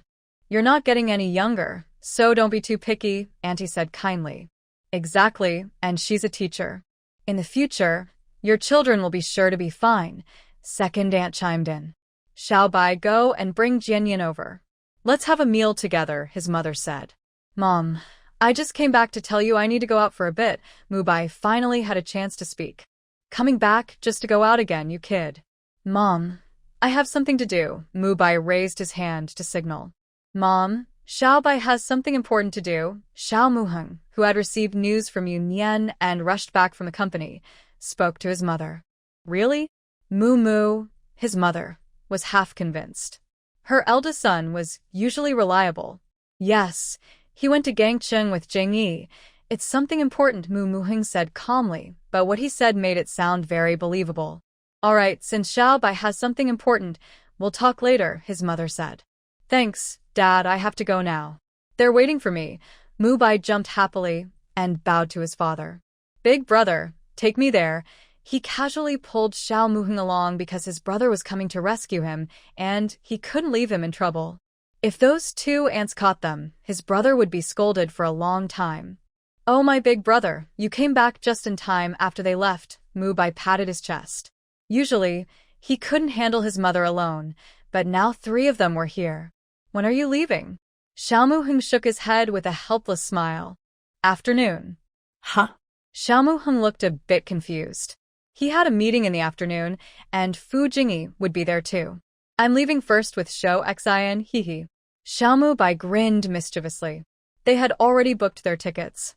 Hearing this, Xiao Muheng smiled meaningfully. Then you should have discussed it with Miss Jiang. I told you Jian Yan was there yesterday too. Xiao Muheng looked innocent. He wasn't lying. Oh, I heard my mom talking to Miss Jiang when I left in the morning. I thought you stood her up. Xiao Muheng looked harmless when he smiled. Sometimes, he still had to act a little sneaky. Sure enough, Xiao Mu Bai's smile faded. He was relatively innocent, but not foolish. When they discussed this yesterday, Jiang Jianyan was present. On the way back, they talked clearly. So, what is she up to now? Trying to force a marriage with his mom? Xiao Muheng decided to stop pushing and change the subject with a smile. Where are you taking her? He pushed Xiao Mubai into the car. The problem was planted. When it would burst open was up to their own fate. Xiao Mubai still kept a calm face and gave the address of Zhou Xian's house, a high-end villa area in Kyoto. Xiao Muheng didn't say anything more. Some things had to be figured out by himself. Are you and Miss Zhou going to Hangqing first to the Zhou family? He asked cautiously. Yes, to wait for old Fu at the Zhou house, Xiao Mubai replied casually. Old Fu had formed a deep partnership with the Zhou family in Hangqing. He would go there first, probably to wait for him. Xiao Muheng was speechless about his reaction. Did he think this was no problem? Although Xiao Mubai was quite familiar and comfortable visiting others' homes, he didn't have any worries. The problem was, what was his relationship with Zhou Xian? Just following him home? People from the Zhou family might think differently. Brother, you should go back. When they arrived, Xiao Mubai got out of the car confidently and went into Zhou Xian's house. Xiao Muheng was speechless again. What's wrong with you? After entering, Xiao Mubai's face was clearly not in a good mood. Zhou Xian rarely saw him like this and asked curiously. Xiao Mubai sighed. Women's hearts are like deep waters. Did you argue with your girlfriend? Zhou Xian handed him a bottle of water. Well, you see. Xiao Mubai couldn't hold it in and told Zhou Xian about Jiang Jianyan. I can't say. Zhou Xian was momentarily speechless, and the words she wanted to say circled in her mind before she swallowed them back. She disapproved of Jiang Jianyan's actions and didn't want to use such methods herself. But talking badly about Xiao Mubai's girlfriend seemed a bit wrong. Why do you think she did that? Xiao Mubai couldn't understand why she did it. What's the benefit? Then you should ask her. How would I know? Zhou Xian rolled her eyes. What else could she think? She just wanted to be tied to him forever. You're all women. Oh, you're a tomboy. Xiao Mubai deliberately made a rude comment. Wait, she just called me. What should I do? Xiao Mubai asked Zhou Xian to pause her move to hit him and handed her his phone. Answer it. Why are you giving it to me? Zhou Xian was completely speechless. She asked him to answer? Oh, okay. Xiao Mubai took back the phone and answered the call. Zhou Xian got up and went back to her room to pack her things, leaving space for him to talk on the phone. When Zhou Xian finished packing and came out, she saw Xiao Mubai sitting in the living room, looking a bit dazed. What's wrong? His way of dating seemed to have made him a little abnormal. Jiang Jinyan wanted to invite her to lunch. Oh. Zhou Xian suddenly remembered what Fu Jingyi said last night and seemed to understand his meaning. It seemed Jiang Jinyan didn't want Xiao Mubai to go to Gangcheng with them. I haven't agreed. Xiao Mubai let out a sigh. Actually, they were leaving in the afternoon, so having lunch wouldn't delay anything. But he inexplicably didn't want to go, so he refused. He just said he had to go out soon and would talk when he returned. Oh, you're getting thoughtful. Finally, the fool was a little smarter. If he went, he probably wouldn't come back in the afternoon. What? Xiao Mubai was a bit confused. What did she mean? It's nothing. Did you ask about the problem you're worried about? Zhou Xian changed the subject. She didn't have the habit of talking behind people's backs. She told me herself. Jiang Jinyan took the initiative to tell Xiao Mubai about this. She said Xiao Mubai's mother called her in the morning, asking Mubai to bring her home to play. She thought she had agreed with Xiao Mubai, so she said yes. Unexpectedly, it was Xiao Mubai's mother making the decision herself. When she received the call from Xiao Mubai's mother, she realized Xiao Mubai didn't know about this. She even said it was her fault, that she had caused trouble with the family, and that she should have explained it clearly to Xiao Mubai's mother in the morning. After saying all this, Xiao Mubai had nothing more to say. His initial urge to question faded away. You. Zhou Xian looked at him with some difficulty, then gave up. As long as he's happy, that's enough. Xiao Mubai rubbed his face, feeling a bit reluctant to face the situation. Actually, Xiao Mubai wasn't unaware of the flaws in her words. He just usually preferred to avoid problems. Besides, They were about to leave, and he didn't want to argue about this now. They could talk about it when they got back. Let's forget about all this nonsense. Want to eat? Come on, sister will treat you to something delicious. Zhou Xian waved her hand generously. Ha, actually my brother will treat you. Xiao Mubai remembered there was a new restaurant opened by their family nearby, perfect for a visit. They didn't make a reservation in advance, so there were no private rooms available. They found a seat in the main hall. Business is good here. Zhou Xian looked around. There were quite a few people, almost no empty seats. It's okay. This is my first time here too. Xiao Mubai handed the menu to Zhou Xian and poured her some water. When he was serious, he was very gentlemanly and took good care of Zhou Xian. While ordering, the observant restaurant manager noticed their young master. He hurried over to greet him warmly and enthusiastically introduced the restaurant's signature dishes. Although there were some green plant screens between tables, it wasn't a private room, so privacy wasn't high. The manager brought over some waitstaff, which still drew some attention from others in the hall. Including a young couple at one table, the woman stared carefully at the people over there. She even took out her phone to take a picture. Why are you looking at that? The man sitting opposite asked. Look, that man is my colleague's boyfriend. The woman, full of curiosity, showed her phone to her boyfriend. Jiang Jianyan's dating life wasn't exactly low profile, and Xiao Mubai had gone to pick her up a few times. Their colleagues had also gossiped privately about Xiao Mubai's background, and he was still listed on their school's honor wall. When they learned that Jiang Jianyan's boyfriend was him, the unmarried female colleagues naturally felt a mix of envy and jealousy. It might be a relative or something. Let's not interfere. The man didn't want his girlfriend to meddle. He had just seen the restaurant manager personally go over to entertain that person. It must be someone with status or background. They should just eat peacefully. But I can't just ignore it. I need to remind her. Although she seemed to be speaking well of Jiang Jianyan, her eyes showed a hint of schadenfreude. She sent the secretly taken photo to Jiang Jianyan, saying it was a coincidence that she saw her boyfriend at dinner with another woman. TSK, her boyfriend was not with his girlfriend, but was dining with another woman. Jiang Jianyan received the photo, and her grip on her phone tightened gradually. The photo clearly showed Xiao Mubai's face, but the woman opposite him was partly covered. Even so, she could instantly recognize it was Zhou Xian. She had asked Xiao Mubai out for dinner, but he said he was busy.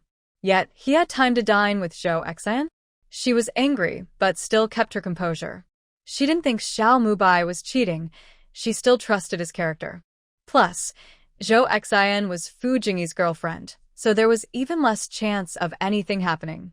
Biting her lip, she felt a bit anxious.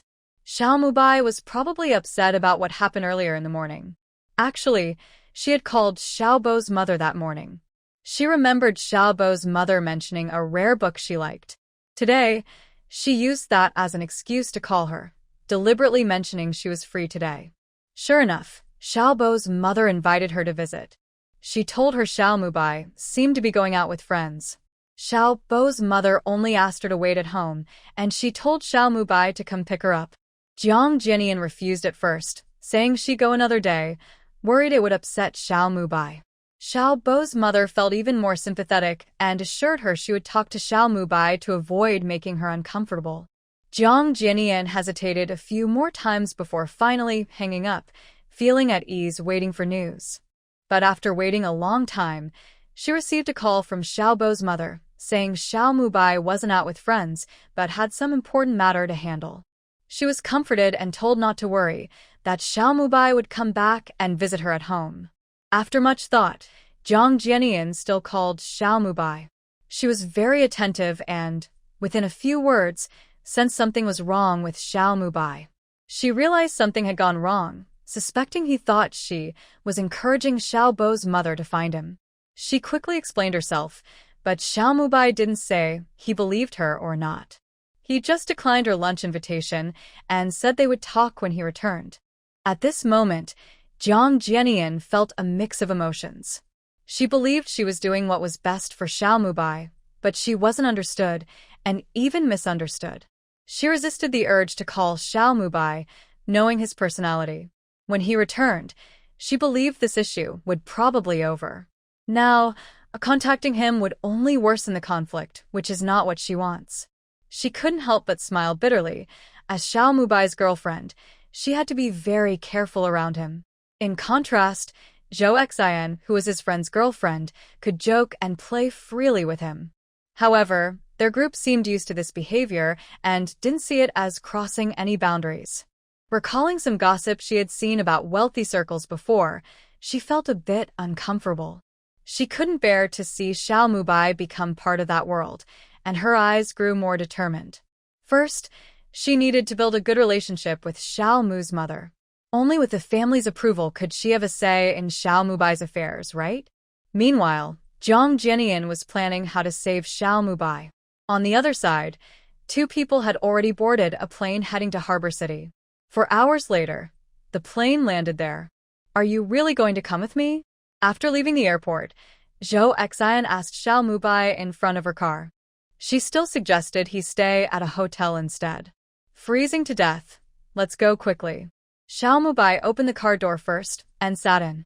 Zhou Xian, helpless, followed. As long as he wouldn't regret it. The car headed to Zhou Gong's residence on the hillside. Although the Zhou family officially didn't split up, everyone had their own house. Most of the younger generation didn't usually stay at home. Zhou Xian was returning to complete a task her sister Yu had asked her to do. Zhou Gong's residence was a typical early Hong Kong-style mansion, very large. They all lived far apart, so as long as they didn't want to see each other, the family rarely met. When they arrived at the villa where the second branch lived, they got out of the car. It was already dark outside. Zhou Xian stood at the gate of the yard, took a deep breath. "Let's go inside." "Why does it feel like you're heading into a battlefield when you go home?" Zhou Xian was stunned by this remark. Was she really like that when she returned home? Even Xiao Mubai, this silly guy, could tell something was wrong. She slowly exhaled and, with some hesitation, led Xiao Mubai inside. She had known since she was young that her family's love wasn't pure. Living in a family like theirs, probably no one was truly innocent. She felt like she was just a tool to compete for attention, so she desperately wanted to leave the Zhou family. "Miss Zhou." As they entered the villa, the servants greeted them. Xin es bak, Mom. Zhou Xian's mother, Dai Xiangrong, was over 50 but looked much younger thanks to good maintenance. Even at home, she dressed elegantly and appropriately. Zhou Xian probably inherited her sense of style from her mother. "Mom, this is Xiao Mubai, my friend from Kyoto." Dai Xiangrong heard Zhou Xian's introduction and immediately thought of Xiao Mubai's identity. "Hello, Auntie." Xiao Mubai is very friendly and waved to Dai Xiangrong with a big smile. "Mr. Xiao, please sit down." Dai Xiangrong invited Xiao Mubai to sit. Xiao Mubai sat down honestly and casually, while Zhou Xian made a face.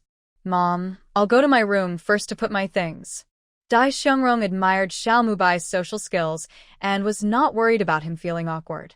Okay, no rush. "Mom will take good care of your friend." Zhou Xian sighed silently and wanted to give Xiao Mubai a look, but he didn't look at him at all. Xin. Only after her mom urged her did Xiao Mubai turn to look at her.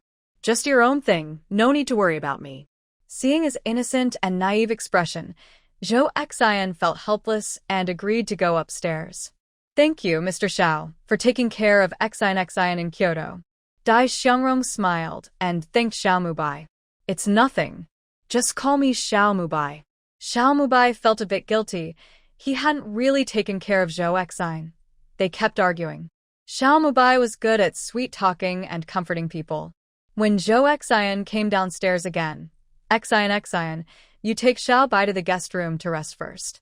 Dai Xiangrong called Zhou Xian over. "Zhu Xin." Just now he was Mr. Xiao, and now he's Xiao Bai? "Let's go, Xiao Bai."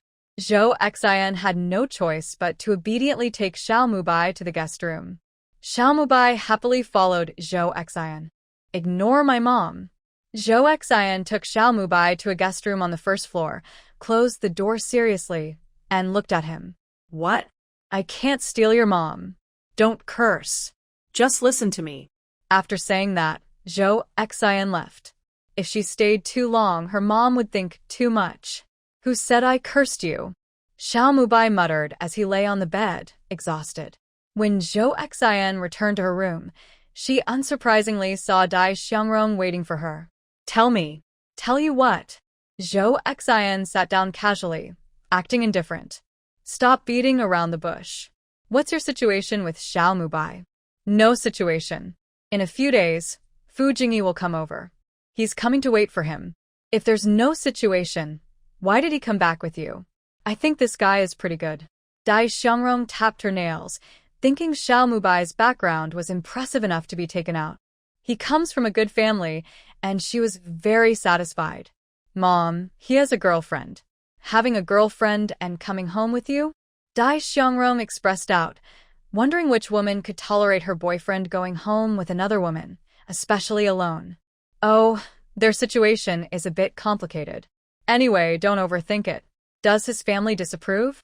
Dai Xiangrong guessed, perhaps implying the other person's background was not good. As long as you know he has a girlfriend, that's enough. Zhou Xian felt a bit annoyed and didn't want to talk more with her mother. So, what if he has a girlfriend? Xian, opportunities are in your own hands. Dai Xiangrong was unconvinced. Mom, are you asking me to be a homewrecker? Zhou Xian looked at her mother in disbelief. You, my child, what homewrecker? They aren't even married. I've been through this myself, I wouldn't harm you. Dai Xiangrong poked Zhou Xian's forehead. Xiao Mubai, that young man, was good. His eyes were pure, without any strange or crooked thoughts. All right, Mom, I'm tired. Let's talk about this tomorrow. Zhou Xian tugged at the corner of her mouth. Since she was young, her mother had always claimed to do things for her good, but had she really?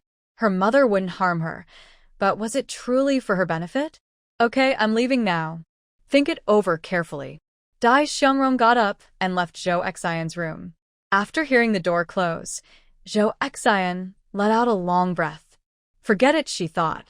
Just sleep now. Tomorrow's problems could wait until tomorrow. The next morning, as Zhou Xian came downstairs, she saw a surreal scene. Xiao Mubai was helping her mother with flower arranging. Xian, come here. Dai Xiangrong waved at Zhou Xian. Xian, come quickly. Xiao Mubai also mimicked Dai Xiangrong's tone, calling Zhou Xian, which made Dai Xiangrong laugh. You silly fool, come here. Zhou Xian went over, grabbing Xiao Mubai's collar and pulling him aside, reminding him not to pay too much attention to her mother. Hey, you're killing me.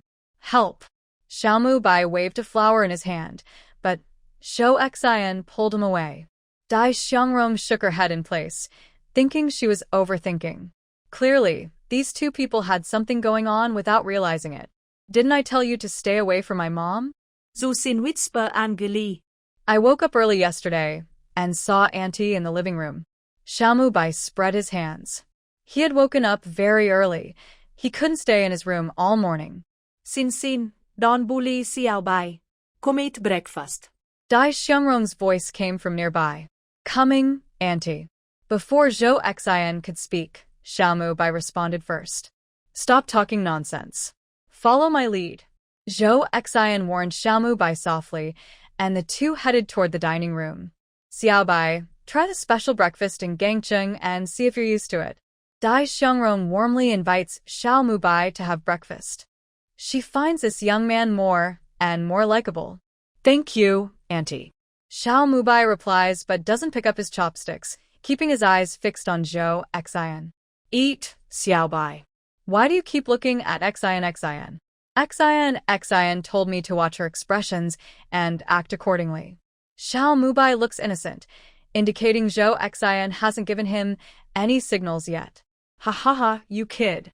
Dai Xiangrong laughs happily. She rarely acts so carefree and unladylike. Zhou Xian sighs silently, annoyed by this fool trying to act clever at this moment. Her mother already thought they had something going on, and now it's even harder to explain. Eat quickly, shut your mouth. Zhou Xian scoops a shrimp dumpling onto Xiao Mubai's plate, almost stuffing it into his mouth to keep him quiet.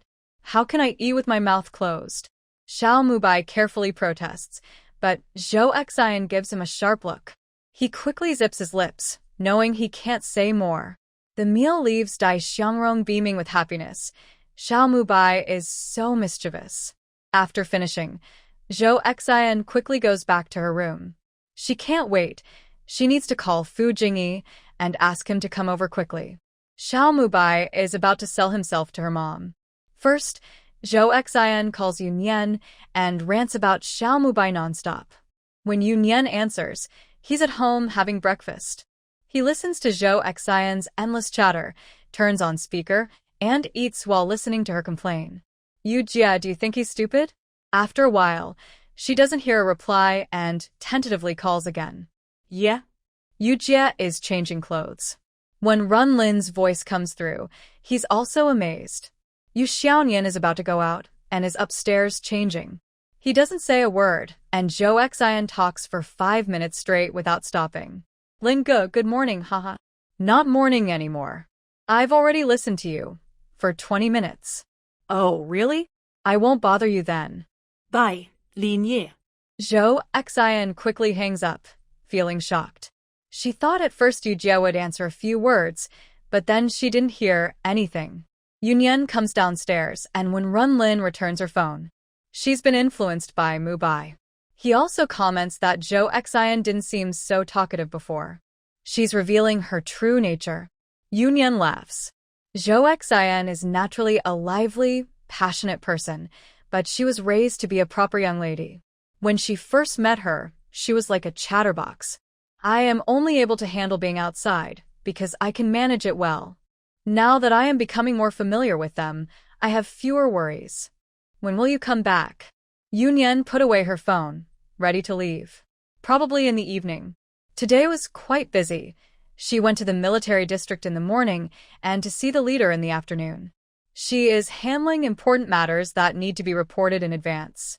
If there's a big fuss, it will scare those old foxes. Once in the office, Yunyan decided not to go out for now, and Hanjan went to train. What's wrong? Did the dog chase you? Yunyan looked at Hanjan, who had just come out and then ran back, teasing him. Isn't he supposed to be at the training ground? My grandpa and cousin are outside. Hanjan's lips twitched. If she said that, it wasn't a problem. Yunyan. It seems Han Zheng came to report today. She didn't mean to scold him. Why are you running when you see them? You could really get bitten. Troublesome. Yunyan was speechless and decided not to bother with him anymore. She opened her computer and started working. This time, she went to Hengqin. To be completely sure, she planned to borrow some personnel from the local troops. She didn't have a personal relationship with the local leader, so everything had to be official. To transfer the personnel, she needed to send formal documents. She printed a few copies and planned to get Old Lin to sign them later. What are you looking at? Hanjan was focused on the screen of another computer. Yunyan stood up with the documents, ready to go to Old Lin's office. That computer only connected to the internal network. What was so interesting? Nothing. Hanjan turned off his computer and followed Yunyan out. They just happened to meet Zhao Nanshi in the corridor. Hello, leader. Zhao Nanshi greeted happily when she saw Yunyan. Congratulations. Yunyan looked at Zhao Nanshi's shoulder insignia. She had been promoted. She usually didn't pay much attention to military district affairs, especially personnel transfers. Thanks to the leader. Zhao Nanshi blushed. She was grateful for Yunyan's help in quickly getting that stubborn person to agree. Keep working hard. Yunyan politely encouraged her, wondering if Zhao Nanshi's shy blush was because of her compliment. Yes, leader. Goodbye. Zhao Nanshi saluted and turned to leave. Rest assured, when Nanchuan wouldn't escape, Yunyan was holding on tight. The two successfully exchanged words without anyone noticing anything unusual. Come back to your senses. What are you thinking about? Hanjan was staring at Zhao Nanshi's back, lost in thought. Yunyan waved her hand in front of Hanjan to get his attention. Nothing. Hanjan reflexively replied. Oh, Yunyan responded with a playful tone. Does he like this type? You're overthinking. Hanjan felt helpless and, seeing Yunyan's expression, knew she was thinking the wrong way. He was lost in thought about the news he just saw. At the military district's martial arts competition, Zhao Nanshi was the champion of the women's group. With such small arms and legs, it's hard to tell. Don't be shy. I'll keep an eye out for you in the future. Yunyan cheerfully patted Han-Jan, but Zhao Nanshi is taken, so no worries there. I don't. Han-Jan emphasized again that he's not interested in Zhao Nanshi's type. Okay, you don't. Yunyan looked like she already knew and was helpless about him. I'm telling the truth. I didn't say I cooked it. Han-Jan was speechless, his face showing mixed feelings. Usually, watching her tease her brother was fun, but now he realizes how annoying she can be when it's him. Seeing Han-Jan's expression, Yunyan smiled proudly. She knew he had no feelings for Zhao Nanshi, she was just teasing him. Seeing his icy face a little was quite amusing. Han-Jan took a deep breath and slowly said 3 words. Little catfish. Yunyan's smile suddenly froze, and Han-Jan's lips curled into a faint smile. Han-Jan. Yunyan gritted her teeth and shouted. She had forgotten about this. When Liangshan called her, he was also present. Han-Jan turned and ran away, just joking, this young lady really knows how to fight. Stop right there. I'm not stupid. I'll come back at noon. After saying that, he was gone, leaving Yunyan standing there, grinding her teeth in frustration. She was actually punished by Han-Jan. This is too unfair, it made her so angry. He can't run from the law. If he has the guts, he better not come back. At the end of the corridor, an office door was open. Inside, a grandfather and grandson stood at the door, both looking somewhat complicated. It was old Han and Han Zheng just finished discussing something. They were about to leave when they heard the noises of Yunyan and Han Zhan in the corridor. Old Han felt emotional. He had never seen such lively Han Zhan in the Han family. The best decision he made was sending Han Zhan to be Yunyan's bodyguard. Since following Yunyan, Han Zhan had changed quite a bit. Han Zheng was more distracted, thinking about how well Yunyan and Han Zhan got along. Han Zhan had fully gained Yunyan's approval. He thought about himself. He used to be like that with them, but now there seemed to be an invisible barrier. Especially Yunyan towards him. She seemed the same as before, but he could clearly sense her distance. He sighed, wondering how he had been so foolish back then. Han Zheng, look ahead. Old Han spoke calmly. Han Zheng was the younger generation he trusted most and had invested the most effort in.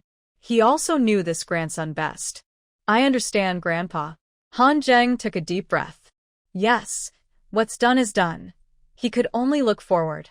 Yunyan arrived at Old Lin's office and placed the documents on his desk. Please sign this for me. Old Lin took the papers, put on his reading glasses, and read through them. He frowned, then set the paper down. What are you planning to do? Why involve the military? The reason was still to protect her safety. This was no small matter. What dangerous thing was she planning? Just sign it quickly. I'm not planning to rebel. Yunyan urged him. She still had other work to do. Don't talk nonsense. If you don't tell me everything clearly, I won't sign. Old Lin's attitude was firm. He wouldn't sign until he knew all the details. Feeling helpless, Yunyan explained everything to him. This is outrageous. They've gone too far. Old Lin slammed the desk in anger, his beard twitching. Yes, so I plan to go and stop him myself. Please sign quickly. See? When she told him, the old man also got angry. Girl, this isn't a small matter. The higher-ups. Old Lin looked worried. Going after the second-in-command of the special zone wasn't a joke. Don't worry, I have a way. Yunyan smiled confidently, very sure of herself. All right then. Seeing she had a plan, Old Lin stopped arguing and signed his name directly. Thanks. I have to go now. Yunyan took the documents and was about to leave. Wait a moment. Old Lin took out an old photo from his desk and handed it to Yunyan. She took it and saw it was a small black and white photo of a group of people. They were all wearing old-style military uniforms. Sorry, she couldn't recognize who was who. What's this? Yunyan looked puzzled. Why was he showing her this? Look, this is old Joe from Port City. I haven't seen this old friend in years. Old Lin pointed to one person in the photo, sighing. So many years had passed. Since you're going there, please go see him and bring this photo to him. Yunyan looked at the photo silently for a moment. Old Lin, there's no need to be like that. Yunyan's face looked a bit complicated. The photo has been kept so well preserved, so old Lin must also cherish it very much. Don't be stubborn. Just listen to me about this. You go and do your work. Old Lin sighed and waved his hand, signaling Yunyan to leave. To him, it was just a thing, nothing to be reluctant about. If it can help the girl, then this item has served its purpose. Yunyan clenched the photo in her hand and put it into her pocket. Rest assured, old Lin. She turned around and left the office. After finishing the documents and sitting in the office, she took out the photo and looked at it for a moment before making a decision. I thought you wouldn't dare to come back. Yunyan looked at the person standing at the door and snorted coldly. After asking about the exact time Yunyan left, Hanzhan didn't even come back for lunch. He only returned when she was about to leave. Hanzhan ignored everything and stood straight at the door, waiting for Yunyan to go out. Yunyan was too lazy to argue with him. She had things to do now and would settle accounts with him later. Go back and give this to my brother. When she arrived, Yunyan handed Hanzhan the old photo and asked him to deliver it. After all, she didn't need him here. He could come to pick her up when he returned. Okay, Hanzhan agreed straightforwardly, feeling assured about Yunyan's safety here. If this place isn't safe, then there's no safe place anywhere in the world. And before getting out of the car, Yunyan gritted her teeth and spat out this sentence. After getting out, she headed straight to the office of the second chief. She had already confirmed the time with the secretary yesterday. The second chief was very busy with work. His schedule was mostly planned in advance, and recently, he had been working nonstop. Since her appointment was last minute, the chief squeezed an hour out of his rest time. When Yunyan saw the second chief, she didn't waste words. She went straight to the point and briefly explained the matter. You mean, the Port City Administrative Department wants to interfere in our affairs? The second chief frowned. Not just that. After I found out about Jiang Peng, I looked into Jiang's family carefully. It might be influenced by foreign forces. Yunyan dropped a heavy bombshell. This was no longer just an internal issue. Are you sure? As expected, the second chief's expression grew serious. If it was true, then the situation would be complicated. The time is too short to be certain, but they have huge financial transactions. I think it's highly likely. Actually, there's usually little to no contact between the Jiang family and overseas, and there haven't been any significant asset changes. She hasn't obtained detailed information about the situation, but that's enough. Zhou Xian should be fine. Once she arrives in Hongcheng, she will find the evidence herself. This matter must be handled seriously. We can't tolerate any misconduct. The second leader pounded the table, trusting Yunyan's judgment completely. Since Yunyan took office, there have been no mistakes. Yes. Is Chu Heng involved? The second leader thought carefully. Nothing has been found so far. This reassured him somewhat. He believed Chu's family has always been loyal and upright. I'll give Chu Heng a call to ask him to cooperate with your investigation. They plan to contact him privately. If they handle it officially, Jiang Peng might get wind of it first. He could prepare in advance or run away, causing irreparable damage. The matter must be resolved quickly, while the other party is unprepared. Should we bring him back or handle it locally? Usually, problems involving officials in special districts are dealt with internally, but this time it involves matters from Kyoto. They need to clarify the leader's opinion. If it can be handled locally, that's best. If they decide to bring him back to Kyoto, she needs to prepare in advance. Handle it locally. The second leader hesitated. If the other side truly harmed national interests, there's no point in bringing him back. If it was a misunderstanding, bringing him back would only make things worse. It's better for Chu Heng and Yunyan to handle it directly. Yes. Be sure to stay safe. The second leader reminded him, speaking cautiously. He couldn't reveal too much. Jiang Peng has been operating for many years and has considerable influence. She must be careful not to fall into someone else's trap. Yunyan nodded in agreement. Yes, you should rest well. Recently, the second leader has been busy with official duties and looks visibly tired. Yunyan didn't delay him further. Although she planned to stay for an hour, She only used less than half that time. After she left, the secretary entered.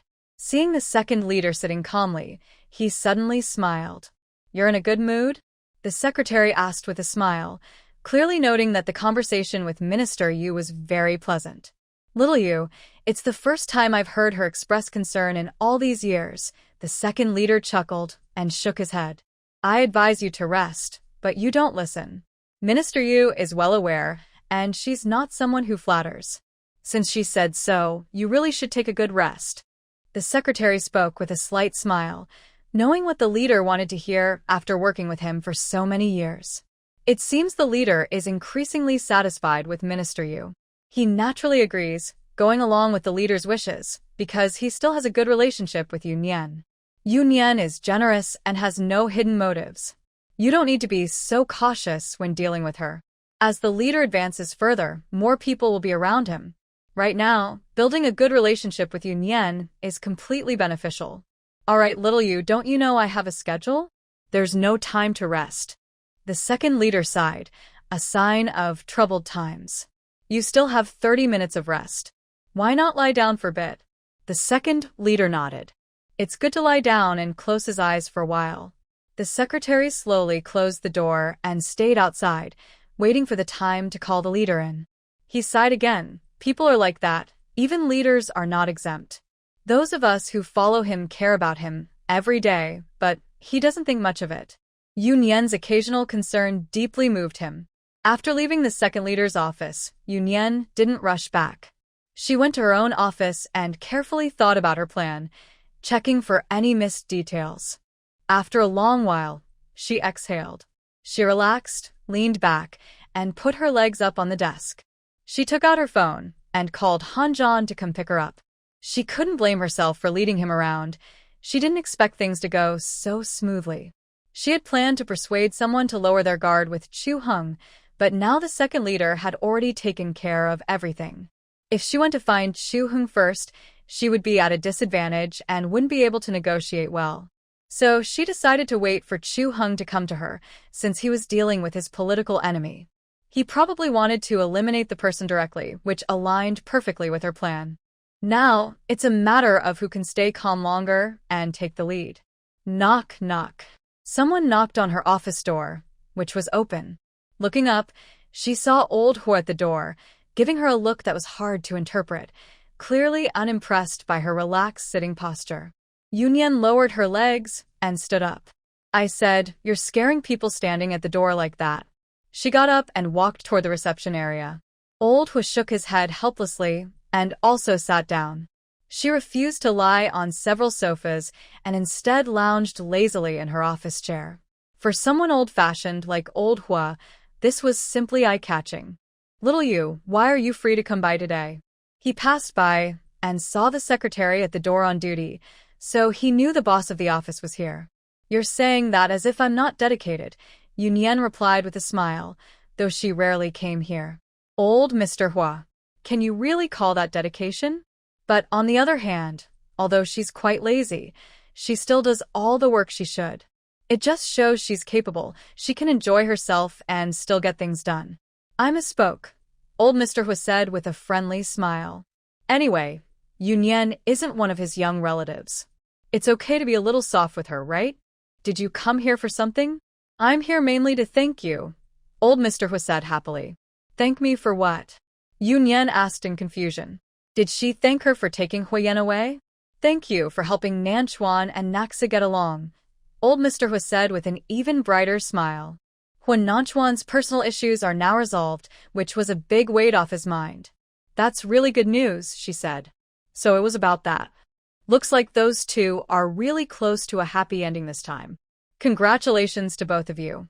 Thanks to Naxa's persistence, she's always wanted to thank you in person," Old Mr. Hua said, almost smiling like a sunflower. Compared to Nanchuan, Zhao Naxu is much stronger. They truly owe her this opportunity. "I already thanked her." Yu Nian remembered meeting Zhao Naxu earlier that morning. She twitched her lips. She thought Zhao Naxu was thanking her because of the military drill. No wonder she blushed after just a few words. Turns out they were talking about something else. "Nanchuan is settled now," Old Mr. Hu said with emotion. His career is smooth sailing, but his love life has always been unlucky. You make it sound like Mayor Hua is still single, she teased. No matter how you look at it, Nanchuan is a true wealthy bachelor, even if he's remarried. I'm not worried about him anymore, little you. Look at my third son. Why don't you just take him in? Maybe that will fix his other problem. Yunyan raised an eyebrow. Seems like Huyen hasn't told him yet. Are you asking me to find a partner for your third son? She deliberately misunderstood old Mr. Hua. Who told you to find someone for him? What is he talking about? Does he mean that? Actually, I don't need you to find someone, just handle it yourself. Yunyan smiled playfully, joking about being a daughter of a noble family. You're holding a grudge, a bit too much, girl. Old Master Hui sighed helplessly. He had already apologized many times, yet she still remembered. Commander. A cold voice came from the doorway. Old Master Hui, I'm leaving now. Would you like to sit for a while longer? Yunyan stood up, determined to make old Master Hui give up on her. You're leaving, so why am I still sitting here? Old Master Hui replied irritably, also standing up to leave. They both headed outside together. Old Master Hua, still hopeful, tried to persuade Yunyan. Little you, look at my son. He's not so bad. Why don't you just give it a try? There's no way I can settle for that, Yunyan said, speechless. Her little brother was great. She didn't need to settle. How about this? Old Master Hua, I'm going home now. Would you like to come with me for a visit? Yunyan looked at the old man who had followed her to her car, offering a half smile as an invitation. Ahem, all right. Old Master Hua awkwardly agreed. He hadn't realized she was still talking about this. Yunyan got into her car and left. Old Master Hua stood there sighing. Well, she's gone home now. Thinking back, she used to live at the third house, all because of his mistake. It was truly fate or destiny. When Yunyan got home, she saw the young man from Old Master Hua's house inside her place. A mischievous smile played on her lips. Old Master Hua kept complaining that his grandson didn't come home. If he had come with her, he would have seen him. Are you so happy? Hua Yan came over, holding Yunyan's hand as they sat down, a smile on his face. Didn't you tell your old man? No. Hua Yan looked confident. Now let old Master Hua worry about Hua Nanchuan. He wouldn't cause trouble. Good job. Your old man has been trying to sell you to his son. Did he succeed? Hua Yan's smile grew wider. No, his sales pitch isn't good enough. Yunyan said seriously. Tell me more. He asked me to settle for his son. So, can Yan settle for his son? Hua Yan asked playfully. No, his son is very dear to me. How could I settle? That's his luck. Hua Yan took Yunyan's hand, kissed it lightly, then held it to his chin, rubbing it gently. Yunyan's eyes were full of happiness. Just as she was about to say something, cough. Brother, you're back. Yunyan withdrew his hand and waved at Wenren. It's not a good time to come back. Hua Yan pulled Yunyan's hand back into his own. Do I need your approval to go home? Wenren leaned snorzel coldly. Brother, where did you go? Yunyan quickly changed the subject to avoid another argument between the two. Just to complete Mrs. Task. Wenren sat down leisurely, watching Yunyan with a calm look. How is it? Hearing this, Yunyan immediately perked up, shook off Hua Yan's hand, and leaned closer to her brother. We'll send it over tonight. Thanks, brother. You worked hard, haha. Yunyan smiled flatteringly and lightly patted her brother's shoulder. Hua Yan then pulled Yunyan's hand and blew on it gently. Wenren almost laughed out of anger. Is he some kind of dirty thing? Don't misunderstand. I'm just worried Yunyan's hand might hurt. Hua Yan explained quickly. It does hurt a little. Yunyan immediately stretched her hand out again. Then on it some more. Hua Yan happily cooperated and blew on her hand again, acting proper. Wenren really is an outgoing girl. When it comes to dating, he doesn't care about his brother's feelings, does he? Brother, stop being so gloomy all the time. Yunyan looked at her brother with some annoyance. Isn't it because someone's making me angry?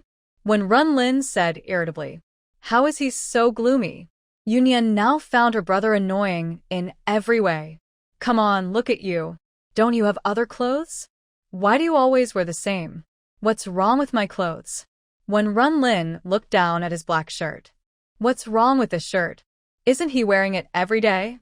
Can't you change the color? You wear the same thing every day and people might think we can't afford clothes. Yoon Yen complained. His clothes are mostly black, and even if there are slight differences, they're not obvious. Wearing black shirts for years, with just a black jacket on top, makes it seem like he never changes clothes. He just has this taste. Hua Yen added with a dig. He doesn't have any particular preferences, just used to this color. It's not like they should dislike him for that. How can any girl like this? Yoon Yen patted When Runlin's shoulder sincerely. I don't need anyone. When Runlin squeezed out a few words through his teeth. Ah. Yoon Yen's expression was hard to describe.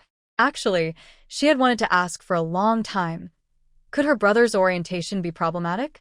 He hadn't shown any interest in the opposite for so long. Stop your wild thoughts. When Ruo Lin patted Yoon Yen's head, he knew her well and could tell from her expression where her mind was drifting. What am I thinking? Yoon Yen asked innocently, which made When Ruo Lin speechless. He really couldn't figure her out. He could only glare at Hui Yen, thinking that his good sister was being led astray. Huo Yen looked innocent and protested, claiming his thoughts were much purer than Nien Yen's. Sometimes, he was amazed at how unusual Yoon Yen's way of thinking was. After dinner at night, Hui Yen usually took Yoon Yen for a walk to help digestion. Yoon Yen hugged Hui Yen's arm, hanging on to him. Most of her weight pressed on him, almost as if she was being pulled along. Does walking like this really help? Hua Yen chuckled and gently touched her face, letting her be playful. If it weren't for dealing with my brother, I wouldn't come out. Yoon Yen pouted. She never used to stroll around after meals, but she was still doing fine. Are you really that afraid of him? You do need some proper exercise.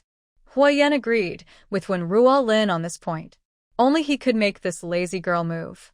Even when he's in a bad mood, you can't see him in the coal pile. Has he always been like this?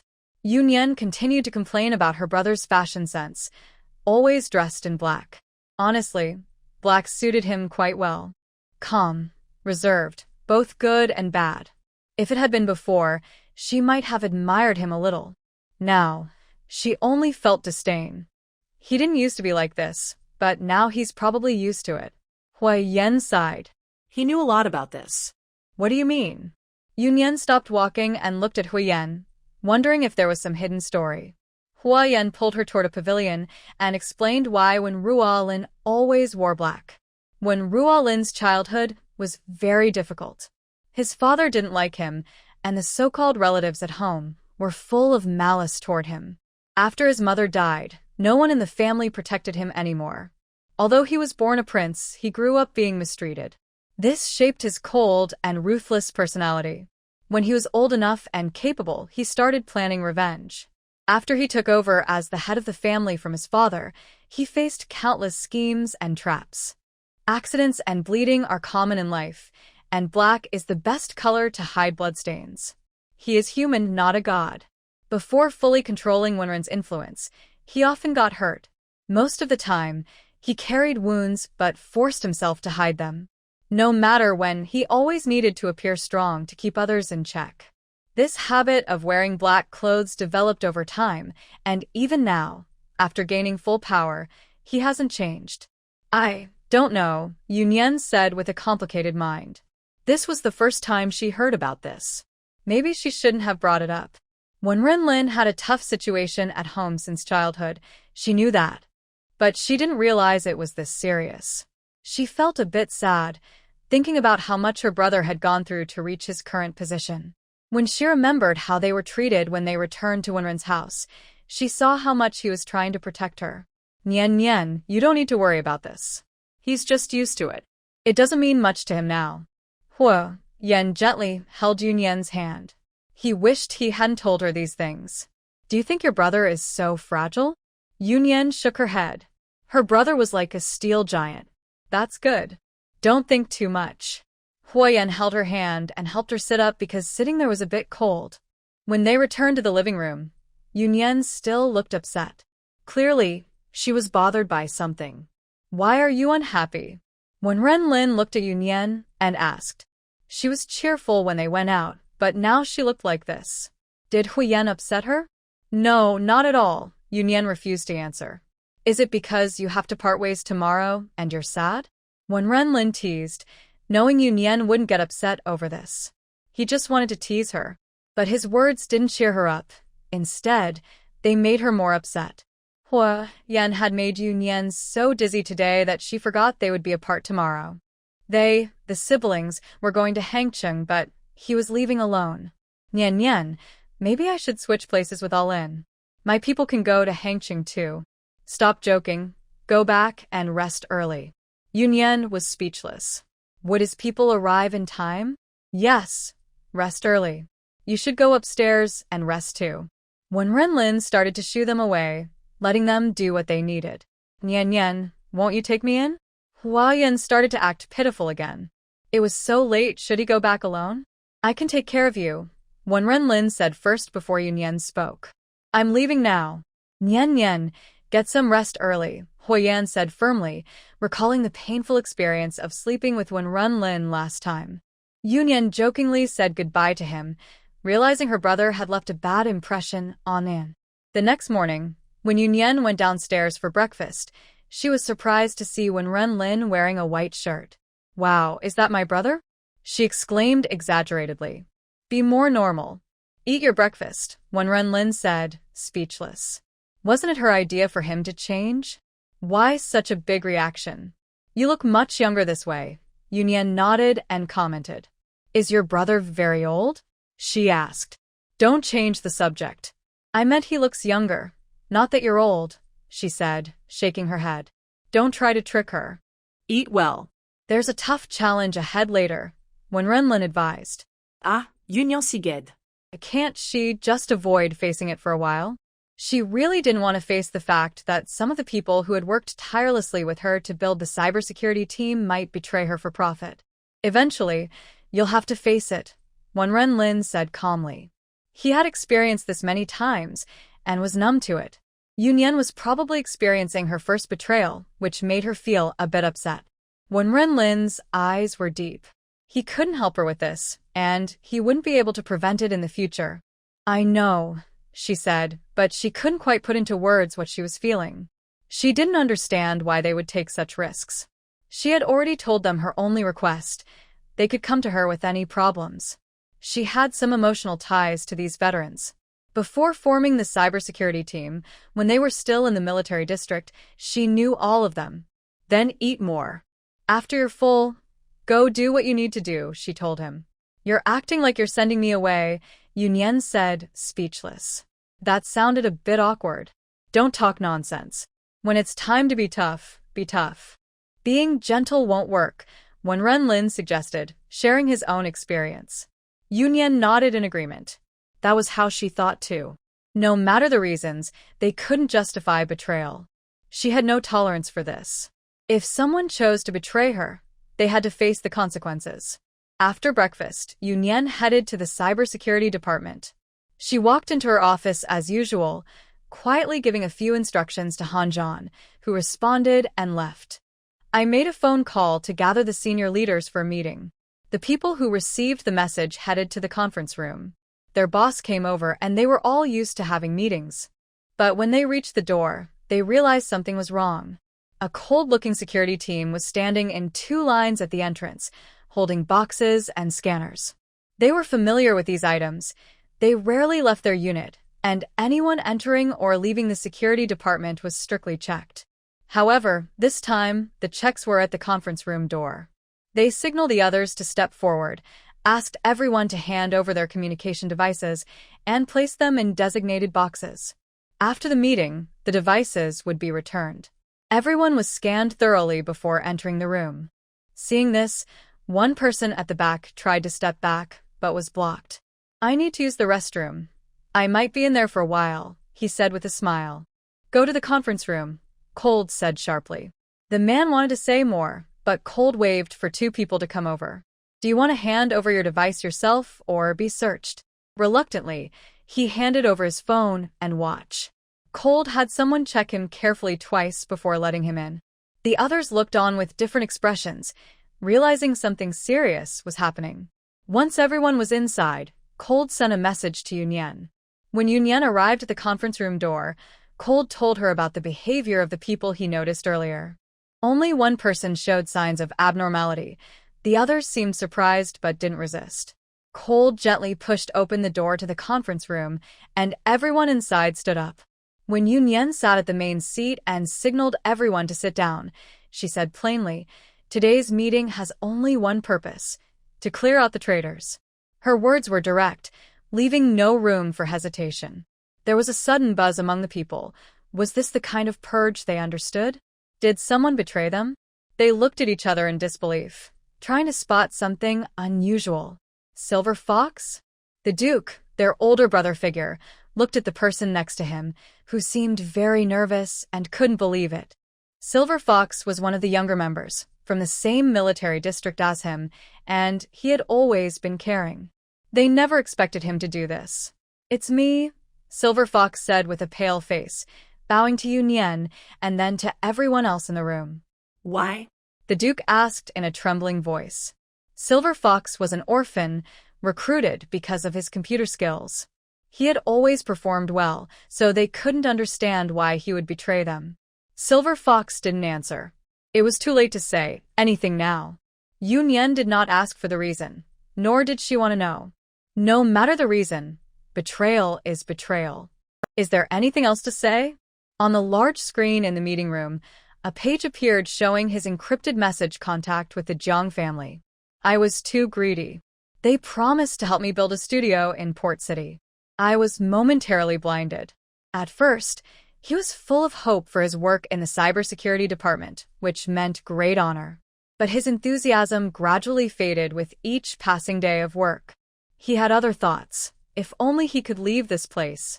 Just then, an opportunity came from Port City, offering help to leave the cybersecurity department after the deal was done. He carefully checked the other party's information and learned that they were the second in command in Port City. After much thought, he finally made up his mind to agree. Unexpectedly, none of this escaped Yunyan's eyes. "But I didn't give them any information. I just wanted to." He lowered his hand, overwhelmed by his desire for freedom. Hearing this, everyone's faces looked complicated. Yunyan didn't comment on this and waved her hand, signaling for him to be taken out. "Is there anyone else who needs to be questioned?" Still stunned, everyone was startled by her words. "Are there more?"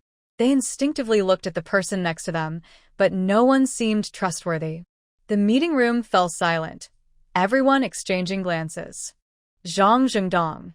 Since no one spoke, she called out his name. Hearing this unfamiliar name, everyone was confused. They only knew his code name, and personal details were kept secret. "Who is Zhang Zhengdong?" Another person slowly stood up in the meeting room, with the code name Grey Wolf.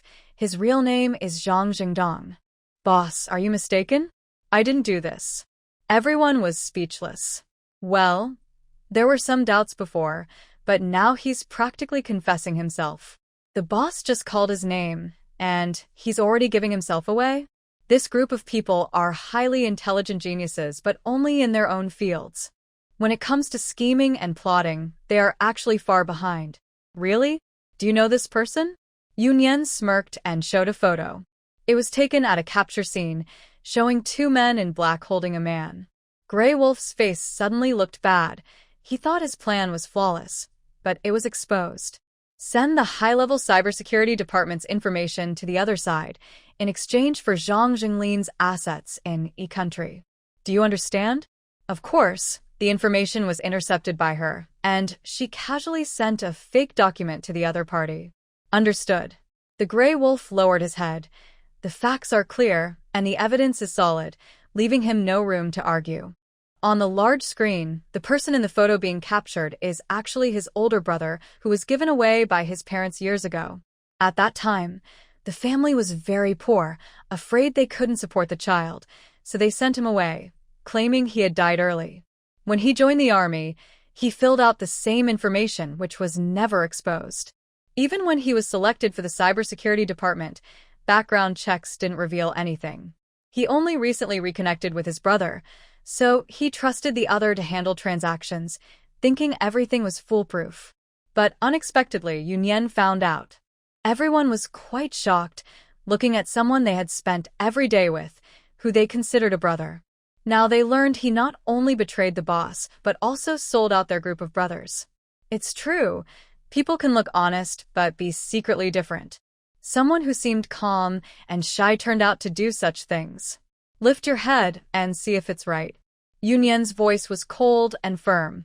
The gray wolf looked up at another photo on the screen, showing detailed information about his family.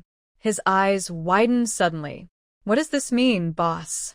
I do my own thing and take responsibility. You can't. You can't. His legs went weak, and he knelt on the ground. Doing your own thing and taking responsibility? Are you joking?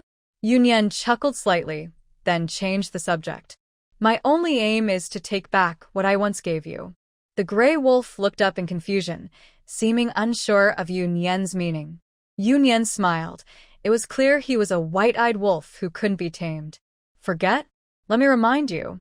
Yunyan stepped beside him, bent down, and looked at him carefully, speaking each word clearly. Your sister was specially recruited into Beijing University. Your brother's company can operate in Beijing and secure government projects, and your whole family can settle in Beijing. With each word, the gray wolf's back bent a little more. When Yunyan finished, he almost collapsed to the ground. Yes, he had forgotten. If he hadn't been in the cybersecurity department, his family wouldn't be living so comfortably. His sister could attend the top university in the country, and his brother could run a successful company in Beijing. His parents, old farmers from a mountain village, now live like wealthy landowners. Why is he so greedy and wanting more? He doesn't dare think about what would happen if all this was taken away. How would his family survive? It's easy to go from being simple to luxurious, but hard to go back from luxury to simplicity. If he had never experienced wealth, it might be different, but having tasted a rich life, could he go back to the hard days before? Losing what he gained is always harder to accept than never having it. The gray wolf took 2 cautious steps forward and begged Yunyan, who had returned to his seat. Boss, please have mercy and spare me this time. Spare my family. I swear I will make amends. I can be an undercover agent and gather information. Yunyan sighed softly. What's the use of regretting now? My only request for you has always been this. When I first joined the cybersecurity department, I told you. Think carefully, once you're in, there's no way out. Yunyan stood up and took out his gun. Boss, I don't want to die. Seeing Yunyan draw his gun, the gray wolf was truly scared. Staring at Yunyan's indifferent face, he collapsed to the ground and yelled hysterically. Llama soldier. You can't kill me. I want appeal. Appeal? Sorry, you no longer have the chance to go to a military court. Yunyan gave Hanzhan a meaningful look. Hanzhan stepped forward and dragged the collapsed man toward the bathroom. He was just a scholar. Faced with real weapons, he was already too scared to fight back. All he could do was beg for mercy, with no strength left to resist. Yunyan slowly approached with his gun in hand. The sound of footsteps was like a death knell filling the conference room. Everyone held their breath, afraid even to breathe, until a gunshot came from the bathroom and the gray wolf's pleas for mercy disappeared. Everyone finally woke up as if from a dream, exhaling deeply. Today's events had a huge impact on them. These people were recruited through special computer programs. Compared to other soldiers, they were more like ordinary office workers, never facing such brutal scenes before. Yunyan returned to his seat, placing his gun on the table with a loud bang. Ignoring the frightened crowd, he took out his phone and made a call. Old Wei arranged for someone to pick up a condemned prisoner, spying for the enemy. After hanging up, he handed Hanzhan the files of the Grey Wolf's family. Handled. Send them back to their hometown. Yes, Commander. Yunyan showed no mercy in this matter. It was his bad luck to have run into her gun. Since he had started, he had to fully intimidate them. The Cold War leader gave the order to go out. At this moment, everyone sitting there felt uneasy. They seemed to smell the scent of blood coming from the bathroom. Like I said, I only ask for your loyalty. Yes.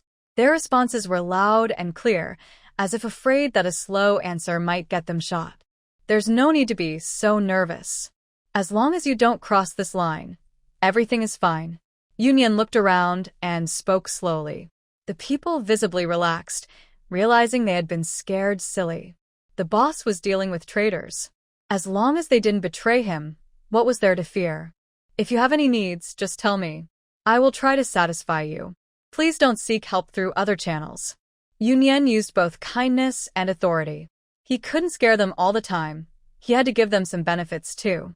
After finishing with them, the meeting was dismissed. Everyone in the conference room sat still, not moving. Yunyan raised an eyebrow and looked at them. Is there something else? Boss, take it slow. My legs are numb. The Duke awkwardly chuckled. Well, it wasn't numbness, just weakness.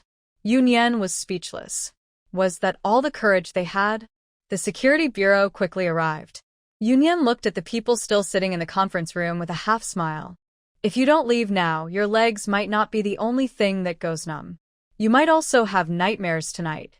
Suddenly, everyone remembered that the gray wolf was still in the bathroom. They hurriedly stood up, supporting each other as they left the conference room. TSK, how pitiful. She didn't want to scare them like this either. Yunyan also left the conference room, letting the security bureau clean up the mess. She took out her phone and called her brother. After returning, she would head to Gangcheng. In the car on the way back, she called, Zhou Xian. Yujia, have you arrived? Zhou Xian's excited voice came through the phone. Not yet. How did it go? Mission perfectly completed, hee. Great. Once I finish my work, I'll come find you. Yunyan hinted that she wouldn't go to see her before she finished her tasks, so Zhou Xian wouldn't come looking for her uninvited. Don't worry, Yujia. I understand, Zhou Xian replied, understanding her meaning. How about Xiao Mubai? After discussing the main matter, Yunyan casually asked. That idiot. If old Fu hadn't taken him away, he would have told my mom everything about how many hairs he has on his head. Talking about Xiao Mubai, Zhou Xian was full of resentment. He just left after patting his. His mom kept nagging at home every day. She kept saying to seize the opportunity because Xiao Bai was a good kid. She said it was for her own good, but really, she just cared about Xiao Mubai's family background. Their family benefits, and they won't covet their property. This is exactly the kind of ideal son-in-law her mother dreams of. Yunyan listened to Zhou Xian muttering and felt a bit distracted until the car stopped. All right, I'm ready to go. Yunyan had to interrupt Zhou Xian. Sorry, Sister Yu, I can't help talking when I start. Zhou Xian stuck out her tongue and quickly hung up, so she wouldn't delay Yunyan. Zhou Xian was out eating with Xiao Mubai and Fu Jingyi when Yunyan called. She was in the bathroom at that moment. She was sitting on the toilet, her legs numb. What's wrong? Fu Jingyi looked at Zhou Xian, who was limping inside, and asked. Yeah, why did it take so long?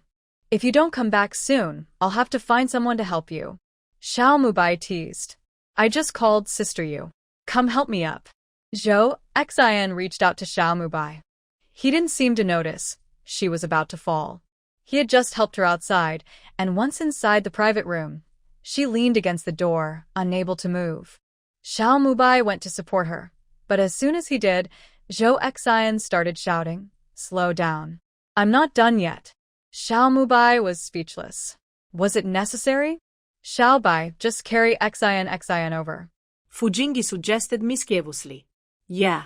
Xiao Mubai rubbed his forehead, realizing he was being silly to go through all this. Hey. Zhou Xian wanted to refuse, but before she could speak, Xiao Mubai lifted her horizontally. Don't worry, I won't drop you. Zhou Xian. This idiot. Did he understand what men and women should not touch means? Forget it. Since he's already carrying her, she didn't bother to say anything. Xiao Mubai carried her over and placed her on a chair, then squatted in front of her. What are you doing? Just giving you a massage. Do you think I'll have to carry you out later? Xiao Mubai rolled his eyes. The bathroom trip turned into this mess. She really is something. Is Xiao Yu coming over? Fu Jingyi asked Zhou Xian. Yes, she said she's ready to leave. Then shall we go pick her up? Xiao Mubai got excited. Don't go yet. Yunyan came over, probably to handle some official matter. Zhou Xian's identity isn't suitable for showing up. It would draw too much attention. Yes, Sister Yu said she'll come find us after she finishes her work. Zhou Xian nodded in agreement. Later, Xiao Bai, take Xin back. I have a meeting to attend. No need, I can go back alone. Zhou Xian refused. She drove here herself, so there's no need for a ride. Let's use it then. You can take Xiao Bai for a walk around the city. Doesn't little fish want to buy her a gift? Fu Jingyi looked at Zhou Xian with a suggestive look. Du Xin. All right, he thought Xiao Mubai was being a bother, so he just left her to him. Yes, let's go shopping.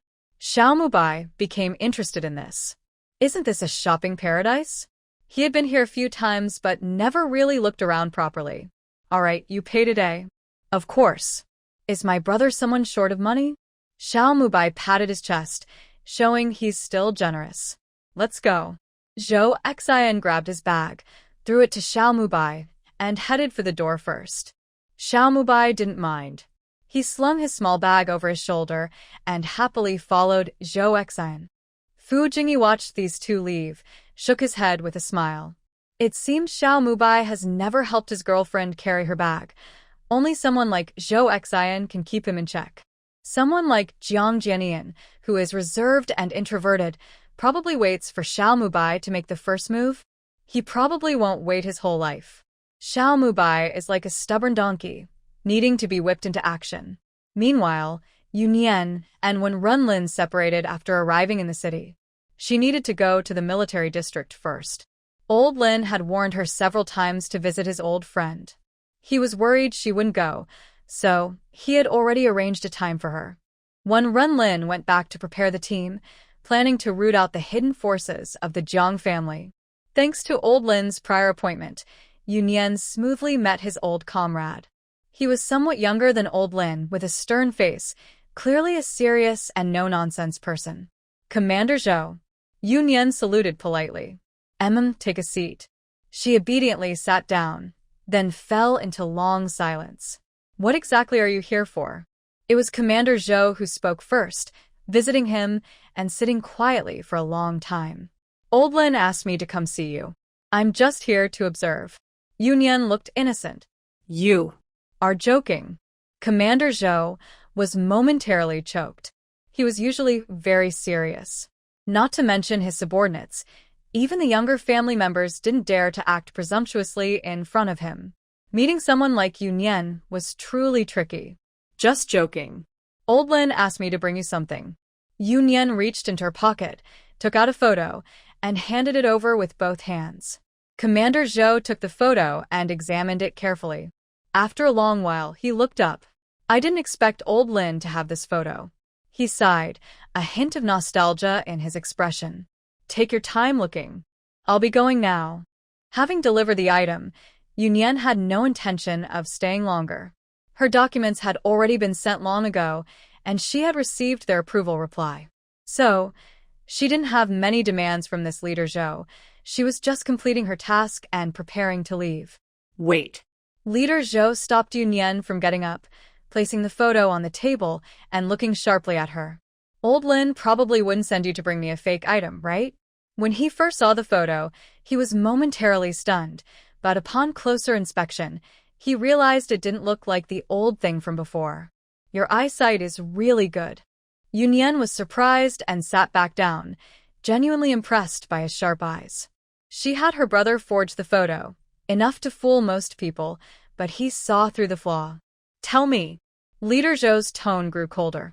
Why was he using this thing to fool him? Yunyan sighed helplessly and took out another photo from her pocket. Luckily, her brother had told her to bring this one too, or she wouldn't have been able to explain clearly. She initially thought it was unnecessary, when Runlin said it was better to be prepared, and it turned out to be useful. Old Lin values this photo very much. You probably know what he means. I can't show it to you and then take it back, so I had someone forge another one. Yunyan spread her hands. I didn't expect you to see through it so easily. She carefully examined the two photos placed together, trying to spot the difference. Upon closer look, she found the forged photo looked noticeably aged, with obvious signs of being fake. Anyone paying attention could see she trusted her brother too much and didn't examine the photos carefully. Xiao Wang, follow this girl. Leader Zhou called over his guard, which was a sign of respect for Yunyan. Originally, her request was just for a special forces team to be on standby in case of emergencies, and Leader Zhou assigned his guard to her. In this area, everyone knew who he was, which was the best way to ensure Yunyan's safety and avoid many troubles. This photo is so useful. Yunyan joked half-heartedly. It's not that useful, but I trust her character. Leader Zhou still looked serious. If it had only been this photo, he would have spoken to his subordinates and protected her, out of respect for old Lin. He wouldn't have sent his personal guard. Thank you, Leader Zhou.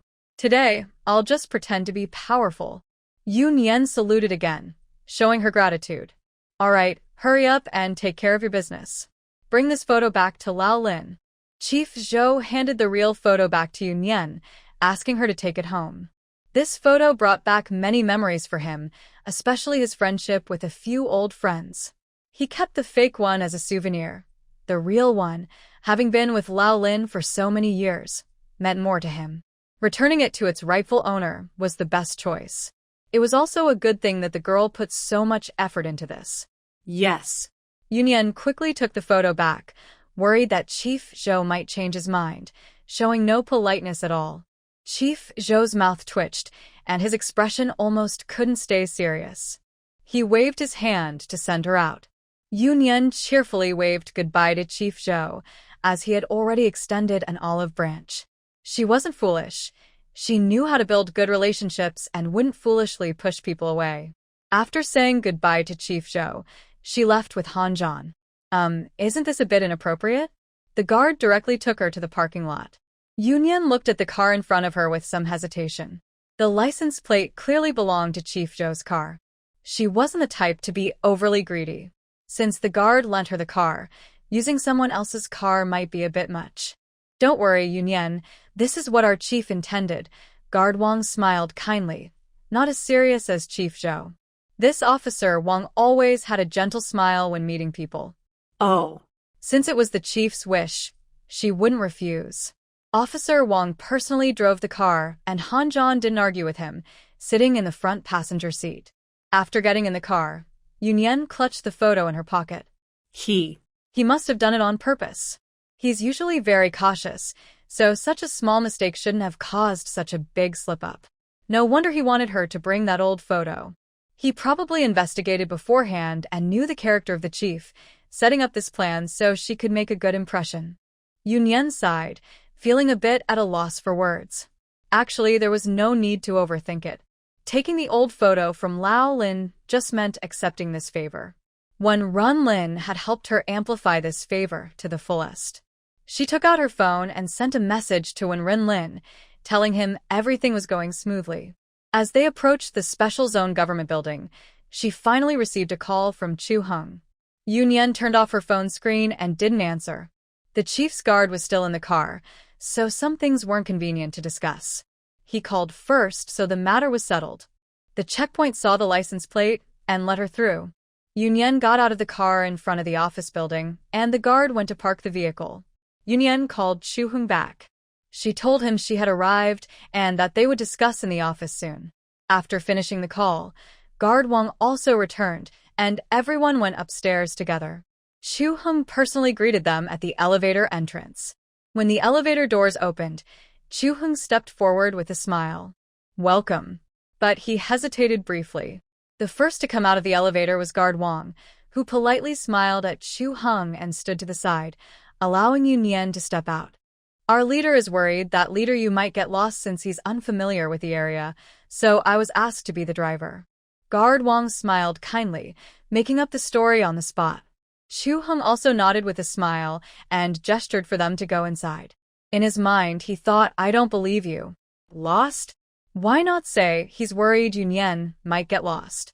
At the office door, Han Zhan stopped, and Guard Wang also paused politely. Leader Yu, I'll wait here for you. Yunyan nodded and went into the office with Chu Heng. Minister Yu, who is guard Wang? Once inside, Chu Heng couldn't hide his confusion and asked directly. It's nothing. I was asked by an elder to visit Leader Zhou. He's worried, so he sent someone to come with me, Yunyan replied casually, seeming unconcerned. Chu Heng's mouth twitched. The old leader was known for being very strict and fair. Why would he assign his personal guard to her?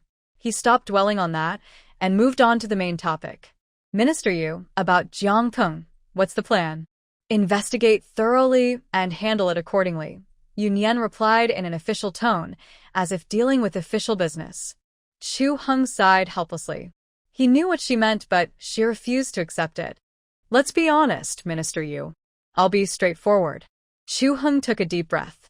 I only want the result. You set the conditions. Yunyan continued to calmly play with her cup, as if she was thinking. Minister Yu, you came personally, so there must be a reason. We share the same goal, right? To work together externally? Chu Heng tried to persuade her again, unaware that Jiang Peng was also involved in the cybersecurity department. But since Yunyan came personally and was accompanied by Leader Zhou's guard, she probably also wanted to target Jiang Peng. That's why he dared to speak so openly. Jiang Peng's power was growing, and he was showing signs of losing control. He had a rare opportunity now, and had to seize it to completely bring Jiang Peng down. It seems Mr. Chu is really anxious, Yunyan said with an inexplicable smile. We have been old friends for a long time, and I'm not afraid you'll laugh at me. I can hardly hold him back anymore, Chu Heng said with some helplessness. Let's settle this quickly. Yunyan, although unsure where their long-standing friendship came from, had already reached this point, so the conditions were easy to discuss. He took out a piece of paper from his bag and placed it on the table. Chu Heng is the boss here, so naturally, he needs to sign and approve. Chu Heng picked up a pen and hesitated for a moment. Is this really certain? He really wanted to deal with Jiang Peng, but he needed to hit the target perfectly. If they didn't succeed today, and he completely broke ties with him, then who would win or lose later would be hard to say. Accusing him of treason, if all goes well, you can sign the execution order tomorrow. Yunyan waved his phone to show he didn't need to worry. Chu Heng was very happy to hear this and no longer hesitated. He signed his name and handed the paper back to Yunyan. So, Minister, you already had evidence, huh? Yunyan looked at him with a half-smile. If he had evidence earlier, someone from the capital would have come to take him away already. Why wait to conspire with him? Chu Heng was very clever and immediately understood Yunyan's meaning. So, this evidence was fabricated now. This matter could only be understood but not spoken about. Revealing it would be bad for everyone. Yunyan dared to let him know this because his plan was well thought out and he wouldn't let anyone find any flaws. Seeing the smile on Yunyan's face, Chu Heng suddenly realized he might have been tricked again. Yunyan openly told him about this, not worried he would leak it. Mainly, he was the biggest beneficiary of this. Faking evidence. That's exactly something he would do. Now that he knew in advance, he would need to keep it even more secret. If this got out, he would be the most likely person to take the blame. Minister Yu, that's not very fair, Chu Heng said helplessly. Don't worry, Mr. Chu. This is just a backup plan. The evidence was prepared, but Jiang Peng might not have actually done it. If it turned out to be true, then the fake evidence wouldn't be needed anymore. I really admire you. Chu Heng truly admired Yunyan's cleverness. Although he was played, he didn't feel angry. As I said before, he was the one who benefited from this. Moreover, if he held a grudge against Yunyan, wouldn't that just cause trouble for himself? He didn't have the confidence to outsmart this little fox. He was afraid she'd sell him out and still expect payment. Please have Mr. Chu greet them. The people from the military district are coming in. Yunyan remembered this matter. They arrived first, and the small team behind should be arriving soon. Chu Heng made a call to arrange everything. He was glad the people from the military district were coming, otherwise he was worried about losing control of the situation. Should we go now? Chu Heng asked Yunyan. Since Yunyan had already planned everything, he was not afraid of offending anyone. He decided to go with Yunyan, thinking it might make things go more smoothly. Yunyan gestured for a moment and called Wen Runlin to take action. Mr. Chu, aren't you afraid of revenge? Better to cut off the problem at the root. Seeing Chu Heng's confused look, Yunyan sighed. Why was he so slow? Haha, Minister Yu, you thought of everything. Chu Heng chuckled, feeling a bit more wary of Yunyan. She was thorough in her work, aiming to completely eliminate Jiang Peng's outside influence. But since the other side had been operating in Port City for many years, Chu Heng also wanted to see how far she could go. He was the first to open the office door and gestured for Yu Nian to go ahead. 2 guards saw them come out and stepped forward, automatically following Yu Nian. The group went straight downstairs. Jiang Peng's office was below Chu Heng's building. The secretary at the door saw Chu Heng and tried to stop him to report first. He was immediately pushed aside by Han Zhan, who firmly pressed him back. Guard Wang stepped forward and pushed open the office door. Inside, besides Jiang Peng, there was another person. The police chief, Huang Youji, dressed in uniform, was sitting across from Jiang Peng, seemingly chatting happily. When they entered, both still had smiles on their faces. Huang Youji was a loyal supporter of Jiang Peng, which was also why Chu Heng was worried. The police station was a powerful force. If they reacted badly and rebelled, chaos would surely follow. Director, why are you here? Huang Youji stood up, surprised. Old Chu, why didn't you say hello before coming in? Jiang Peng smiled politely, but his tone revealed his displeasure. He thought Chu Heng was being disrespectful by barging into his office with people. After noticing the people around Chu Heng, his pupils suddenly shrank. He recognized Yu Nian and knew what she had done. Now that Yu Nian was here, was this a sign of exposure? Minister Yu from Kyoto needs your cooperation for an investigation, Chu Heng said, stepping aside to leave the main stage to Yu Nian. Director Jiang, you should know me, right? Yu Nian calmly placed the arrest warrant on Jiang Peng's desk. Jiang Peng and Huang Youji looked at the paper at the same time, their faces changing instantly. 3 large, glaring characters caught their eyes. This doesn't seem right. Huang Youji was the first to speak, appearing unaware of this notice. Deputy Director Huang, perhaps you should look carefully before commenting. Guard Wang stepped forward, having been standing behind Cold War. Neither of the two noticed him. Why are you here? Huang Youji's face looked grim. Yu Nian seemed thoughtful. Apparently, these two had some past conflict. Guard Wang smiled silently, merely pointing at the arrest warrant for them to see clearly. It was issued by the Central Authority, signed by the Special Zone Chief, with military assistance. What right did a director have to question this? Jiang Peng's face changed drastically, as if he hadn't expected it to be so serious. He desperately tried to find a way out, sweating coldly. The situation came so suddenly that he was caught off guard. No prior information had been leaked. You're just taking revenge. Under pressure, Jiang Peng spoke recklessly. Oh, do I have a personal grudge against you? Yu Nian said playfully. Did he dare to say that? If he did, it would directly confirm the charge, bribing national cybersecurity personnel to steal state secrets. She didn't even need to bother framing him. Jiang Peng knew this well. He had been silent for a long time. At this moment, a group of armed soldiers in camouflage entered the doorway, standing in 2 columns on either side of Yu Nian, glaring at the 2 men. Then I won't disturb your work, officers, Huang Youji said, sensing trouble, planning to leave and think later. Stop right there. Yu Nian gestured to Cold War, who understood immediately. He stepped forward, took Huang Youji's gun, and pressed him to the ground. What does this mean, officer? You can't arrest someone without cause. Huang Youji shouted, attracting quite a few people. Today was a workday. Most people were at their posts. The corridor was now crowded. Seeing this, Huang Youji wanted to make a big scene. Was Chu Heng openly purging opponents?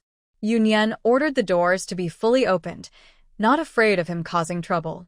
Jiang Peng is suspected of treason and selling out the country. You have had close contact with him, and cooperating with the investigation is your duty. Deputy Director Huang, if you are innocent, Yu Minister's investigation will clear your name. But if you colluded with Jiang Peng to betray national interests and refuse to cooperate, you will face even harsher charges. Chu Hung spoke confidently and looked very upright and serious. He quickly accused him of resisting arrest. Yoon Yen realized she had helped him solve a big problem, so she hurried to confirm Hwang Yoji's guilt. This person is not Jeong Prung. As long as the reason is proper, he can handle it himself. The crowd outside was surprised, not expecting these two people to be arrested for such charges. They were taken away feeling defeated. Yoon Yen told Chu Hung to seal off the office and wait for her to investigate tomorrow. She whispered a few words to guard Wang, who nodded and smiled. Chu Hung had dispersed the crowd outside and said that the investigation results would come soon, so everyone could work peacefully without worry. After catching two important people at once, Chu Hung had many things to do. Yoon Yen didn't stay long and said goodbye to Chu Hung before leaving. Does Leader Yu think there will be any movement tonight? In the car on the way back, Guard Wang asked Yoon Yen. Fishing. If Jeong Pung really was a traitor, there must be a traitor around him. Tonight was the best chance to destroy evidence. Yoon Yen smiled slightly, thinking Hwang Yoji's sacrifice was quite valuable. Guard Wang wasn't used to chatting casually on the way here. Although he looked friendly, he was actually quite cold. As a guard for the leader, being too easy to talk to is not good. When they reached the military district, Yoon Yen said goodbye to Guard Wang. Leader Yu isn't going upstairs? Guard Wang was a bit surprised, thinking she would go meet the leader with him. No, tell the leader I say hello for me. Yoon Yen waved and got into her car, leaving without hesitation. Guard Wang was stunned for a moment and then laughed. From what he knew about the leader, he probably was still waiting for Yoon Yen's report. Sure enough, when he returned to his office, the leader looked at him as he entered and glanced behind him twice. Leader Yu has gone back. I'm here to tell you. Who asked her? How was it handled? Guard Wang smiled but didn't expose the leader's insincerity. He honestly reported today's events and also spoke a few good words for Yoon Yen. That's not a bad way to save Lao Lin's reputation. Leader Zhou nodded, showing a satisfied expression. Meanwhile, Yoon Yen received a message from Hui Yen on the way back. He had also finished his work and planned to come see her after tying up loose ends these days. When Yoon Yen returned, Renan Lin hadn't come back yet. Seeing the young lady return, the servants all felt a bit nervous. Last time she came, their master had to deal with quite a few people. Although those people deserved it since they were paid off, seeing Yoon Yen still made them feel uneasy. Yoon Yen naturally noticed their strange behavior but paid no attention. It's better this way, to keep them on edge and prevent them from doing anything inappropriate. After all, they don't stay here often, so sometimes they can't control everything. He ordered Hanjan to prepare some things for tomorrow and waited in the living room for Wen Lin to come back. He waited until evening, when Wen Lin entered the house covered in a strong smell of blood. Seeing Yoon Yen in the living room, he looked at himself with some disgust. I'll go change my clothes first. He left without saying more and went to his room. A little over 10 minutes later, he appeared again in the living room, looking fresh and clean. Is there any problem? Yoon Yen asked with concern, wondering why it took so long. No, just went to a few more places. When Wen Lin smiled and shook his head. Such a small matter couldn't possibly cause any trouble. We must eliminate all risks completely. Are you hurt? You really underestimate your brother. Although he said this, when Wen Lin appreciated Yoon Yen's concern. My brother is really impressive. Thanks for your hard work today. Yoon Yen casually praised her brother, leaving Wen Lin momentarily speechless. It's nothing. Wen Lin pressed his lips, trying not to look too proud. Qing Long looked at his master with a subtle expression. Truly, the young lady had him completely under control. On the way back, someone was muttering to himself, what a troublesome little sister. He thought he'd have a good talk with her when he got home. Right now, he was being so easily coaxed that he felt dizzy. You've worked hard too. Rest well when you get back. Yoon Yen turned to Qing Long and said. This time, Qing Long was the only one with them, running around tirelessly. You're too polite, young lady. That's what Qing Long is supposed to do. I'd risk anything for her. Qing Long immediately straightened up, excited to show his loyalty. The young lady was so kind. She still cared about him. He had already forgotten how he had just been silently criticizing when Rinlin. Young lady, everything is ready. Hanjan returned to report. Good, you can go rest now. Hanjan didn't leave immediately, but quietly stepped aside. Do you have something to do tonight? When Runlin frowned slightly, noticing the situation. Not sure yet, he baited the trap, not knowing if anything would bite. But, of course, she would be waiting. Not only was there an ambush outside the office, but she also placed a small sensor inside to ensure everything was safe. If someone bypassed the guards and entered, they would still be alerted on her side. Everyone, go rest now, Yunyan said reluctantly, checking the time again. It's already past 11. Next to her, Wen Rinlin, and across from her, Han Zhan and Qinglong were all sitting at a mahjong table. They could all be playing together, but staying here to wait was pointless. It would be better to go back and rest.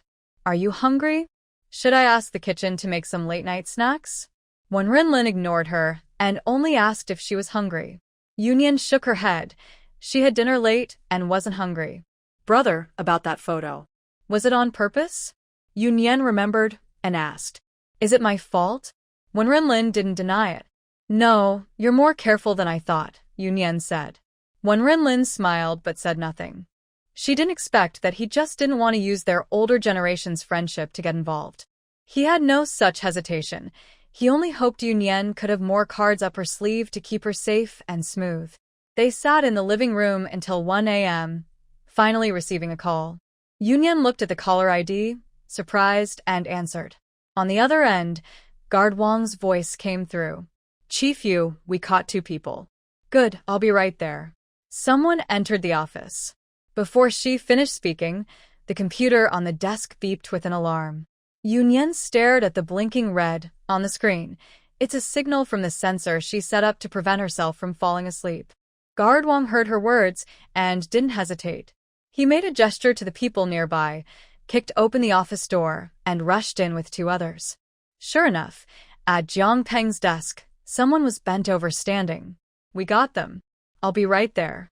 After hanging up, Yunyan grabbed her laptop and prepared to leave. When the call came earlier, Han Zhan had already gone ahead to drive. I'll take you there, Wen Rinlin said as they headed for the door together. Bring a few more cars.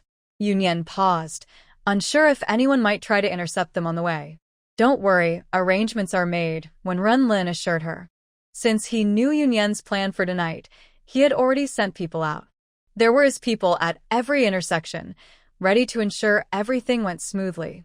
Yunyan gave a big thumbs up. Her brother was amazing. Wen Rinlin had thought of everything.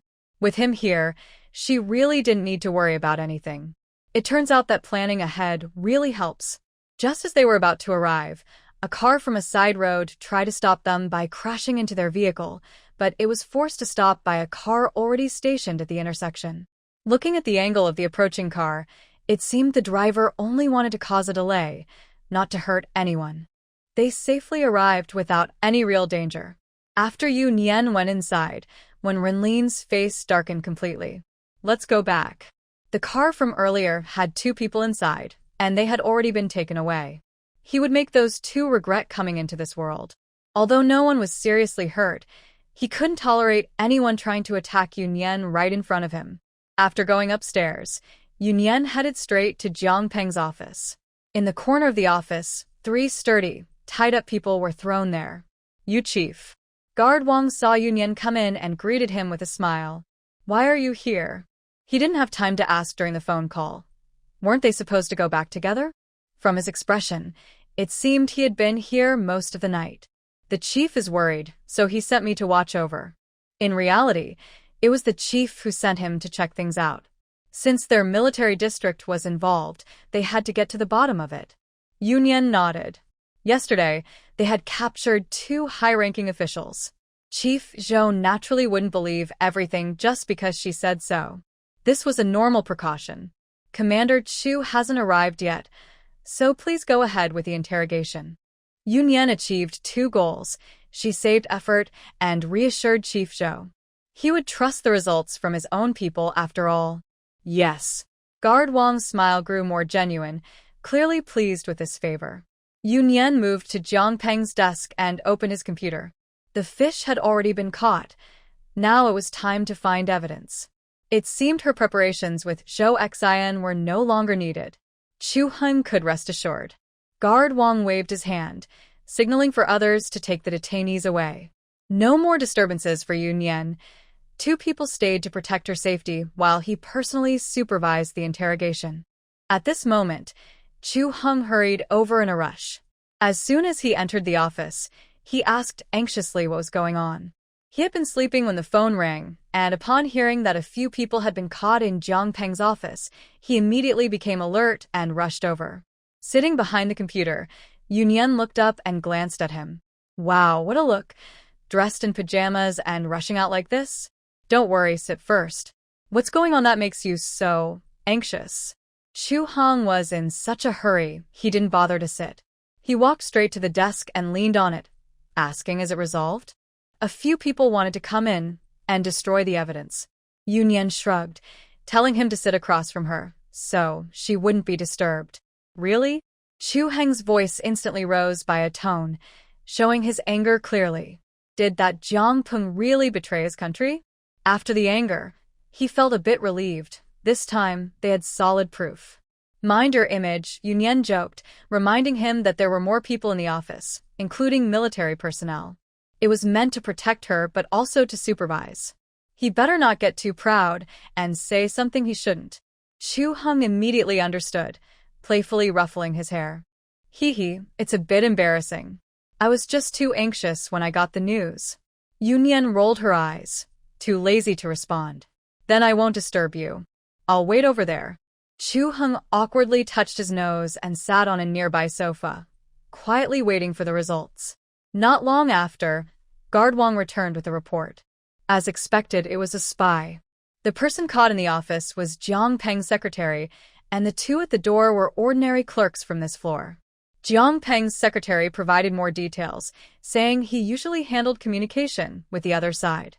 The other side helped Jiang Peng reach the top position, with the condition that he would cause division after gaining power. Huang Youji was also an assistant they helped Jiang Peng recruit. Chu Heng was furious, slamming the table. This Jiang Peng, how dare he? Yun Yan smiled knowingly, unsure if he was scolding Jiang Peng for betraying his country or for trying to take his power. I also found some evidence. Yun Yan stood up from the computer. These were enough to convict. It was clear now, Jiang Peng's treason was solidly proven. And since it was reviewed by someone from the military district, personal vendettas didn't matter. Guard Wang led his team away, and Chu Heng's secretary brought him his clothes. As they finished, dawn was breaking. Mr. Chu, let's report to the other side together. Yun Yan called to stop Chu Heng from going down to handle the people. After reporting her task, her work was done. Isn't this a bit too early? Chu Heng looked at the sky outside and checked the clock. Since dawn was near, waiting a little longer wouldn't hurt. This time is just right. The second leader should be having breakfast now. His schedule was known to Yun Yan, as his secretary had already informed her. All right. Chu Heng did not waste any more words, realizing that Yun Yan was clearly trusted by that person. The 2 of them were connected by a video call in Jiang Peng's office. When the second leader heard about this, he was very angry. He said he would immediately report the matter to the higher-ups and told everyone to stay on standby. How do you think they will handle this? Chu Heng and Yun Yan sat in the office, waiting for instructions, feeling a bit worried. Who knows? Yun Yan replied casually. I made a mistake in my words. Chu Heng smiled bitterly. He was a little too anxious and confused. His relationship with Yun Yan was not close enough to guess what the higher-ups intended. 10 minutes later, they received instructions from the top leadership. Handle it strictly to serve as a warning. Chu Heng let out a sigh of relief. This result was just what he wanted. Let's go to your office. Yun Yan stood up. The documents about the outcome of this matter needed her signature as the person in charge. No need to rush. You've been busy all night. Why not rest for a while? Chu Heng was eager before, but after the decision was made, he felt his worries ease. Now he also wanted to check on Yun Yan, remembering she hadn't slept all night and should rest a bit. Handle it quickly. Delays could cause more problems. Are you referring to something else? Chu Heng's expression grew serious. Was it just Jiang Peng? I was attacked on my way here, Yunyan said simply, enough to show that besides Jiang Peng, there were other hidden enemies in Port City. If they didn't act quickly, more trouble could arise later. Are you okay? Chu Heng was shocked. He didn't expect there to be so many hidden dangers on his small turf. If I were hurt, would I still be here? Yunyan looked a bit speechless. Was Chu Heng asking knowingly? She appeared here perfectly fine. What could possibly happen to her? That's what I mean, haha. Let's go, this time.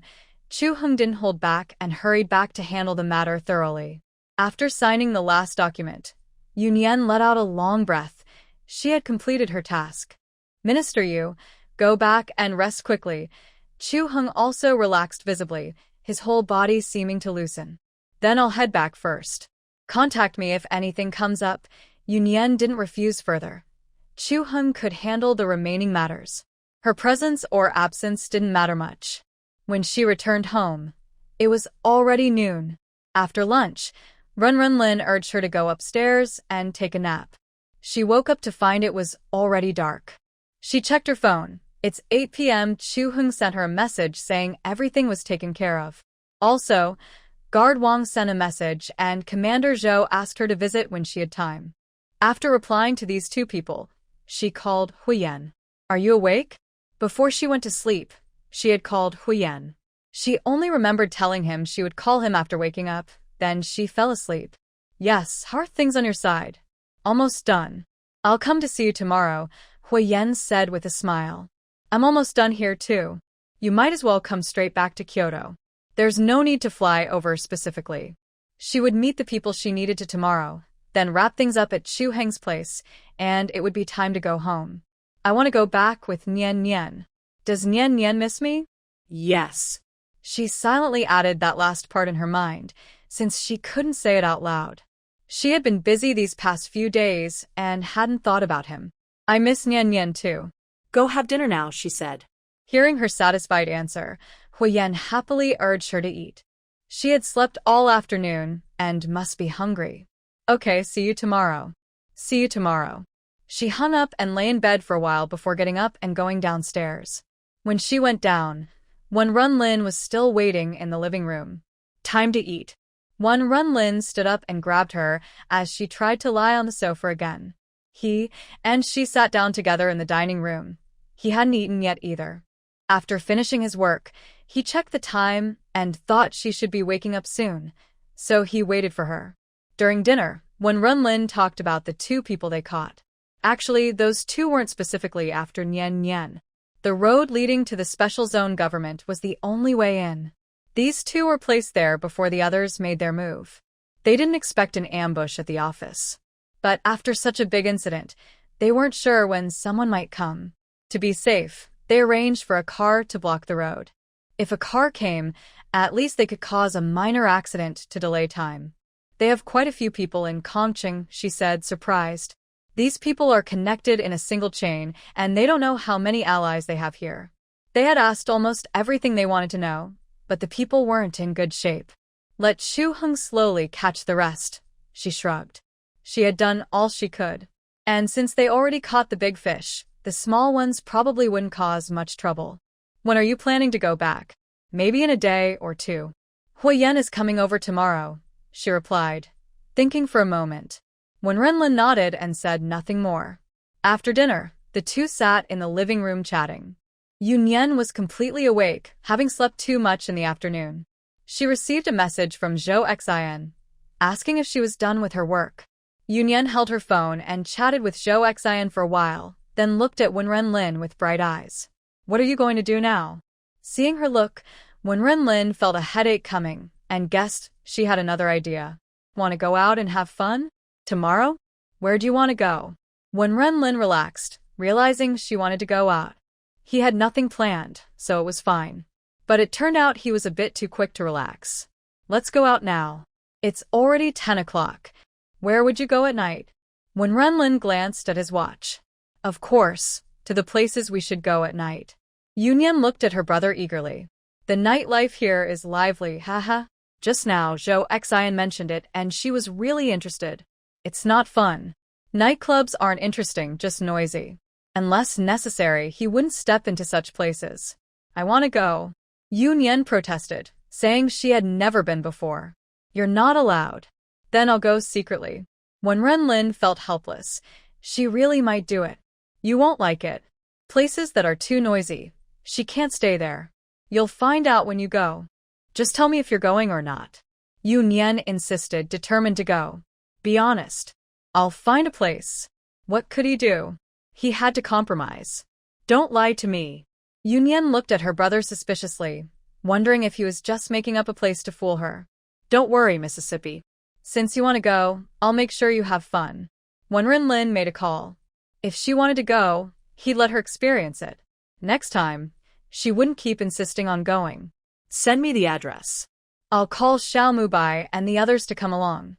Yunyan was very loyal and didn't reveal Zhou Xian as the troublemaker, fearing her brother would blame her. She just said she wanted to invite Xiao Mubai and the others to join. When Renlin didn't doubt, and gave her an address, Yunyan sent it to Zhou Xian, who quickly replied with okay. Still worried, Yunyan asked one more time, knowing Zhou Xian, a local, would definitely know. After getting Zhou Xian's confirmation, she was satisfied. When Renlin hadn't lied to her. Hurry up, are you ready yet? Yunyan impatiently urged her brother, wondering what he was delaying for. Let's go, old man. When Renlin finished arranging for nearby people to ensure Yunyan's safety, Qinglong and Hanzhan went out to drive. Yunyan dragged Wen Renlin and headed outside. There are so many people. The two of them got out of the car, and Yunyan looked at the lively street. She sighed as if she had never been to the city before, since she usually sleeps at this time. Yunyan watched as people entered the bar one after another. Their nightlife was just beginning. Miss you over here, Zhou Xian waved from afar. Xiao Mubai held her bag and followed behind her. Good evening, Brother Lin. Zhou Xian ran over first to greet Wen Renlin politely, then leaned close to Yunyan, chatting non-stop. Xiao Mubai, coming from behind, had no chance to speak and could only stand helplessly next to Wen Renlin. After Qinglong and Hanzhan arrived, the group headed toward the bar. The bar manager was already waiting at the door. Seeing the group, he hurried over. Lord Lin, you're here, he said, bowing slightly and guiding them inside. They were led to a corner booth in the hall, where the staff eagerly waited to serve them and take their orders. Yunyan sat down and looked around curiously. The bright lights, deafening music, and the wildly dancing men and women on the dance floor. Although she had never been here before, she knew what a bar was like. But after experiencing it herself, she felt it wasn't really her thing. At this moment, she regretted coming. Her brother was right. She really didn't like this kind of place. After the manager left, Xiao Mubai moved closer to Wen Renlin and asked, why not go to a private room? It's too noisy here. You can't hear clearly unless you speak close. Just bringing you Xiaonian here for a try, Wen Renlin said with a slight smile, as if to see if she wanted to come again. Miss you, do you want to go have fun? Zhou Xian pointed to the dance floor. Yunyan quickly waved her hand, saying she couldn't really play. Go ahead, Zhou Xian said, pulling Xiao Mubai along because she really wanted to dance. Usually, she acted like a wealthy young lady, rarely having the chance to let loose like this. If she got caught, it would shame her family. Since Miss Yu was here and Brother Lin was sure to clear the place, she felt free to enjoy herself. She dragged Xiao Mubai toward the dance floor. How do you feel? When Renlin leaned closer to Yunyan. Not bad. Yunyan pretended to be calm. She had insisted on coming, so she definitely wouldn't say she didn't like it. When Renlin looked at her pretending and didn't expose her. Then have fun for a while longer, he said mischievously, and saw Yunyan's expression stiffen slightly.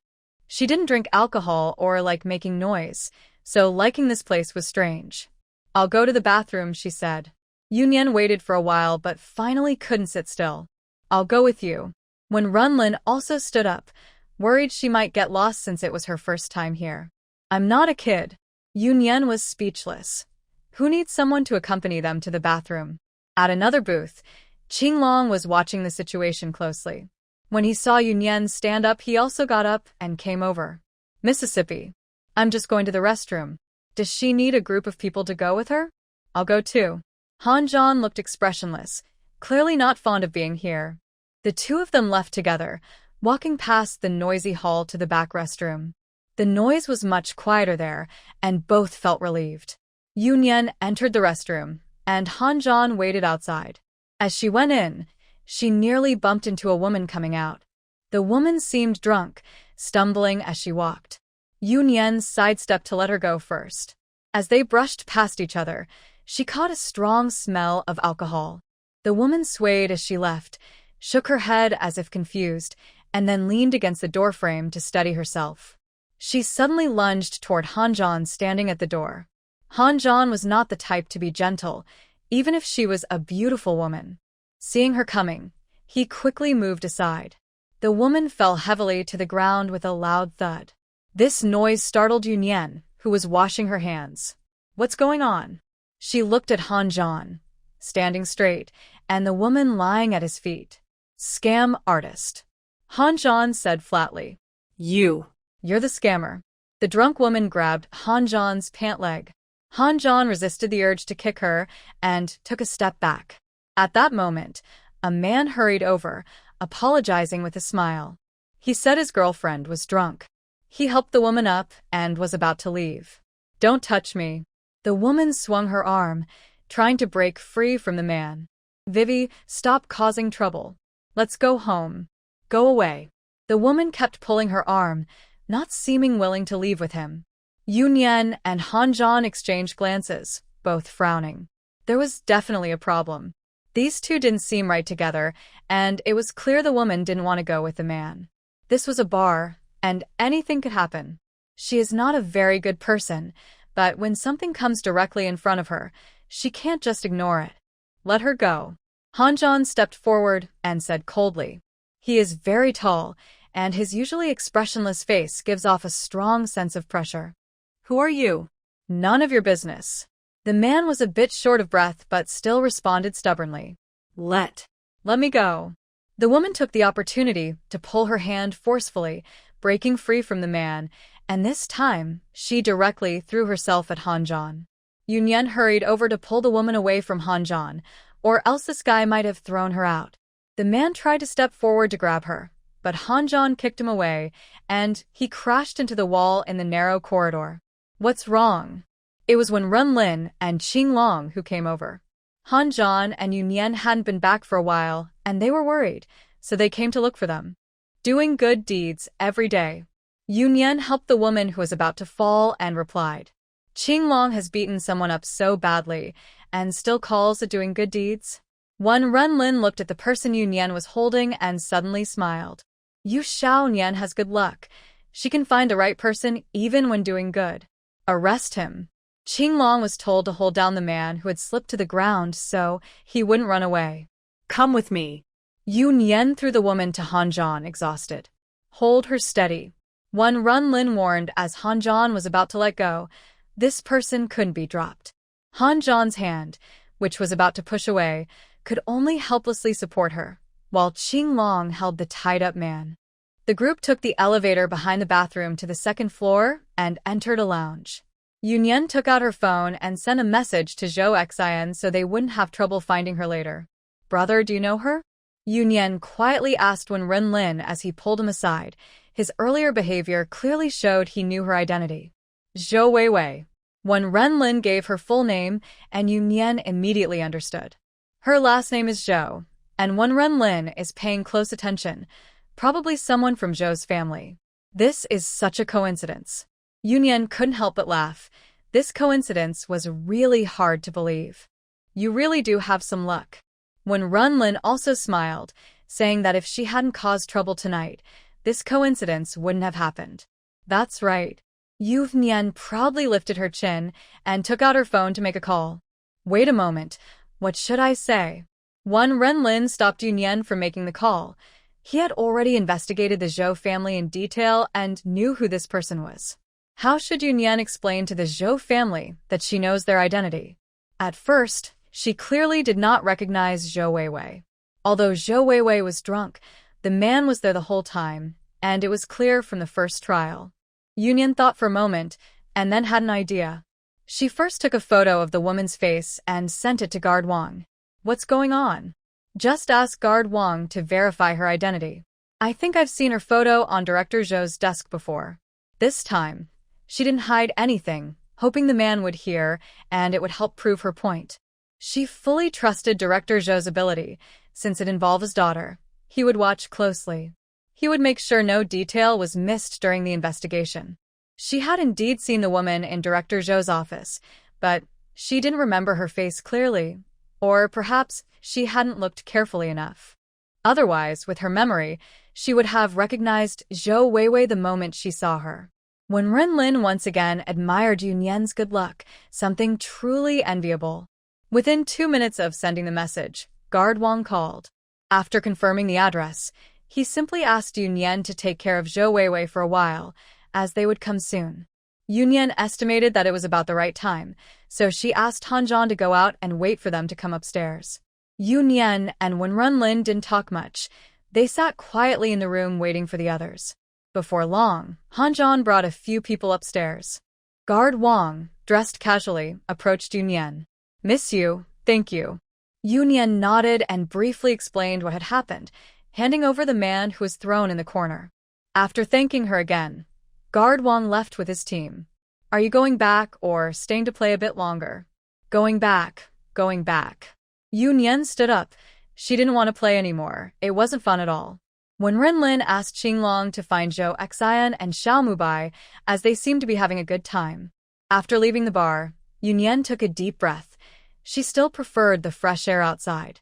Later, Qinglong, who was a step behind, helplessly said that those two didn't want to leave, so they should go back first. He arranged for someone to watch over them and would send them back later. Do you want to go home or keep wandering a bit? When Renlin asked Yunyan, who rarely went out at this time, she wanted to have fun. Go home to sleep. Yunyan said that this kind of nightlife really wasn't for her. She got into the car first, worried that Wen Renlin might want to keep her out longer. Had enough fun? Wen Renlin leaned on the car door, smiling as she looked at the person already seated. Yunyan kept her gaze straight ahead, pretending she didn't hear.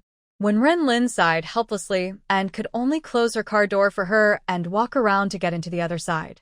In the morning, Yunyan was still asleep when her phone rang, waking her up.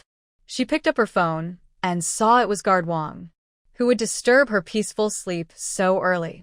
Was there something about Zhou Weiwei that still hadn't been checked? She answered the call, but a female voice came through. Miss Zhou? Yes, it's me. Thank you, miss you, for last night's help. Zhou Weiwei's voice was gentle and calm, completely different from last night's attitude. You're welcome. After replying, both of them fell silent. Clearly, neither of them was good at socializing. If it's convenient, I'd like to visit and thank Miss Yu in person, Zhou Weiwei continued after a moment. No need. It was just a small favor. Yunyan politely declined. Zhou Weiwei hesitated briefly, then a laugh came through the phone. Guard Wang took the call. Miss Yu, the leader wants to see if you have time to come over and bring something for Leader Lin.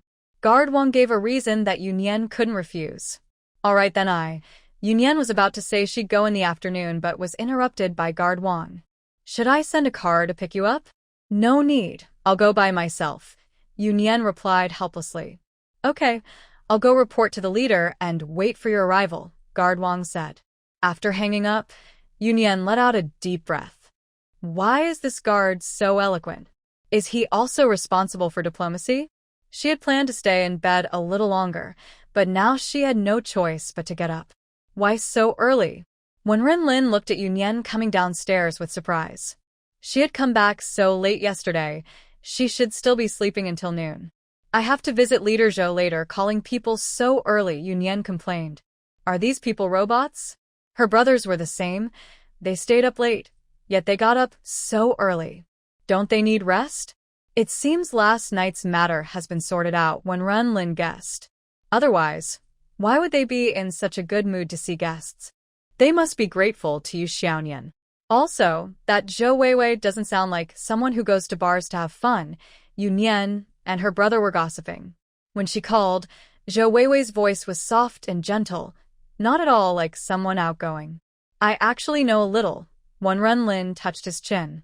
He had investigated quite thoroughly. Tell me, Yunyan leaned closer to Wenren, almost like she was holding a popcorn. Wenren didn't keep her waiting and explained the general situation. Chief Zhou's wife is also a soldier. Because she was injured years ago, her health is not good, and they haven't had children. Later, the couple adopted the orphan of a comrade who died in the line of duty.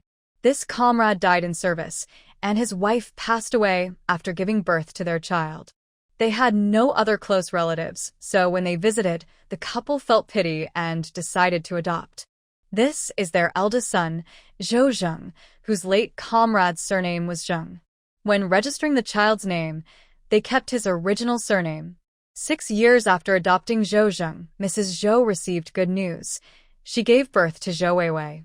But the couple still treated Zhou Zheng the same as before. They told Zhou Zheng about his background when he was old enough to understand. Zhou Weiwei also knew from a young age that Zhou Zheng was not her biological brother. As Zhou Zheng grew up, he followed his father's footsteps and joined the army. Later, Zhou Weiwei somehow developed feelings for Zhou Zheng. Zhou Zheng was a bit wary of her and, after learning her feelings, moved out of the Zhou family. Later, to avoid her, he joined a peacekeeping force. He was rotated out for more than 2 years and just recently returned to Port City. Zhou Weiwei was probably upset about love, so she went to a bar to drink and almost fell into a trap. So does Zhou Zheng dislike Zhou Weiwei, or does he think they are not proper? Yunyan was listening intently, but then stopped. Is your brother a god or something? When Runlin was speechless. How could he know what others are thinking? I don't worship him that much either, just talking about them. Yunyan said, acting proud while talking about others. When Runlin sighed deeply, unwilling to argue with her, or he'd get angry. I don't know. Nothing. Yunyan tends to discard things after using them, so once the story was over, when Runlin was no longer useful. He wanted to pinch his own but was so angry, he almost exploded. Hey, brother, Zhou Zheng is quite old now. Does he have a partner? Yunyan poked her brother again, not realizing she was making him furious. Say something. No partner, and he's not that old. Zhou Weiwei is the same age as you. When Runlin sighed helplessly. What could he do with such a sister? From what you said, I thought he was about your age. Zhou Weiwei is quite mature. Yunyan clicked her tongue. According to Wenren, Zhou Zheng had been entangled with Zhou Weiwei for many years, and Zhou Weiwei was only a little girl back then. Lost in her thoughts, she didn't notice that her brother seemed close to fainting. Wenren kept silently repeating to herself, "This is my chosen sister. This is my chosen sister." You're mute, how boring. Yunyan gave her brother a look of dislike. She had wanted to gossip with him a little, but he wasn't cooperating at all. She ignored him and got up to go to the dining room for a meal. When Renlin watched Yunyan leave and doubted life again. Is she still angry?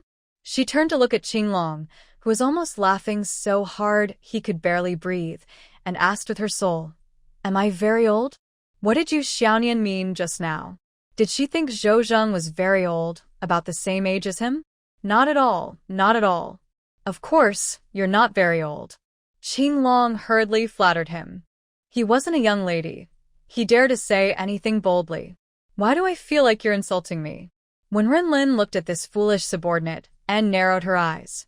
He better not be implying anything. I misspoke. I meant you're not old, you're still young. Yes, that's what I meant. Qinglong quickly made amends.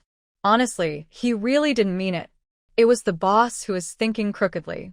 He couldn't help but think to himself that this was something the young lady said, and he was just taking her anger out on him. If he had the guts, he would argue with the young lady and see if he could make her mad. Are you cursing me in your heart? No, young lady is going out. I'll call Hanzhan back. Qinglong was helpless. He couldn't provoke her. Couldn't he just hide? He quickly left in a flash. Hanzhan was at the gym. He'd rather face Hanzhan's stiff face than listen to their father and son's sarcastic remarks.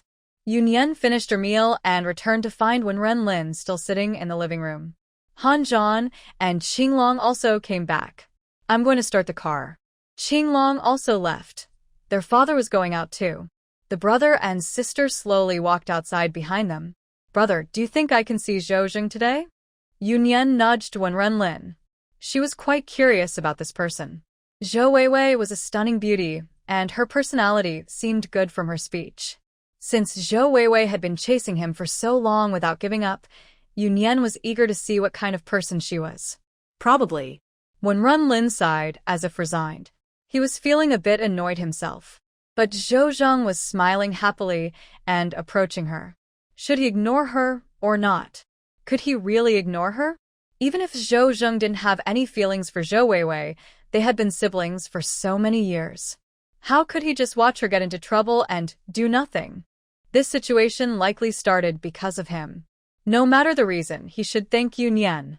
Does Commander Zhou know? Not necessarily, but Madame Zhou probably does. When Renlin guessed that Commander Zhou is busy with official matters and, being a man, might not pay attention to romantic issues. Since giving birth to Zhou Weiwei, Madame Zhou has gradually withdrawn from public life. She can't be completely unaware of these two people's affairs, but it's unclear what she thinks about it. Wow. You're so curious. When I called you to come, you looked reluctant. When Renlin teased her. I'm just curious at home. If I go, I wouldn't be curious anymore. Yunyan rolled her eyes. Is she an idiot? Going to the leader's house just to gossip. When Renlin watched Yunyan get into the car, standing there lost in thought. The young man who opened the car door for her could only stand there with him. After a while, when Renlin finally spoke slowly. Am I being looked down on again? This time, the young man wisely didn't speak, to avoid being used as a punching bag again. You've been looked down on by the young lady more than once or twice. Don't you have any self-awareness? Yunyan received the address sent by Guard Wang on the car. It was a large courtyard not far from the military district, leading to Commander Zhou's home. Yunyan felt a bit strange. Does she really have that kind of relationship with Commander Zhou? Guard Wang had already informed the guard at the gate. The car drove straight to the innermost area and stopped in front of a 2-story small building. After the car stopped, Guard Wang, waiting at the door, came to open the door for Yunyan. Commander Yu, please come in. Yunyan looked at him hesitantly, feeling like he was wasting his talent as a guard. Inside the living room, everyone was there. What a family of 4. Commander Zhou sat at the head, with Madame Zhou smiling kindly beside him, looking gentle. Sitting nearby were Zhou's son and daughter. The most curious one was Zhou Zheng, who was very handsome, with sharp features. He had a tough, soldier-like aura. No wonder Zhou Weiwei, so young, was captivated. Since childhood, she knew he wasn't her biological brother. At her age of first love, it was normal to be attracted to someone like him. When she entered, Zhou Weiwei and Zhou Zheng stood up. Commander Zhou, Madam. Yunyan was the first to greet them. Xiao Yu? Come and sit. Commander Zhou nodded faintly, and Madame Zhou warmly invited Yunyan to sit down. Miss Yu. Yunyan approached, and Zhou Weiwei whispered a greeting to her. Commander Yu. Zhou Zheng stood straight and saluted the young officer much younger than him, without hesitation. Yunyan nodded in response and sat opposite the brother and sister. Cold War and Guard Wang stood at the door. The atmosphere suddenly became strange. Yunyan and the family of 4 stared at each other, neither speaking first. Yunyan didn't feel awkward and secretly observed the 2 people opposite her. Zhou Zheng seemed to notice her gaze, sitting very upright and not moving at all. Next to him, Zhou Weiwei seemed upset with him, turning her head away and not looking at him. Finally, Mrs. Zhou broke the silence. Little Yu, I really want to thank you for Weiwei's situation. You're too kind, just a small effort, Yunyan said politely. There's no need to be so formal in private. Just call me. Mrs. Zhou hesitated. What should she call her? Yunyan and Weiwei are about the same age, so she should call her aunt. But Yunyan is a colleague of old Zhou, which might lower her status unnecessarily. Calling her big sister Zhou, or big brother Zhou, doesn't seem appropriate either. Just a name. Anything is fine, Chief Zhou said to smooth things over. Thanks, Officer Yu, for your help. Zhou Zheng stood up again and sincerely thanked Yunyan. Her small effort saved their whole family. Wei Wei also wanted to thank Yun Yan, but was interrupted by Zhou Zheng first. She snorted softly and turned her head away again. What kind of person are you? You're the same age. Look at little you, then look at yourself. Chief Zhou, annoyed by Wei Wei's rude attitude, pounded the table. Unprepared, Yun Yan, who was just a child in someone else's family, was caught off guard. Dad, you're going too far. Our entire army only has one Major General Yu, Zhou Zheng spoke, feeling it was inappropriate to compare Wei Wei to Officer Yu. Wei Wei pursed her lips and didn't seem to care much about his defense. All right, old Zhou, isn't there something you wanted to see little Yu about? Mrs. Zhou spoke gently. It wasn't that she didn't want old Zhou to discipline the children, but she was worried that comparing Yun Yan to others in front of her might make her uncomfortable. Little Wang, Chief Zhou called out. Guard Wang nodded and went upstairs. Chief Zhou stood up and said to Yun Yan, "Come with me to the study." Then he led the way upstairs. Yun Yan politely nodded to Mrs. Zhou and followed Chief Zhou upstairs. Young people these days are really impressive. Mrs. Zhou looked at Yun Yan's back and sighed, thinking that she was so young yet already in a high position with a bright future ahead. Miss Yu is really impressive. Zhou Weiwei also looked in that direction. She wasn't upset about her father saying she couldn't compare to Yun Yan because she knew she truly couldn't. The gap was too big. She didn't have the heart to compare herself.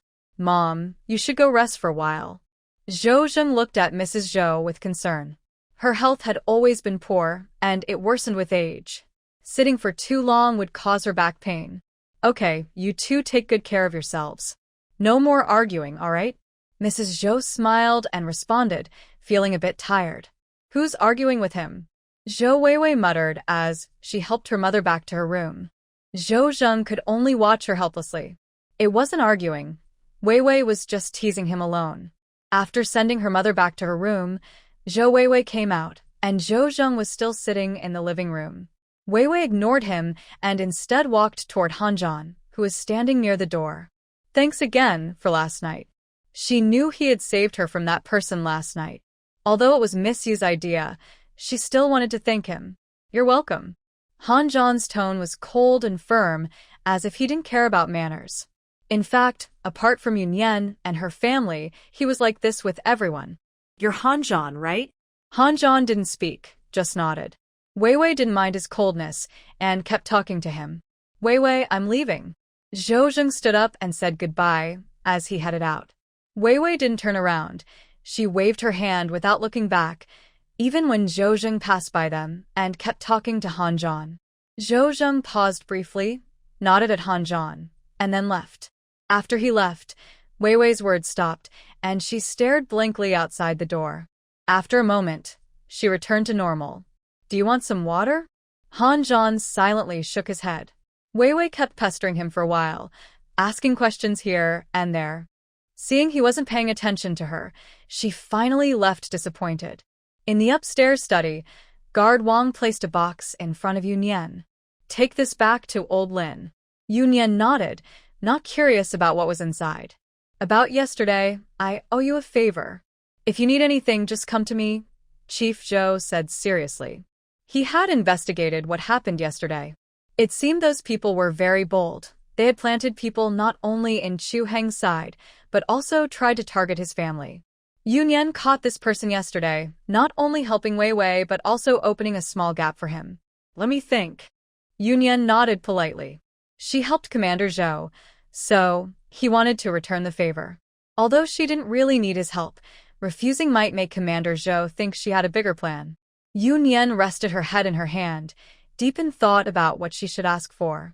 After a long time, she couldn't come up with anything, feeling a bit annoyed. Maybe you could, she started to say, but before she finished, Commander Zhou interrupted. Little Wang, take her back. Hey, why? I haven't said anything yet, Yun Yan protested. Isn't he supposed to let her make a request? I changed my mind. Hurry up and leave. Commander Zhou waved his hand like swatting flies, signaling her to go out. Guard Wang stepped forward, took the box he had prepared for old Lin, and stood aside. Yun Yan had no choice but to stand up reluctantly. This person's temper was unpredictable, sometimes cold, sometimes warm. Am I leaving now? Yunyan looked at Commander Zhou, testing if he really wanted her to go. Wait a moment. Commander Zhou opened a drawer, took out another box, and pushed it toward Yunyan. Is this also for old Lin? He seemed particular about details, sending gifts in 2 boxes. For you. Commander Zhou said irritably. He wasn't so forgetful that he would give old Lin's gift in 2 parts. Besides, would old Lin even need this? He signaled for Yunyan to open the box and take a look. She did as told. Inside was an old-fashioned bracelet. Commander Zhou wouldn't give her jewelry for no reason. Yunyan reached out and touched it. Sure enough, it had many tiny bumps and was equipped with mechanisms. Commander Yu, be careful not to hurt yourself. Guard Wang stepped forward, took the bracelet, and demonstrated how to use it. Yunyan's eyes sparkled. She carefully examined the bracelet. What a good item. Really, you gave it to me? Don't return it. Yunyan's words left Commander Zhou speechless. No one had ever talked so much nonsense in front of him. Did he think he was showing it off? Yes, yes, yes. Why not give it to Zhou Weiwei? Do you think Weiwei can use it? If he gave it to her, it would definitely hurt either her or others. He had to admit, Weiwei and Yunyan were the same age, but their minds were worlds apart. He trusted Yunyan with this thing, but giving it to Weiwei would keep him awake every night. Then thank you for the gift, Commander. Yunyan didn't bother with the box anymore and simply slipped the bracelet onto her wrist, worried he might take it back. She was very happy with the gift and felt she had gained a lot. Yunyan was proud and thought, luckily, I didn't say anything earlier. Chief Zhou, being clever, believed it was because he didn't ask for anything that he changed the gift for her. Chief Zhou's mouth twitched. He really was quite rude. Since he confirmed it was for her, she took it directly without any hesitation. She didn't seem to want to refuse at all. However, he actually admired her straightforward personality. Who told you this was a thank you gift? I understand, don't worry. Yunyan accepted the gift and decided she wouldn't bring it up again. Everything was settled. Do you understand what that means? Isn't this a gift from me to you? Chief Zhou lowered his voice, feeling quite speechless about her cleverness. If it had been Zhou Zheng, he would have kicked her out immediately. A gift for meeting? Yunyan said carefully, wondering if she truly understood what those 3 words meant. She had received gifts several times before, but always in this kind of situation. Xiao Wang, take her out for me. Chief Zhou, unable to bear it anymore, slammed the table. This time it wasn't a gift. He directly ordered the guards to remove her. Chief Zhou, please. Guard Wang's smile looked more genuine this time. Chief Zhou was talented. Few people could make him lose his temper so openly. Even Zhou Zheng and Zhou Weiwei mostly respected him and didn't dare to be so bold in front of him. Yunyan was confused as she was politely asked to leave the study. But considering the gift, she decided not to argue with the old man. Although Chief Zhou had her leave the study, a faint smile appeared at the corner of his mouth after she went out. The 2 went downstairs, and Guard Wang handed the box to Han Zhan. Goodbye, miss you. Goodbye, brother Han Zhan. In the living room, Zhou Weiwei saw Yunyan was about to leave and stood up politely to say goodbye. Goodbye. Yunyan nodded to Zhou Weiwei, while Han Zhan paid no attention and followed Yunyan out. Guard Wang saw them off to the car and watched as Yunyan got in. After the car drove away, he returned inside. Weiwei, that young man is pretty good? Guard Wang smiled at Zhou Weiwei. He had been with the chief since he was a teenager, over 10 years now.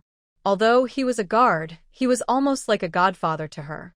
He had been with the chief since Zhou Weiwei was very young, so it wasn't an exaggeration to say he watched her grow up. Uncle Wang, stop joking. Zhou Weiwei stomped her foot and ran back to her room.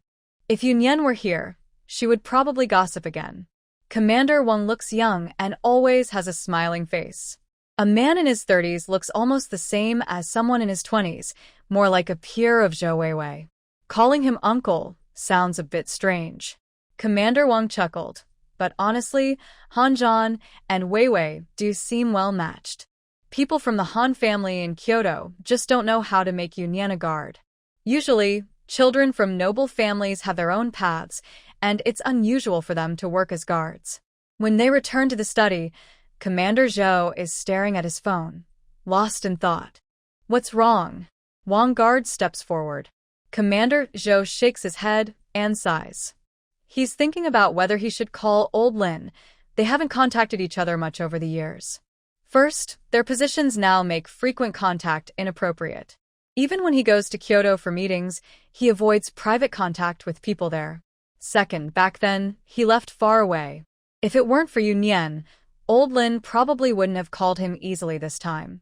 After thinking for a long time, he asks Wang Guard to leave, and then calls old Lin. Old Zhou, I've been waiting for your call for several days. Old Lin's voice answers the phone. Yunyan did send him a message, saying she delivered something.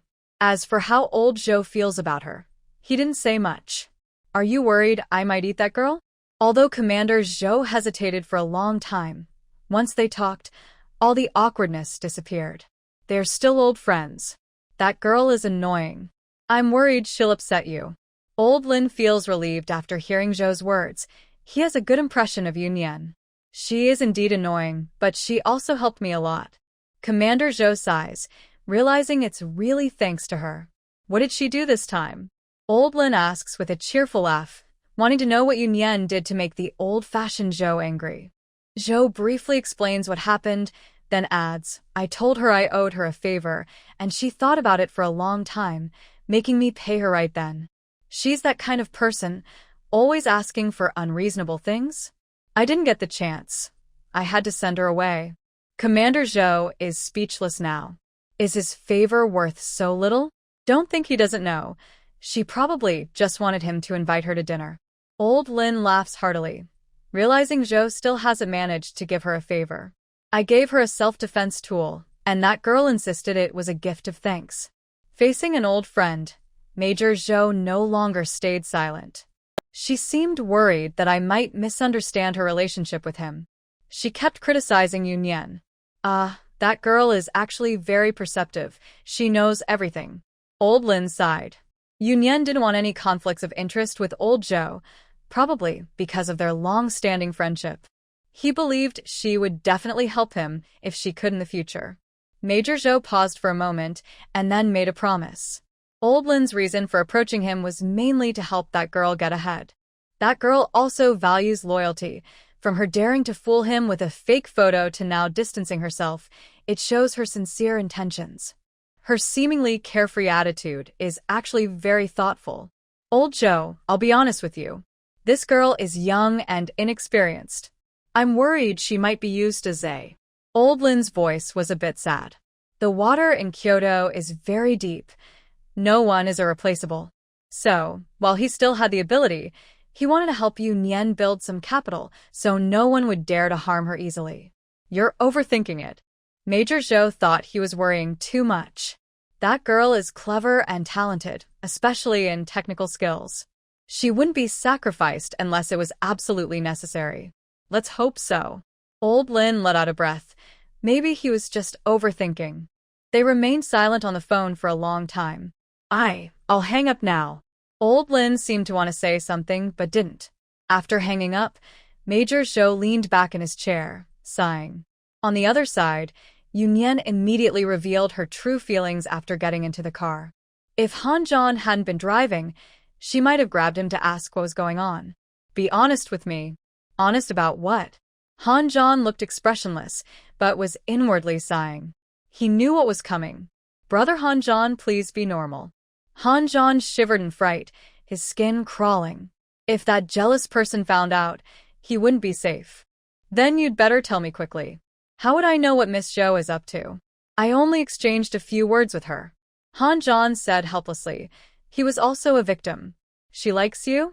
That's unlikely. Yunyan muttered to herself. When Runlin had said she liked Zhou Zheng, right? And today their behavior did seem to suggest that. What did Zhou Weiwei's enthusiasm towards Han Zhan mean? Was she deliberately teasing Zhou Zheng? But that didn't seem right either because Zhou Zheng wasn't around when they left. Han Zhan saw Yunyan's worried face in the rearview mirror and almost wanted to laugh. He couldn't satisfy her curiosity anymore. So, what about you? What do you like? Yunyan took the opportunity to ask this question again. Since Ho-san came back, they haven't stopped joking around and talking. I haven't thought about it. Ansans mootwisha. Her thoughts are too jumpy. Wasn't she talking about Zhou Weiwei? Why did she bring him into it? Then, what do you want now? I can't think of anything. Is the young lady making things difficult? Can she really think of something on the spot? Do you like girls or boys? You should be able to decide that. Yunyan was determined to get an answer today. Little fish leader, you're home. The car had already stopped. Hanjan quickly opened the door and got out, leaving Yunyan's angry shout inside the car. When Yunyan finally opened the door and got out, Hanjan was already gone. Yunyan clenched her teeth in frustration, standing by the car. Hanjan, she wouldn't let him get away if she caught him. Just as she was about to go inside, another car arrived outside. Her brother was back. She paused and waited for his car to come over. The car door opened, and Ho Yen, whom she hadn't seen in a long time, stepped out first. He hurried over to Yunyan, who was still a bit stunned, and hugged her tightly. I missed you so much, he whispered softly in her ear. Yunyan also reached out to hug Ho Yen, and they held each other for a long time. It wasn't until when Runlin's cough broke the moment that they finally separated. Ho Yen took Yunyan's hand, and they went inside together. Ven rein linear. No, how could they ignore such a big person? The late-arriving Qinglong looked at his master strangely, wondering why he didn't go in. You're so thoughtful. Qinglong nodded in approval. Maybe the master was giving the young lady and third master some space. Idiot. When Renlin looked at his overly imaginative subordinate and gave him 2 words, thoughtful? He was going inside to be thoughtful to those 2. But when he entered the house, the living room was empty. Where's the young lady? She took third master to rest, the new but trembling housekeeper answered. He knew why his predecessor was dismissed. Runlin gritted his teeth in anger. Well done. On the second floor, Ho Yen was lying on the carpet in Yunyan's room. Actually, he had been kicked onto the floor just minutes earlier. As the 2 of them entered the house casually, Yunyan asked Ho Yen if he wanted to rest first. I am a bit tired. Nyan, will you take me back to my room? Ho Yen pretended to yawn. Yunyan was happy to meet his small request and pulled him towards the second-floor guest rooms. When they reached the corridor on the second floor, Yunyan just let go of Hui Yan's hand. Suddenly, he wrapped his arms around her waist and lifted her up. Yunyan instinctively hugged his neck. Why? She asked. I want Nyan to rest with me, he replied. Instead of going into the guest room, Hui Yan carried her up to the 3rd floor and headed straight to her room. He placed her on the bed and lay down beside her. But then he was kicked off the bed. Hua Yan simply lay on the floor and didn't move. Yunyan sat on the bed and kicked at him with her foot. Hua Yan grabbed her ankle and gently pulled, causing her to fall off the bed. She ended up lying on top of him, her heart pounding nervously. Annoyed, Yunyan pinched his arm hard. I'm really a bit tired, she said. Hua Yan hugged her and shifted slightly, letting her rest her head on his arm. They faced each other and lay sideways on the carpet. If you're tired, just sleep, he said. Yunyan pushed him gently. She didn't want to sleep on the floor with him. Nyan won't let me get on the bed, she complained. Hua Yan pulled her closer and rubbed his chin against her cheek. Go back to your own room to sleep. Yunyan struggled a little. His face had some new stubble, which tickled her and made her face hurt. Don't move too much. I'll hold you for a while, and then leave. Your brother will be worried, he said. Hui Yan held her steady and bit her lip softly. Yunyan paused, obediently letting him hold her. She didn't want to act out any inappropriate scenes here. Gradually, she relaxed, and they chatted quietly. Hui Yan couldn't sleep, but Yunyan, who had stayed up late and gotten up early, quickly fell asleep. As they talked, the noise stopped, leaving only their steady breathing. Hua Yan sighed helplessly and carefully picked her up. Yunyan opened her eyes and saw Hui Yan holding her. She rubbed her face against him and then closed her eyes peacefully. Hua Yan's lips curled into a small smile. He didn't want to let her go. He wanted to carry her home. But, unfortunately, she was his now, or maybe she wasn't. He gently placed her back on the bed and covered her with a blanket. Finally willing to let go? When Huiyan came downstairs, when Renlin spoke sarcastically, Nian Nian just fell asleep, Huiyan replied calmly, sitting down with a good mood and smiling at Renlin. Good for you. When Renlin looked at him with disdain, Huiyan gave him a meaningful look, implying something without words. You're successful, single guy. When Renlin ignored him and poured a cup of tea. How did it go this time? Not bad. Stop pretending. Will you Xiaonian let you waste your effort for nothing? When Renlin looked down on him, his trip here definitely brought him some gains. I actually hope it was a waste. Huiyan sighed. Although Xiaonian said she wanted him to help her, it was almost like exchanging favors. Take your time. When Renlin was comforting Huiyan with words, but his proud expression told a different story. Yu Xiaonian was less formal with him. Even if he didn't want to come, she would drag him along, and he hadn't given her any benefits. Thinking about the growing smile at the corner of his mouth, he realized his brother was different from others, even from Huiyan, his boyfriend. Qinglong looked at his proud father with a complicated expression. What's that word again? KFC? No, it's PUA. His father had been successfully influenced by the young lady. He shook his head and sighed. No hope left. Both of these people were hopeless. One was sighing because he got the short end of the stick, and the other was feeling proud because he didn't. While shaking his head, Qinglong caught sight of a sneaky person at the door. Shivering? What was he doing? Not coming inside? Hanzhong waved at Qinglong, who then went outside. What are you doing here? Where is the young lady? Hanzhong didn't answer, but asked about Yunyan. She's sleeping. Hearing this, Hanzhong relaxed and swaggered back to his room to change clothes. Qinglong shook his head behind him. This was abnormal too. What would happen to this family without him? Feeling like the only normal person here, Qinglong felt a heavy sense of responsibility on his shoulders. Yunyan slept until evening. When she went downstairs, she saw Xiao Mubua and Zhou Xian there too. Little fish, come over. Xiao Mubua waved his hand. There were a bunch of bags beside him. Yu Jia, you're awake. Zhou Xian looked relieved when she saw Yunyan finally come down. Sitting with these two big shots made her feel a bit overwhelmed. She didn't dare make a sound. Huiyan shot a cold glance at the two talkative people. Both of them turned their heads at the same time, pretending not to see.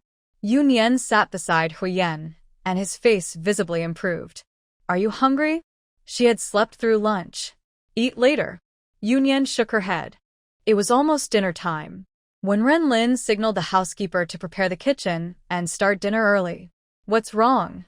Yunyan looked at Xiao Mubua eagerly watching her and asked. Hee, I bought you a gift. Xiao Mubua pointed to the pile of things in front of him. So much? Yu Jia, I picked these out myself. I also have hee.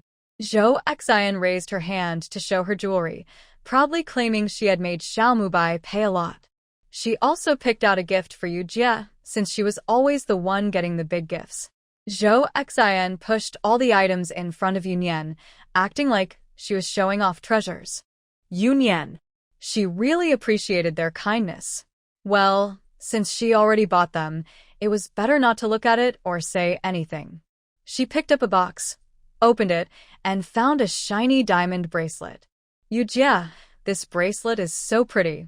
Zhou Xian quickly noticed Yunyan was wearing a bracelet. Someone gave it to me, Yunyan replied calmly, not wanting to go into details. Since Long Zhou gave her this, it was better if fewer people knew about it.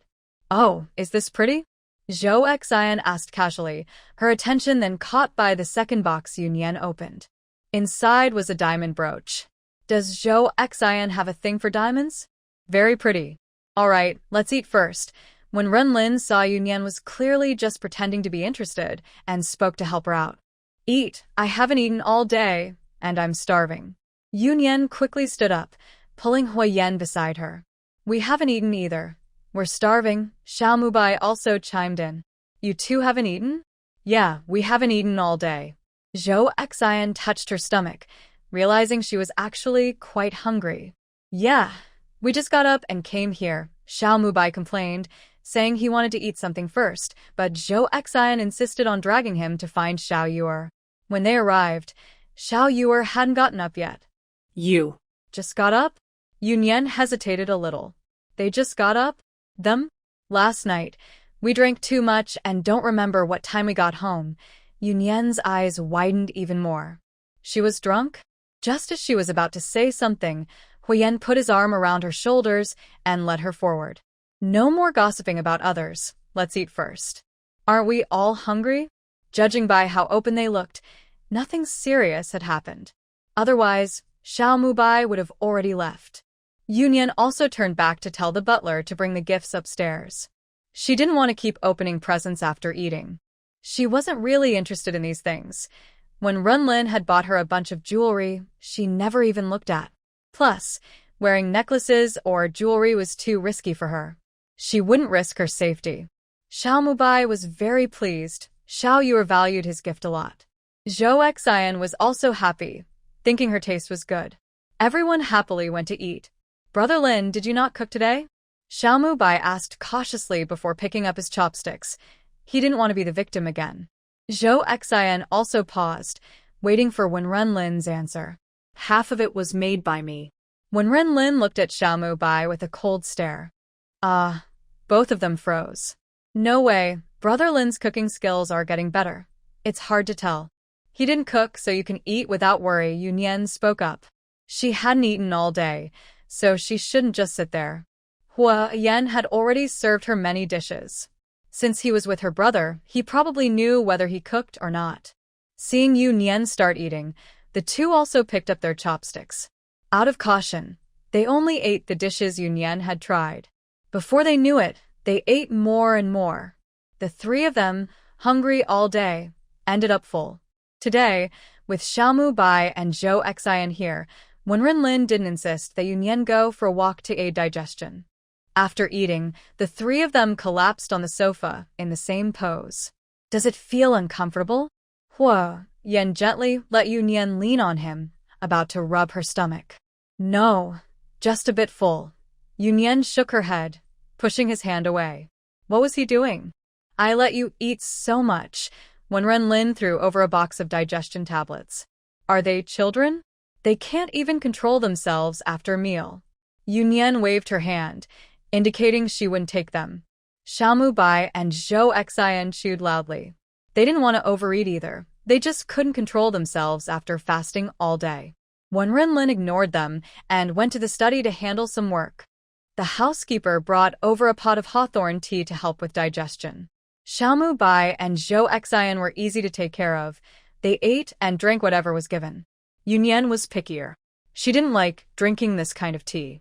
Huayan held out a cup to her, but Yunyan shook her head in disgust. Drink a little, it helps digestion. Huayan softly coaxed her and leaned closer to her lips. I won't drink it. She refused because it tasted terrible. Anyway, her brother wasn't here. If you don't drink, I'll feed you in another way, Huayan whispered with a smile near her ear. Yunyan froze for a few seconds, then realized what he meant. He was shameless. She quickly took a big sip from his hand and elbowed him playfully. Huayan didn't mind at all and took a tissue to wipe her mouth. Slow down, do you want more? Don't go too far, Yunyan threatened, feeling like he was pushing too much. Sitting across from them, Zhou Xian watched with starry eyes and a maternal smile. So sweet. Is this the happiness of fangirling over a couple? Third Master said something that made Sister Yu so obedient. Zhou Xian nudged Xiao Mubai beside him. What can I say? It's probably inappropriate for children. Xiao Mubai said he knows that old beast well. He dared to hold someone's hand on the first day. What are you muttering about? When Runlin suddenly spoke, startling Xiao Mubai and Zhou Xian. People scare people to death, Brother Lin. Xiao Mubai complained. Was he walking silently? It was scary. Don't do bad things. Don't fear ghosts knocking on the door, Huayan mocked, already annoyed by this third wheel. Are you talking about me? When Runlin smiled and sat down, seeing how scared he was. No, it's about Third Master, Zhou Xian quickly denied, then wanted to cover his mouth. Why was his mouth so quick? He blurted out the rest. What did you say about him? When Runlin asked with interest. that he's being inappropriate with little fish. Xiao Mubua's revenge was coming. He said he was doing something wrong. Huh. When Renlin's voice rose. He was being inappropriate with his sister at his house? No, it's not inappropriate. It's just that third master said some inappropriate words to Sister Yu. Zhou Xian blurted everything out again. Sister Yu, maybe you shouldn't speak for now? What did he say? I want to hear too. When Renlin smiled and looked at Huyen, daring him to tell. All I said was inappropriate for children. Huyen was unaffected, still playing with Sister Yu's hand. Sister Yu pulled her hand back and slapped his hand. Was she a toy? I think I'm older than you. Oh, then it's inappropriate for all ages. Huyen casually said to Renlin while raising his hand to show Sister Yu the red mark she caused. Ah! Cough. Cough, cough. As soon as Huyen said that, everyone couldn't hold back their laughter and quickly covered their mouths. Zhou Xian and Xiao Mubua looked at each other, silently leaning back on the sofa, shaking their shoulders in silent laughter. Sister Yu even covered Huyen's hand with her face to hide her smile. She didn't want to see her brother angry and embarrassed. Huyen. When Renlin squeezed out 2 words from between his teeth. He really was something. Huyen was happily playing with Sister Yu's face, enjoying himself. Say it, old man. Double kill, when Renlin almost spat blood. Yunyan pushed away Huyen's hand, took a pillow, and covered his face to stop him from speaking recklessly. Brother, stay calm, stay calm. Her brother looked like he was about to lose his temper, and she secretly thought, so men also care about age? It seems she should praise him more for being young in the future. Can't stay calm, move aside. Renlin stood up, rolled up his sleeves, and seemed ready to fight Huyen. Nian, you have to protect me. Your brother wants to hit me. Huyen took the pillow off his face, smiling, and hugged Yunyan from behind. Seeing this, when Renlin was even more annoyed. Is he playing this game again? Sister Yu, we'll leave first. Zhou Xian stood up, tugged at Xiao Mubai, who was still watching the fun. Why rush? Fight, fight. Keep going. Xiao Mubai pulled Zhou Xian's hand away. He still wanted to see them fight. It was rare to see such a lively scene. He didn't want to miss it. Really? When Renlin turned to look at Xiao Mubai, and Huyen also looked over. Does this guy treat them like monkeys? Ah. It's getting late. Xiao Yu, see you. This time, no need to pull. Xiao Mubai grabbed Zhou Xian and ran out quickly. He was afraid they'd get beaten if he ran too slowly. You two keep going. I'll go upstairs first. Yunyan wanted to stand up, but hesitated. There was still a little troublemaker behind her. Nian, are you ignoring me? The troublemaker clung even tighter. She could only sit back helplessly, pulling her brother to sit down as well. Maybe they'd really beat him up. If he couldn't fight back, it would be even worse. Sit properly. Renlin sat next to Huyen with a serious face, pulling him away from Yunyan. What kind of manners is this hugging and holding? This time, Huyen obediently let go and didn't provoke Renlin again. If he really angered him and he was kicked out, that would be a big loss. When Renlin shot him a look that said, "You'd better behave." Why haven't I seen Huisan? Yunyan asked. Since she returned, she hadn't seen him. He's back in Europe. He mainly stayed there, so it was impossible for him to stay here for long. Oh. Yunyan remembered asking Hanzhan about today and couldn't help but grit her teeth in frustration. She hadn't said anything yet. What's wrong? Nothing. Huyen smiled and didn't ask further. This little girl was probably gossiping about Huisan and Hanzhan again. He wasn't interested in studying their preferences all the time. I need to go upstairs and handle some things. Yunyan chatted with them for a while, then received a message and got up to go upstairs. I am a bit sleepy too. I will go back to rest. Go back to your room honestly, when Renlin warned, not allowing her to bother you, Xiaoyan. Got it, brother. Hien said playfully, then got up and went upstairs. Yu Xiaoyan clearly had something to do, so he wouldn't bother her. When Renlin was annoyed by him and also went back to his room after a while. Yu Xiaoyan was upstairs on the phone with Chu Heng. Chu Heng's people found a list in Jiang Peng's office. It was their target list, including some people from the capital city. He didn't report this but directly gave it to Yu Xiaoyan. Since she helped him this time, he naturally wanted to return the favor. Also, he still felt a bit wary of Yu Xiaoyan. Recently, he received news about people close to Zhongprung. Some had fires, some had car accidents, and others were hit by falling objects while walking. All the incidents seemed like accidents, with no clear signs of foul play. He could tell, even with his toes, that Yu Xiaoyan was behind it. He secretly decided to keep a friendly relationship with her, because even if he couldn't be friends, he must not offend her. Since these people were from the capital, reporting them wouldn't bring him any real benefit. It was better to do her a favor. Maybe she would have more room to operate once she returned to the capital.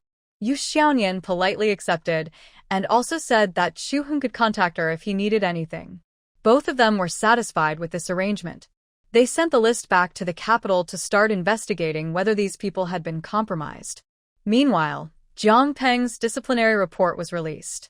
He was accused of treason and corruption, among many other charges. Among these, the charge of bribing national cybersecurity personnel seemed minor. But many people knew that this was the real reason for Jiang Peng's downfall. A few days ago, there was an announcement from the cybersecurity department that a senior official was executed on the spot for treason.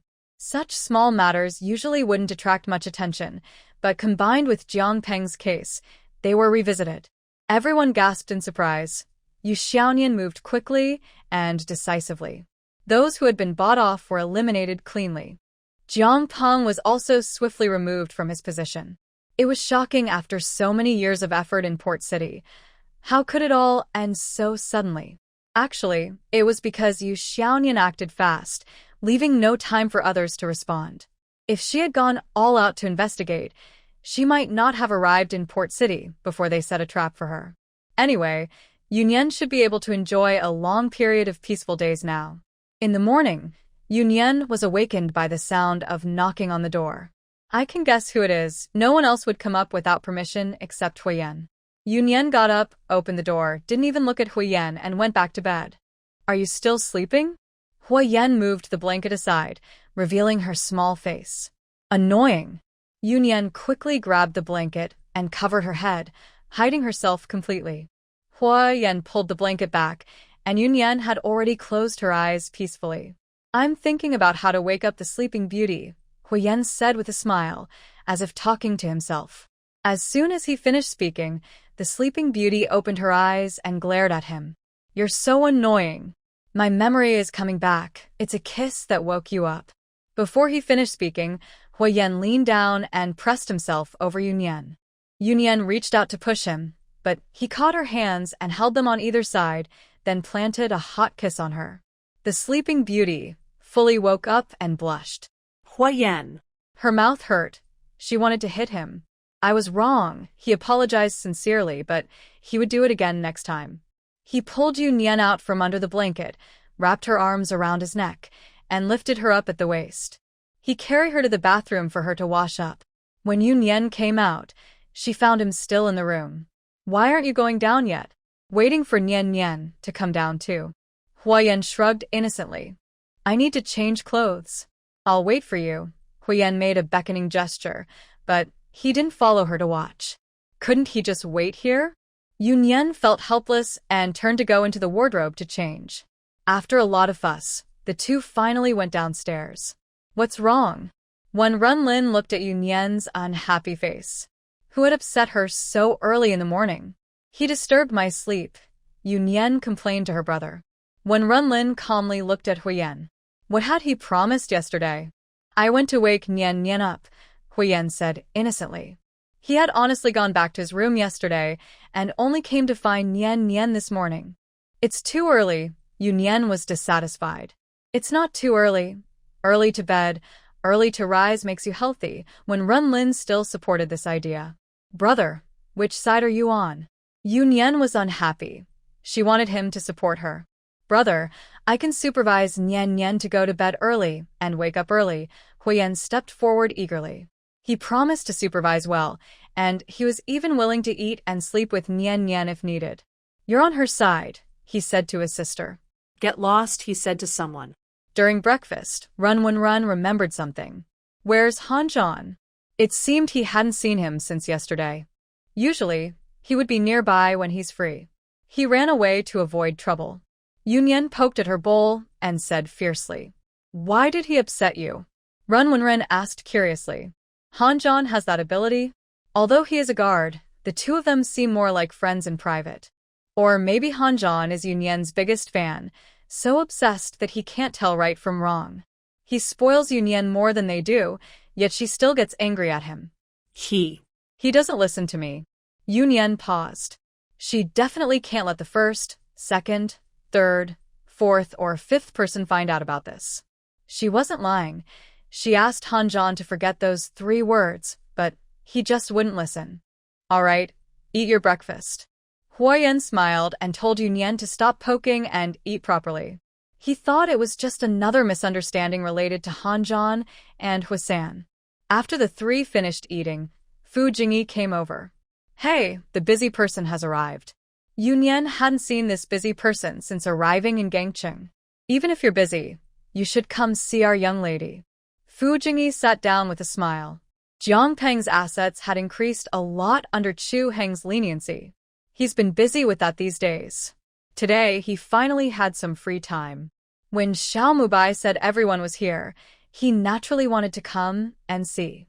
"Looks like you've gained a lot." Seeing his happy face, someone might think he's married. "Thanks to you." Fu Jingyi didn't deny it, he indeed gained a lot. Yunyan pouted. His reputation as a workaholic is well-deserved. "Are you not going back for a while?" Run asked. "I'll stay for 2 more days." "When are you going back?" "Going back today," Yunyan said. All her tasks were done, and staying longer would only cause more trouble. "Let's meet again when we return." Fu Jingyi nodded. After a short while, Xiao Mubai and Zhou Xian came with their suitcases. Yunyan told them she was leaving today and asked if they were leaving too. They started to pack their luggage and come over. "Are you two leaving too?" Fu Jingyi looked a bit disappointed. "Just enjoy your secret happiness," Zhou Xian sneered, pretending to be reluctant, but it wasn't like he was the one who left Xiao Mubai with her. "Xin, you're so mean, it hurts my feelings," Fu Jingyi joked. "Old Fu, maybe I should stay with you for a couple more days?" Xiao Mubai thought for a moment. Fu Jingyi really seemed quite lonely here. "Oh, who makes him so kind?" "Yes, haha." Zhou Xian takes pleasure in others' misfortune, making him act fake all day. "White is still good to me, but unfortunately, I have a lot of work at my company. Would you like to come with me?" You're busy, so I won't bother you." Hee. Xiao Mubai immediately loses interest. Going to the company is not worth it. Yunyan gives Fu Jingyi a thumbs up, calling him a clever fox. He really knows how to control Xiao Mubai well. Fu Jingyi doesn't stay long, saying he has other things to do, and leaves first. It looks more like he's running away, afraid Xiao Mubai might cling to him. After lunch, everyone heads back to Kyoto. Xiao Mubai and Zhou Xian go straight home with Yunyan, since their things are there. Brother Lin didn't chase them away, so they decide to stay. They are happy, but someone else's mood turns sour. Huoyan becomes a cold air machine, surprised that these two still refuse to leave after returning. Do they have no home? Someone petty, when Xiao Mubai happily walks in, secretly trips him. Then, with Xiao Mubai's shout, everyone sees him bowing early to Zhou Xian, who entered first. "Stand up." Zhou Xian coughs and says there's no need for such a bigly. "Huisaner, I swear I will fight you." Xiao Mubai gets up limping and rushes toward Huiyan. After taking a few steps, he looks back at Zhou Xian. "Why didn't you pull me back?" "I'm cheering for you." Zhou Xian gestures encouragingly. "Stop messing around, come sit." The head of the family, Renlin, speaks, and everyone obediently goes to sit down. Renlin sits on a single sofa, while Xiao Mubai squeezes in next to him, starting his usual chatter. "Brother Lin, Huiyan seems to not want us to stay here." "I told you to stay." Renlin suppresses the urge to kick him and cooperates. The saying "the enemy of my enemy is my friend" always applies. "Brother Lin, you're so kind. They love you to death." Xiao Mubai says, about to pucker his lips. "Enough already." when Renlin suddenly stands up and sits with Huiyan and Yunyan. Huiyan gives him a disdainful look. He just tricked him earlier and now leans on him again.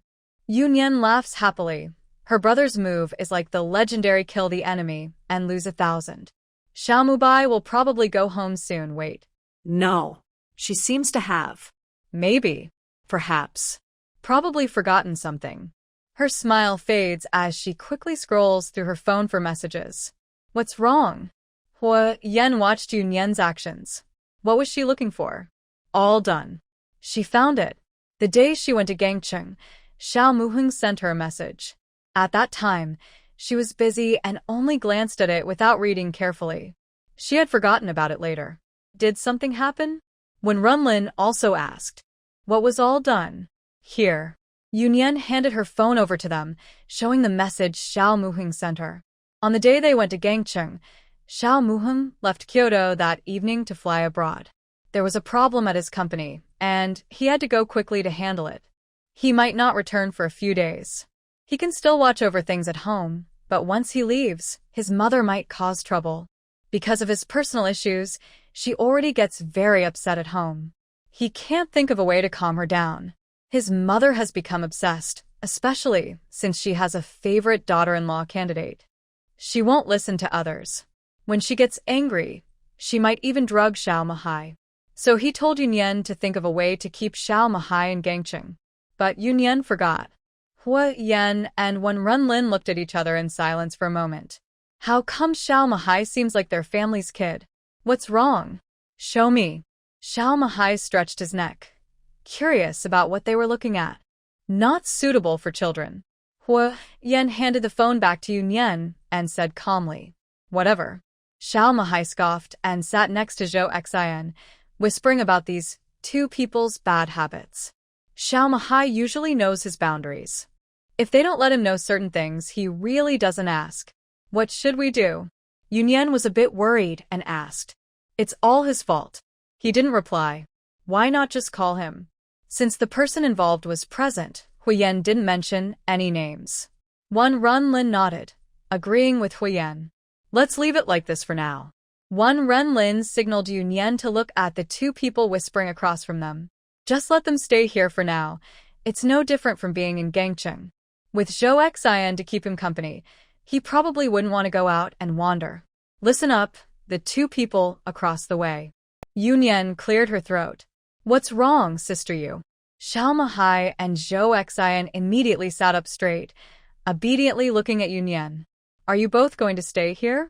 They nodded in unison. Our family's rule is not to stay out overnight. Can you do that? Yes. They answered together. Yunyan clapped her hands happily. Good, it's decided then. As long as Xiao Mubai doesn't cause trouble and harm anyone, it's not a big problem. After dinner, Huiyan was usually sent away by Wen Renlin. Looking at Yunyan with a sad face, he wondered why he couldn't stay since both of them lived here. Wen Renlin sneered and gave an answer. At least these two wouldn't go to bed with his sister. Yunyan reluctantly said goodbye to Huiyan, and as soon as he left, her expression changed instantly.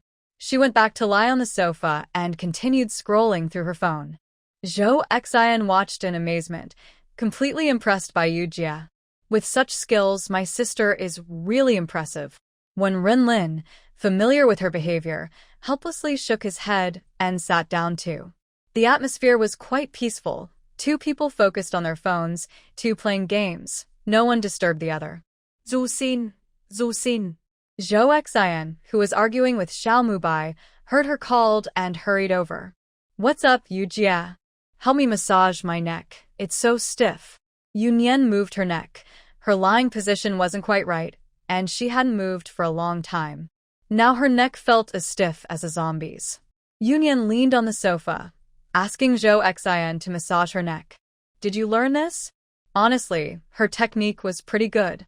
Yeah, my mom taught me before. Zhou Xian slightly curled her lips, trying to please her grandfather. I'll give you a massage next time. Zhou Xian was a bit excited again. This meant she was getting closer to Yujia. She was really grateful her mom made her learn these useless skills. Yunyan, lying down, looked sleepy. It was clear Zhou Xian's massage was really good. Run Lin watched the two with amusement. Seems like Zhou Xian really trusts Yunyan. This girl is afraid of death. Well, maybe saying her sister is not quite right. Yu Xiaonian is very cautious and rarely lets professional masseurs get close. Before, she just ordered Huiyan around. Huiyan was happy to help with that. Then he felt a bit gleeful. Looks like his job might be taken away. Yunyan was almost falling asleep when suddenly her forehead felt cool and she woke up startled. She looked back at Zhou Xian. Not me. Zhou Xian hurriedly raised her hands. It's me. Go back to sleep. When Lin saw her almost dozing off and splashed a bit of water on her forehead. Yunyan climbed up from the sofa, grabbed Zhou Xian's hand and blew on it. Thanks for your help. She patted her and turned to go upstairs. Passing Lin, she hummed a tune to show her displeasure. Watching the little troublemaker go upstairs, Lin felt helpless. Hey. A slightly creepy laugh caught Lin's attention. Zhou Xian was holding up the hand Yunyan had blown on, smiling foolishly. Seeing Lin look at her, she smiled foolishly a few more times. Lin looked away, finding it almost painful to watch. Then she saw Xiao Mubai playing a game on the other side, making fierce gestures and a fierce face, as if he was using his face to play. She sighed again, feeling tired. The next morning, Yunyan got up early and went downstairs. Today, she needed to report her work to the leader. Miss, please have breakfast first. The master has gone out, and those two haven't woken up. The butler looked a bit helpless. Those two caused trouble until late at night. But this time, they went back to their rooms to sleep, as the master ordered them not to sleep in the living room. Don't worry about them. Just sleep, stay honest at home. That's enough. Where's Hanzhan? Yunyan gritted her teeth. The past 2 days, he's been like a ghost, unpredictable and elusive. Last night, she sent him a message, and today she was going out. He finished breakfast early and is outside exercising, the butler said with a smile. Since Miss Yu arrived, the house has become more lively. Not only them, but the master's friends also come over from time to time. This never used to happen before. It's just that the house chef is tired now. They used to cook at fixed times. Now, different groups of people eat at different times. Fortunately, after Miss Yu arrived, the master hired a few more chefs so they could take turns resting. After Yunyan left, she saw Hanzhan standing seriously by the car, waiting for her. Miss, please. Hanzhan opened the car door, waiting for Yunyan to get in. Yunyan stared at Hanzhan coldly, but he didn't react at all. He even checked his non-existent watch on his wrist, reminding her that she'd be late if she didn't leave soon. Yunyan sat in the car angrily. She was in a hurry, waiting for her to come back. When she arrived at the leader's office, she reported her work in Port City and handed over the organized materials. The second leader didn't rush to look at them, placing them on the desk. He stood up and walked to the reception area, where they sat facing each other. The secretary had already brewed tea. After serving the tea, she left. You've made progress again. What reward do you want? It was clear from his words that he considered Yunyan fully part of his team now. Forget it. Do you think I still have enough resentment points on me? After finishing her report, Yunyan relaxed a bit. The second leader's smile deepened. Whether sincere or not, at least now Yunyan was not being distant with him. It was a subtle way of showing loyalty. Her stance hadn't changed from before. Both sides seemed to be on the same wavelength, reaching a delicate understanding. Number 2 leader also let out a small sigh of relief. Actually, he had been very supportive of Yunyan ever since she first arrived. But as she gradually rose to her current position, he was afraid she might develop other intentions. With this understanding, their conversations became much smoother. Are you still worried about this? Some people are like toads. They're annoying even if they don't bite. Yunyan pouted, clearly not fond of her. Haha you. Number 2 leader chuckled and shook his head. She really dares to say anything. In fact, their little private actions are known to the senior leaders. As long as it's not too much, they usually turn a blind eye. After spending a while in number 2 leader's office, Yunyan said goodbye and left. The secretary came in to tidy up the tea set, watching the leader in a good mood. Every time you meet Minister you seem to be in a good mood. Since the leader was happy, he decided to speak. Minyu is very nice. What do you think about letting Tang Yuan get to know her? Number 2 leader's smile slowly faded, looking a bit worried. The secretary didn't quite know how to answer. As the personal secretary, he knew a little about the leader's family matters. Tang Yuan is the leader's daughter, 16 years old, in her prime, but she tends to be a bit introverted. She's shy and gloomy, which left the deepest impression on him. Her wife passed away not long after giving birth to her, and the leader has not remarried. He's busy with political affairs most of the time, so Tang Yuan was mainly raised by a nanny and her aunt. Forget it, let's not talk about it. Number 2 leader shook his head. It's not the right time now. At least not yet. He and Yunyan are just normal superior-subordinate colleagues. If he gets too close with his family, it might cause gossip. That wouldn't be good for either of them. The secretary didn't say anything further.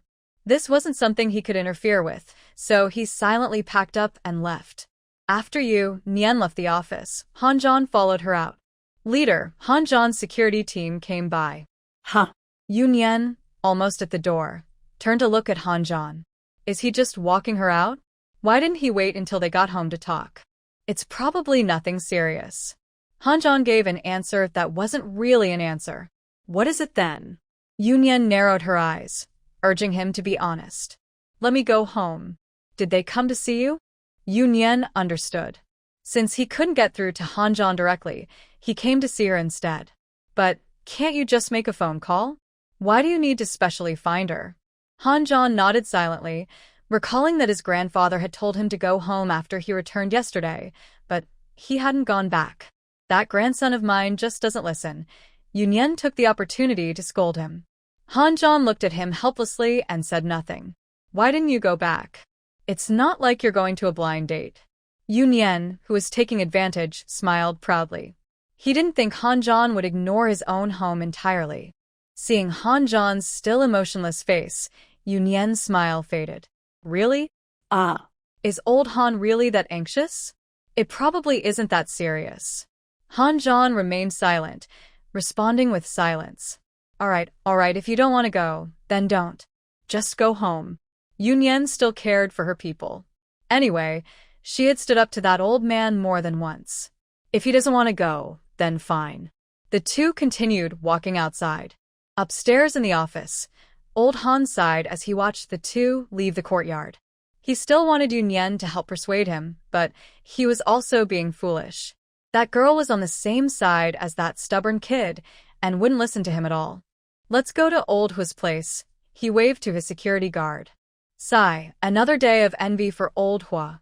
Hua Yan and Yunyan were just a matter of time. Even his family's second marriage in Nanchuan was settled, and now that old man was feeling quite proud. He slipped into old Hua's office, where old Hua was drinking tea from his large cup. Seeing Han Lao come in, he quickly offered a seat and asked his secretary to prepare tea. What kind of tea is this?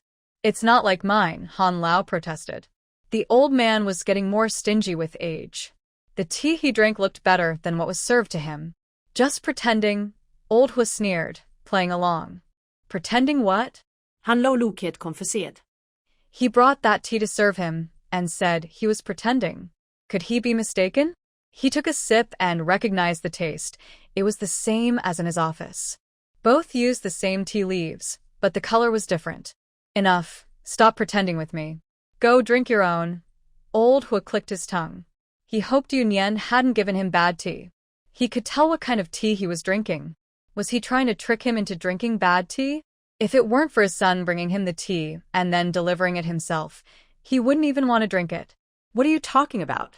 Han Lao was even more confused, not understanding what old Hua meant. Didn't Xiao Yu give you the tea? Old Hua looked at him, and it didn't seem like he was pretending. Could he really not know? Han Lao shook his head, recalling that it might be true. He gave him 2 boxes of tea, which Yunyan had sent him. He casually placed them in the tea cabinet and later seemed to forget about them. He hadn't actually drunk any. Since you don't want to drink it, give it to me. He immediately perked up, eager to take it. Don't be silly. Explain clearly, what do you mean? Old Han seemed to understand a bit, so this tea must be quite special.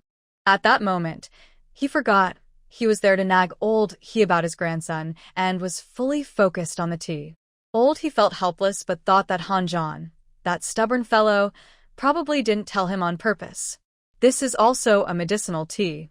Han suddenly realized how valuable it was. Yes, I felt much healthier after drinking it for a while. He stretched his arms and legs. Really works that well? Han looked at He with envy. His face was glowing with health. He had thought He was just in a good mood because of good news, but it turned out there was another reason. Maybe it was psychological. He felt He's words were more confident than before. Just try drinking it at home, then you'll see. He chuckled, saying he was joking earlier about giving it to him. He also hoped that these old friends could stay healthy and live a few more years. Goodbye. Before he finished speaking, Han had already disappeared. He sat there, both amused and helpless. It was the first time he saw Han move so quickly. After returning home, Han went straight to the tea room and rummaged through his cabinet. Which one is it? There were quite a few people who sent him tea, so many boxes. Which one did Yunyan send? Old Lu. What's the matter, sir? The butler ran over upon hearing the call. Quickly see which one Han brought back. The one little you gave me. The butler looked at the many large and small boxes, feeling a bit dizzy. Oh, dear, sir, just tell me to find it. Look at what you're rummaging through. You old fellow, stop wasting time. Hurry up and find it. Han impatiently urged. Why rush? I need to look carefully. The butler muttered to himself. It should have been easy to find, but he had thrown them all around. He rearranged the boxes on the cabinet while looking at the small labels on the sides. He always noted the date and who sent the tea, sticking the labels in inconspicuous spots on the boxes. You should have told me earlier. Han glared. Realizing there were labels on the boxes, he had wasted time flipping through them for nothing. I told you before, didn't I? The butler continued calmly tidying up, contrasting sharply with Han's impatience. Han was momentarily speechless. It seemed he was right. At that time, he didn't take it seriously. The items in this cabinet were just decorations. He rarely touched them. Who would have thought there was more to it? While the butler was tidying up, he finally found the item Yunyan had sent. Here, this one. Han took it eagerly and sat down nearby to open it. He sniffed it and thought, yes, it's good. It not only had a tea aroma, but also a very faint medicinal scent, blending perfectly with the tea. He should have known that anything Yunyan gave him would be good. Why didn't he open it earlier? He happily brewed a pot for himself and took a deep breath. That's the exact smell he remembered from Hu's place. Old master, if you need anything else, just call me. Don't trouble yourself. The butler, finally finished tidying, stood up and patted his tired back. He was exhausted. Just as he was about to leave, Han called out, Hey Lu, is this the only box? He remembered that Han had brought back 2 boxes. Was he mistaken? A while ago, the madam took a box from you. Maybe it's this one. What? She took it without asking? Han slammed the table in anger. Such a good item. Could she really understand how to use it? Also, Hu said it was meant for people of their age to drink. If she drank it, it was a waste. You said so yourself. The butler was speechless. His memory wasn't great. Nonsense. When did I say that? Han, anxious, revealed his true nature. Usually, he pretended to be very refined. The madam said she was going to the Chin family. The butler reminded him. That time, the madam came over and mentioned seeing the girl from the Chin family for Hanjin. The old master of the Chin family liked tea, and she knew he had many good teas. She wanted to ask him for a box. Han was quite happy when he heard this. He was in a hurry to leave, so he told her to go and get it herself. Han was stunned. Yes, it was indeed him who said that. So, she didn't take it for nothing. She gave it to the old man from the Chin family. But the problem was it was too coincidental. Out of so many teas, she picked that box. Han's face darkened. Wasn't this a bit too much of a coincidence? The box Yoon Yen gave him looked quite ordinary. At first glance, it didn't seem like a high-end item. Why did she choose that one? Old Lou, does she know about the label thing? That's hard to say. The butler thought for a moment and didn't dare to speak definitively. Actually, he believed the madam probably knew. She looked at it for a long time before choosing that box and asked him to take it out. The calm expression on her face seemed to know that she was about to tear off the label. Old Han was not stupid. Hearing this, there was nothing he didn't understand. His good daughter-in-law had been eyeing this for a while, just waiting for the right chance to take it from him. Old Han's face grew completely cold. He had told his wife about Yoon Yen bringing him tea. The problem was, how did she know about the tea's effects? If it weren't for Old Hu mentioning it, he wouldn't have known about this. Should he ask her directly? It wouldn't be good to break the silence, and she might not tell him the truth anyway. Investigating his own family was even more impossible. Regardless of what the real story was, if it got out, the Han family's reputation would be ruined. He asked the butler to leave first. Old Han hesitated for a moment, thinking about calling Yoon Yen to ask what she had given to whom. He could probably guess most of it by following the clues. He picked up the phone but hesitated, sighed, and put it back down. It was a good deed that his eldest daughter-in-law did. She was the mother of Han Zheng. If Yoon Yen found out, would she develop bad feelings toward Han Zheng because of it? Things had been tense before, and their relationship had only recently eased. If it got worse again, that wouldn't be good. He also wanted to ask Han Zhan. Since he was always around Yoon Yen, he should know something. But then he thought, no, that wouldn't do. Han Zhan might not be on his side anymore. He might turn around and tell Yoon Yen, which would be even worse. In just a short while, he had several thoughts, but none of them seemed feasible. Sighing deeply, Old Han thought, forget it, let's leave it at that. Every family has its own troubles. Meanwhile, after Yoon Yen left, she went to the cybersecurity department. As usual, she called a meeting with the senior staff. Many ordinary members of the cybersecurity department had only heard of her name, but never seen her in person. They had never met the real boss. This time, entering the meeting room, they could clearly feel a hint of fear from her. Especially the two people sitting in for Yin-Hu and Huileng, who looked trembling and cautious, as if walking on thin ice. Yoon Yen smiled mysteriously. There was nothing wrong with that. Both of these people had been deputies before, and now they had stepped up. Whether they could become official members depended on how well they performed in their roles. The competition within the cybersecurity department was always healthy. It was based on ability, not background or connections. The reason was simple. Their boss was not afraid of pressure and wouldn't let anyone casually join. If you had the skills, you could come. If you only wanted to gain experience, that was impossible. People working in this field are often like Xiao Mubai said last time, talent is more important than effort. Those who appear in this meeting room all have both talent and effort. After they reported their daily work, there were no unusual problems, so the meeting was dismissed, and everyone returned to their offices. After Yoon Yen left, the two assistants leaned back and sighed in relief, looking as if they had survived a disaster. The Duke, as the older brother figure, comforted them. Our director isn't that scary. No need to be nervous. As long as you don't break any core rules, she usually doesn't hurt people. Ah, haha. Everyone else. Brother, you're good at comforting people. He means that as long as you don't follow your predecessor's bad example, you'll be safe. Another person tried to smooth things over, but his words weren't much better. As long as there's no betrayal, stay safe and prosperous. The only woman present, the Red Fox, simply said her piece, and then left with her things.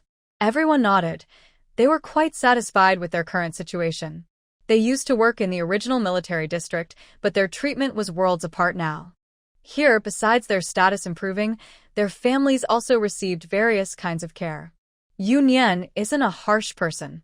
Her private island, the one Fu Jingyi gave her, was used for vacations. As long as it didn't interfere with work, they could decide when to go. Honestly, they didn't quite understand why those two people betrayed them.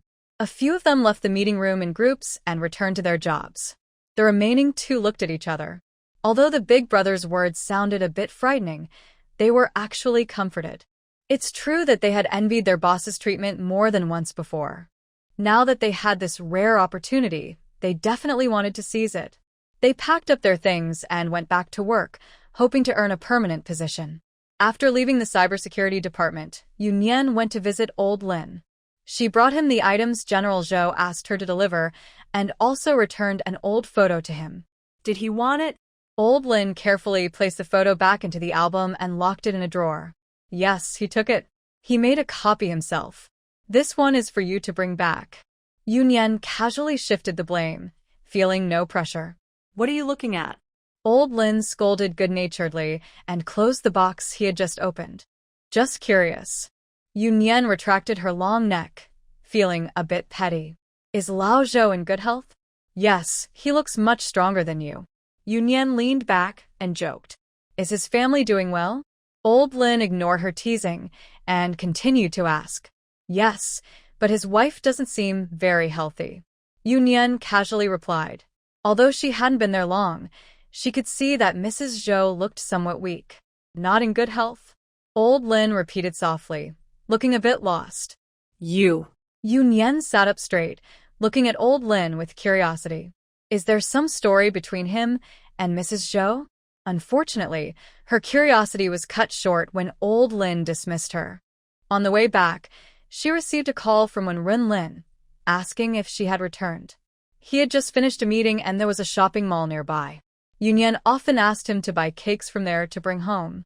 She thought for a moment and told him to wait there. She would go over. Xiao Mubai bought her a lot of things, so she felt she should give something back. Also, Zhou Xian gave her a good massage yesterday and bought her a gift. She still wanted to use her in the future, and honestly, her skills were quite good. First, they went to a cafe downstairs in the mall to meet Wen Lin. He had already ordered her a dessert and told her to eat something first. Have you decided what to buy? No, Yunyan bit her fork. She really had little shopping experience. The last time she went shopping was probably when she bought cufflinks for Huiyan. Later, I'll go shopping with you. Wen Lin smiled and said he hadn't been to the mall much either. Usually, things were sent directly to his home, so occasionally shopping with Yunyan was not bad. Qinglong and 2 other bodyguards sat at the nearby table. Old Cold, did you solve that problem?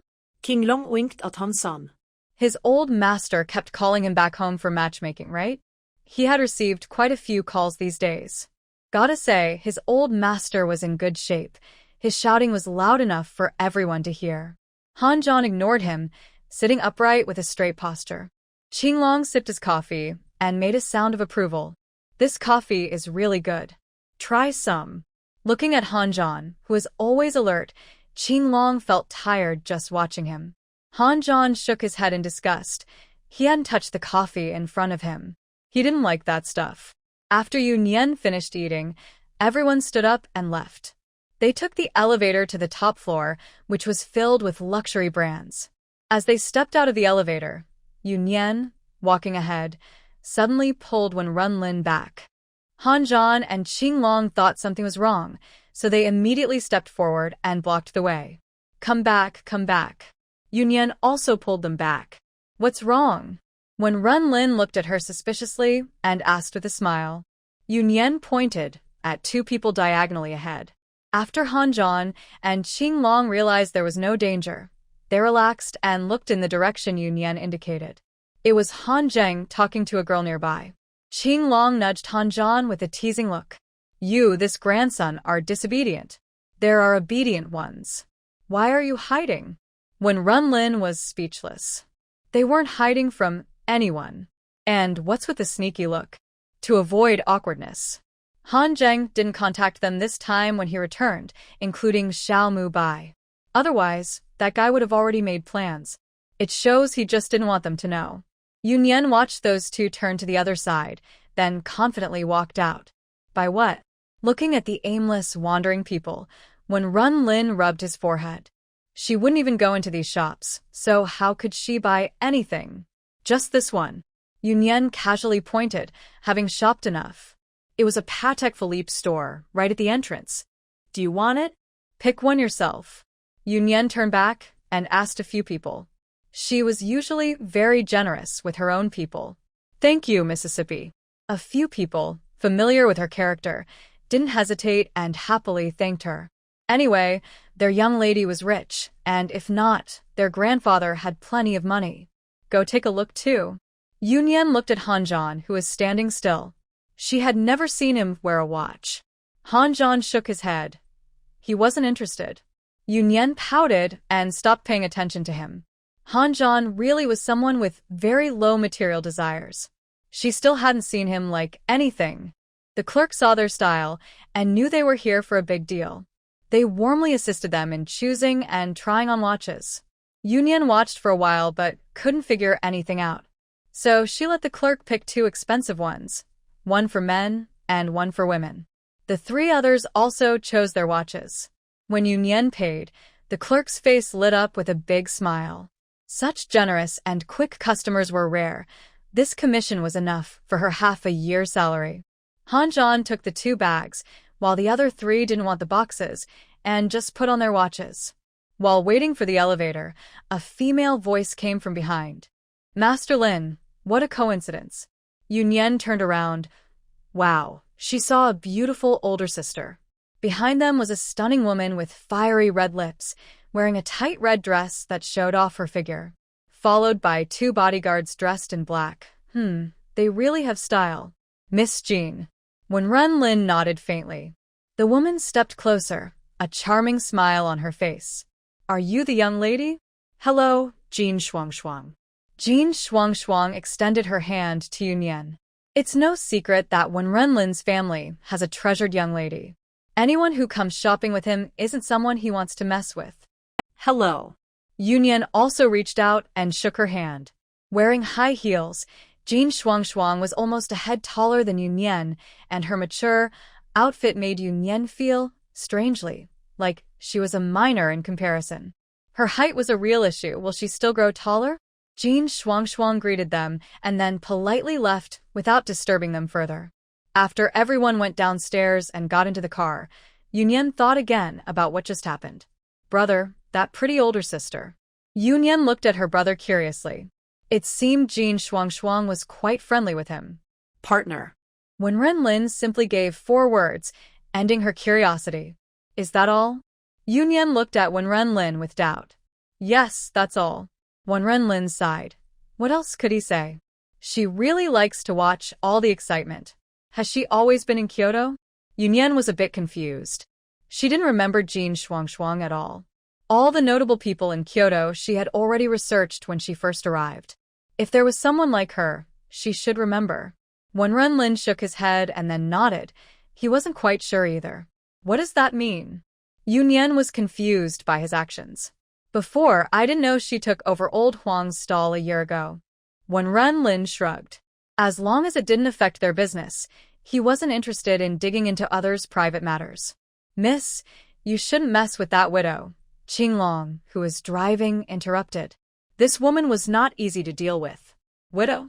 Yunyan was surprised. Jean Shuangshuang was a widow? That's the nickname people gave her, hee. Qinglong chuckled. Seeing that the young lady was interested, he decided to tell her more. He knew more gossip than their master. All her current assets were given to him by Old Huang. Old Huang was a well-known figure in Kyoto, involved in both legal and illegal businesses. It's said that Jean Shuangshuang had been with Old Huang long ago, though it's just a rumor and they've never actually met. Over a year ago, Lao Huang suddenly died in a car accident. Strangely, besides leaving money for his wife and children, his will left all his assets to Jean Shuangshuang. Many people say that this woman was behind Lao Huang's accident. Since Jean Shuangshuang is now in charge, many people dislike her. She is ruthless and cunning. Some of her most active rivals have had accidents or been tricked into trouble. Over the past year, she has basically secured her position. Yunyan listened and nodded. She understood now. She hadn't paid much attention to these matters because the cybersecurity department had dedicated people watching, so unless something big happened, she wouldn't be informed. These are just rumors, she said. However, Miss Jean probably knows the truth. She hasn't denied anything, Qinglong said, confirming that these are just rumors he heard from others. Yunyan smiled. To reach this level, a woman might need to create a villainous image for herself. Then she pushed the matter aside. It's none of her business. She wasn't interested once she knew it had nothing to do with her brother. Back home, Zhou Xian and Xiao Mubai were in the living room arguing playfully while playing games. When they saw her and Xiao Mubai return, they stopped what they were doing. "Are you kids or what?" Yuanlin said, feeling speechless. "These two are so old but still playing games every day. What's the point? Didn't you say I couldn't go out?" Xiao Mubai looked a bit wronged.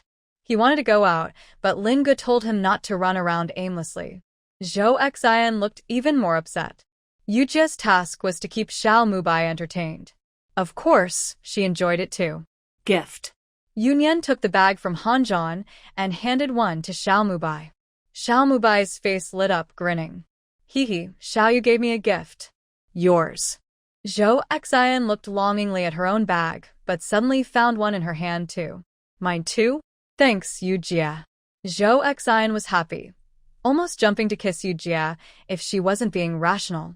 Both of them happily unwrapped their gifts, their excitement obvious. They weren't lacking in these things, but it was special because Yunyan gave them. Wow, so pretty. Yujia put so much thought into this. Zhou Xian took out her watch. It looked great. Yujia really has good taste. Xiaoyu has such good eyes. She must have taken a long time choosing. This watch suits me perfectly. Xiao Mubai's expression was even more exaggerated than Zhou Xian's. I'm glad you like it. Yunyan accepted their thanks without hesitation.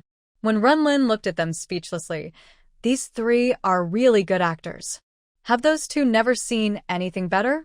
They have plenty of better things. Since Yunyan gave it to them, they are so exaggerated. And Yu Xiaonian, besides paying, what else did she do? She took a long time choosing. Xiaomu Bai really dares to think. The two happily put on watches and took photos with their phones. Zhou Xian took a picture and posted it on social media to show off the gifts. Xiaomu Bai also wanted to post, but thought about too many people to hide, so he gave up. A happy family loving each other. The great fifth brother. Pictures, pictures, pictures.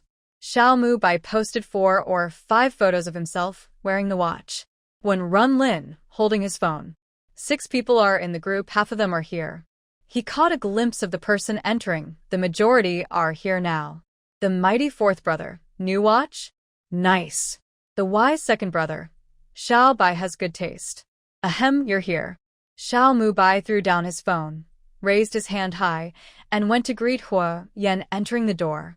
The watch was almost in Hua Yan's face. He couldn't ignore it. Nice watch. He pushed away Xiao Mubai's hand, half-heartedly responded, and went to Yunyan. Zhou Xian, sitting next to Yunyan, even combed her hair with her watch hand, the diamonds on the dial shining brightly in the sunlight. Is there a bug on your head? Nian, stay away from her. Unfortunately, Huyen didn't notice her watch at all. Besides Yunyan, he didn't pay attention to other women. He only saw Zhou Xian messing with her hair, not noticing what she was wearing. Hua Yan sat on the other side of Yunyan and even pulled her closer. You. Zhou Xian was angry, but too timid to argue. The watch, I want you to look at my watch.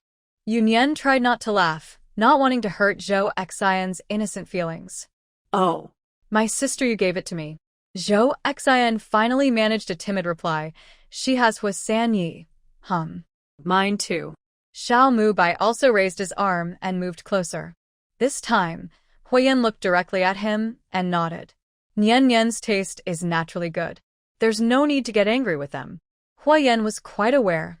Yunyan's gifts for them were about the same as giving candy to children. The two who failed to show off happily walked away, ignoring him.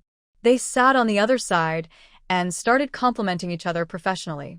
They exchanged glances and nodded, reaching a high level of understanding. It's clear you should share with people who understand. Huyen? He's nothing. Huyen, who is not important at all, keeps bothering Yunyan. He had promised to go out and play, but it never happened. Huyen deliberately leaned closer to Yunyan and lowered his voice, afraid that the few troublemakers nearby might hear. Xiao Mubai was very sensitive to words like going out to play, almost like he had radar. Even though Hua Yan spoke quietly, Xiao Mubai still overheard him. Where are we going? Can I come too? You heard wrong. No way, don't try to fool me. Xiao Mubai confidently insisted he heard Hua Yan say they were going somewhere fun. When Runlin was pleased to see this and didn't stop them this time, Yunyan also felt a bit helpless. Xiao Mubai's ears are really sharp. But right now, Xiao Mubai was in a situation where it wasn't appropriate to leave him behind to go out. Yunyan patted Huyen, making his meaning clear. Maybe they should all go together? Huyen. He hadn't planned to go right now, just wanted to remind Nian not to forget about this plan. But Xiao Mubai overheard everything. They could only agree, but he repeatedly confirmed with Yunyan that they wouldn't waste their chance to go on a trip. When they had time, the two of them would go out without these burdens. Yunyan happily agreed, saying they could talk about other things later. Yujia, can you wait for me? Zhou Xian shyly raised her hand. What's wrong? Ah? I have an exam tomorrow. Zhou Xian blinked at Yunyan. Didn't she know? Haha, little fish, your teacher isn't very reliable, huh? The student has an exam and you didn't know? Xiao Mubai was very amused. He was quite capable. Well, good luck on your exam. When you're back, we'll go then. Yunyan awkwardly coughed, genuinely unaware. School matters usually weren't notified to her. She had requested that. In the past, the school would email her about things, but she found it annoying. She told Old Chi that she was busy all day and had no time to deal with these trivial matters. Old Chi understood and arranged accordingly. If she needed to know something, he would notify her separately. Other daily matters didn't need to be told to her. So, their exam was scheduled for tomorrow, and she really didn't know. Yujia, don't worry, it's definitely fine. Since it was an open book exam, if she couldn't find the answers in her books, then all her years of studying would be wasted. Zhou Xian's little heart felt greatly reassured. Yujia still valued her. They would go out to play together later, sob. Actually, Yunyan only felt a bit guilty about this student. She seemed to have been neglecting her a little. A few people happily discussed where to go for fun. First, Yunyan couldn't go too far because this time, those with bad intentions are too afraid to act. But there are still many who are eager to get into the cybersecurity department, so we need to be prepared for any emergencies. Second, she was too tired to go. And before Yunyan finished explaining her conditions, her brother stopped her. That's enough. Runlin was overwhelmed by her many demands and requests. Why go out to play? Just stay at home and lie around. Yunyan turned to look at Huyen. Maybe we can ask Boss Hua to spend a little more? Huyen suggested with a smile. Since they were going out as a group, it didn't matter where they went. Staying at the mountain villa for a few days sounded good, and also met Yunyan's wishes. Agreed. Yunyan nodded and gave Huyen a look of approval, which pleased her. That works too. Xiao Mubai had no objections. He didn't care where they went. He liked the lively group going out to have fun. Great. So, shall we leave tomorrow afternoon? Zhou Xian had no objections either. As long as they brought her, she was very happy. She would finish her exam tomorrow afternoon and come back. Is that called going out to play? He could guarantee that Yunyan would just lie around at the mountain villa, just like at home, just in a different place. But clearly his opinion was ignored. Majority rules, his opposition was ineffective. So, the decision was made happily. Zhou Xian went upstairs motivated to study, suddenly feeling inspired to read. Xiao Mubai then resumed chatting with the two people in the group. He continued showing off his watch and talking about going out tomorrow, asking if they wanted to join. Yunyan also took out her phone, looking at Xiao Mubai's long message in the group. She saw that Fu Jingyi said he would be back in a couple of days. If she remembered correctly, he should be returning today. Why was it delayed another 2 days? Was something going on in Port City? She privately messaged him to ask if he was in trouble. If he needed help, just ask. Fu Jingyi looked at the message Yunyan sent and glanced at the person beside him, feeling a little upset. Little Fish was worried if he was in trouble. Was he in trouble? He quickly replied to her, reassuring her that everything was fine and he would be back in a couple of days. Yunyan knew he wasn't the type to pretend to be strong, so if he said that, it probably meant he was okay. The next day, Yunyan woke up early for the first time in a while, giving Zhou Xian some mental support. Zhou Xian was so touched she almost cried, claiming Yunyan was like her real sister. Wenn reinlinier. He hesitated, unsure if he should say what he was thinking. Forget it, I won't talk about it anymore. After sending Zhou Xian away, Yunyan nodded in self-approval. She really is a good teacher. I'm leaving now, I'll be back at noon. Wan Renlin picked up his coat, ready to go out. Where are you going? Yunyan sat up straight, eager to follow her brother. To the company, what's wrong? When Renlin looked at her cautiously, wondering if she was up to something again. Can I go with you? Are you being polite? What do you plan to do? When Renlin became more worried. What is she up to now? I want to go with you. Yunyan was silent for a moment, then spoke confidently.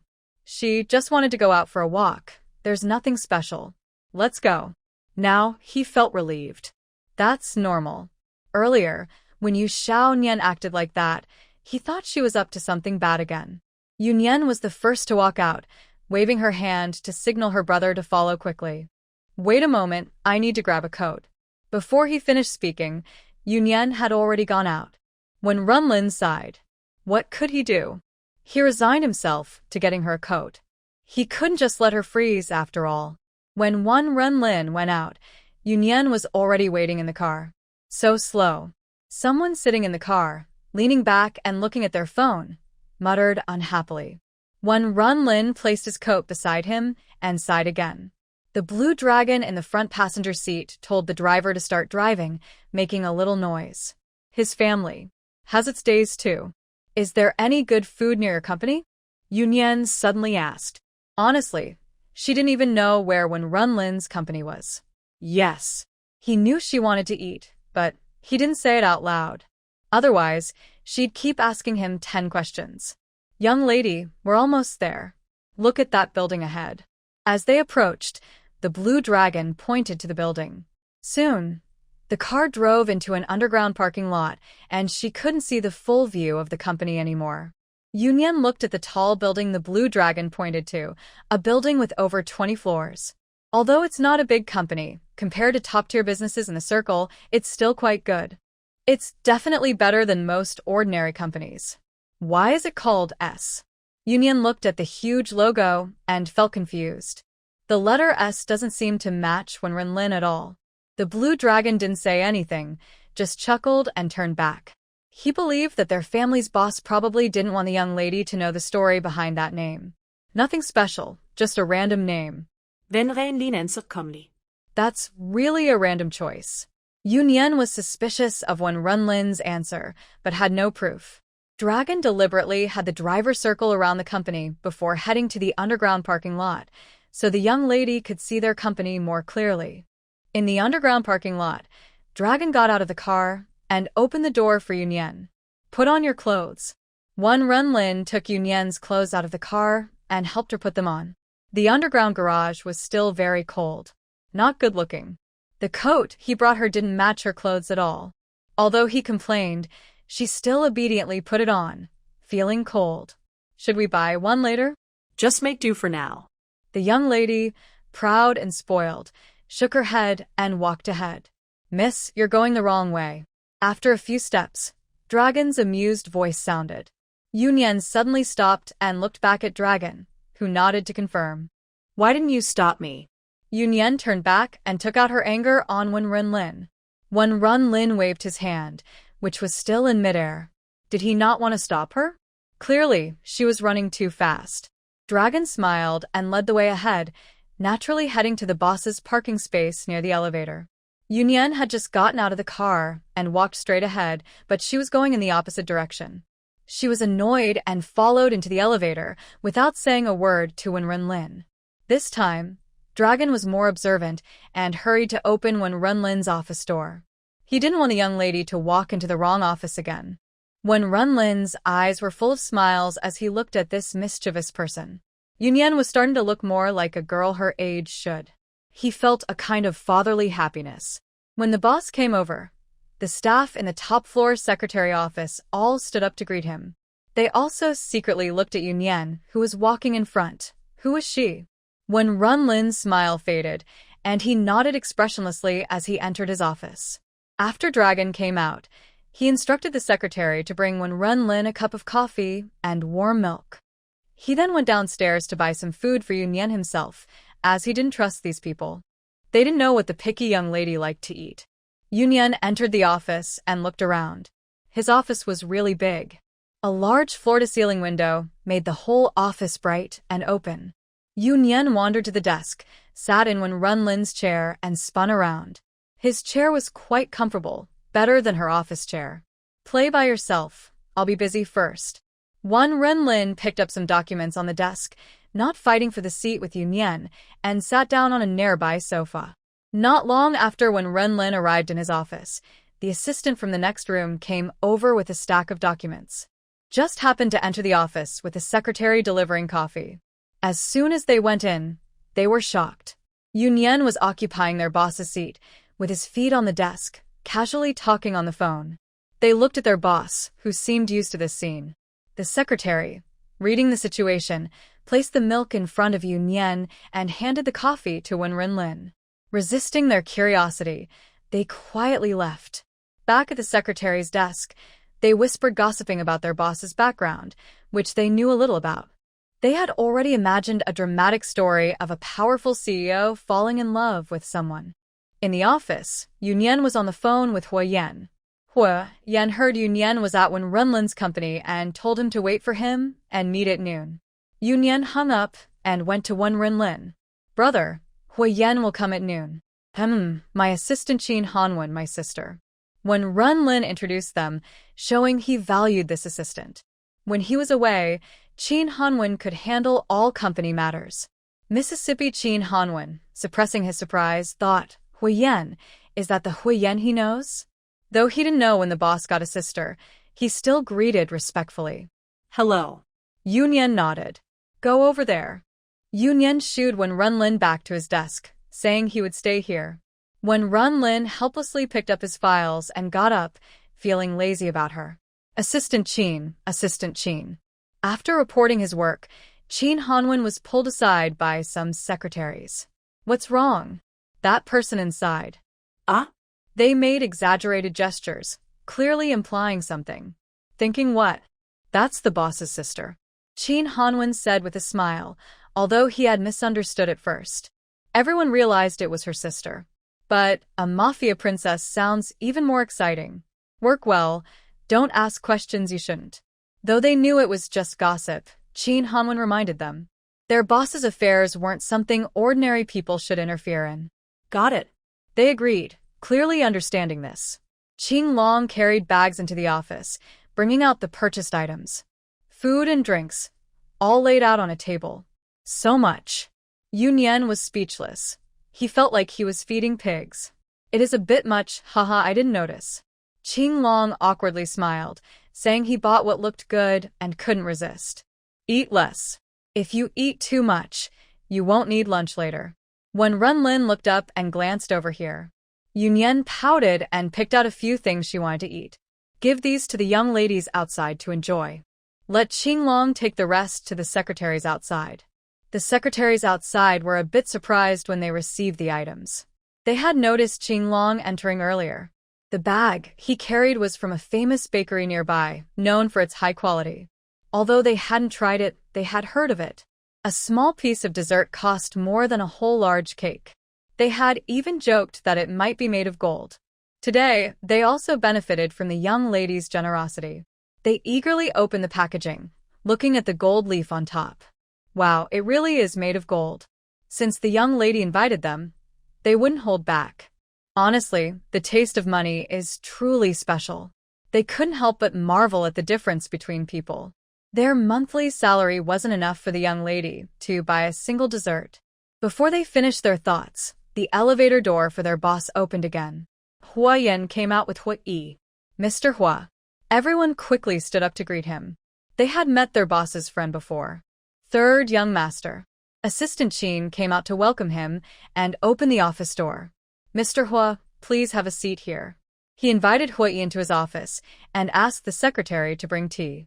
He had a project to discuss, Something small and not very important, so the boss usually didn't get involved. His assistant was busier than running his own company. But after thinking about the salary and bonus from the boss, he felt he was doing well. So early? Yunyan looked at Huiyan entering and asked, "Didn't he say he would come at noon?" "I missed you, Nian," Huiyan said with a smile, walking over to the sofa where Yunyan was lying. He moved her slightly to make space for himself. "Be careful. This is the office," when Renlin warned, clearly annoyed by Huiyan's clingy behavior. "Can I ignore that since we're not in the office?" Yunyan also had mischievous thoughts, smiling slyly. "I will definitely cooperate with Nian." Huiyan raised his hands, acting very agreeable. Yunyan couldn't help but laugh happily, but her expression changed when she saw her brother's serious face. "Cough, I'll listen to my brother." His serious look was completely different from the playful one just now. "Get up and sit properly." Wenren was completely exhausted by her antics. She was probably the best at teasing and comforting people. Got it. Yunyan stood up, sat properly, and left enough space between her and Huiyan. She looked like she was back in school. When Renlin shook her head helplessly and stopped paying attention to them, focusing on her own matters. By noon, when Renlin finally finished her work, Yunyan stood up, stretched lazily, feeling tired after sitting for so long. "Put on your clothes, let's go." When Renlin picked up her coat and helped Yunyan put on her clothes, Huiyan took the clothes handed over by Qinglong and helped Yunyan dress. Yunyan looks good in anything. Huiyan tidied up her clothes and gently rubbed her face. From her small expression, it was clear what she was thinking. "You're lying." Huiyan took Yunyan's hand and walked outside, smiling. "Do you want me to swear?" "Yunyan is the most beautiful in my heart." The Qinglong at the door shivered, feeling a bit uncomfortable. "Be more normal." Yunyan also seemed a little annoyed by his cheesy words. When Renlin, following behind, was speechless too, Huiyan was becoming more and more shameless. They all went out, and Hui came out of the office next door. The group headed for the elevator. After Qin Hanwen saw them into the elevator, he returned to his own office. A few secretaries looked at each other, secretly gossiping. If they weren't mistaken, the young lady and Mr. Hua had just been holding hands. They exchanged knowing glances, confirming Qin Hanwen had gone back and shut his door. Everyone stood up from their desks and whispered excitedly. "Big boss of the underworld, a major business tycoon boyfriend. This setup, my goodness." "Exactly. That's the vibe, ah." The young lady is a winner in life, unstoppable. Someone really lives like that, boohoo. After sharing their opinions, the last one summarized sharply. "We are the legendary NPCs." Suddenly, everyone fell silent. The internal line on the desk rang, and she pressed to answer. "Hurry up and send the files over." Assistant Qin's voice. "See? "This world still needs us NPCs." The older secretary smiled as she returned to her seat and started working. Everyone else shrugged and continued with their routine tasks. They were just joking around. Their working conditions were already very good. Meanwhile, the life winner had arrived at the restaurant and was sitting in the car, refusing to wear that piece of clothing anymore. Although she doesn't pay much attention to her appearance, she doesn't want to wear ugly clothes and show off in public. They came to a quiet private restaurant, and after entering the gate, they had to walk a bit to reach the private room. It was recommended by Xiao Mubai, who was already waiting for them inside. Yunyan trusts him a lot when it comes to eating, drinking, and entertainment. Yunyan didn't want to listen to her brother's complaints anymore, so she took the opportunity to open the car door and get out quickly. As soon as she stepped out, a cold wind hit her. She was about to go back and put on the ugly clothes again when someone placed their coat over her shoulders. "No need, I'll wear this one." Yunyan was about to return the coat, but he was also wearing a thin shirt underneath. "Let's go, it's okay." Huiyan put his arm around Yunyan's shoulders and led her inside.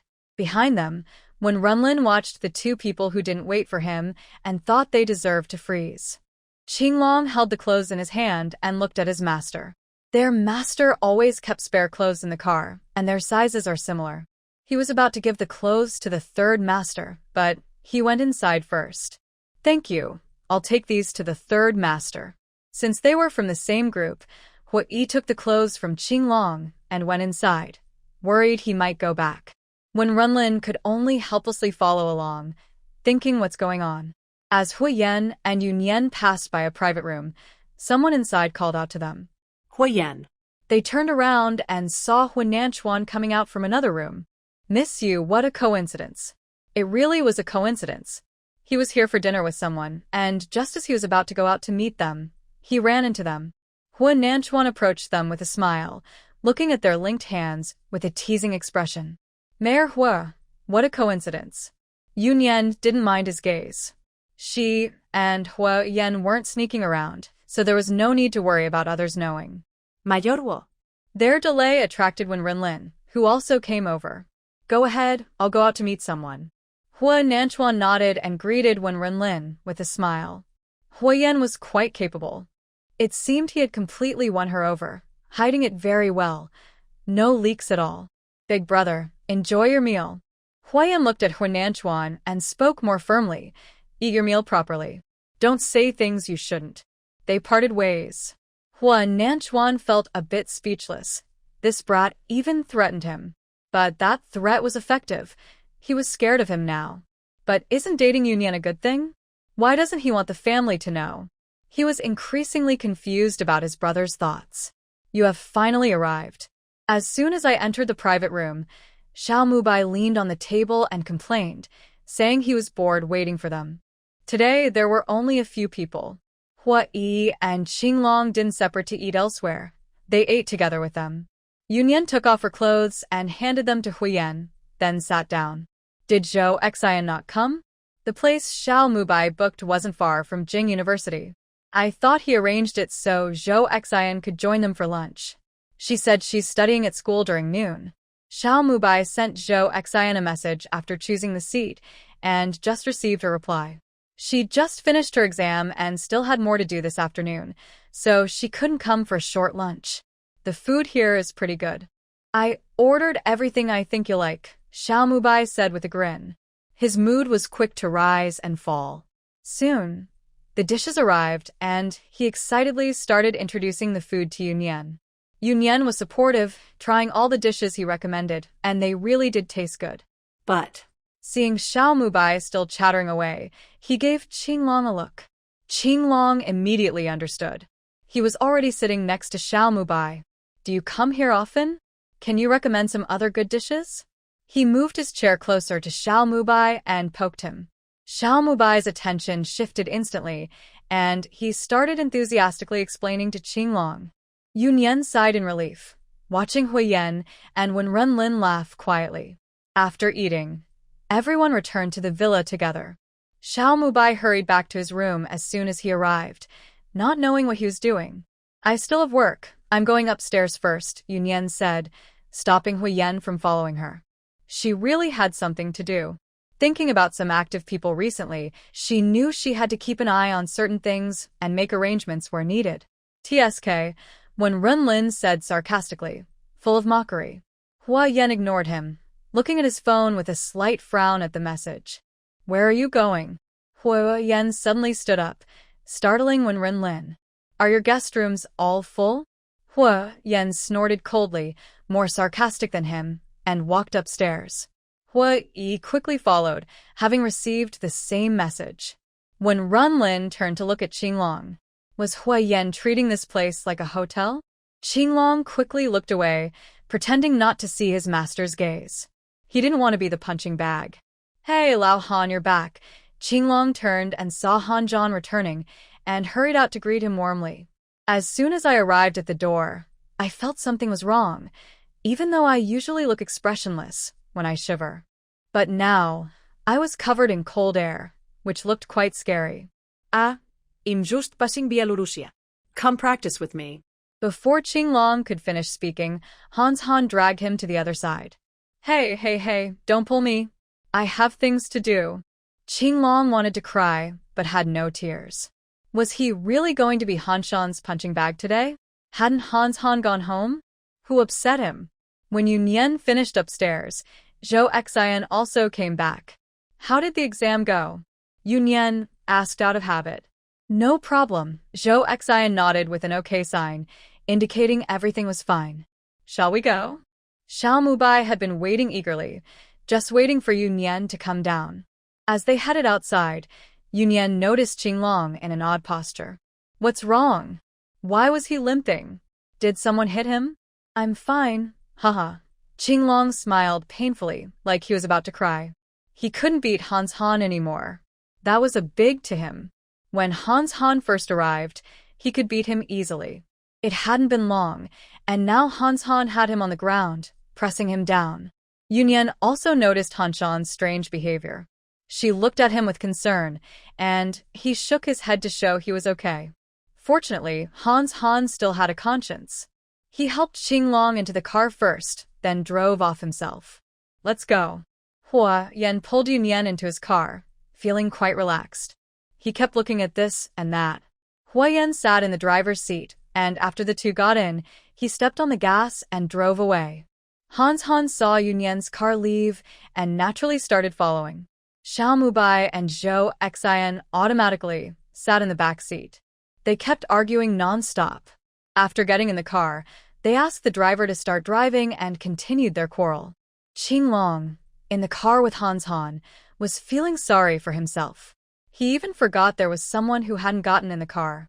When Wenren finished his call and came out, the front yard was empty. Have they all left? Wenren asked the security guard incredulously.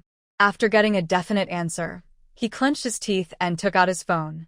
He didn't know who to call at first, but finally, he angrily asked the driver to bring another car. Meanwhile, Yu Nian, who had just gotten into her car, was a bit distracted and didn't remember Wenren for a moment. Where's my brother? After the car started moving, she realized her brother hadn't gotten in. I didn't see him. He's probably with Mubai and the others, Hua Yan said innocently. Yu Nian has already asked about everyone.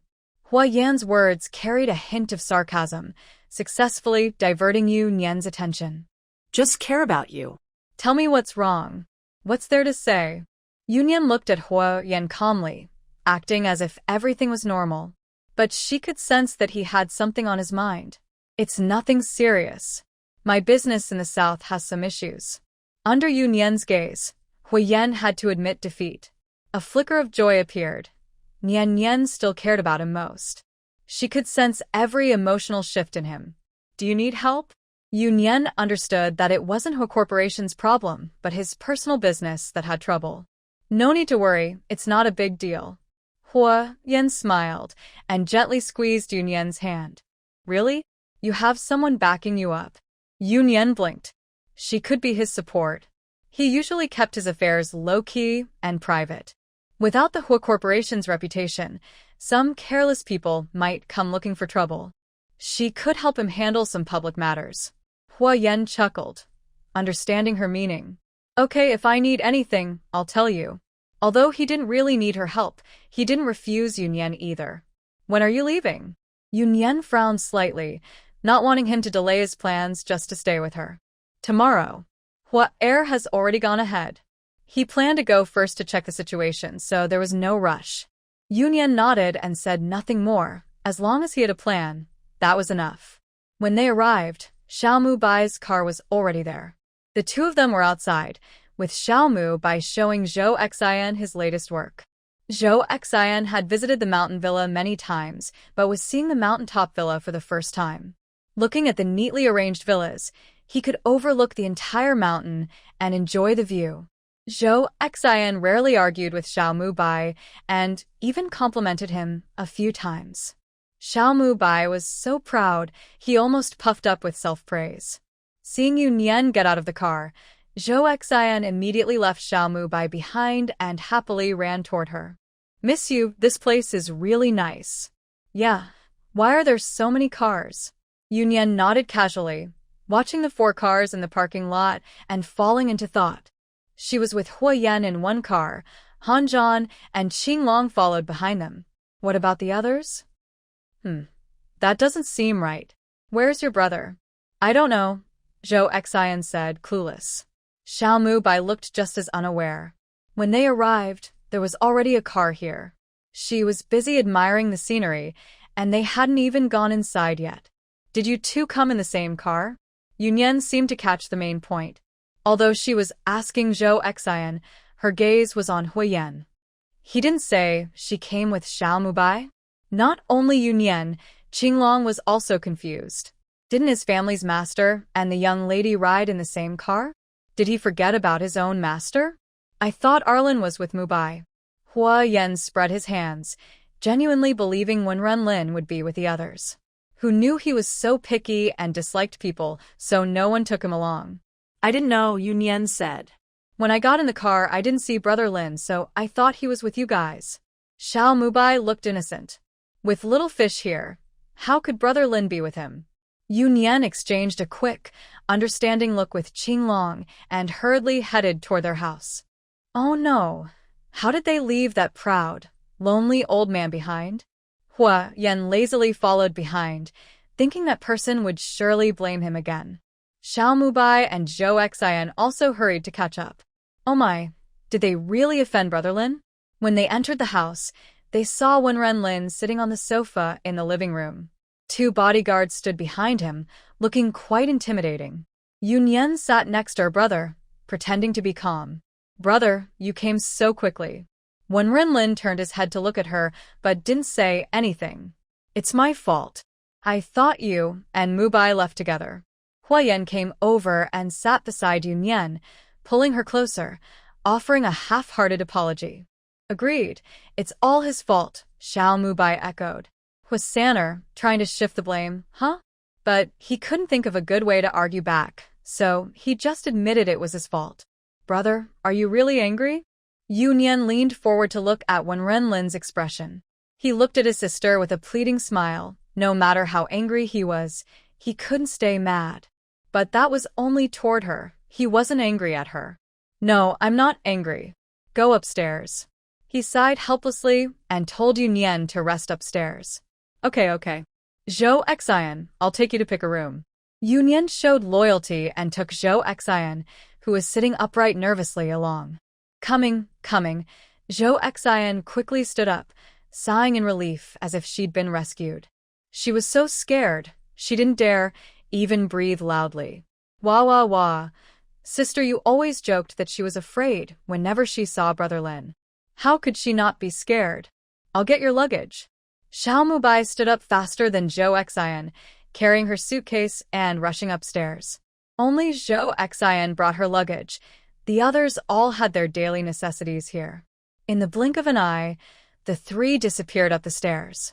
When Renlin's gaze returned to Huiyan, and he said coldly, You're really something. I've already apologized. Just step down if you want. Huiyan sighed softly, looking like he couldn't understand why the other person was so unreasonable. Is that how you apologize? When Renlin almost burst out laughing from anger, he really was something else. If you hadn't kept stopping me from dating Nian, would today have happened? Huiyan confidently replied. So it's still my fault? I forgive you. Don't do it again. Huiyan generously said, showing he wasn't petty like when Renlin. Get out of here. When Renlin pointed at the door, Hui and Qinglong both turned around quickly, covering their mouths tightly, bodies trembling. Even Hanzhan, usually calm in the face of trouble, had a twitch at the corner of his mouth, showing signs of losing control. No need for that. Just think about what you've done. Huiyan added angrily. Xiao Long and Hui looked at each other in shock, both thinking the other couldn't hold back laughter. Wait. It wasn't them making the noise. Who was it? Xiao Mubai's head appeared at the top of the staircase, laughing uncontrollably. Yunyan, behind him, quickly withdrew her mischievous hands and, with Zhou Xian, quietly retreated, covering her mouth. It's not that they wanted to stay. Xiao Mubai couldn't help but laugh, so pushing him out was understandable. Lingo, you're so funny, haha. Since he had been caught, Xiao Mubai couldn't hold back anymore and mockingly laughed at Wen Renlin. You want me to get out? Ha ha ha. Wen Renlin immediately became angry and stood up, rolling up his sleeves. Get out with me. Huiyan stood up calmly and followed behind him. Qinglong. Wen Renlin paused as he passed Qinglong. Yes. Qinglong shivered in fear. Oh no. Not only had he abandoned his master, but he also saw him lose face. His master wouldn't want to silence him, right? Throw him out. He was talking about Xiao Mubai, who was still laughing loudly upstairs. Yes, I promised to do it. Xiao Mubai was just about to hit the ground laughing when suddenly 2 shadows appeared in front of him. He looked up. Qinglong and Han Zhan were staring at him. They didn't say a word, just carried him out and down the stairs. Hey, what are you doing? Help! Help! Xiao Mubai shouted all the way back to his villa. Yu Jie, are you going to check on Lin Go and the third master? They were sitting in the small living room upstairs. Zhou Xian watched Yu Nian, who looked relaxed. Was she not worried? Yu Nian waved her hand casually. Those two are very lively. They often come over like this. But I think Brother Lin looks pretty angry, she said. It's okay, he'll be back by dinner time, they replied. Surely, those two wouldn't ignore her meals. She was confident about that. Zhou Xian gave a big thumbs up. That's my sister. As expected, when it got darker, the two of them came back one after the other. They had already changed their clothes. Behind them, the hotel staff from the mountain villa followed with food delivery. Call Xiao Mubai, Yu Nian said lazily, letting Zhou Xian call him over for dinner. Xiao Mubai was waiting nearby. When he got Zhou Xian's call, he rushed over immediately. He even arrived at the dining room before Yu Nian and Zhou Xian. Brother Lin, Xiao Mubai sat down with a silly smile. Lin was too tired to bother with him. He just told Yu Nian to eat quickly. At the table, everyone was unusually quiet. Well, mainly because Xiao Mubai, who usually livened things up, didn't dare to cause trouble, and Zhou Xian was being very obedient. Hua Yan was pressed by Lin to sit far from Yu Nian, so they could only exchange glances. After dinner, Lin looked at Xiao Mubai. It was clear he was asking whether to leave voluntarily or not. Xiao Mubai raised his hands in surrender. I'll leave, isn't that okay? He looked at Zhou Xian, hoping to go together. Maybe they could keep each other company tonight and play together. Zhou Xian understood his signal and rolled his eyes in an ungraceful way. He wondered, at Yu Jie's house, it was fine with so many people, but now they were alone, just the two of them. And he had a girlfriend. Was this really appropriate? Xiao Mubai clearly didn't realize this. He kept winking at Zhou Xian, urging him to go together. Yu Jie, I'm going upstairs first, Zhou Xian said, annoyed by him, and got up to go back to his room. Go ahead. Yu Nian waved happily, watching their antics. If Zhou Xian didn't leave now, Xiao Mubai's eyes might start twitching from blinking so much. Seeing Zhou Xian go upstairs, Xiao Mubai could only leave reluctantly. If he didn't leave now, the vigilant green dragon would come to greet him again. Yu Xiao Nian, here. Yu Nian raised her hand obediently. Today, she had made her brother angry, so she knew she had to be more careful. Go to bed. Lin's rare, serious expression almost broke, and he couldn't do anything about her. Oh, you all should rest early too.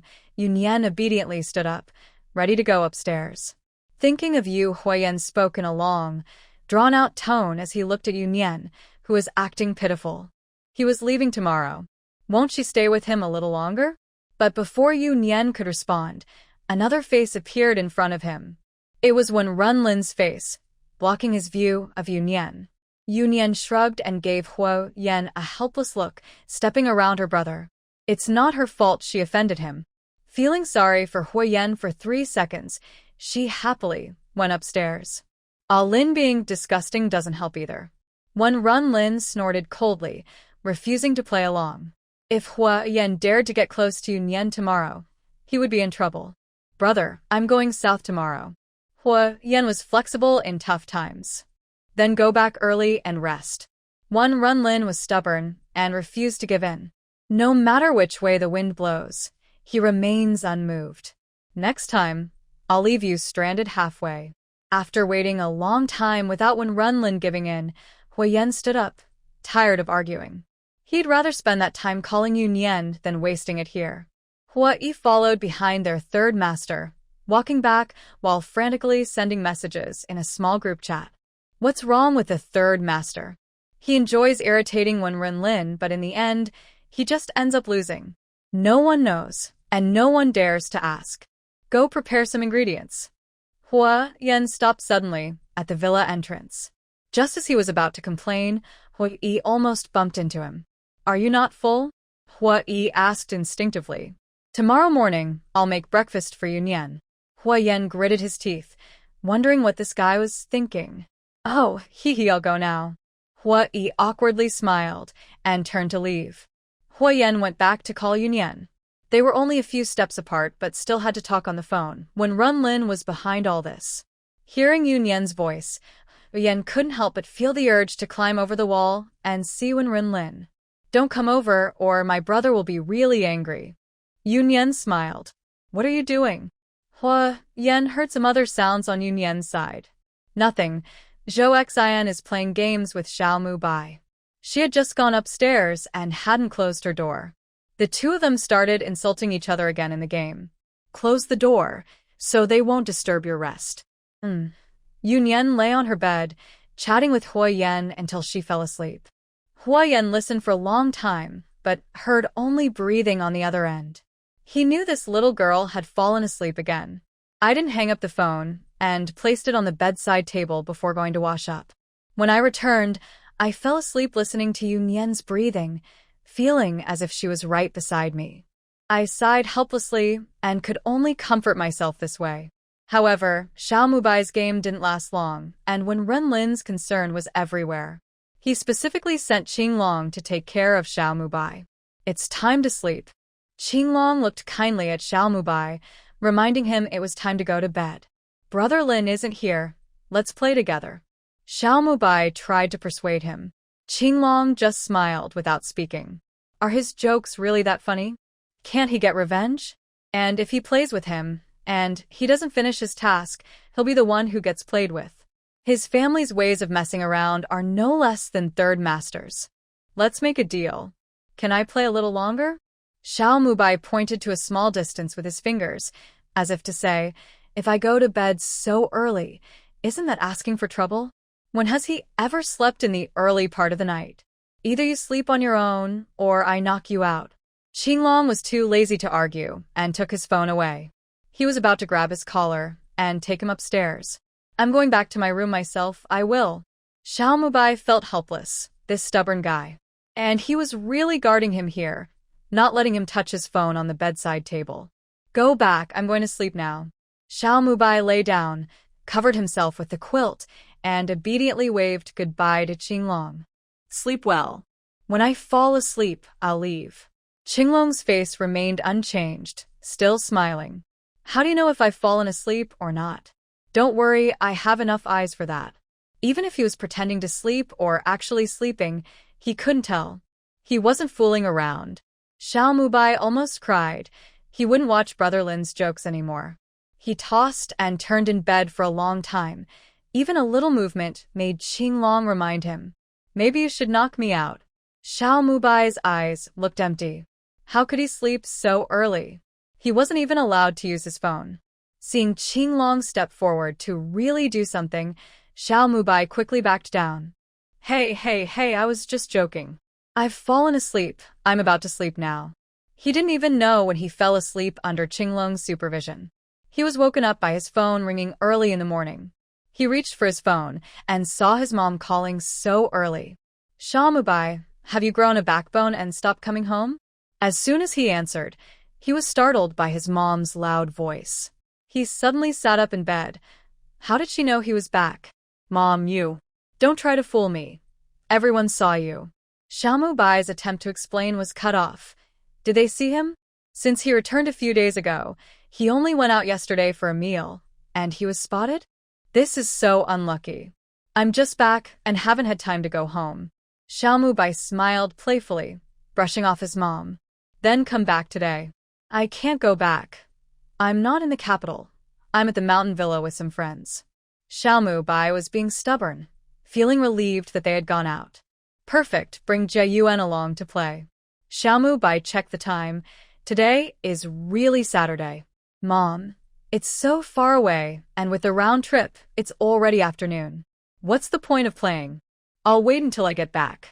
No need for you to come back. I'll have Lao Zhong take Jiyu in there. Xiao Mubai felt overwhelmed. His mom was really thoughtful. Mom, I can wait until I get back. Here are my friends, and she doesn't know anyone. That's perfect. Bring Jiyuan to meet your friends. Xiao Bai, your dad and I are getting old. You and your brother. Xiao Mubai's mom started her usual nagging, making him feel stressed.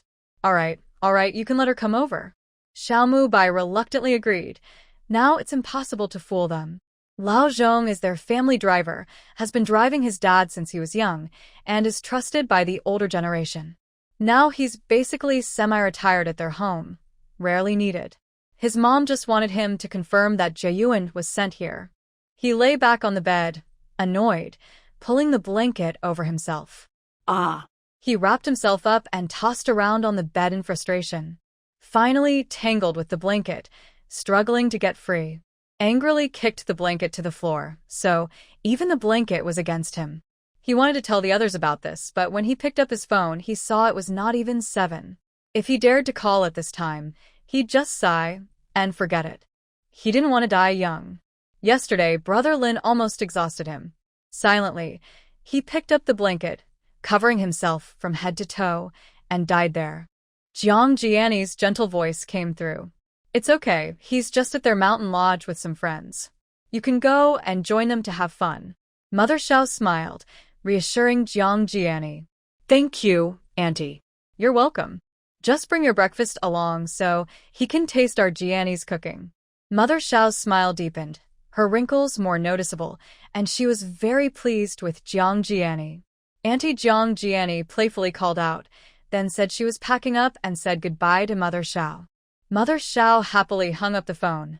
Jiang Jiani is such a good girl. She can handle both social events and the kitchen. I really don't see what Xiao Bai could find fault with. Don't pressure him too much, said Xiao's father, who was smoking and watching his wife finish her call. Their son can be stubborn sometimes. If you push him too hard, he'll just oppose you more. Don't I know my son? Mother Xiao was very familiar with her two sons' personalities. That's why these brothers couldn't be manipulated easily.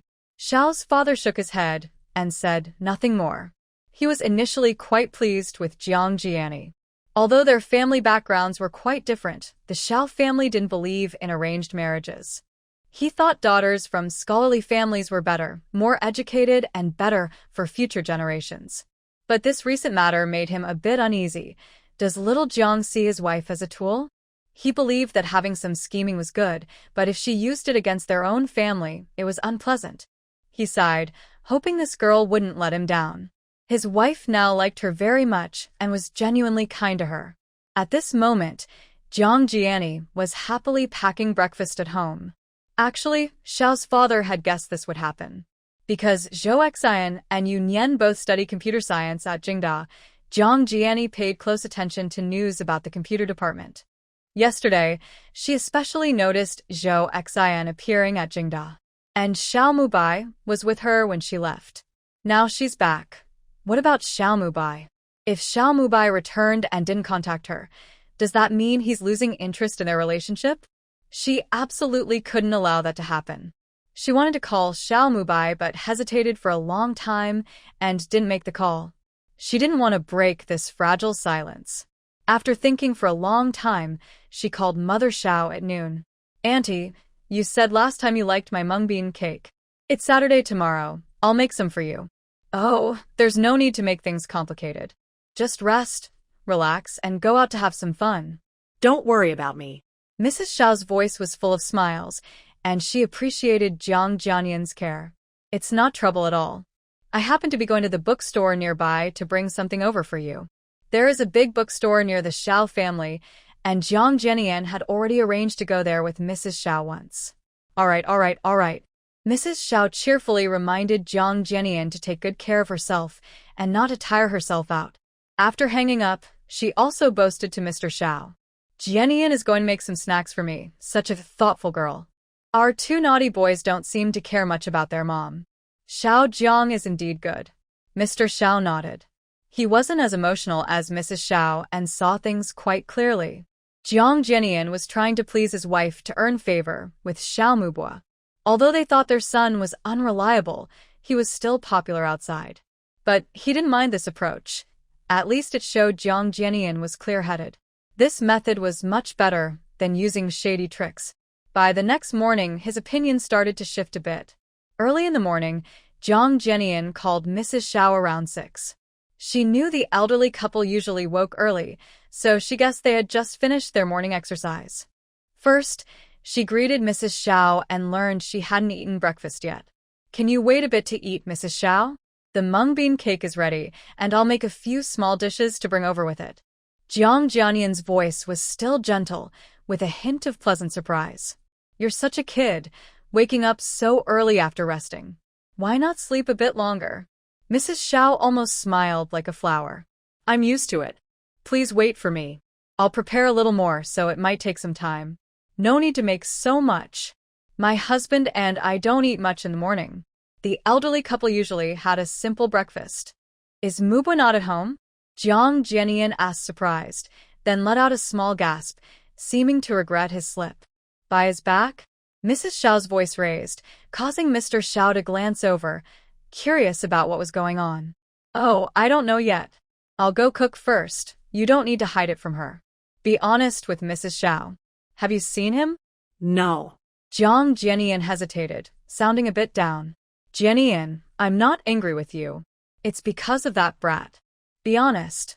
Has Mubwa come back and not contacted you?" Mrs. Xiao's voice softened. "Last night, I heard from a friend that she saw Mubai outside.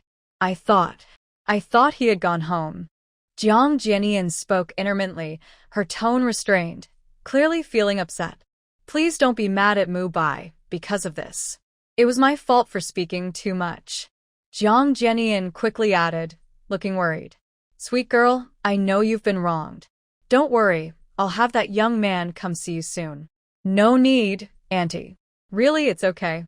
Maybe he has something to do. Please don't worry about it, or Mubai might blame me." Jiang Jianian is very understanding, which makes Mother Xiao feel even more sorry for her. Clearly, it's this girl who is wronged, yet she's defending that young man. "Jiang Jianian, don't worry. I know what to do. I won't let that young man blame you. Mubai is really acting out of line. He's even refusing to come home. They say a man forgets his mother after marrying, but he's the opposite. He's rejecting both his wife and his mother. Auntie, please promise me you won't be mad at him." "All right, I'll listen to you." Mother Xiao comforted Jiang Jianian a few more words before hanging up and calling Mubai to give him a stern warning. After the call, she also vented her frustration about her son to Father Xiao. This incident has really hurt Father Xiao's feelings. He feels like this girl is using his wife as a tool. It's not that he looks down on Jiang Jianian, but that's just how things are. Her friends in that circle probably wouldn't even meet Mubai, so he knows his son well.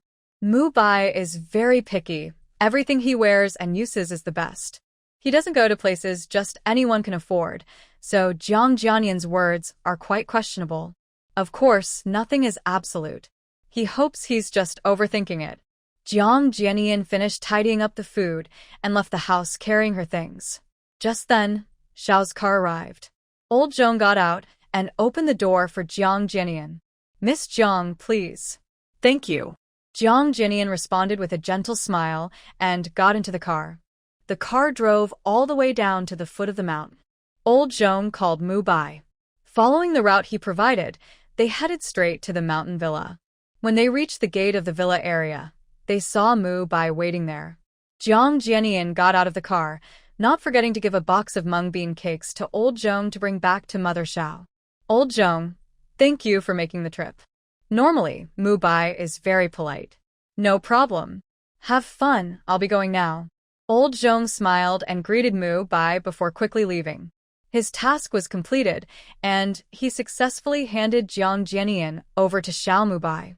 "Let's go." Xiao Mubai took the box from Jiang Jianian's hands and led her to his villa. Jiang Jianian smiled at him politely. She looked around, her eyes full of amazement. The last time she visited with Xiao Mubai, they were just at the mountain villa below. She didn't realize there was such a beautiful place above. The scenery here is really nice, she said happily. It's okay, Xiao Mubai replied absent-mindedly, no longer showing off like yesterday. Am I bothering you? Jiang Jianian asked with a hint of sadness. Does he really not enjoy seeing her? No, he said. Madam said I should come find you. I thought you also wanted to see me. Maybe I shouldn't have come.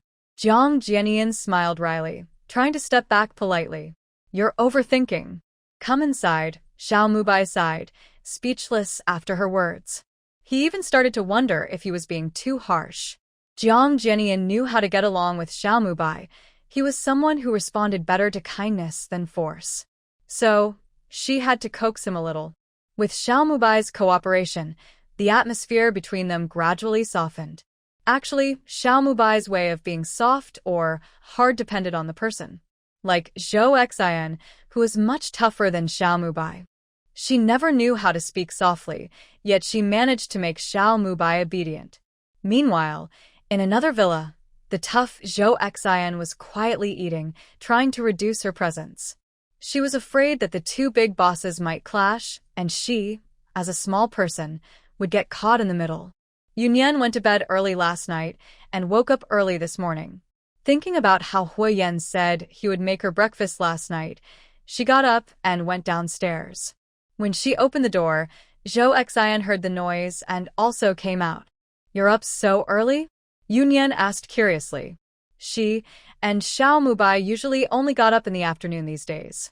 Hee, I went to bed early yesterday, she replied.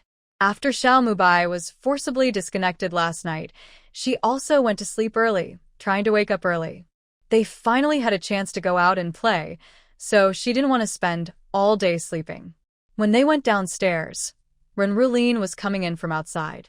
It was obvious he had just finished his morning exercise. Big brother, we're going out to have fun. Relax, she said. Rinji is so disciplined, Zhou Xian added with a flattering tone, still a bit scared after yesterday. I'll go back to change clothes, he said. This was a habit he had for many years. He couldn't change it, and he had no intention to. Two people sat in the living room for a few minutes. Then Huiyan came over, followed by Hui carrying two boxes. Qinglong quickly stepped forward to take one, and they took the boxes to the dining room. Huiyan went straight to Yunyan and gently kissed her on the forehead. Have you been waiting long? No. Yunyan stood up, tilted her head at Zhou Xian, and said, Let's eat. Zhu Xin. Should she eat or not? Did Lord Hu make this meal for her to eat? There's enough for you. Lord Hu rarely took the initiative to talk to her, probably to prevent her from losing her appetite. Thanks, Sister Yu. Zhou Xian happily stood up.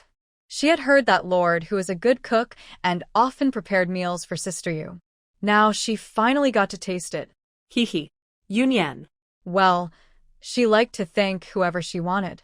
Zhou Xian cheerfully moved forward and Yunyan, standing behind, tiptoed and quickly kissed Lord Hu's side face. Good job. Huiyan's smile widened as he touched his face. Holding Yunyan's hand, he headed to the dining room, just as when Renlin came out of the room. Lin, dinner time. Huiyan greeted when Renlin happily, not bothering about what happened yesterday. Wow, did you poison it? When Renlin looked suspicious. He had brought food to Yunyan before, but he didn't expect it to be for him. His enthusiasm this time made it hard not to suspect. Do you think I am you? Cooking and poisoning are very different. Most people can't do such things. As soon as they sat down in the dining room, the two of them started again. Eat. Yunyan really didn't want to be disturbed early in the morning by their arguing. Zhou Xian kept stuffing food into her mouth. Wow, Lord San's cooking skills are really impressive. She should learn someday and cook for Sister Yu in the future. When are you leaving? When Renlin ate at his own pace. After we finish eating.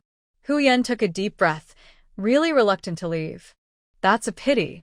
Don't worry, go ahead and have fun. When Renlin was eating someone else's cooking but was also hurting someone else's feelings. Are you planning to send me away?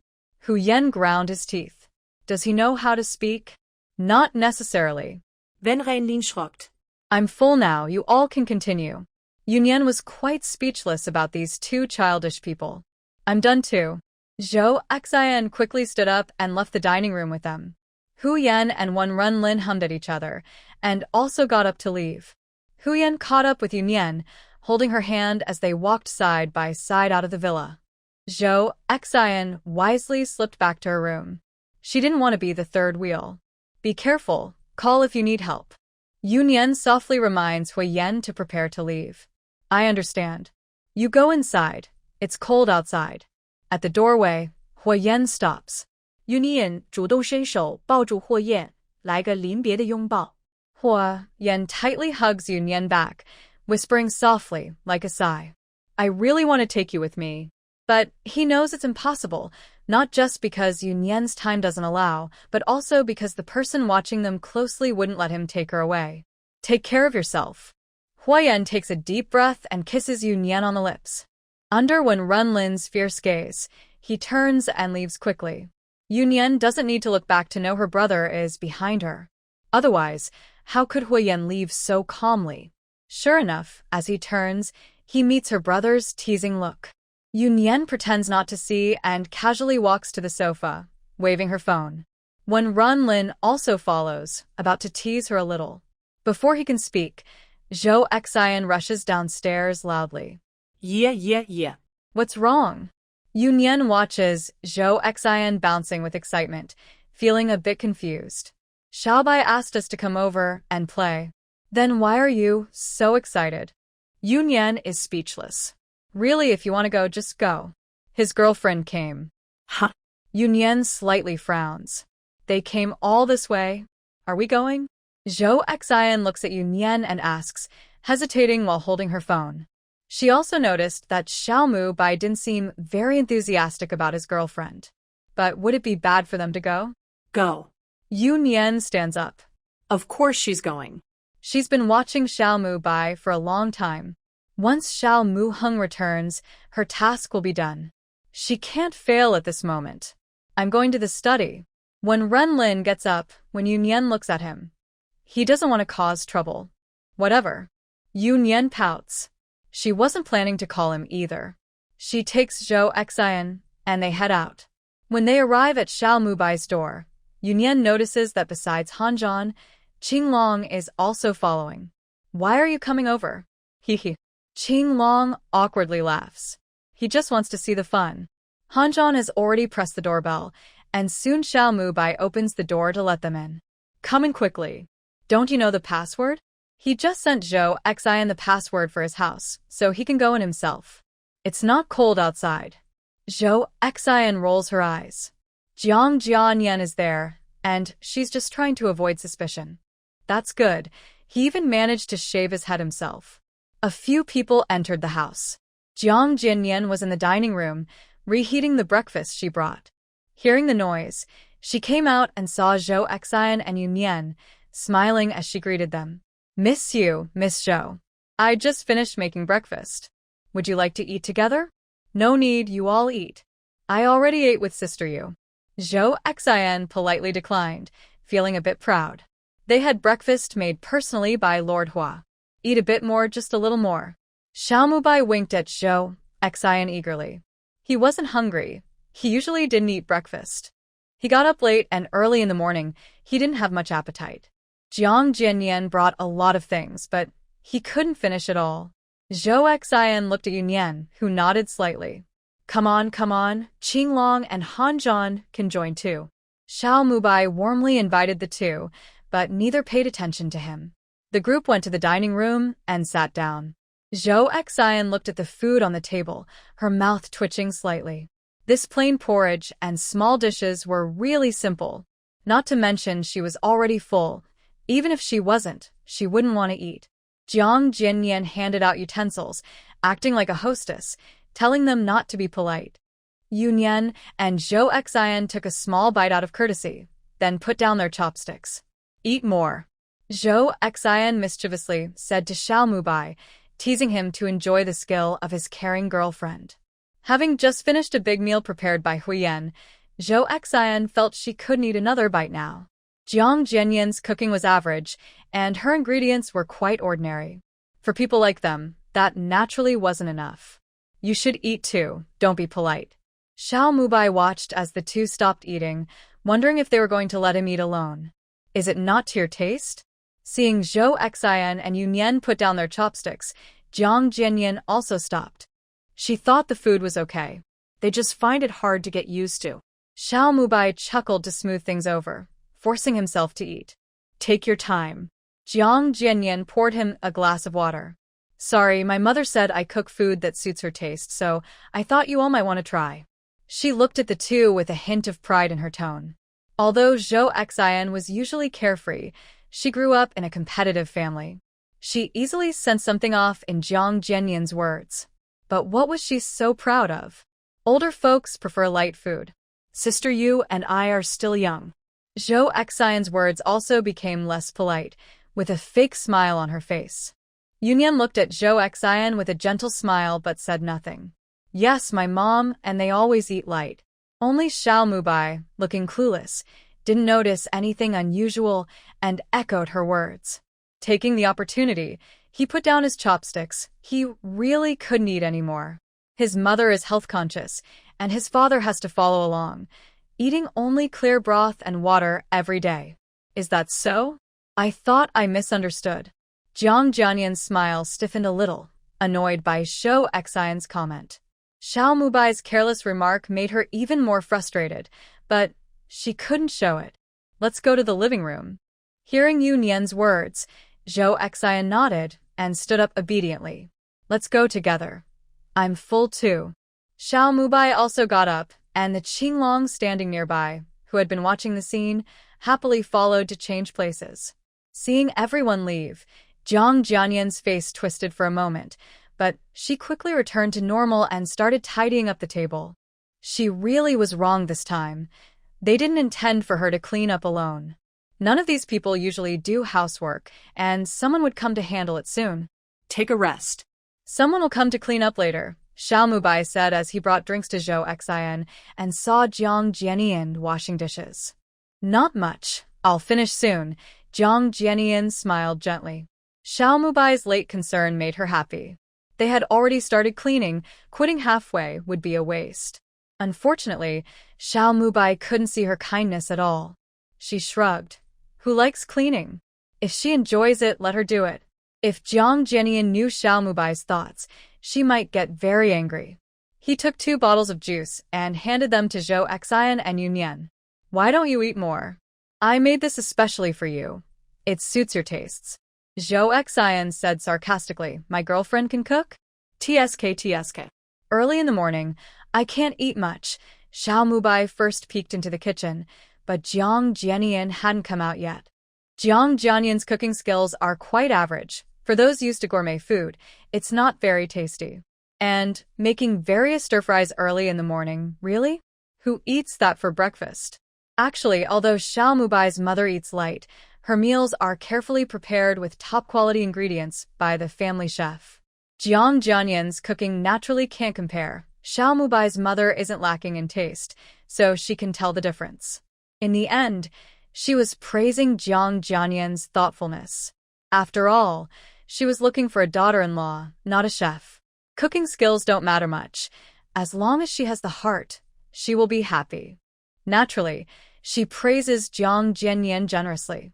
This also gives Jiang Jianyan a false impression, thinking that these people are used to delicacies from mountains and seas, and that trying new flavors occasionally feels fresh and tasty. If Zhou Xian knew her thoughts, she might mock her for watching too many TV dramas. Their diet is good, but it is balanced nutrition, not just eating recklessly all the time. After finishing in the kitchen and calming her mind, Jiang Jianyan went to the living room. Seeing the few people happily chatting, she still held her breath for a moment. She was busy in the kitchen, while they played around without any worries. This really shows a difference in understanding. Their backgrounds mean Xiao Mubai and Zhou Xian wouldn't think about cleaning up after meals. Even Yu Nian, who isn't from such a good family, has someone to take care of her and doesn't need to handle these daily chores herself. Jiang Jianyan was raised differently from them. There's no point arguing about right or wrong. In some ways, Jiang Jianyan is just an ordinary person. She sees things from their perspective and naturally finds it hard to accept. Jianyan, come sit here. Xiao Mubai turned to see Jiang Jianyan staring blankly and called her over. Coming. Jiang Jianyan smiled gently again and sat beside him. Xiao Mubai turned back to continue chatting with Zhou Xian. Jiang Jianyan quietly listened to their conversation, but she didn't understand much of what they talked about and couldn't join in. Yunyan also didn't participate in their topic, just looking at her phone with a slight frown. She raised her hand slightly, and Qinglong came over. Zhan stayed still in place. Their seemingly casual wave was actually a secret signal. When it's inconvenient to speak, these small signals become the best way to communicate. Qinglong moved behind Yunyan and slightly turned to the side, and she quietly told him a few words. Qinglong's face grew serious. After nodding, he stepped back. Zhou Xian and Xiao Mubai were used to this. They never wondered about Yunyan's affairs. Especially Zhou Xian, who seemed to blindly admire Yunyan. Sometimes, when Yunyan was just playing on her phone, she felt like she was handling big national matters. She never dared to disturb her and kept her distance, afraid of seeing something she shouldn't.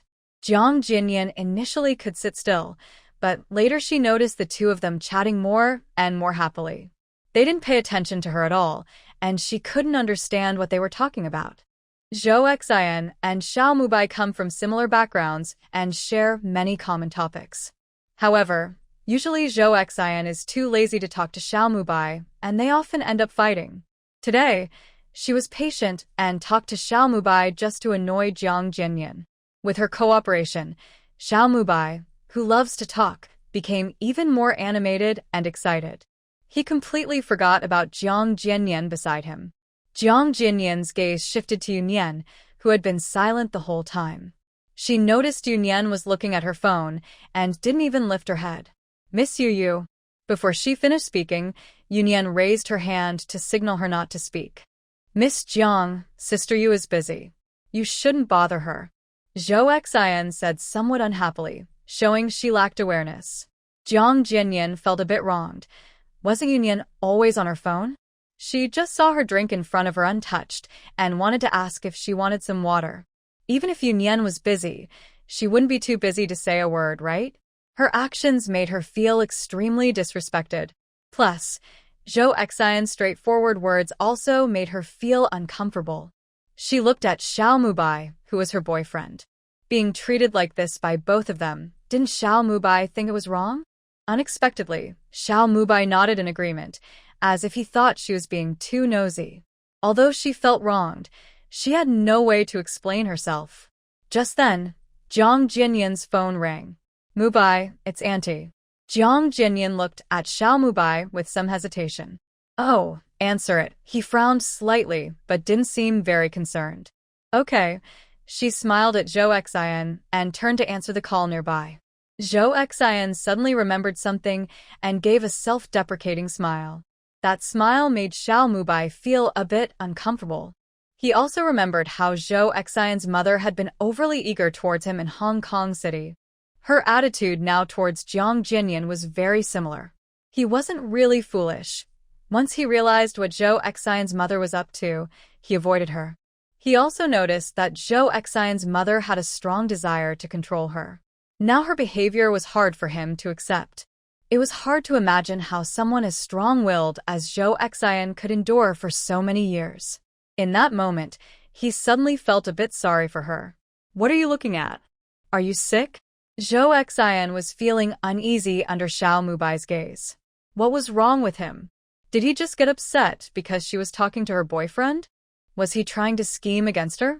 But with his limited mind, she wasn't really afraid of him. Xiao Mubai smiled helplessly, unable to say the caring words that were on his lips. "Hey, behave normally." Seeing Xiao Mubai smile so kindly at her, Zhou Xian really felt uncomfortable this time. Alright, he won. He switched to magic attacks. "Miss, the person has been brought over." Qinglong returned. Yunyan stood up, ready to go outside. "Little fish, where are you going?" "Someone needs to be taught a lesson." Yunyan sneered coldly. "Can I go?" "He wants to fight." Zhou Xian got excited. Anyway, following Sister Yu, he definitely wouldn't lose out. "Stay outside." Yunyan tilted her head. thinking she could go if she wanted. Zhou Xian happily jumped up and casually pressed Xiaomu Bai back down. I also. What are you talking about? Zhu Xin sir not Gonli. Don't forget, his girlfriend was still on the phone with his mom. Leaving her alone here? Xiaomu Bai could only watch them go out with envy. He turned his head, wanting to urge them, but then remembered it was his mom on the phone with Jiang Jianian. If she heard, he'd be in trouble again. Jiang Jianian was on a call with Xiaomu's mother, reassuring her. She was with Xiaomu Bai. Jianian, Xiao Bai is playful. If he overlooks anything, please bear with him. Mu Bai has been friends with those boys since he was young. When they get together, they go crazy. Xiaomu's mother knew her son well. Yes, don't worry. Mu Bai is very caring toward me. We just finished breakfast with his friends. Jiang Jianian had her own worries but couldn't say them. Xiaomu Bai's mother hadn't seen the boys her son mentioned, but 2 girls had arrived. But she would never say that. Although she was confident, her background was far from theirs. She knew deep down that if Xiaomu Bai's situation weren't special, she wouldn't have easily gained Xiaomu Bai's mother's approval. If Xiaomu Bai's mother found out there was another girl around him, she'd be scared and might change her mind. She could only grit her teeth and swallow her feelings, making her think they got along well. That's good. The mountain villa was built by Mu Bai and his friends. Let him take you there and have fun for the weekend. Xiaomu's mother was happy. Those boys were clever and good at judging people. If Jiang Jianian could get along well with them, her relationship with Xiao Bai would be secure. Sometimes, her good son listened more to their advice. Yes, the scenery here is beautiful. I really like it. Jiang Jianian's tone also carried a bit of excitement. While the 2 of them chatted happily, Xiaomu Bai was anxiously scratching his head on the other side. Just as he couldn't hold back his urge to call Jiang Jianian finally hung up and came over. Miss Zhou and Miss Yu, where are they? Jiang Jianian arrived to see only Xiaomu Bai alone in the living room. She was at least half the hostess, right? Did they leave while she was on the phone? Her good mood was gone, and she felt disrespected again. Yes, they had something to do. Just as Xiaomu Bai was thinking of an excuse to leave, Jiang Jianian spoke again. Your aunt just said you should take me for a walk.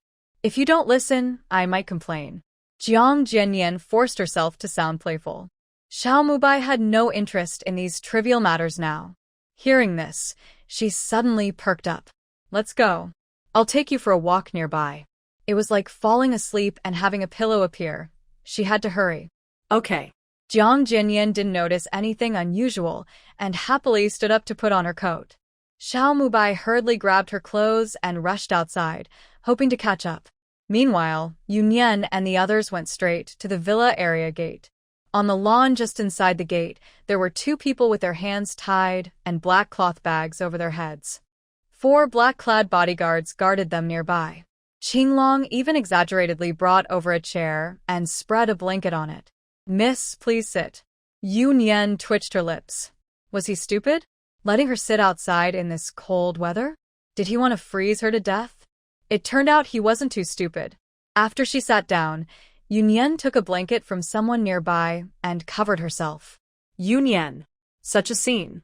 She was here to solve a case, yet it looked like she was dealing with the mafia. Oh, they actually were mafia. Zhou Xian quickly adapted, frowning as she stood properly behind Yunyan. Today she was dressed casually, so her stance didn't seem out of place. Qinglong waved his hand, and the bodyguards removed the black cloth bags from their faces and untied their hands. The 2 squinted their eyes for a while before finally seeing what was in front of them. Miss Yu? The one who exclaimed was Peng Rongguang, old Peng's beloved grandson. They looked a bit confused, unsure how they ended up here. Miss Yu, I haven't offended you, have I? Peng Rongguang quickly thought about what he had done recently. He hadn't really done anything wrong.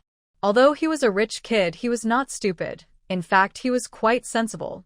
He learned his lesson once and almost got beaten to death by his grandfather.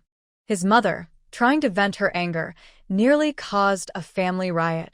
With his strict orders from his grandfather, even if he dared, he wouldn't risk provoking Yunyan again. Today, he was just hanging out here with a few friends.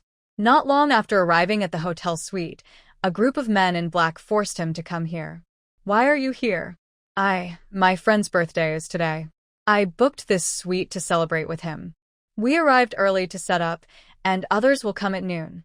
Peng Rongguang honestly explained, not daring to hide anything. After the cold shiver passed, he told who the missing people were. He honestly named a few people and shared their backgrounds. The person next to him was already very scared. He was just Peng Rongguang's little follower. Seeing Peng Rongguang like this, he didn't need to ask and just spilled everything he knew. Is this your clothes? Qinglong took a piece of clothing from the bag and laid it in front of Peng Rongguang. Peng Rongguang looked at the clothes, first nodded, then shook his head. It's not mine. I just wore it. Peng Rongguang stammered a bit. Speak properly. Qinglong squatted in front of Peng Rongguang and slapped his face hard. Peng Rongguang didn't dare resist. The slaps seemed to wake him up a little. It's Zhang Qi's. I was cold this morning, so I wore it. Peng Rongguang pointed to the person beside him, finally clarifying everything. Qinglong's gaze shifted to the person next to him, who shrank back in fear. It's mine. What's wrong with the clothes? Zhang Qi was about to cry. When they left this morning, Peng Rongguang said he was cold. As his little brother, he naturally took off his coat and gave it to him. His family also runs a business. Though not as wealthy as Peng Rongguang's family, they are still quite well off. His clothes are all designer brands, and this was the first time he wore this one. Otherwise, Peng Rongguang wouldn't have taken it. The problem is he gave him the clothes, and now there's a problem with them? Where did the clothes come from? I bought them. Zhang Qi answered mechanically, a bit confused. And this brooch? Qinglong held up a brooch, which had been taken from the coat. I don't know about that either. Zhang Qi looked at the brooch, feeling puzzled. When he left this morning, he thought he saw a brooch on the clothes. He didn't pay much attention and just wore it out. Now he's wondering, where did it come from? This piece of clothing is new, and he definitely didn't wear a brooch when he bought it. His confused expression made Qinglong almost speechless, but it was clear he wasn't lying. This guy was probably set up. Miss you this brooch. Peng Rongguang also realized something was wrong. Although he didn't know exactly what Yunyan did, the fact that she could mobilize people from the National Security Bureau and make his grandfather so wary showed she was powerful. He understood that he must not cross certain lines. Do you know what's inside this? Qinglong looked at Peng Rongguang with a cold, threatening stare. He was also being used. What's inside? Something that could cost you your life. After intimidating him, Qinglong took back the brooch they had already taken the contents out of. I really don't know. Where did you get this, you? Peng Rongguang's face twisted in anger as he grabbed Zhang Qi's collar and shook him, choking him. I don't know either, Rongguang. Zhang Qi kept trying to push Peng Rongguang's hands away. Was he trying to kill him? He came from a military family, raised and trained by old Peng since he was young. Even if he's wasted now, he's still stronger than someone like Zhang Qi, who can't even defend himself. Be honest. The bodyguards nearby pulled the two apart. The young lady hadn't given the order yet, so even if they were to die, they couldn't do it now. Miss Yu, I really don't know if there's a problem with this brooch. I was wrong this time. I wouldn't dare offend you. Peng Rongguang realized where the problem was and hurriedly begged for mercy, speaking more coherently. He was indeed innocent. He had just worn Zhang Qi's clothes this morning, and now this happened. Fight, regardless of life or death. Fight, regardless of life or death. As soon as Yunyan finished speaking, the two bodyguards immediately dragged Peng Rongguang aside. Miss Yu, I won't dare again. Please spare me this time. Peng Rongguang's desperate pleas for mercy kept coming. Zhang Qi, still standing there, shivered in fear. Even Peng Rongguang dared to hit. And he said life or death didn't matter. What kind of person was he? Yunyan ignored Peng Rongguang's screams. Although she said life or death didn't matter, everyone knew she was just threatening. They would probably only beat him half to death. Most importantly, she wanted to scare Zhang Qi, hoping he might remember something useful. Yunyan stood up, made a phone call, and walked to the side. She stood up and just happened to see Jiang Jianyan not far behind them. Yunyan paid her no attention and was busy making a phone call. When she came over earlier, they had already noticed her, but no one said anything. Whether she was here or not didn't really matter. Jiang Jianyan looked a little pale and seemed a bit frightened. She had just come out with Xiao Mubai, and the two of them wandered around the villa. Xiao Mubai said he had some things to discuss with his friend and told her to explore on her own. He then went into one of the villas. When she arrived, she went straight into the villa with Xiao Mubai and didn't look around carefully. Now, as she wandered slowly, she thought the scenery here was quite nice. She took a few more steps, turned a small corner, and saw a group of people at the entrance. She immediately spotted the noticeable Yunyan, mainly because everyone else was standing and she was sitting. She wanted to go over and say hello, but as she got closer, she realized something was off. There were two people on the ground, and she hesitated, stopping her steps. Peng Rongguang and the others were a bit farther away, talking about something, but Jiang Jianyan couldn't hear clearly. However, she heard Yunyan's words clearly, along with Peng Rongguang's scream. This made her feel a wave of fear. The last time she ate with them, she heard some conversations that challenged her worldview, but they were just ideas. Seeing this scene now was quite shocking. Her expression changed rapidly, showing a range of emotions. Hearing the continuous screams from that direction, Jiang Jianyan felt unsteady. Were they really going to beat the person to death? She found it hard to imagine that the person who had just sat with her was a ruthless killer. She wanted to say something to stop them, but her legs felt heavy as if filled with lead, and she couldn't move.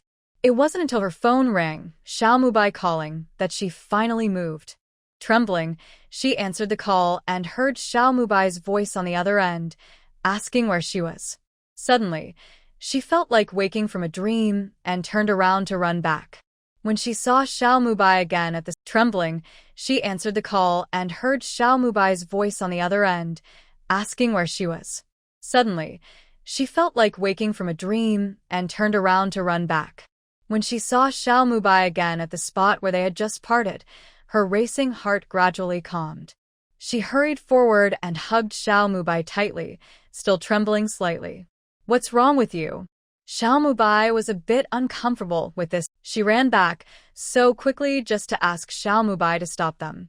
But the words were on the tip of his tongue, yet he swallowed them back. "Hey, how could we get lost? We have this." Xiao Mubai waved his phone, thinking a call would solve everything. "Yeah, I got a bit confused. Let's go back. I'm a little cold and tired of shopping." Jiang Jianyan stepped forward and held Xiao Mubai's arm, his face still looking a bit upset. "Let's just go back." Xiao Mubai replied with a downcast tone, not noticing Jiang Jianyan's unusual mood. He was so caught up in his own frustration that he missed the chance to join in the fun. He had only been out a little while, but he couldn't find them anymore. He looked around the yard earlier but saw no one, and even checked with Brother Lin, but no one was there. He didn't know where they went. He didn't head toward the entrance at all. Yunyan was on the phone with Wei Gang, and she was able to get this news so quickly today. It was really thanks to this old friend. Wei Gang forwarded her an anonymous email sent to him. It clearly indicated suspicious illegal activities at Yunshang Villa and the Xianyan restaurant, involving military secrets. Wei Gang knew that Yunshang Villa had now become Yunyan's property. He immediately shared this news with her. When someone reaches a certain level, even the most unreasonable things happening to them can be rationalized. Yunyan was like that now.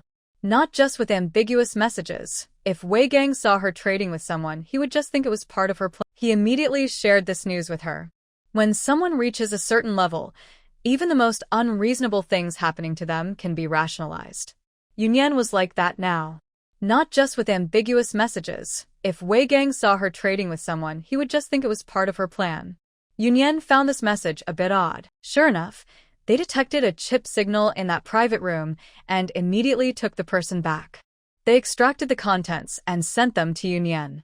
She looked over it and, feeling a bit speechless, slightly curled her lips. It was indeed military secrets, outdated military secrets. They had been publicly disclosed in small circles, but it wasn't something ordinary people could access.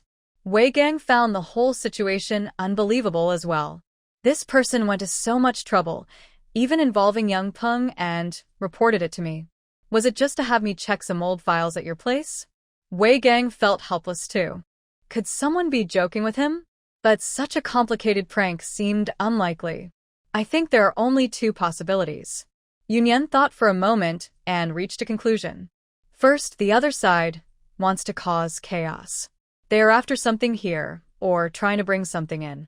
Second, this mountain villa simply attracts too much attention. That's probably it. Wei Gang strongly agreed. Now, he no longer believed this was aimed directly at Yunyan. Using expired military documents to frame a senior army officer was a bit too ridiculous. Moreover, Yunyan is the head of the cybersecurity department. If she wanted certain information, she could get it easily. Stay put for now. I'll investigate first and tell you if I find anything. All right, I trust you. Wei Gang happily agreed, understanding Yunyan's subtle message. She would check first, and if there was any trick involved, she would definitely get credit for it. Otherwise, she'd handle it herself without needing to tell him. He thought to himself, Yunyan is definitely someone who pays attention to details. Be careful too, don't really hurt anyone. Wei Gang jokingly added, don't actually beat someone to death. Even from afar, the screams of young Master Peng sounded like background music, sometimes faint, sometimes loud. Got it. Director Wei, you're welcome to come by sometime. My place is still okay. Yunyan politely joked with Wei Gang. To be honest, I'm a bit short on cash, can't really afford to spend much, Wei Gang sighed. It's true, comparing himself to others, he felt like he was easily discouraged. He couldn't earn as much as Yunyan's assets in his lifetime. He just relied on his salary and allowances, which was better than most people. But compared to Yunyan and them, he felt like he was living in a different world. My place is still open for you to spend money. I'll have someone send a card to you later. Yunyan was giving him a favor. With Wei Gang's position, even if he had money, he wouldn't dare to spend it freely. Haha, that might not be appropriate, Wei Gang politely declined. Yunyan could tell he really wanted it. He didn't even dare to refuse outright, worried she wouldn't give him anything again. Isn't that enough for you? Then I won't be polite anymore. Your big brother just wants to enjoy life too. He wouldn't dare accept others' things, but he truly dared with Yunyan's. After finishing the call with Wei Gang, Yunyan sat back down. By now, Peng Rongguang's screams had stopped. He was lying on the ground, motionless. Whether dead or alive was unknown. The man named Zhang Qi was already on the ground, covered in mud, unable to crawl up. Seeing Peng Rongguang covered in blood and unmoving, he trembled violently, fearing he might be beaten to death next. Qinglong stepped forward, grabbing Zhang Qi's collar and making him lift his head. Let me ask you a few questions. Answer honestly? Yes, yes, yes. Zhang Qi nodded vigorously, his lips trembling as he responded. Where did you get that brooch? I don't know. Seeing Qinglong's expression, he suddenly trembled. My clothes are all taken care of by Aunt Kong, one of our housemaids. She must know where it came from. Zhang Qi quickly added, afraid that if he hesitated, he would be taken away and beaten. Is there anything else to add? Qinglong grinned at Zhang Qi, making him shiver with fear. I really don't know anything else. Zhang Qi was crying and full of tears. Why did he get involved in this? Take him to the Zhang family. The secret police are on their way. Yunyan ordered, the cold shiver standing behind her. Should I go? Han Zhan rarely questioned, but since the secret police are coming, they will handle it. Just find a couple of people to Zhang Qi. Yes, watch over them and make sure they investigate thoroughly and keep it secret. Han Shan.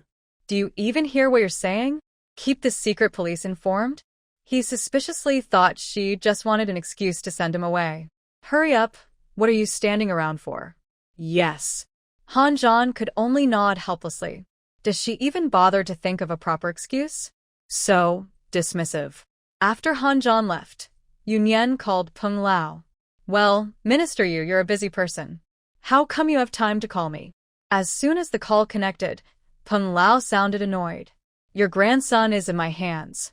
Yunyan got straight to the point.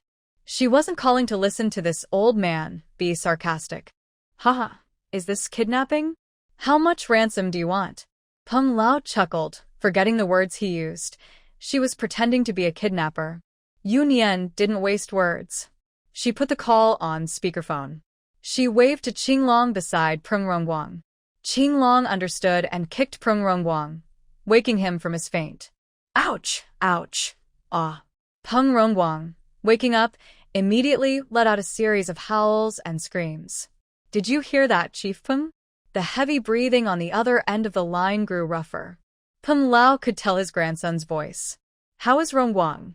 Being an old revolutionary, Peng Lao quickly calmed down. Although Peng Rongguang had screamed painfully just now, the strong, steady sound suggested he was not in immediate danger. Still alive now, but it won't be long, Yunyan casually replied, making Peng Lao's heavy breath even more labored. What did he do this time? It must be said that Peng Lao knows his grandson well, and he also knows Yunyan's rival quite well. Yunyan wouldn't target Peng Rongguang without reason. He must have caused trouble again. Nothing much, just stole some military secrets. His words nearly made Peng Lao faint. Was he hearing things? Minister Yu, this is no joking matter. We both know, does he really have that ability? Peng Lao's voice grew serious. Once involved in something like this, it's like mud stuck in your pants. Whether it's dirt or not, it's trouble. I also think he doesn't have that ability, so where do you think this stuff came from? Yunyan spoke calmly, but her words made Peng Lao break out in a cold sweat. What do you mean? Are you doubting me? Peng Lao slammed his hand on the table with a loud bang. Stay calm. Yunyan kept her steady tone. Why is this old man so anxious? She suspected he might do something, using his own grandson as trying to frame her just a little. Ahem. Tell me, what should we do now? Peng Lao also calmed down a bit. Come over first, and try not to bring family members. Yunyan hinted at something. Okay. Peng Lao was silent for a few seconds and then responded. He knew how to tell the difference in serious matters. If it really was someone from his family. After hanging up, Yunyan waved to Qinglong. Mississippi. He won't die, right? Yunyan looked at Peng Rongguang, who looked like a dead dog. No worries, he's pretending. At most, a few bones will be broken. Qinglong chuckled. This kid was pretty tough, he was pretending to be unconscious. They were professionals at fighting. If they wanted him to be seriously hurt, well, he'd survive more or less. Throw him outside and wait for someone to come, then tell me. Yunyan pointed to the security office. If they threw him outside, he probably wouldn't die, but he'd freeze. Yes. Qinglong and another person dragged Peng Rongguang toward the guard room. Hey, easy. Ow. Peng Rongguang couldn't hold it anymore and started sweating from the pain. Let's go, we're heading back. Yunyan told Zhou Xian, whose nose was red and eyes green from the cold. She really could endure. Even frozen like this, she didn't leave. Hee okay. Zhou Xian jumped a little in place, feeling quite cold. They walked back into the house. Zhu Xinsai happily, shaw warm. They had survived. Yujia, I will go change my clothes first. She said this and ran upstairs because her clothes were frozen through. Ren Relin was waiting in the living room for Yunyan. Are you cold? Yunyan didn't want him to go out, so he could only wait at home until she returned. I'm fine. She was indeed okay, covered and wrapped up. Have you finished dealing with it? Not yet, I still need to go out later. Later, that old man would come over, and she had to go exchange the hostage. Miss, should we do something about Peng's injury? Qinglong also returned, having just dragged the person into the house. He probably checked and found a few ribs broken and his left arm fractured. Other injuries were just surface wounds. If he won't die, there's no need to treat it. Yunyan didn't care much about it. Her hitting Peng Rongguang was not just to vent anger, but also to see how the Lin family would react. If this incident was purely from the mountain villa, the Lin family might also be suspicious. Qinglong understood and went out to give Peng Rongguang some medicine. They were very experienced with these matters, mainly stopping the pain and making him sleep temporarily. Meanwhile, Jiang Jianyan was feeling uneasy, constantly recalling what she saw.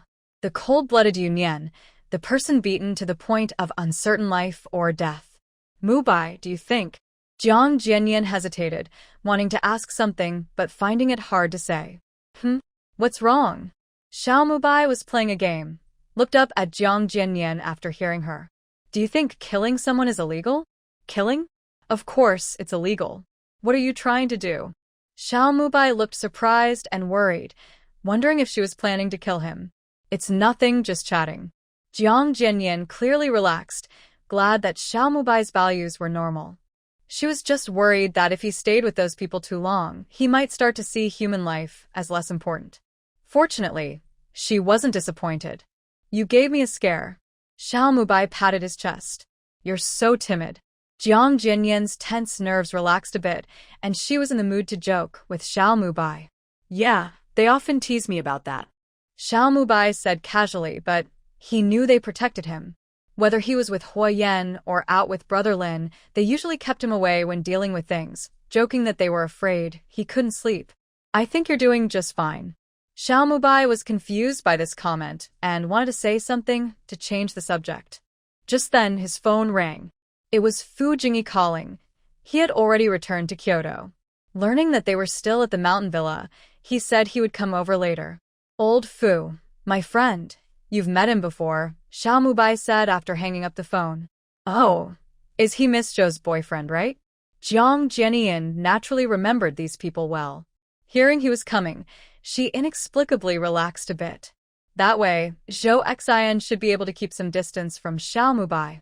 Yes, Xiao Mubai replied simply, not explaining their relationship. Since it's a private matter, it's not appropriate to tell Jiang Jianyan. He thought about sending Zhou Xian a message to ask if they had returned. But there was no response after a long time. Zhou Xian didn't reply, so Xiao Mubai just assumed she and Yunyan hadn't gone back yet. He patiently continued to wait at his villa. He was still somewhat cautious. Since Xiao Yu and Zhou Xian weren't there, it wasn't quite right to take Jiang Jianyan to see Brother Lin. When he sent the message, Zhou Xian was taking a shower. When she finished and changed clothes, she felt like she might be coming down with a cold. Her nose was a bit stuffy, and her head felt heavy. She picked up her phone and saw Xiao Mubai's message, but didn't bother to reply. She lay on the bed and fell asleep. Downstairs, the siblings kept to themselves, each handling their own affairs. Yunyan was looking at the detailed information on the people Peng Rongguang had assigned, which she had just sent back for the cybersecurity team to check. It was a group of spoiled kids from wealthy families, mostly involved in business. Nothing particularly unusual. Currently, the biggest problem seemed to be Peng Rongguang himself. She arranged for the people waiting at the foot of the mountain to send a message. They had arrived and were heading up. Yunyan closed her laptop and stood up. Qinglong immediately stepped forward to take her computer. Do you want me to go with you? Wenren Lin looked up from his computer and asked Yunyan. No need. It's a small matter. She had faced that old man several times before. He never managed to take advantage. There was no need to involve Wenren Lin. All right, wear an extra layer. Wenren Lin advised worriedly. Yunyan picked up her coat on the sofa, deliberately shook it in front of Wenren Lin before putting it on. Wenren Lin watched her leave with a helpless smile. When Yunyan and Qinglong reached the door, several cars were already parked there. A few people stood around the car in the middle. Seeing Yunyan come out, the back door of the car opened, and Peng Lao got out. So, is this your way of entertaining guests? He was stopped outside the door. Was this a warning? Old Peng, are you in the mood to visit? Peng Lao was momentarily choked by this, and paused before asking about his beloved grandson. Yunyan tilted her head slightly, signaling Peng Lao to follow her. She led the way to the guard booth at the entrance. Peng Lao was both angry and helpless, so he could only follow her. Qinglong opened the door for Yunyan. After she entered, Peng Lao followed. When others behind him tried to go in, Qinglong and his men stopped them. Peng Lao looked at Yunyan, who looked at him with a half-smile. Wait outside for me, she said. Peng Lao took a deep breath and told his people to wait outside. Inside, he saw Peng Rongguang lying on the ground. Even though he was mentally prepared, Peng Lao couldn't control his temper and got angry. He wanted to yell, but he knew he was in the wrong. "Isn't this a bit too much?" he asked, suppressing his anger and questioning Yu Nian through clenched teeth. "TSK, I'm just here to teach this unworthy descendant a lesson for you," she replied casually, making Peng Lao's blood pressure rise and his face turn red. "You're welcome. Take it easy," she said. He was about to lose his temper, but he knew he must stay calm. "What's going on?" Peng Lao asked, taking deep breaths to steady himself. Yu Nian opened her laptop, showed Peng Lao the document, and briefly explained what had happened. "I thought you, old man, would go all out to deal with me, even risking your grandson," she said with a smile, deliberately teasing Peng Lao. Peng Lao ignored her joke and fell into thought. He suddenly remembered something important: the Lin family. Back when Lin Shu hadn't caused trouble yet, when she was still the general manager of the Lin company, they had asked him for help to get approval for a project, building a holiday resort near the suburbs of Beijing. She had told him how successful the Yunshang Mountain Resort was. The Yunshang Mountain Resort had already tested the waters. They just needed to copy that model, and profits were guaranteed. The Lin family's business was large, which was also good for the Peng family. He had worked hard to help them get it approved. Now, he thought it should be almost built. Could it be that they used Rongguang to do this just to build Yunshang Mountain Resort? A flash of anger appeared in Peng Lao's eyes. He hoped the Lin family wasn't that stupid. "What do you want to do about this?" Peng Lao asked in a deep voice. He believed this was probably the Lin family's doing. If he hadn't met Yu Nian, this would have been a big problem for Yunshang Mountain Resort. "What do you think?"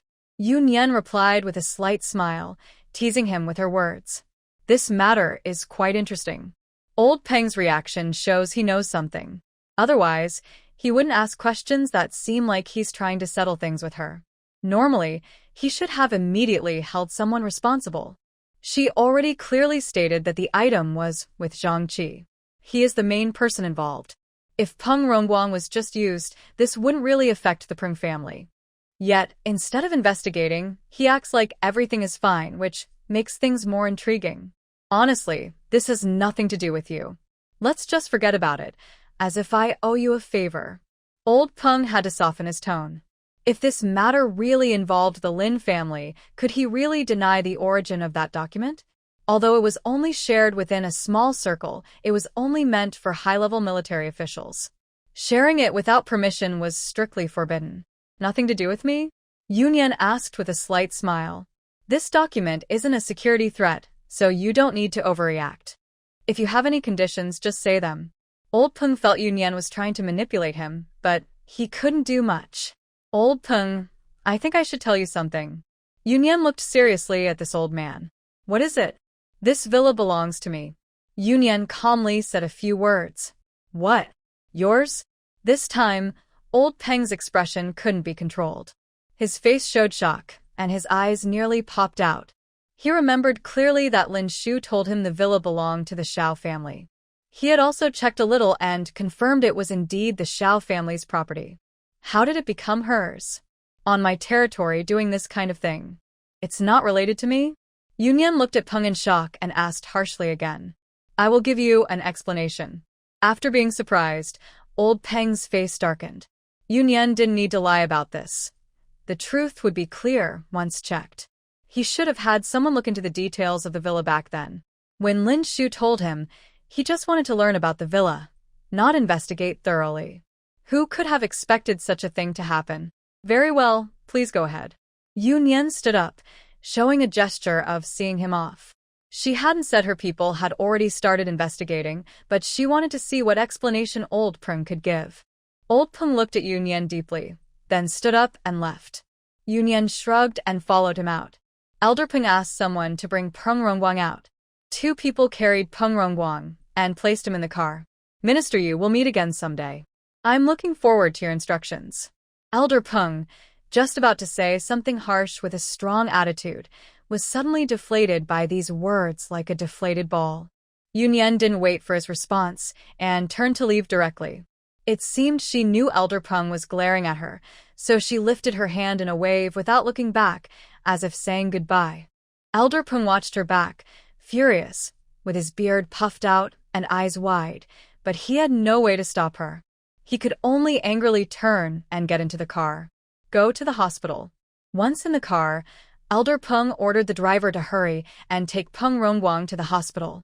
At the same time, he arranged for someone to investigate the matter, focusing on the Lin family. Elder Peng's eyes were cold and fierce, but this time he wasn't angry at Yunyan. Peng Rongguang had accidentally given his own handle to others, and Elder Peng wouldn't let that go easily. Thinking about Lin Shu, who had recently been more friendly with the Lin family, and who had even taken Peng Rongguang to stay at the Lin house a few days ago, Elder Peng was worried. If the investigation revealed that this matter was related to Lin Shu, the Peng family wouldn't tolerate her anymore. Meanwhile, Yunyan didn't care about Elder Peng's worries. Han Zhan sent her a message. The investigation was complete. Zhang Qi's maid, Aunt Kong, was indeed bribed. Aunt Kong was divorced and raising a daughter alone. Her daughter studied painting and had just been accepted by a university abroad. Studying art was very expensive, and Aunt Kong had been saving and scrimping to support her daughter. She couldn't afford the high tuition fees. Over the years, Aunt Kong had been working various jobs, and she hadn't worked at Zhang's for long. The family obviously wouldn't pay for her daughter's tuition. Then someone approached her. They told her that on the day Zhang Qi went out, if she placed this item on Zhang Qi, her daughter's tuition would be paid. To show sincerity, they even paid her daughter's tuition up front. They weren't afraid that this mother and daughter might regret it. The mother and daughter contacted the school to confirm the tuition money had been received. Only then did Aunt Kong do this. She had already decided that after Zhang Qi left, she would go to Zhang's wife to resign. Her daughter was going abroad, and she could live anywhere alone. Everything went smoothly. After finishing her morning chores, Aunt Kong went to find Zhang's wife. Zhang's wife was happy to hear she was going abroad with her daughter and agreed quickly. She even gave her an extra month's salary, saying she had been diligent and caring at home. When the people from the secret agency arrived at the Zhang family, Aunt Kong had already packed her things and was ready to leave. They happened to catch her just in time. It was Saturday morning, and both Mr. Zhang and Mrs. Zhang were at home. Suddenly, a group of people burst in and took control of the house. Who are you? What are you people? As the head of the family, Mr. Zhang tried to speak firmly. The leader showed his badge. Although Mr. Zhang didn't recognize the organization, he knew that in the capital, only high-ranking officials would openly carry guns like this. And the secret agency sounded very impressive. Mr. Zhang broke out in a cold sweat, wondering what trouble they had gotten into. Aunt Kong, feeling guilty, was so scared her hands and legs trembled. Soon, Han Zhan also arrived with Zhang Qi. Zhang Qi, furious, pointed at Aunt Kong and said, "It's her. The brooch she wore is the clue." He was determined she wouldn't escape after causing so much trouble. The secret agency officers took Aunt Kong to the yard for questioning, leaving a few people inside to watch the others. Zhang Qi finally regained his freedom and, seeing no one stopping him, hurried over to his parents to tell them everything that happened today. Mrs. Zhang was so angry she almost fainted. No wonder Aunt Kong wanted to leave today. When they heard that Peng Rongguang had been beaten and was in a bad state, the couple almost sank to the ground. The questioning went smoothly. Aunt Kong was just an ordinary person and couldn't handle such a scene. She quickly told everything she knew, including her daughter's school application and contact details, and obtained the payment information from the other side. She immediately sent the news to Yunyan. After the questioning, the team leader from the secret agency came back to the house and looked at the family with a smile. "Do you know what the secret agency is?" The family was a bit stunned and shook their heads. "It's okay if you don't know. Do you know what confidentiality means?" "Don't worry, we will keep everything secret today." Mr. Zhang wiped the cold sweat from his forehead. Yes, we swear we won't tell anyone." Mrs. Zhang added. She was so scared she wouldn't dare tell anyone. "I won't say a word, even if you threaten me." Zhang Qi was almost crying. Peng Rongguang still didn't know if he was alive or dead. "Good boy, sign here." The officer patted Zhang Qi's face with a piece of paper. This was part of their standard equipment for missions, a confidentiality agreement. Although this was the first mission since the secret agency was established, they took it very seriously. After handling Zhang family's matters, the Secret Service people took Aunt Kong away, and Han Zhan returned to the mountain villa. Once everyone left, the Zhang family, parents and child, collapsed onto the sofa, unable to think clearly for a long time. Meanwhile, Yunyan returned to the villa and personally checked the account used to pay Kong Ru's tuition. It was linked to a small local trading company. She continued to investigate this company. This company had no connection to the Kong mother and daughter. While researching the company's recent partners, she discovered that one of them was a company controlled by the Lin family. Yunyan smiled thoughtfully, so it really was like that. What is the Lin family planning?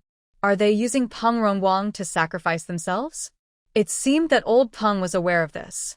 So she decided to wait and see how the old man would handle this matter. Oops. Qinglong saw the slightly strange smile on his young lady's face. Someone was about to get into trouble again. Yunyan closed her laptop and looked at Wenren Lin. Has Zhou Xian come down? She hadn't seen her since returning, and Zhou Xian usually didn't sleep during the day. Not yet. Wenren Lin shook his head. He hadn't really noticed. I'll go check on her. Maybe she caught a cold. Yunyan went upstairs and knocked on Zhou Xian's door. After knocking several times without a response, she considered using the spare key when the door suddenly opened. Sorry, Yujia, I just fell asleep. Zhou Xian rubbed her eyes, still a bit groggy. She was almost dozing off. She heard the knocking but couldn't open her eyes. It took a lot of effort to get up. Are you sick? Should I call the doctor? Yunyan checked her forehead for a fever. She didn't seem very hot. It's nothing, probably just a cold. Yunyan's hand was a little cool, which made Zhou Xian suddenly wake up. I'll get you some medicine. Rest here for a bit. Yunyan frowned, realizing she had been neglecting her during her long absence. I've rested enough. I'll go down with you. Zhou Xian smiled brightly. Yujia was caring for her. Yunyan carefully looked at Zhou Xian to make sure she was okay, then nodded. They went downstairs, and Yunyan asked Qinglong to find some cold medicine. Also, bring me a mask if she really had a cold. She didn't want to infect Yujia. After taking the medicine and putting on the mask, Zhou Xian sat conscientiously on the other sofa, maintaining a distance from Yunyan. Oh, the busy person is back. Yunyan looked at the person entering the door and teased, I'm just busy with nothing. Where's All In? Fu Jingyi smiled and sat down. He's busy in the study. Yunyan replied seriously, he's just busy in the study. Fu Jingyi felt helpless. Her words always made him tired. What's wrong with you? Fu Jingyi leaned over and asked Zhou Xian, noticing she was wearing a mask. I caught a cold. Zhou Xian waved her hand, staying away from her to avoid spreading it. No need to be so careful, it's fine. Yunyan found her cautious attitude a bit funny. She was just cold, unlikely to spread the illness. After taking medicine, she would get better quickly. Mu Bai didn't come over? Fu Jingyi was curious. He loved to join in the fun, so why wasn't he here? Yunyan and Zhou Xian exchanged glances. Oh, they really forgot about him. Yunyan had been busy researching Peng Rongguang, and Zhou Xian had taken a nap. Neither thought to tell him. Especially Zhou Xian. Xiao Mubai had even messaged her, but she didn't remember at all. Seeing their expressions, Fu Jingyi understood. I'll tell him. Otherwise, if they didn't call him, Xiao Mubai might get annoyed. Just say that I and Yujia just got back. Zhou Xian added nervously. Fu Jingyi smiled silently. It seemed these two had been getting along well lately. No going out at noon. Yunyan said, given Zhou Xian's condition, better to have them bring food to her. Zhou Xian obediently nodded. No time for bravado now. It was too cold outside and she had caught a cold again, so she should stay inside quietly. Xiao Mubai quickly brought Jiang Jianian over, and as soon as he saw Fu Jingyi, he rushed toward him. Jiang Jianian followed silently, her nerves tense from the moment she entered. Old Fu, you're back. Xiao Mubai gave Fu Jingyi a big hug, as if greeting a long-lost family member. Xiao Mubai was quite expressive with his feelings. He wanted to hug all of them. But only Fu Jingyi cooperated with him. Who's bullying our little Bai? Fu Jingyi patted Xiao Mubai's head. Zhou Xian couldn't help but laugh. Fu Jingyi's gesture and the nickname Little Bai really sounded like they were playing with a dog. Little Bai, come here. Ha ha ha. Zhou Xian called out twice herself, unable to hold back her laughter. You're calling him a dog. Her words were obvious. Xiao Mubai grinned and turned to fight her. Hey, what are you doing? Doing something secretive? Why are you covering your face? You were fine this morning. Why are you wearing a mask now? You're the one doing something secretive. My beautiful face isn't something you can just look at whenever you want, sister. Du sind's not zu Li. When Xiao Mubai mentioned something secretive, Jiang Jiani instinctively looked at Yunyan. Fu Jingyi happened to notice Jiang Jiani's gaze. Oh, what is little fish doing now? Fu Jingyi is very observant. Although Jiang Jiani tried to act normal, he still saw a hint of fear in her eyes. This is interesting. Do you have a cold? Xiao Mubai heard that Zhou Xian's voice sounded strange, with a nasal tone. He then made an exaggerated face, covering his mouth and nose. Don't get me sick. Xiao Mubai leaned closer to Fu Jingyi. Idiot. Zhou Xian was too lazy to bother with him. Xiao Bai's watch looks nice. Let me see. Fu Jingyi grabbed Xiao Mubai's hand, which was wearing the watch Yunyan gave him. If it gets damaged, can you afford to replace it? Xiao Mubai teased. Watch mine, watch mine. Zhou Xian got excited when she heard that. She got up from her single sofa and moved to sit on the other side of Fu Jingyi, not worried about getting infected. She reached out her hand in front of Fu Jingyi to show off that she also had a watch. Oh, you two are the same. Looks good on you, fits you. Of course. Zhou Xian proudly smiled, thinking the watch Yunyan gave her was very pretty. Fu Jingyi's words also caught Jiang Jiani's attention. He frowned slightly. Are Xiao Mubai and Zhou Xian wearing the same watch? Yunyan silently gave Fu Jingyi a thumbs up. When it came to causing trouble, he was really good at it. Of course, she wouldn't buy couple watches for these two. At most, they just had the same brand. But after Fu Jingyi said that, the situation became more ambiguous. However, neither of the two arguing people seemed to realize the deeper meaning behind his words. Only Jiang Jiani's lips pressed tightly. Are these two being a bit too obvious?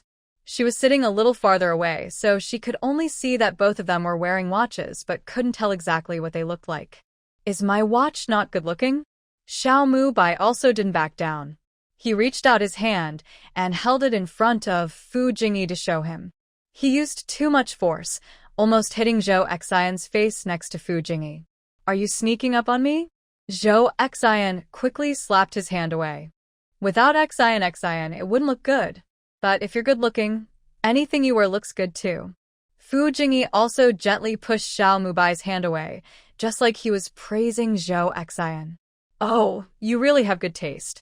This compliment made Zhou Xian feel a bit proud. It was the first time she heard Fu Jingyi praise her like that. Humph. Xiao Mubai scoffed disdainfully. Of course, this bracelet is nice too. It looks even better on Xian. Fu Jingyi pointed to another bracelet on Zhou Xian's wrist and kept praising. Yunyan. She wondered what was wrong with Fu Jingyi today. It seemed like he was waiting for something. Really? Zhou Xian's smile grew wider, ignoring Xiao Mubai's snort. Of course, Xian is very good at shopping. As soon as Fu Jingyi finished speaking, Zhou Xian's slightly dreamy mind suddenly cleared. Fu Jingyi was trying to tease her, but before she could speak, Xiao Mubai spoke first. This is what I bought for her. Xiao Mubai loudly declared that he was the one who bought things. Zhou Xian leaned her head back, giving up on trying to fix the situation. Her necklace was also bought by me. Looks nice, right? Her backward tilt let Xiao Mubai see the necklace on her neck, and he had to prove that his taste was good. Yes, it matches Xian very well. Fu Jingyi nodded in agreement and gave Xiao Mubai a thumbs up. Jiang Jianian, at this moment, no longer cared about Yunyan's feelings and looked extremely upset. Zhou Xian still had a bit of conscience and weakly spoke to try to fix things. I also bought some things for Sister Yu. This was meant to be heard by Jiang Jianian. It wasn't bought just for her, understand? Xiao Mubai, that fool. Did he have to cooperate like this? Could Fu Jingyi not tell that he was doing it on purpose? Should he turn around and see how his girlfriend's face looked? It was as dark as a pot. But it seemed like her words didn't really comfort Jiang Jianian. Buying jewelry for other women, but not thinking of buying something for his own girlfriend? Jiang Jianian felt more wronged the more she thought about it. She had been dating Xiao Mubai for quite a while. She had only received something he gave her once, and it wasn't a gift like a mink coat. Zhou Xian also chose to stay silent, feeling worse and worse. She rolled her eyes at Fu Jingyi. He was really lacking in kindness. I'm going to see if that busybody has finished her work. Yun Yan stood up. With Fu Jingyi around, she didn't need to worry about Xiao Mubai at all. She fully trusted Fu Jingyi's ability to handle things. She went upstairs and knocked on the door of the study, then pushed it open. Wen Runlin, wearing headphones, gestured for her to sit first. Yun Yan shrugged and spread his hands, indicating he was fine. He just came up to see him. Seeing he was busy, he didn't disturb him and closed the door to leave. He decided not to go downstairs and return to his room, waiting until mealtime to go down. Fu Jingyi, who was greatly chidai by Yun Yan, did not disappoint. After dinner, come to my place, Fu Jingyi said to Zhou Xian. Why? Zhou Xian looked at Fu Jingyi cautiously, wondering if he was trying to trick her again. What's that look? Your brother asked me to bring you something, Fu Jingyi replied. Jiang Jianian felt a little relieved when she heard this. It seemed Fu Jingyi and Zhou Xian were dating. It was just that she and Xiao Mubai might have been a bit too playful. Jiang Jianian kept reassuring herself. Fu Jingyi's peripheral vision caught Jiang Jianian's expression, and she thought, he's too optimistic too soon. Oh, just bring it to me, Zhou Xian said. She didn't want to go get it herself. Couldn't he just bring it over? There's too much. Zhou Zhan gave you some, and Aunt Zhou brought things for Xiaobai. Fu Jingyi looked at Zhou Xian with a half-smile. Sorry to her, but then she thought, he's doing this indirectly for her good. Sure enough, Jiang Jianian's heart tensed again. Aunt Zhou, who could that be? Naturally, it was Zhou Xian's mother. Fu Jingyi. Zhou Xian gritted her teeth and said through clenched jaws. Hey, who do you think is more likable? Xiao Mubai, oblivious, was still shaking his head and showing off. Don't be angry. Fu Jingyi softly comforted Zhou Xian and leaned in to whisper in her ear. Really? Zhou Xian almost jumped up, looking at Fu Jingyi with suspicion. Don't lie to her. Lying would stop me from making money, Fu Jingyi swore seriously. Thank you. Zhou Xian's eyes welled up with tears, and she looked a bit excited. Fu Jingyi was a workaholic and addicted to earning money. She believed he wouldn't joke about this. During her 3 years at Jing University, unless she chose to, she didn't have to go back to the Zhou family. That's good if you're happy. This girl was living a tough life. As they got closer, as friends, he really wanted to help her. But if Zhou Xian knew what kind of deal he was making, she probably wouldn't thank him. What's wrong? Xiao Mubai asked cautiously, watching Zhou Xian, who was crying and laughing at the same time. Was she crazy? I'm happy, Zhou Xian sniffed, but it was hard to tell if she had a cold or was about to cry. Xiao Mubai had truly never seen her so abnormal before and didn't dare to provoke her. She looked at Fu Jingyi with a puzzled expression. What did you say to her? Brother Lin. Zhou Xian suddenly stood up and loudly called Wenren Lin downstairs. She startled Xiao Mubai next to her. Is she crazy? Is she planning to confront Brother Lin? Yes. Where is Sister Yu? She's not crazy. She's just too excited and wants to share with Sister Yu. She's back in her room. Wenren Lin looked around. Since Yun Yan wasn't here, she must be in her room. Zhou Xian ran upstairs to Yun Yan's room and knocked on the door. Yun Yan opened the door. Zhou Xian quickly hugged her tightly and then let go. Zhou Xian knew Yun Yan didn't like physical contact, so she was usually careful. Even when sitting close to Yun Yan, she kept a little distance. Today, she was just too excited. What's wrong with you? Yun Yan didn't mind her acting out and moved aside to let her in. Zhou Xian excitedly started talking, expressing her happiness. Congratulations then. Yu Nian patiently listened to her. Then she smiled and told Zhou Xian that she was finally free. Not just for these years, but if everything goes well, she would stay in Kyoto in the future.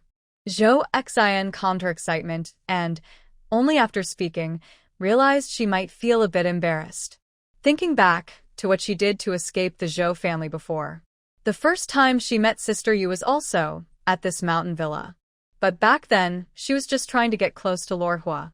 After that meeting, she shifted her goal to Xiaomu Bai and made quite a few jokes. Luckily, that fool never understood her intentions, or she would have been laughed at to death. Once Zhou Xian calmed down, the two of them went out. When they went downstairs, lunch was also served. They all ate together, and Zhou Xian was especially happy during the meal. Jiang Jianian, on the other hand, felt bored and couldn't taste the delicious food. She kept daydreaming, and even the easygoing Xiaomu Bai noticed her unusual behavior. "What's wrong with you?" After lunch, on the way to Fu Jingyi's villa, Xiaomu Bai asked Jiang Jianian. He and Zhou Xian went to pick up things from Fu Jingyi's place, and Jiang Jianian went with Xiaomu Bai. Jiang Jianian looked at Fu Jingyi walking ahead and wanted to say something but hesitated. "Nothing, just thinking about work." She casually gave an excuse.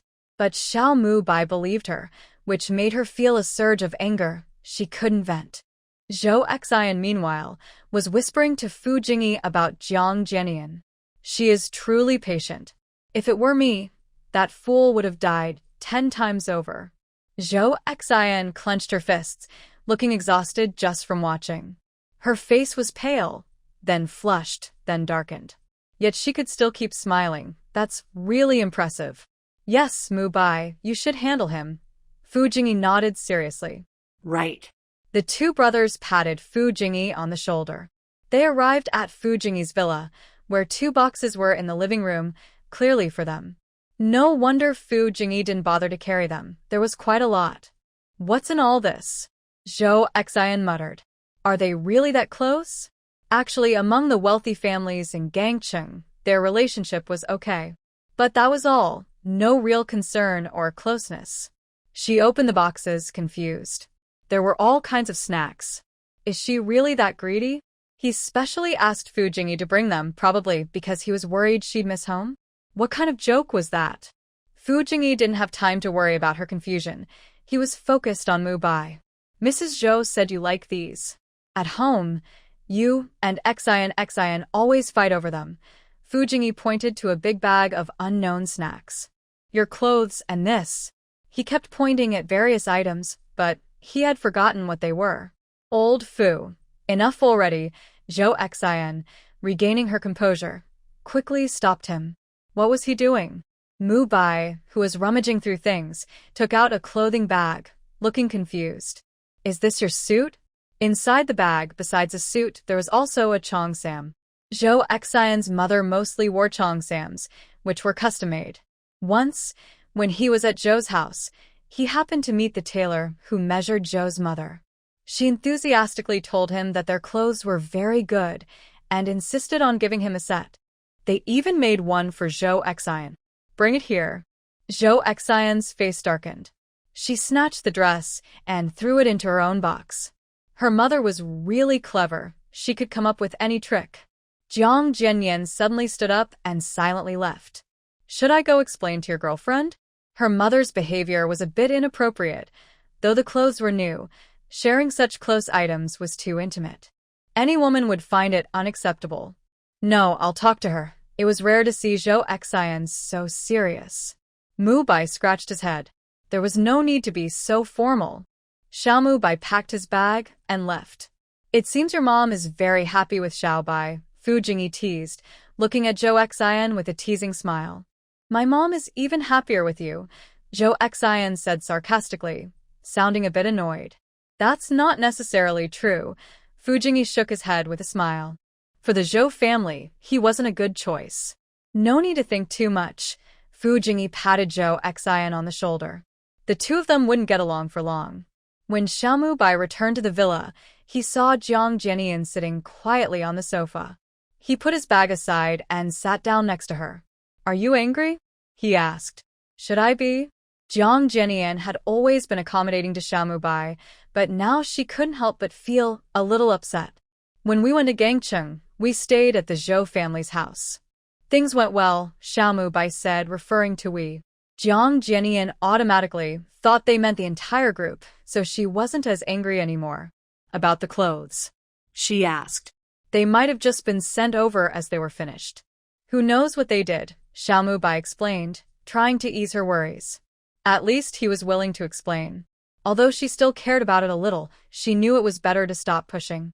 If she kept arguing, Xiao Mubai might get impatient. Alright, when are we going down?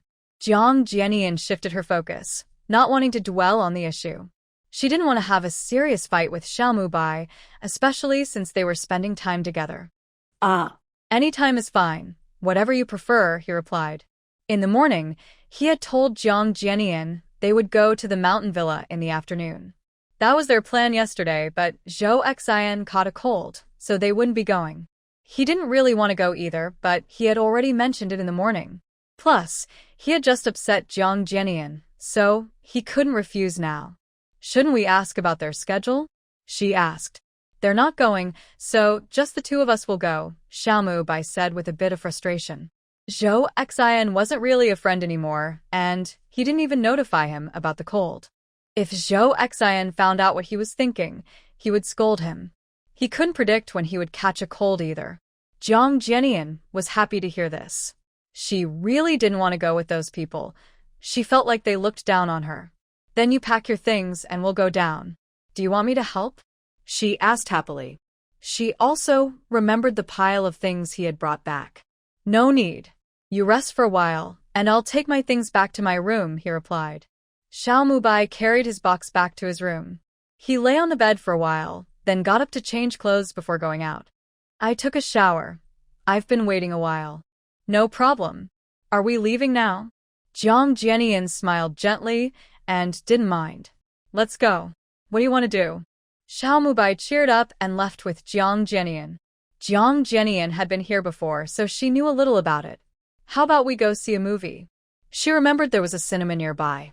Since it's a bit cold outside, watching a movie is a good choice. Plus, this place probably has private theaters. Xiao Mubai had no objections. He preferred watching movies. While she watched the movie, he could play some games. The two went straight to the cinema. As Jiang Jianian expected, it was all small private rooms. Xiao Mubai's face was like a pass. The staff at the resort all knew him, since he had been the only one appearing from the start of the preparations. Only a few top managers knew about the ownership change. Regular staff thought Xiao Mubai was their boss. Mr. Xiao, this young lady, this way please. Xiao Mubai didn't bother correcting her address. He and Xiao Yue didn't care about such things. The staff enthusiastically led them to a private room. Inside, there was plenty of fruit, drinks, and luxurious facilities. Jiang Jianian was asked to choose a movie, but he wasn't interested. If it was a horror film, he would have liked to watch it. But watching a movie with Jiang Jianian didn't seem very suitable. Jiang Jianian didn't really come to watch a movie either, so she casually chose an art film. Just as she was about to talk to Xiao Mubai, she saw him already lying on a lounge chair-like sofa, taking out his phone. Jiang Jianian. This was not what she expected. But since she chose it herself, she could only grit her teeth and endure. Mubai, how's the movie? After watching for about 10 minutes, Jiang Jianian couldn't help but call out to Xiao Mubai. It's pretty good. Xiao Mubai was playing a game, not even lifting his head. Jiang Jianian felt helpless and didn't want to keep calling him. Since she picked the movie, even if he didn't like it, he came along for her. She kept reassuring herself and watched the entire movie. More than 2 hours passed. Jiang Jianian watched with a distracted mind, while Xiao Mubai played happily. Shall we go? Wait a few minutes, I'll be right there. Xiao Mubai hadn't finished his game yet, so he asked Jiang Jianian to wait a little longer. Okay, I will wait outside for you. Jiang Jianian smiled helplessly, used to Xiao Mubai's way of doing things. Just as she went outside to get some fresh air, she remembered there was a sofa booth outside. As soon as Jiang Jianian sat down, she heard loud arguing coming from the other side of the private room door. Curious, She peeked over to see what was happening, and it was quite shocking. A man in black was forcefully throwing a girl out of the room, hitting her against the wall. When Jiang Jianian saw the girl's face, she suddenly stood up. In a movie she watched earlier, a supporting character was played by this girl. Now, she immediately thought of a scene where a rich kid is bullying a celebrity. The man in black was grabbing the girl's hair, but Jiang Jianian had already run over ahead of the staff. Stop it. The man in black paused, surprised, and stopped his action. Jiang Jianian helped the girl to her feet. Are you okay? The girl shook her head, showing a bright red handprint on her face. Hey, what's going on? Another man came out of the room, dressed in an impressive way. The man in black was probably his bodyguard. Seeing the situation at the door, he guessed what was happening and looked at Jiang Jianian with some amusement. Jiang Jianian was clearly not from the same social class as the wealthy young ladies, so he knew right away she wasn't part of the circle. But he wasn't sure who brought her here, and before figuring out her identity, he wouldn't easily offend her. His gaze made Jiang Jianian feel a bit uneasy. Why hadn't Xiao Mubai come out yet? Just as she was thinking this, Xiao Mubai came over holding his phone. He had just come out and didn't see anyone, so he looked for her. Mubai, over here. Jiang Jianian's voice carried a hint of happiness, finally feeling relieved. When Xiao Mubai heard her voice and saw the people over there, was that Heng Yang? The man stepped forward and greeted Xiao Mubai with a smile. Mubai, long time no see. Long time no see. Xiao Mubai also smiled back, and it was clear they knew each other. Is she your girlfriend? Heng Yang gestured towards her, and his expression showed he didn't think she was here just for fun. With a teasing look, he didn't expect Xiao Mubai to like that kind of joke. Xiao Mubai ignored his teasing, and first went to Jiang Jianian. Are you okay? Jiang Jianian shook her head, a small smile appearing on her lips. Now that he was here, she felt reassured. I'm fine. She. Good to hear. Wait here for me. Xiao Mubai interrupted Jiang Jianian's words. She was brought here by him, so he naturally wanted to ensure her safety. As for others, he currently has no time to listen to her talk. Jiang Jianian obediently nodded, supporting the woman as they stood in place, watching Xiao Mubai walk toward the man. What's going on? Xiao Mubai signaled Heng Yang to walk aside.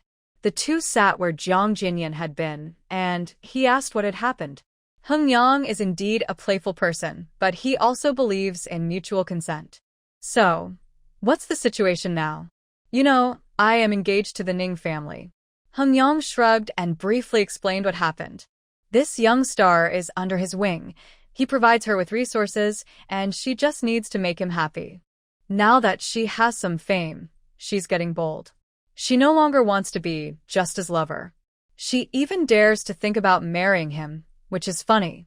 Not to mention he already has a fiancée, and even if he didn't, he wouldn't marry her. His relationship with the Ning family is a business marriage. They don't interfere in each other's private lives. He is quite satisfied with this marriage. If she develops inappropriate thoughts, he naturally won't keep her around. He considers himself quite gentlemanly, aiming for a clean break. He told this young star that he was getting engaged. Their relationship ends here. He won't take her back. But this woman dared to conspire with others against him. He was here playing with some friends when he unexpectedly met this woman again. She asked to serve him once more but was caught by him with a hidden recording device. It was his good cousin who did it, trying to interfere with his engagement to the Ning family.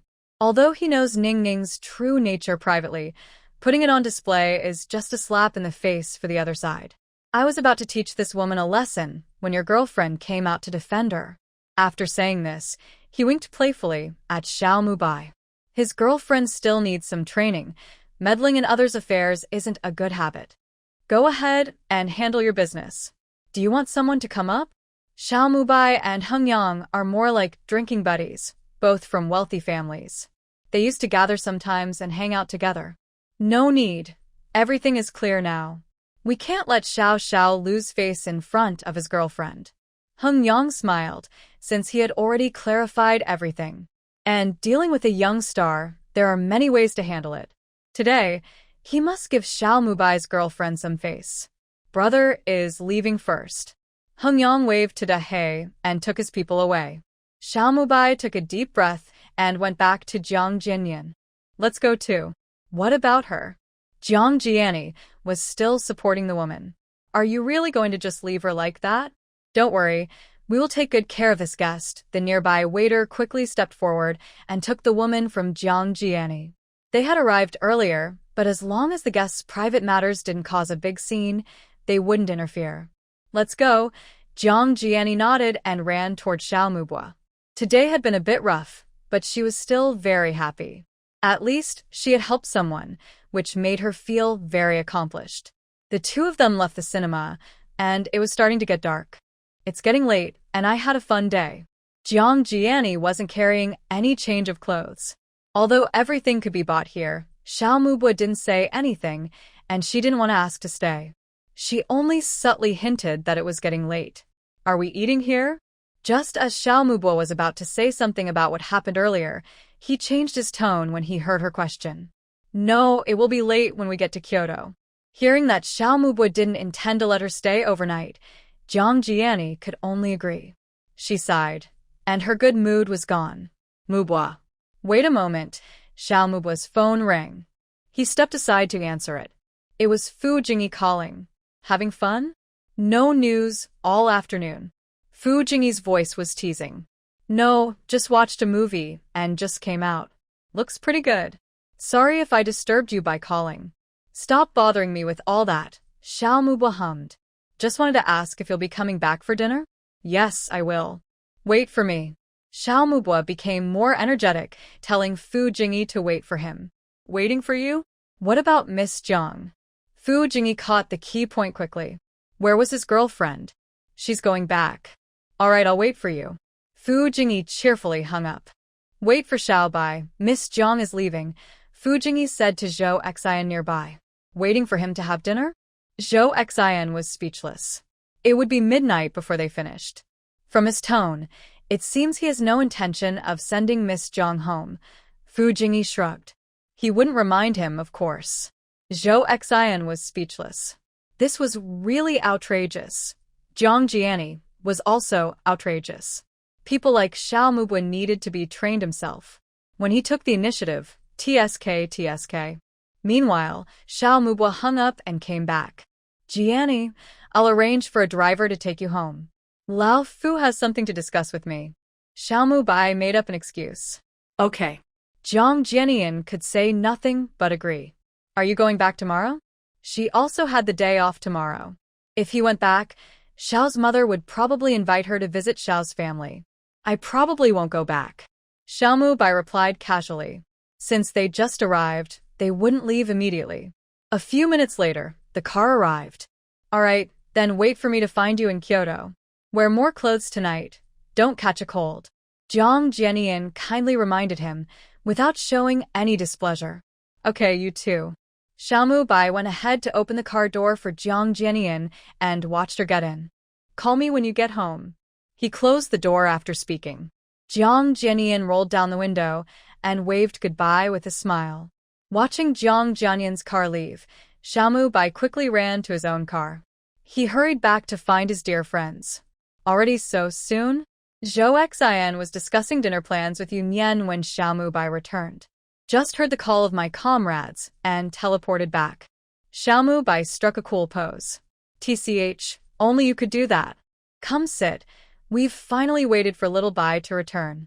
Fu Jingyi greeted Xiaomubai with a smile. Zhou Xian pouted. This guy really knows how to pretend. He had been busy working all afternoon and had no time to wait for Xiaomubai. Are they isolating you? Yes, just waiting for you to come back and save me. Fu Jingyi played along perfectly. Good brother, I'll be with you. Xiaomubai came over and gave Fu Jingyi a loving hug. Thanks, my good brother. Not with my girlfriend, but here with me. Fu Jingyi pretended to be touched and patted Xiaomubai's shoulder. Two drama queens. Zhou Xian muttered to Yun Yan about those two overly dramatic people. What movie are you watching? Is it good? Fu Jingyi ignored Zhou Xian's words and started chatting with his good brother. I was playing games, so I didn't pay attention. Xiaomubai honestly didn't know what movie they were watching. He only looked up a few times. Then why go to the movies? Just stay home and play games. Zhou Xian shot back with a sharp tongue. He went to watch a movie with his girlfriend, but didn't know what it was about.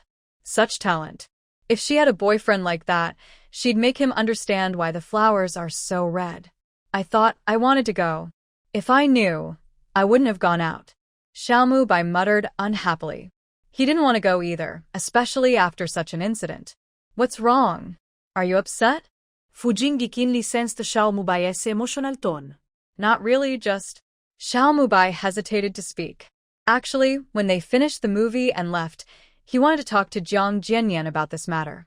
But at that time, she said she wanted to go home. So he held back, thinking he would find a chance to talk to her later. Are you keeping secrets from good friends now? Fu Jingyi smiled, raised his arm, and casually draped it around Xiaomubai's neck, swinging it gently. No, I was just going to tell you. Xiaomubai already had a lot to say about this. When he heard Fu Jingyi ask again, he spilled everything at once. Wow, your girlfriend is surprisingly kind, Zhou Xian said sarcastically. She really is quite kind, especially after scaring Sister Yu so badly this morning. Yunyan chuckled, and Zhou Xian's expression was quite lively. Her kindness is a bit blind, overestimating herself. Xiaomubai didn't know what had happened that morning and didn't catch Zhou Xian's hidden meaning. He felt a bit troubled, thinking this was just meddling for no good reason. If the other person was unreasonable, he might be in trouble himself, not to mention wanting to help others. Plus, he didn't even understand the full story, but still jumped in recklessly. Today's matter was deserved by that woman. Jiang Jianyan's fuss actually made him owe Hingyang a favor. Don't worry, your girlfriend is very smart. She chooses kindness selectively. Zhou Xian's words were sharply sarcastic, implying overconfidence. He might have overthought it. What do you mean? Even Xiaomubai, slow as he was, caught the sarcasm in Zhou Xian's tone. It means maybe it's because you're here that Miss Jiang is so kind. Fu Jingyi chimed in with a smile, stopping Zhou Xian from saying more. Some things are better left unsaid. Xiaomubai fell silent, leaning thoughtfully on the sofa. Are you over your cold? He suddenly asked Zhou Xian, noticing she wasn't wearing a mask anymore. The three of them were silent for a moment. Just now, it looked like he was pondering life, but it turned out to be something else? Yes. Zhou Xian replied irritably. She probably wasn't that sick anymore. She took medicine twice and took a nap at noon. By the afternoon, she felt fine. Where's Lin Ge? Since he came back, Xiaomubai hadn't seen Wenren Lin. He seemed especially busy these days. Study. Yunyan exchanged a look with Zhou Xian, and they silently agreed to go back to their rooms. Call us when you eat. Fu Jingyi nodded with a smile, while Xiaomubai watched their backs as they went upstairs, feeling confused. What's wrong with them? Guess yourself. Are you isolating us again? Xiaomubai stroked his chin. Does the woman have those days every month? Fu Jingyi smiled silently. Whatever you say is fine. After going upstairs, Yunyan didn't go back to her room. She went straight to the study. When Runlin had been busy these past few days. Is it family matters? There's a small problem with the business over there, but nothing serious. When Runlin smiled and told the truth. She couldn't hide it from her. You haven't been back for a while, right? Yunyan knew it wasn't a big deal, but he should go back and check. Yeah, maybe later. He was waiting for Huiyan to come back. Although he knew Yunyan wouldn't be in any trouble, he still felt better with someone watching over her. No need to wait. Yunyan made the decision for him directly. Are you trying to drive me away? When Runlin looked at Yunyan with suspicion. She wondered if she was planning something again. Yes, are you leaving or not? Yunyan was speechless. What kind of look was that? What's wrong? When Runlin thought for a moment. She hadn't had much to do lately, so what was she up to? Maybe I'll need your help with something later. Actually, Xuanwu had contacted her privately. When Runlin needed to go back and stabilize the army. Some problems could be solved more simply. No need to make things complicated, right? Their stubborn family head wouldn't listen to anyone. Only the young lady had a way. What's the matter? Not sure yet, so I want you to go back now, in case I need you and can't find you later. She had no idea what was really happening. She was just making things up casually. Okay, I'll go back tomorrow. When Runlin decided quickly. Everything here was normal, so she could leave anytime. She wanted to finish family matters early, so she wouldn't delay Yu Xiaonian's affairs. Zhou Xian came to knock on the door, calling them to dinner. During dinner, when Runlin mentioned she would leave tomorrow, Zhou Xian and Xiaomu Bai looked at Yunyan in unison. Their eyes showed a clear, innocent kind of foolishness. They were waiting for Yunyan's decision. Let's stay one more day and leave on Monday. That's perfect. We can go back together then. Fu Jingyi smiled and agreed. He was also leaving on Monday. Tomorrow, he had a meeting about a partnership at the mountain villa. Then we can go out and have some fun tomorrow. Xiaomu Bai was a bit excited. Zhou Xian's cold had gotten better, so he could go out now. Everyone felt a bit speechless. Luckily, Jiang Jinian had left. Otherwise, he would have been furious. That's good. After I finish my work, I'll join you. Fu Jingyi agreed. He was planning to go down anyway. Zhou Xian had no strong opinion about Yunyan and simply nodded in agreement. After dinner, Fu Jingyi left first as he had work to do. In the living room, when Runlin took out his phone and went to the window to make a call, Xiaomu Bai pulled out a deck of cards and asked if they wanted to play Do Diju. How do you play? Zhou Xian was interested. She knew how to play mahjong but had never played this game before. Yunyan also didn't know, and Xiaomu Bai was teaching her. Xiaomu Bai eagerly explained the rules to Zhou Xian, who was quick to understand because she was smart. Big sister, you want to play? Little fish Yunyan looked at the two of them and could only nod helplessly, deciding to play along. When Runlin was leaving for our country tomorrow, after finishing his call, he was about to remind them to take good care of his sister. But seeing the three of them playing Do Diju, who would take care of whom was uncertain. It was good enough if they didn't cause trouble for Xiao Nian. He sighed and thought of Huyen, who was not favored by him but seemed more reliable. Brother Lin, do you want to play? After losing again, Xiaomu Bai tried to persuade Wen Runlin to join. Go ahead and play, I have something else to do. When Runlin stood up and called Qinglong, who was watching the fun, to the study. He had some matters to discuss with him. Hurry up, I will definitely win this round, Xiaomu Bai urged Yunyan. He couldn't believe it. These two people he taught kept losing to him. Your phone. Zhou Xian nudged Xiaomu Bai, who had his phone on the table. He was so focused on the cards that he didn't hear it ring. She handed him the phone. It was his girlfriend calling. Zhou Xian lost interest in playing and looked at Yunyan, who nodded in understanding. Zhou Xian took the cards from Yunyan and placed them on the table along with her own. Xiaomu Bai was still on the phone and saw her move, instantly annoyed. Jianian, I'll talk to you when I get back, he said before hanging up. Hey, what are you doing? Not playing anymore? It's time to sleep. You should go back and rest early too, Zhou Xian said and followed Yunyan back to their room. Only Xiaomu Bai was left in the living room, furious. They had all won and left, but he kept losing. It was so unfair. If he didn't win back tonight, he wouldn't be able to sleep well. And he wouldn't be the only one feeling bad. Jiang Jianian, who had just been hung up on, was also upset. When she got home, she called Xiaomu Bai to check in but was met with a dismissive response. A few seconds before hanging up, she could still hear what he said and Zhou Xian's voice. They were still together so late? Jiang Jianian bit her lip. Is she too weak? It's so late, and her boyfriend is still with another woman. She can't even bring herself to ask him about it. Maybe. The next morning, because they needed to see Wen Runlin off, everyone woke up early. After breakfast, when Runlin prepared to leave. Let Qinglong stay with you. Yunyan nodded without arguing with Wen Runlin. Having Qinglong stay here would make her feel more at ease. Safe travels. Call me if you need anything. Yunyan saw Wen Runlin off at the door. Goodbye, Brother Lin. Come back soon. Xiaomu Bai and Zhou Xian also followed like obedient children, waving goodbye sadly. Once when Runlin got into the car, their expressions changed instantly.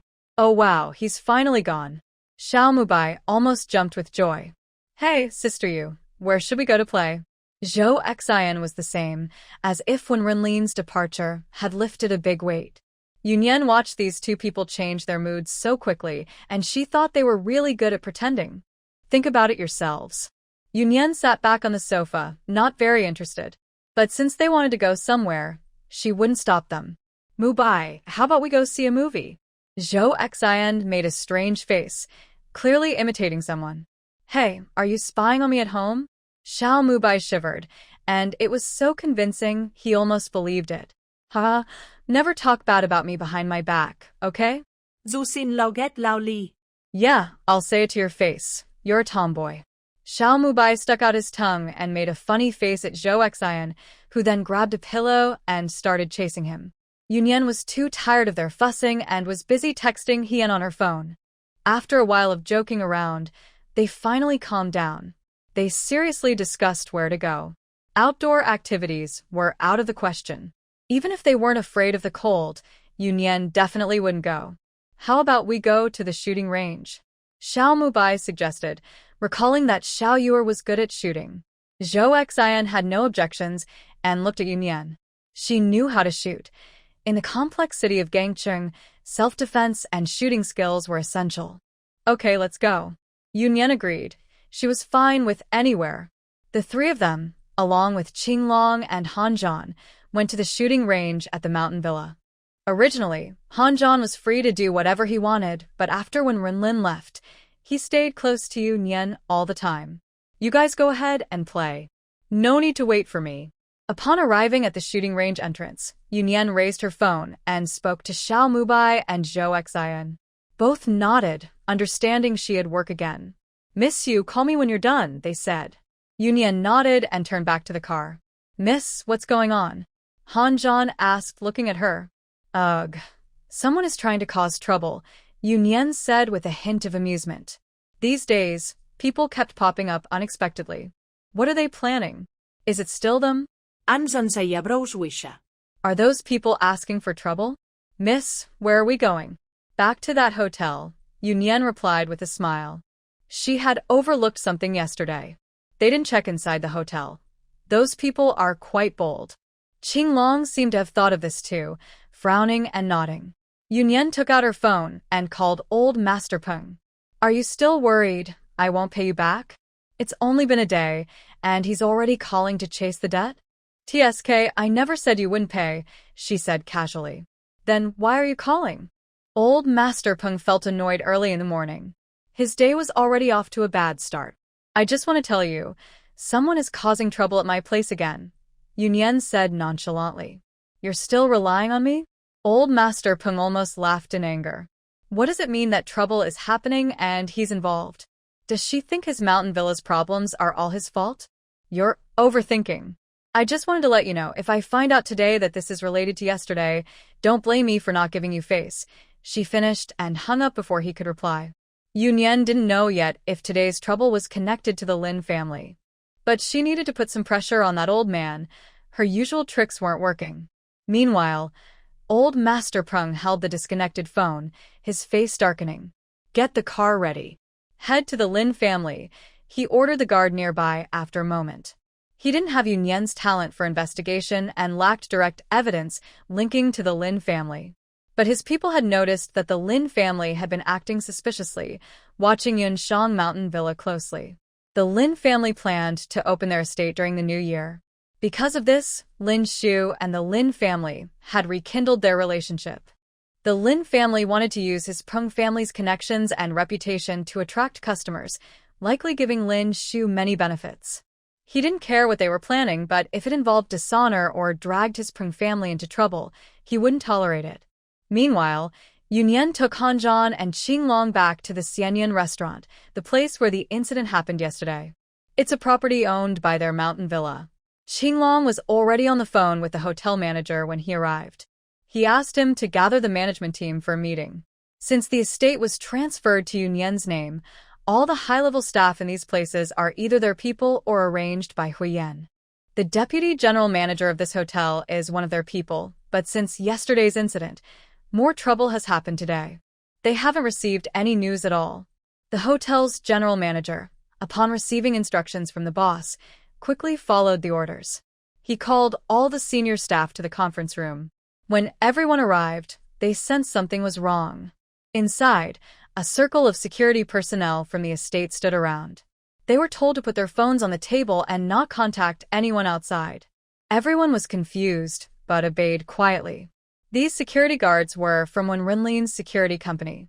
Many of them were former troublemakers who had been recruited. Usually, they were friendly and joking around, but when they put on a serious face, they looked quite fierce. Just standing there made it hard for anyone to resist. But after waiting a long time, no one came. The people they were waiting for had already taken others upstairs to a guest room. They used a key card to open a room door. All hotel rooms are suites. Qinglong told Yunyan to wait in the living room. He and his team stormed into the bedroom so the young lady wouldn't see anything dirty. Soon, a woman's scream and a frightened man's voice came from the bedroom.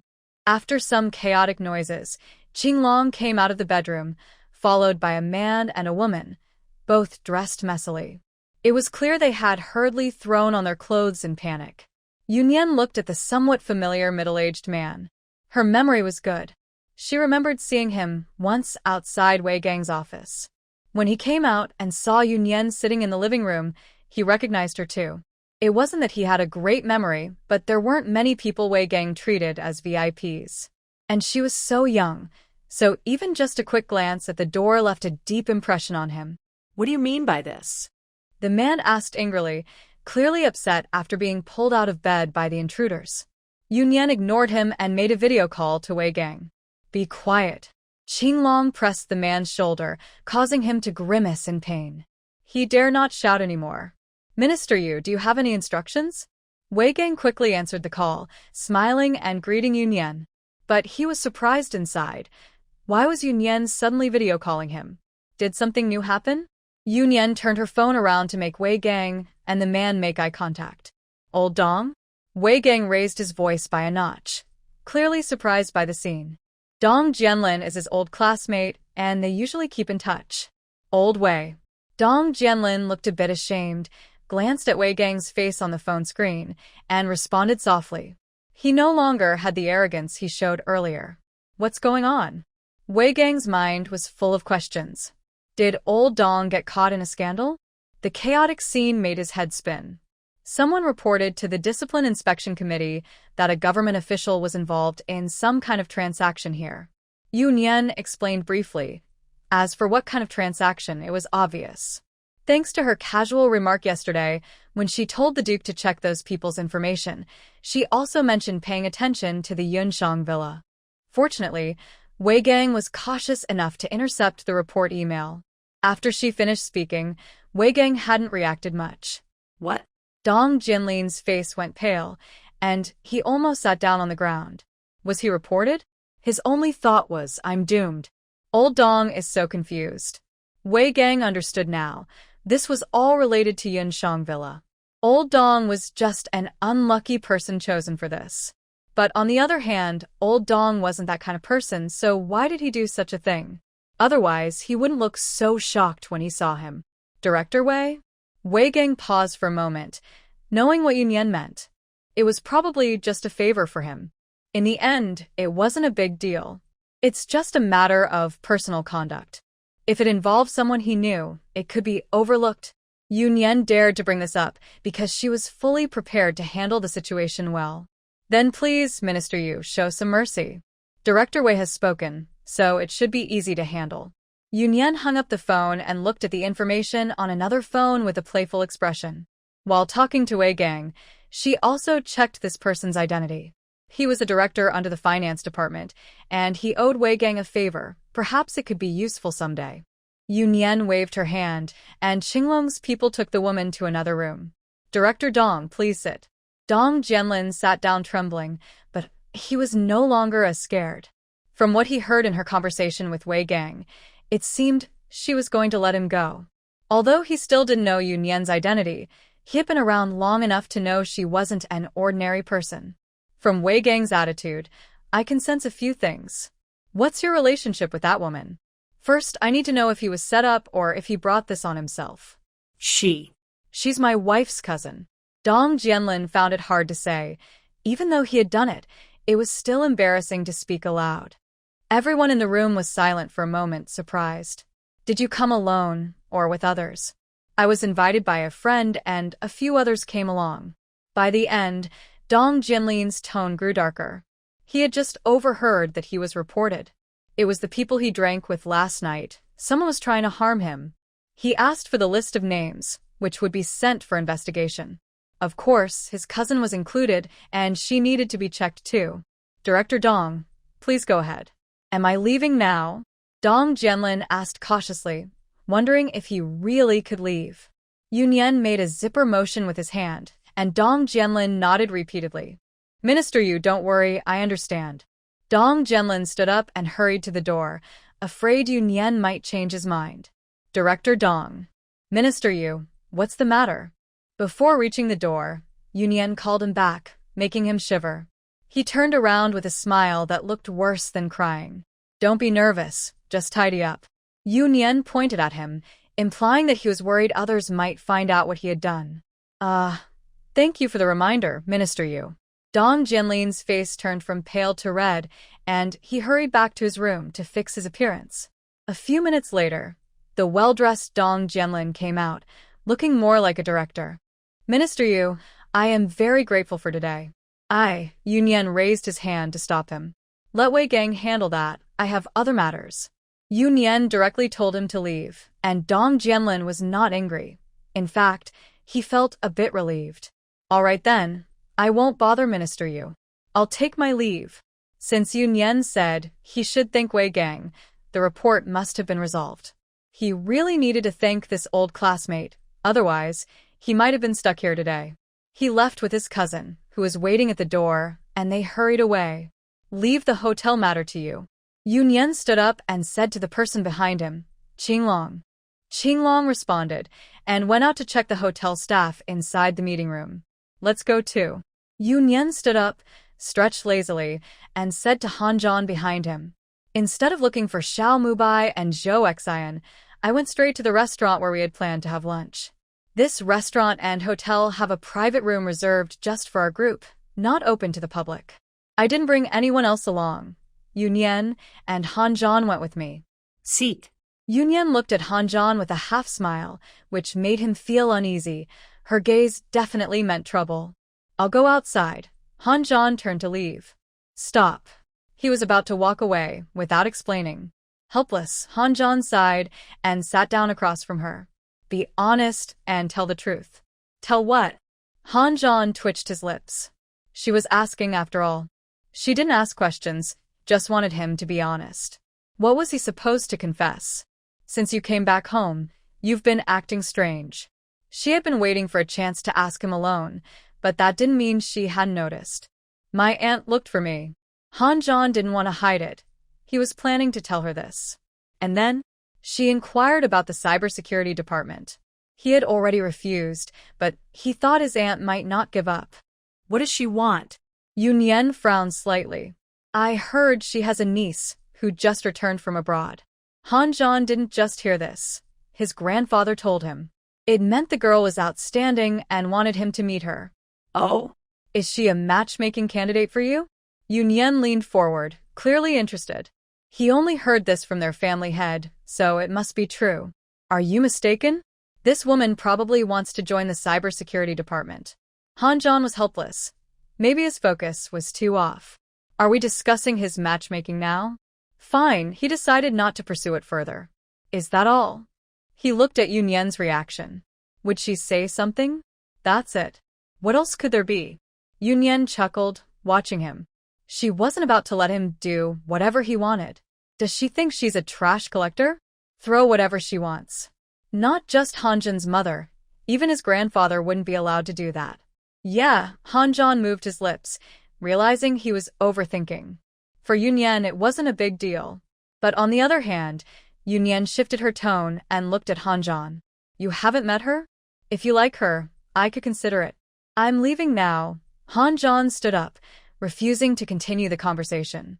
After he left, Yunyan's smile slowly faded. It seemed that the newly formed cybersecurity department was really becoming popular. Things weren't so complicated before, TSK, TSK. Suddenly, a sarcastic smile appeared at the corner of his mouth. Uncle Hanjan is really quite interesting. Since you've already inquired about her, you must also know that she knows Hanjang. Why not look for her son, but instead target Hanjan?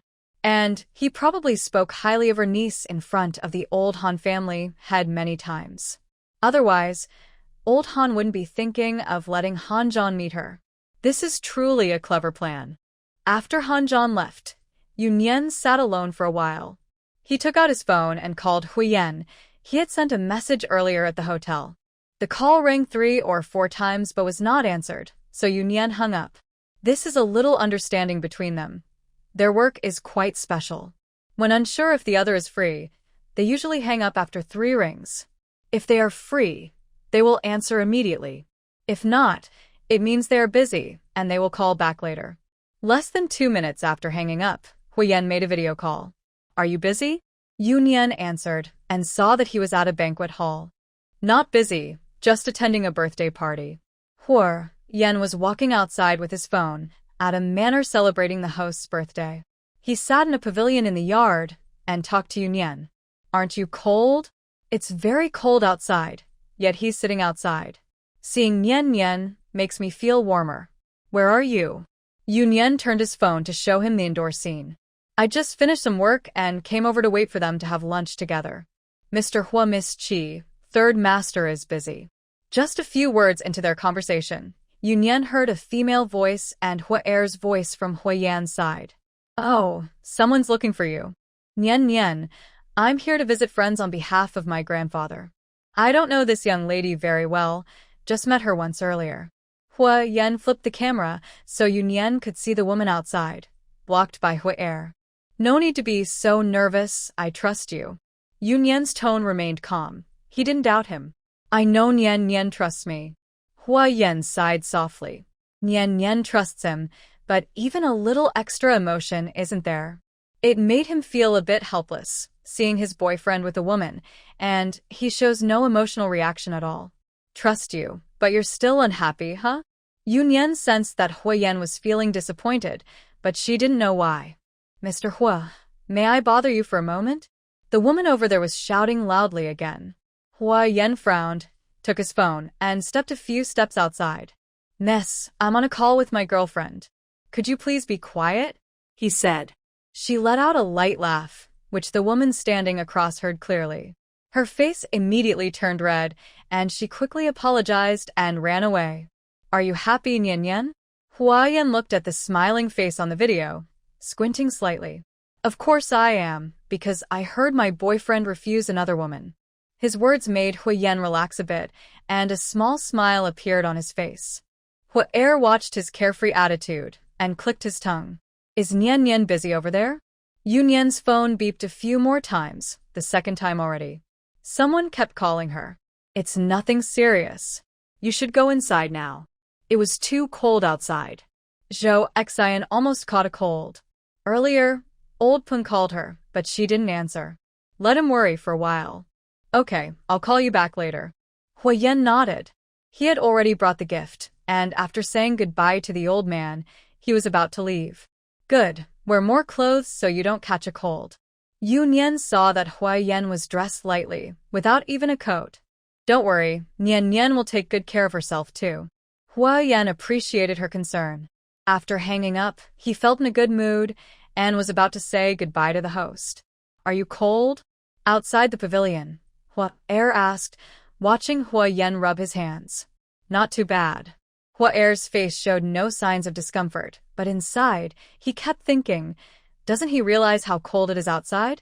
You have a little spark of love, so you don't feel cold. As a single guy, he has to endure the cold. Though annoyed, he still kept a smile and returned to the banquet hall with Huyen. Meanwhile, Yunyan finally answered the phone when Old Pun called for the 3rd time. Hello. Little you're busy with work, huh?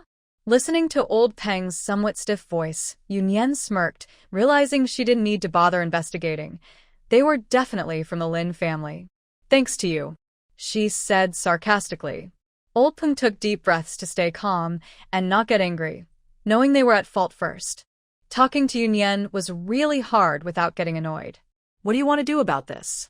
Old Peng didn't beat around the bush and asked directly. Thank you, Old Peng, for your concern. I plan to stay here for a few days and keep an eye on things. After all, earning some money is not easy. Yunyan started pretending to be confused and seriously told Old Peng about her plan. Old Peng's face darkened quickly. It seemed she was about to make a big demand. The day after tomorrow was the regular meeting day, and she wanted to stay at the mountain villa during that time. Wasn't she clearly trying to trap him? But he felt helpless, since the one digging the trap was his good-in-law. He had no doubt that Yunyan could really skip the meeting. He even thought of her reasons, justifiable and hard to find fault with. Leaking military secrets, framing officials. Old Peng glared fiercely at the people across from him. They were capable of anything, and now they had dragged his Peng family into it. Let's be honest. I'm at the Lin family's place. Just tell me your conditions directly. Old Peng sighed. Yunyan was tough and wouldn't listen to sweet talk or threats. He just needed to prepare for a big loss. Chief Peng, what are you talking about? I don't understand, Yunyan said with a smile. She had to be cautious around them. Before Old Peng could speak, Yunyan continued. Just have a good talk with the Lin family. I have other matters to attend to, so I won't chat with you anymore. Little you, I am sincere in talking with you, Old Peng said helplessly. At this point, what other tricks could he use? Just then, there was a knock at the door. Qing Long had arrived. Chief Peng, I have some matters to handle. See you later, she said, hanging up before Old Peng could respond. She believed Old Peng understood her meaning. If he really wanted to talk, he should bring good bargaining chips. Their so-called sincerity was just him humbling himself to make a call and let her set the terms. Things had come to this point, and this old man still acted so high and mighty, really funny. Meanwhile, Old Peng, who had been hung up on, was furious, his face turning pale. Yesterday, he took Rongguang to the hospital. After checking, they found 3 broken ribs and a fractured right hand. His anger had been building up, waiting to find out the truth before confronting the Lin family. But they kept making one mistake after another. When he received Yunyan's call, he didn't dare delay. He called his son and learned that Lin Shu was at the Lin family's house these days, so he headed straight there. He arrived early, and everyone in the Lin family was at home. When he heard someone at the door say, "Old Peng is here," he knew he had arrived. The members of the Lin family were all quite surprised. Over the years, except when Lin Shu and Peng Weili were getting married, Peng Lao had visited once. In more than 20 years, Peng Lao had not come to the Lin family's house again. Every New Year, it was old Lin who visited Peng's home. They had no objections to this. Peng's family background was clearly higher than theirs, so it was natural for them to visit Peng. But today, Peng Lao suddenly came without any warning.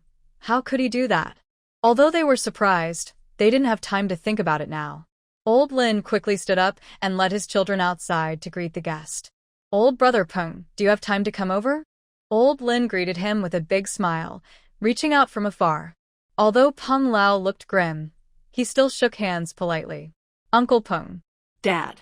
Lin Jiang and Lin Shu also greeted him quickly. Peng Lao snorted coldly, but did not respond. The 3 members of the Lin family felt a jolt. Something was wrong. "Please come inside." Old Lin turned sideways to let Peng Lao enter, giving a subtle signal to the others behind him. Be careful.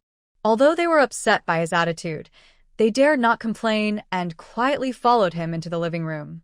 Old Lin gave up his seat to Peng Lao and sat nearby. "Do you know where Rongguang is?" Peng Lao looked at the Lin family members. "He went out with some friends to have fun." Lin Shu and Lin Jiang exchanged glances. They knew where Peng Rongguang had gone. It was all arranged by them. "Really? Where did he go?" Peng Lao asked coldly. "Dad, what's wrong?" Rongguang said he was going to celebrate a friend's birthday yesterday. Lin Shu answered carefully. Was Rongguang causing trouble again? That shouldn't be. They hadn't received any news. There was no news from Yunshang Mountain Villa, which was expected. They had definitely tried to hide this matter. They had other plans for how to handle it when it came out. He went out yesterday and hasn't come back yet. Aren't you worried, Mother? Peng Lao looked at Lin Shu with a sinister gaze, making her feel uncomfortable. Rongguang often stayed out late when he went out to play, so she was used to it. But she couldn't say that aloud and looked to her father for help. Although Rongguang was quite successful, he still pretended in front of old Prung when he was at the old house. "Brother, what's wrong with Rongguang? Did something happen?" Old Lin asked nervously. Even if he hadn't seen the worried look in Lin Shu's eyes, he still wanted to find out what was going on. He truly cares deeply for Prung Rongguang, Lin Zhang's son and daughter, as well as his grandchildren studying abroad. He rarely sees them once a year. Only Rongguang, this young guy, often comes to visit him. His ability to keep Lin Shu at Lin Corporation for so many years was no accident. Although Peng Rongguang is a bit of a troublemaker, he still shows some filial piety to his grandfather and great-grandfather. He often flits back and forth, trying to please everyone, and he gains quite a lot in return. Prung family status and Lin family's wealth have shaped his arrogant and domineering personality. Rongguang is in the hospital. Old Peng's expression slightly eased. He knew his old relative genuinely cares about Rongguang. Why did Rongguang go to the hospital? Is he sick? Old Lin leans forward, looking at old Prung, and asks anxiously, "Dad, what's going on?" Lin Shu is also worried, looking at old Prung with concern. Rongguang is very healthy. How could he suddenly fall ill? Something must have happened. He broke a few bones. As soon as old Pung finished speaking, the Lin siblings both gasped. What? Who dares to hurt Rongguang? That's really bold. Old Lin angrily slams his hand on the table with a loud bang. Realizing old Pung is still nearby, he quickly retracts his hand, feeling a bit embarrassed. "Brother, what's going on?" Old Lin starts to understand the situation. Their precious grandson from the Prung family was beaten and hospitalized, yet he didn't go to settle the score. Instead, he came to their Lin family, which suggests there might be some connection. He went to cause trouble on someone's turf and got beaten. He deserved it. Old Peng's tone carries a barely noticeable sinister edge. Rongguang wasn't at Yunshang Villa? If they dared to hurt Rongguang, Dad, aren't you going to do something? Lin Shu speaks angrily, her tone rising uncontrollably. "Lin Shu." Old Lin calls his daughter, feeling her attitude toward her father-in-law is a bit too much. But since Rongguang was hurt, he's worried too, so he just calls out in concern without saying much. "Uncle, Xiao Shu is a bit anxious. Please don't argue with her. Honestly, this is just too lawless." Lin Jiang steps in to smooth things over, secretly feeling a bit pleased. Truly, help from heaven. His words seem to comfort, but in fact, they are adding fuel to the fire. If Rongguang had an accident at Yunshang Villa, could old Peng really let them go? But clearly he was a bit too happy too soon. If old Peng didn't know the truth, he might be so angry that he would be influenced by his emotions. Now, his little tricks are no longer enough to impress old Peng. Open snarat coldly. Does Lin Jiang still think he can use him as a? Old Lin sensed something was off. Lin Jiang's words sounded strange, and old Peng's reaction was also unusual. Not only old Lin, but Lin Shu also felt the same. She has been married into the Prung family for many years and naturally understands old Peng's temper. Right now, the old man is very angry, but his anger seems directed at them. "Your Lin family is really good at scheming," old Peng said, surprising old Lin. "Brother, what do you mean by that?" "What do they mean by being good at scheming? What has the Lin family done? Using us as S, your Lin family can do that," old Peng said coldly. This coldness was especially clear to Lin Shu. Last time, because she stood up for Prung Rongguang, she offended Yun Yan and caused him big trouble. This time, how could they be willing to use her precious son as bait? It seems her Lin family cares more about their own affairs than his grandson. The brother and sister from the Lin family exchanged glances, knowing that old Prung probably understood the whole story. But they weren't too worried. They thought old Peng was just angry because Peng Rongguang got hurt over this matter. They had prepared a backup plan for situations like today. Only old Lin looked confused. The Lin siblings kept this secret from him. Lin Jiang knew that if his father found out, things might fall apart. He loved Peng Rongguang deeply, but his father was also worried and might stop them. So, they tricked Lin Shu into not telling the old man and went ahead with their plan. "You two fools," old Lin scolded when he heard about the siblings hiding their plans from him. "Are they brainless? How dare they do such a thing? Did they not think about the consequences?" Dad, don't be angry. "Uncle, calm down too. Listen to me carefully." Lin Shu hesitated to speak, while Lin Jiang continued to pour water for them with a smile. Old Peng said nothing, wanting to see what else this dog would say. Old Lin wanted to say something, but seeing Old Peng silent, he held back. After all, he was his own son, and he wouldn't go out of his way to provoke him. Old Peng glanced at his frustrated expression and sneered silently. A son is a son. He can't compare to Rongguang, his outside grandson. Even though his grandson was already in the hospital, his son was still safe and sound here. Lin Zhang's backup plan was to prepare 20% of the shares for Peng Lao. Lin Shu was working so hard because Lin Jiang promised her that. Besides the Peng family, she personally held 20% of the shares, and the Lin family held 60%. "Does Rongguang know what you guys have put out?" Peng Lao didn't respond to Lin Jiang's mention of shares, but asked another question. "I don't know." Lin Jiang was a bit surprised, but answered honestly. "That young man Rongguang is loyal. If he knew they were using his friend for this, he definitely wouldn't do it. Plus, his personality makes it easier for him to cause trouble if he finds out more." Peng Lao's expression slightly improved. His grandson wasn't that stupid. "So, what do you plan to do now?" Peng Lao continued to ask. Lin Jiang thought Peng Lao's good mood was because of the 20% shares. He felt a bit disdainful but started talking about his plan without showing it. "I was planning to wait for Rongguang to come back before exposing this. I had chosen the right time, but who knew?" Sigh. Lin Jiang sighed, seeming very regretful. Old Peng understood clearly now. The reason he wanted to involve Rongguang was to use his identity to make the situation bigger, so Yunshang Mountain Villa couldn't suppress it. "Now, I can only trouble Uncle Peng. I won't hide it from you. If we don't bring Yunshang Mountain Villa down, we won't rise." Lin Jiang laid out his plan, including today's events. He spent a lot to bribe Dong Jinlin's friend to set this up. Dealing with this person was different from Aunt Kong. He personally handled it. They were all people of status, and the other side was more afraid of leaks, so he wasn't worried.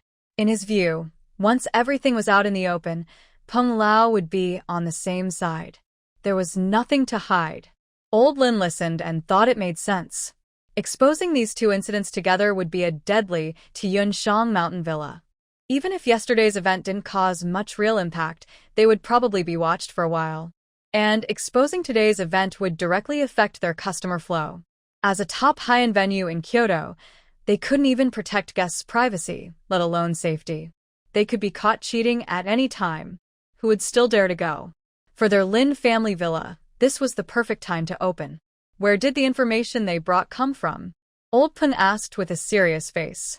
They really dared to use his influence to make a big fuss and even try to trick him again, huh? Old Lin suddenly realized that Lin Shu probably wouldn't be bold enough to. No. Lin Shu quickly understood what Old Peng meant and hurriedly waved her hands, becoming a bit flustered and speechless. She wouldn't dare sneak into her father-in-law's study to steal information. She knew how serious this was. "It was Wei Li who helped me get it," she said. When Old Peng saw her deny it, he was about to relax, but then she added more. She really had the nerve to say it wasn't stolen from him, but given by Wei Li. What's the difference?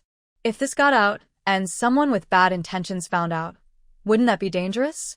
Wei Li is his son, which is enough, and others wouldn't care about the source. Now he felt a bit relieved that Yun Yan had discovered this. These fools in the Lin family are trying to ruin him. "Our Peng family is too small to hold a big Buddha like you," Old Peng said with a cold look. Lin Shu was becoming more and more reckless. Dear relative, don't say that. The child was just confused for a moment. "It's my fault.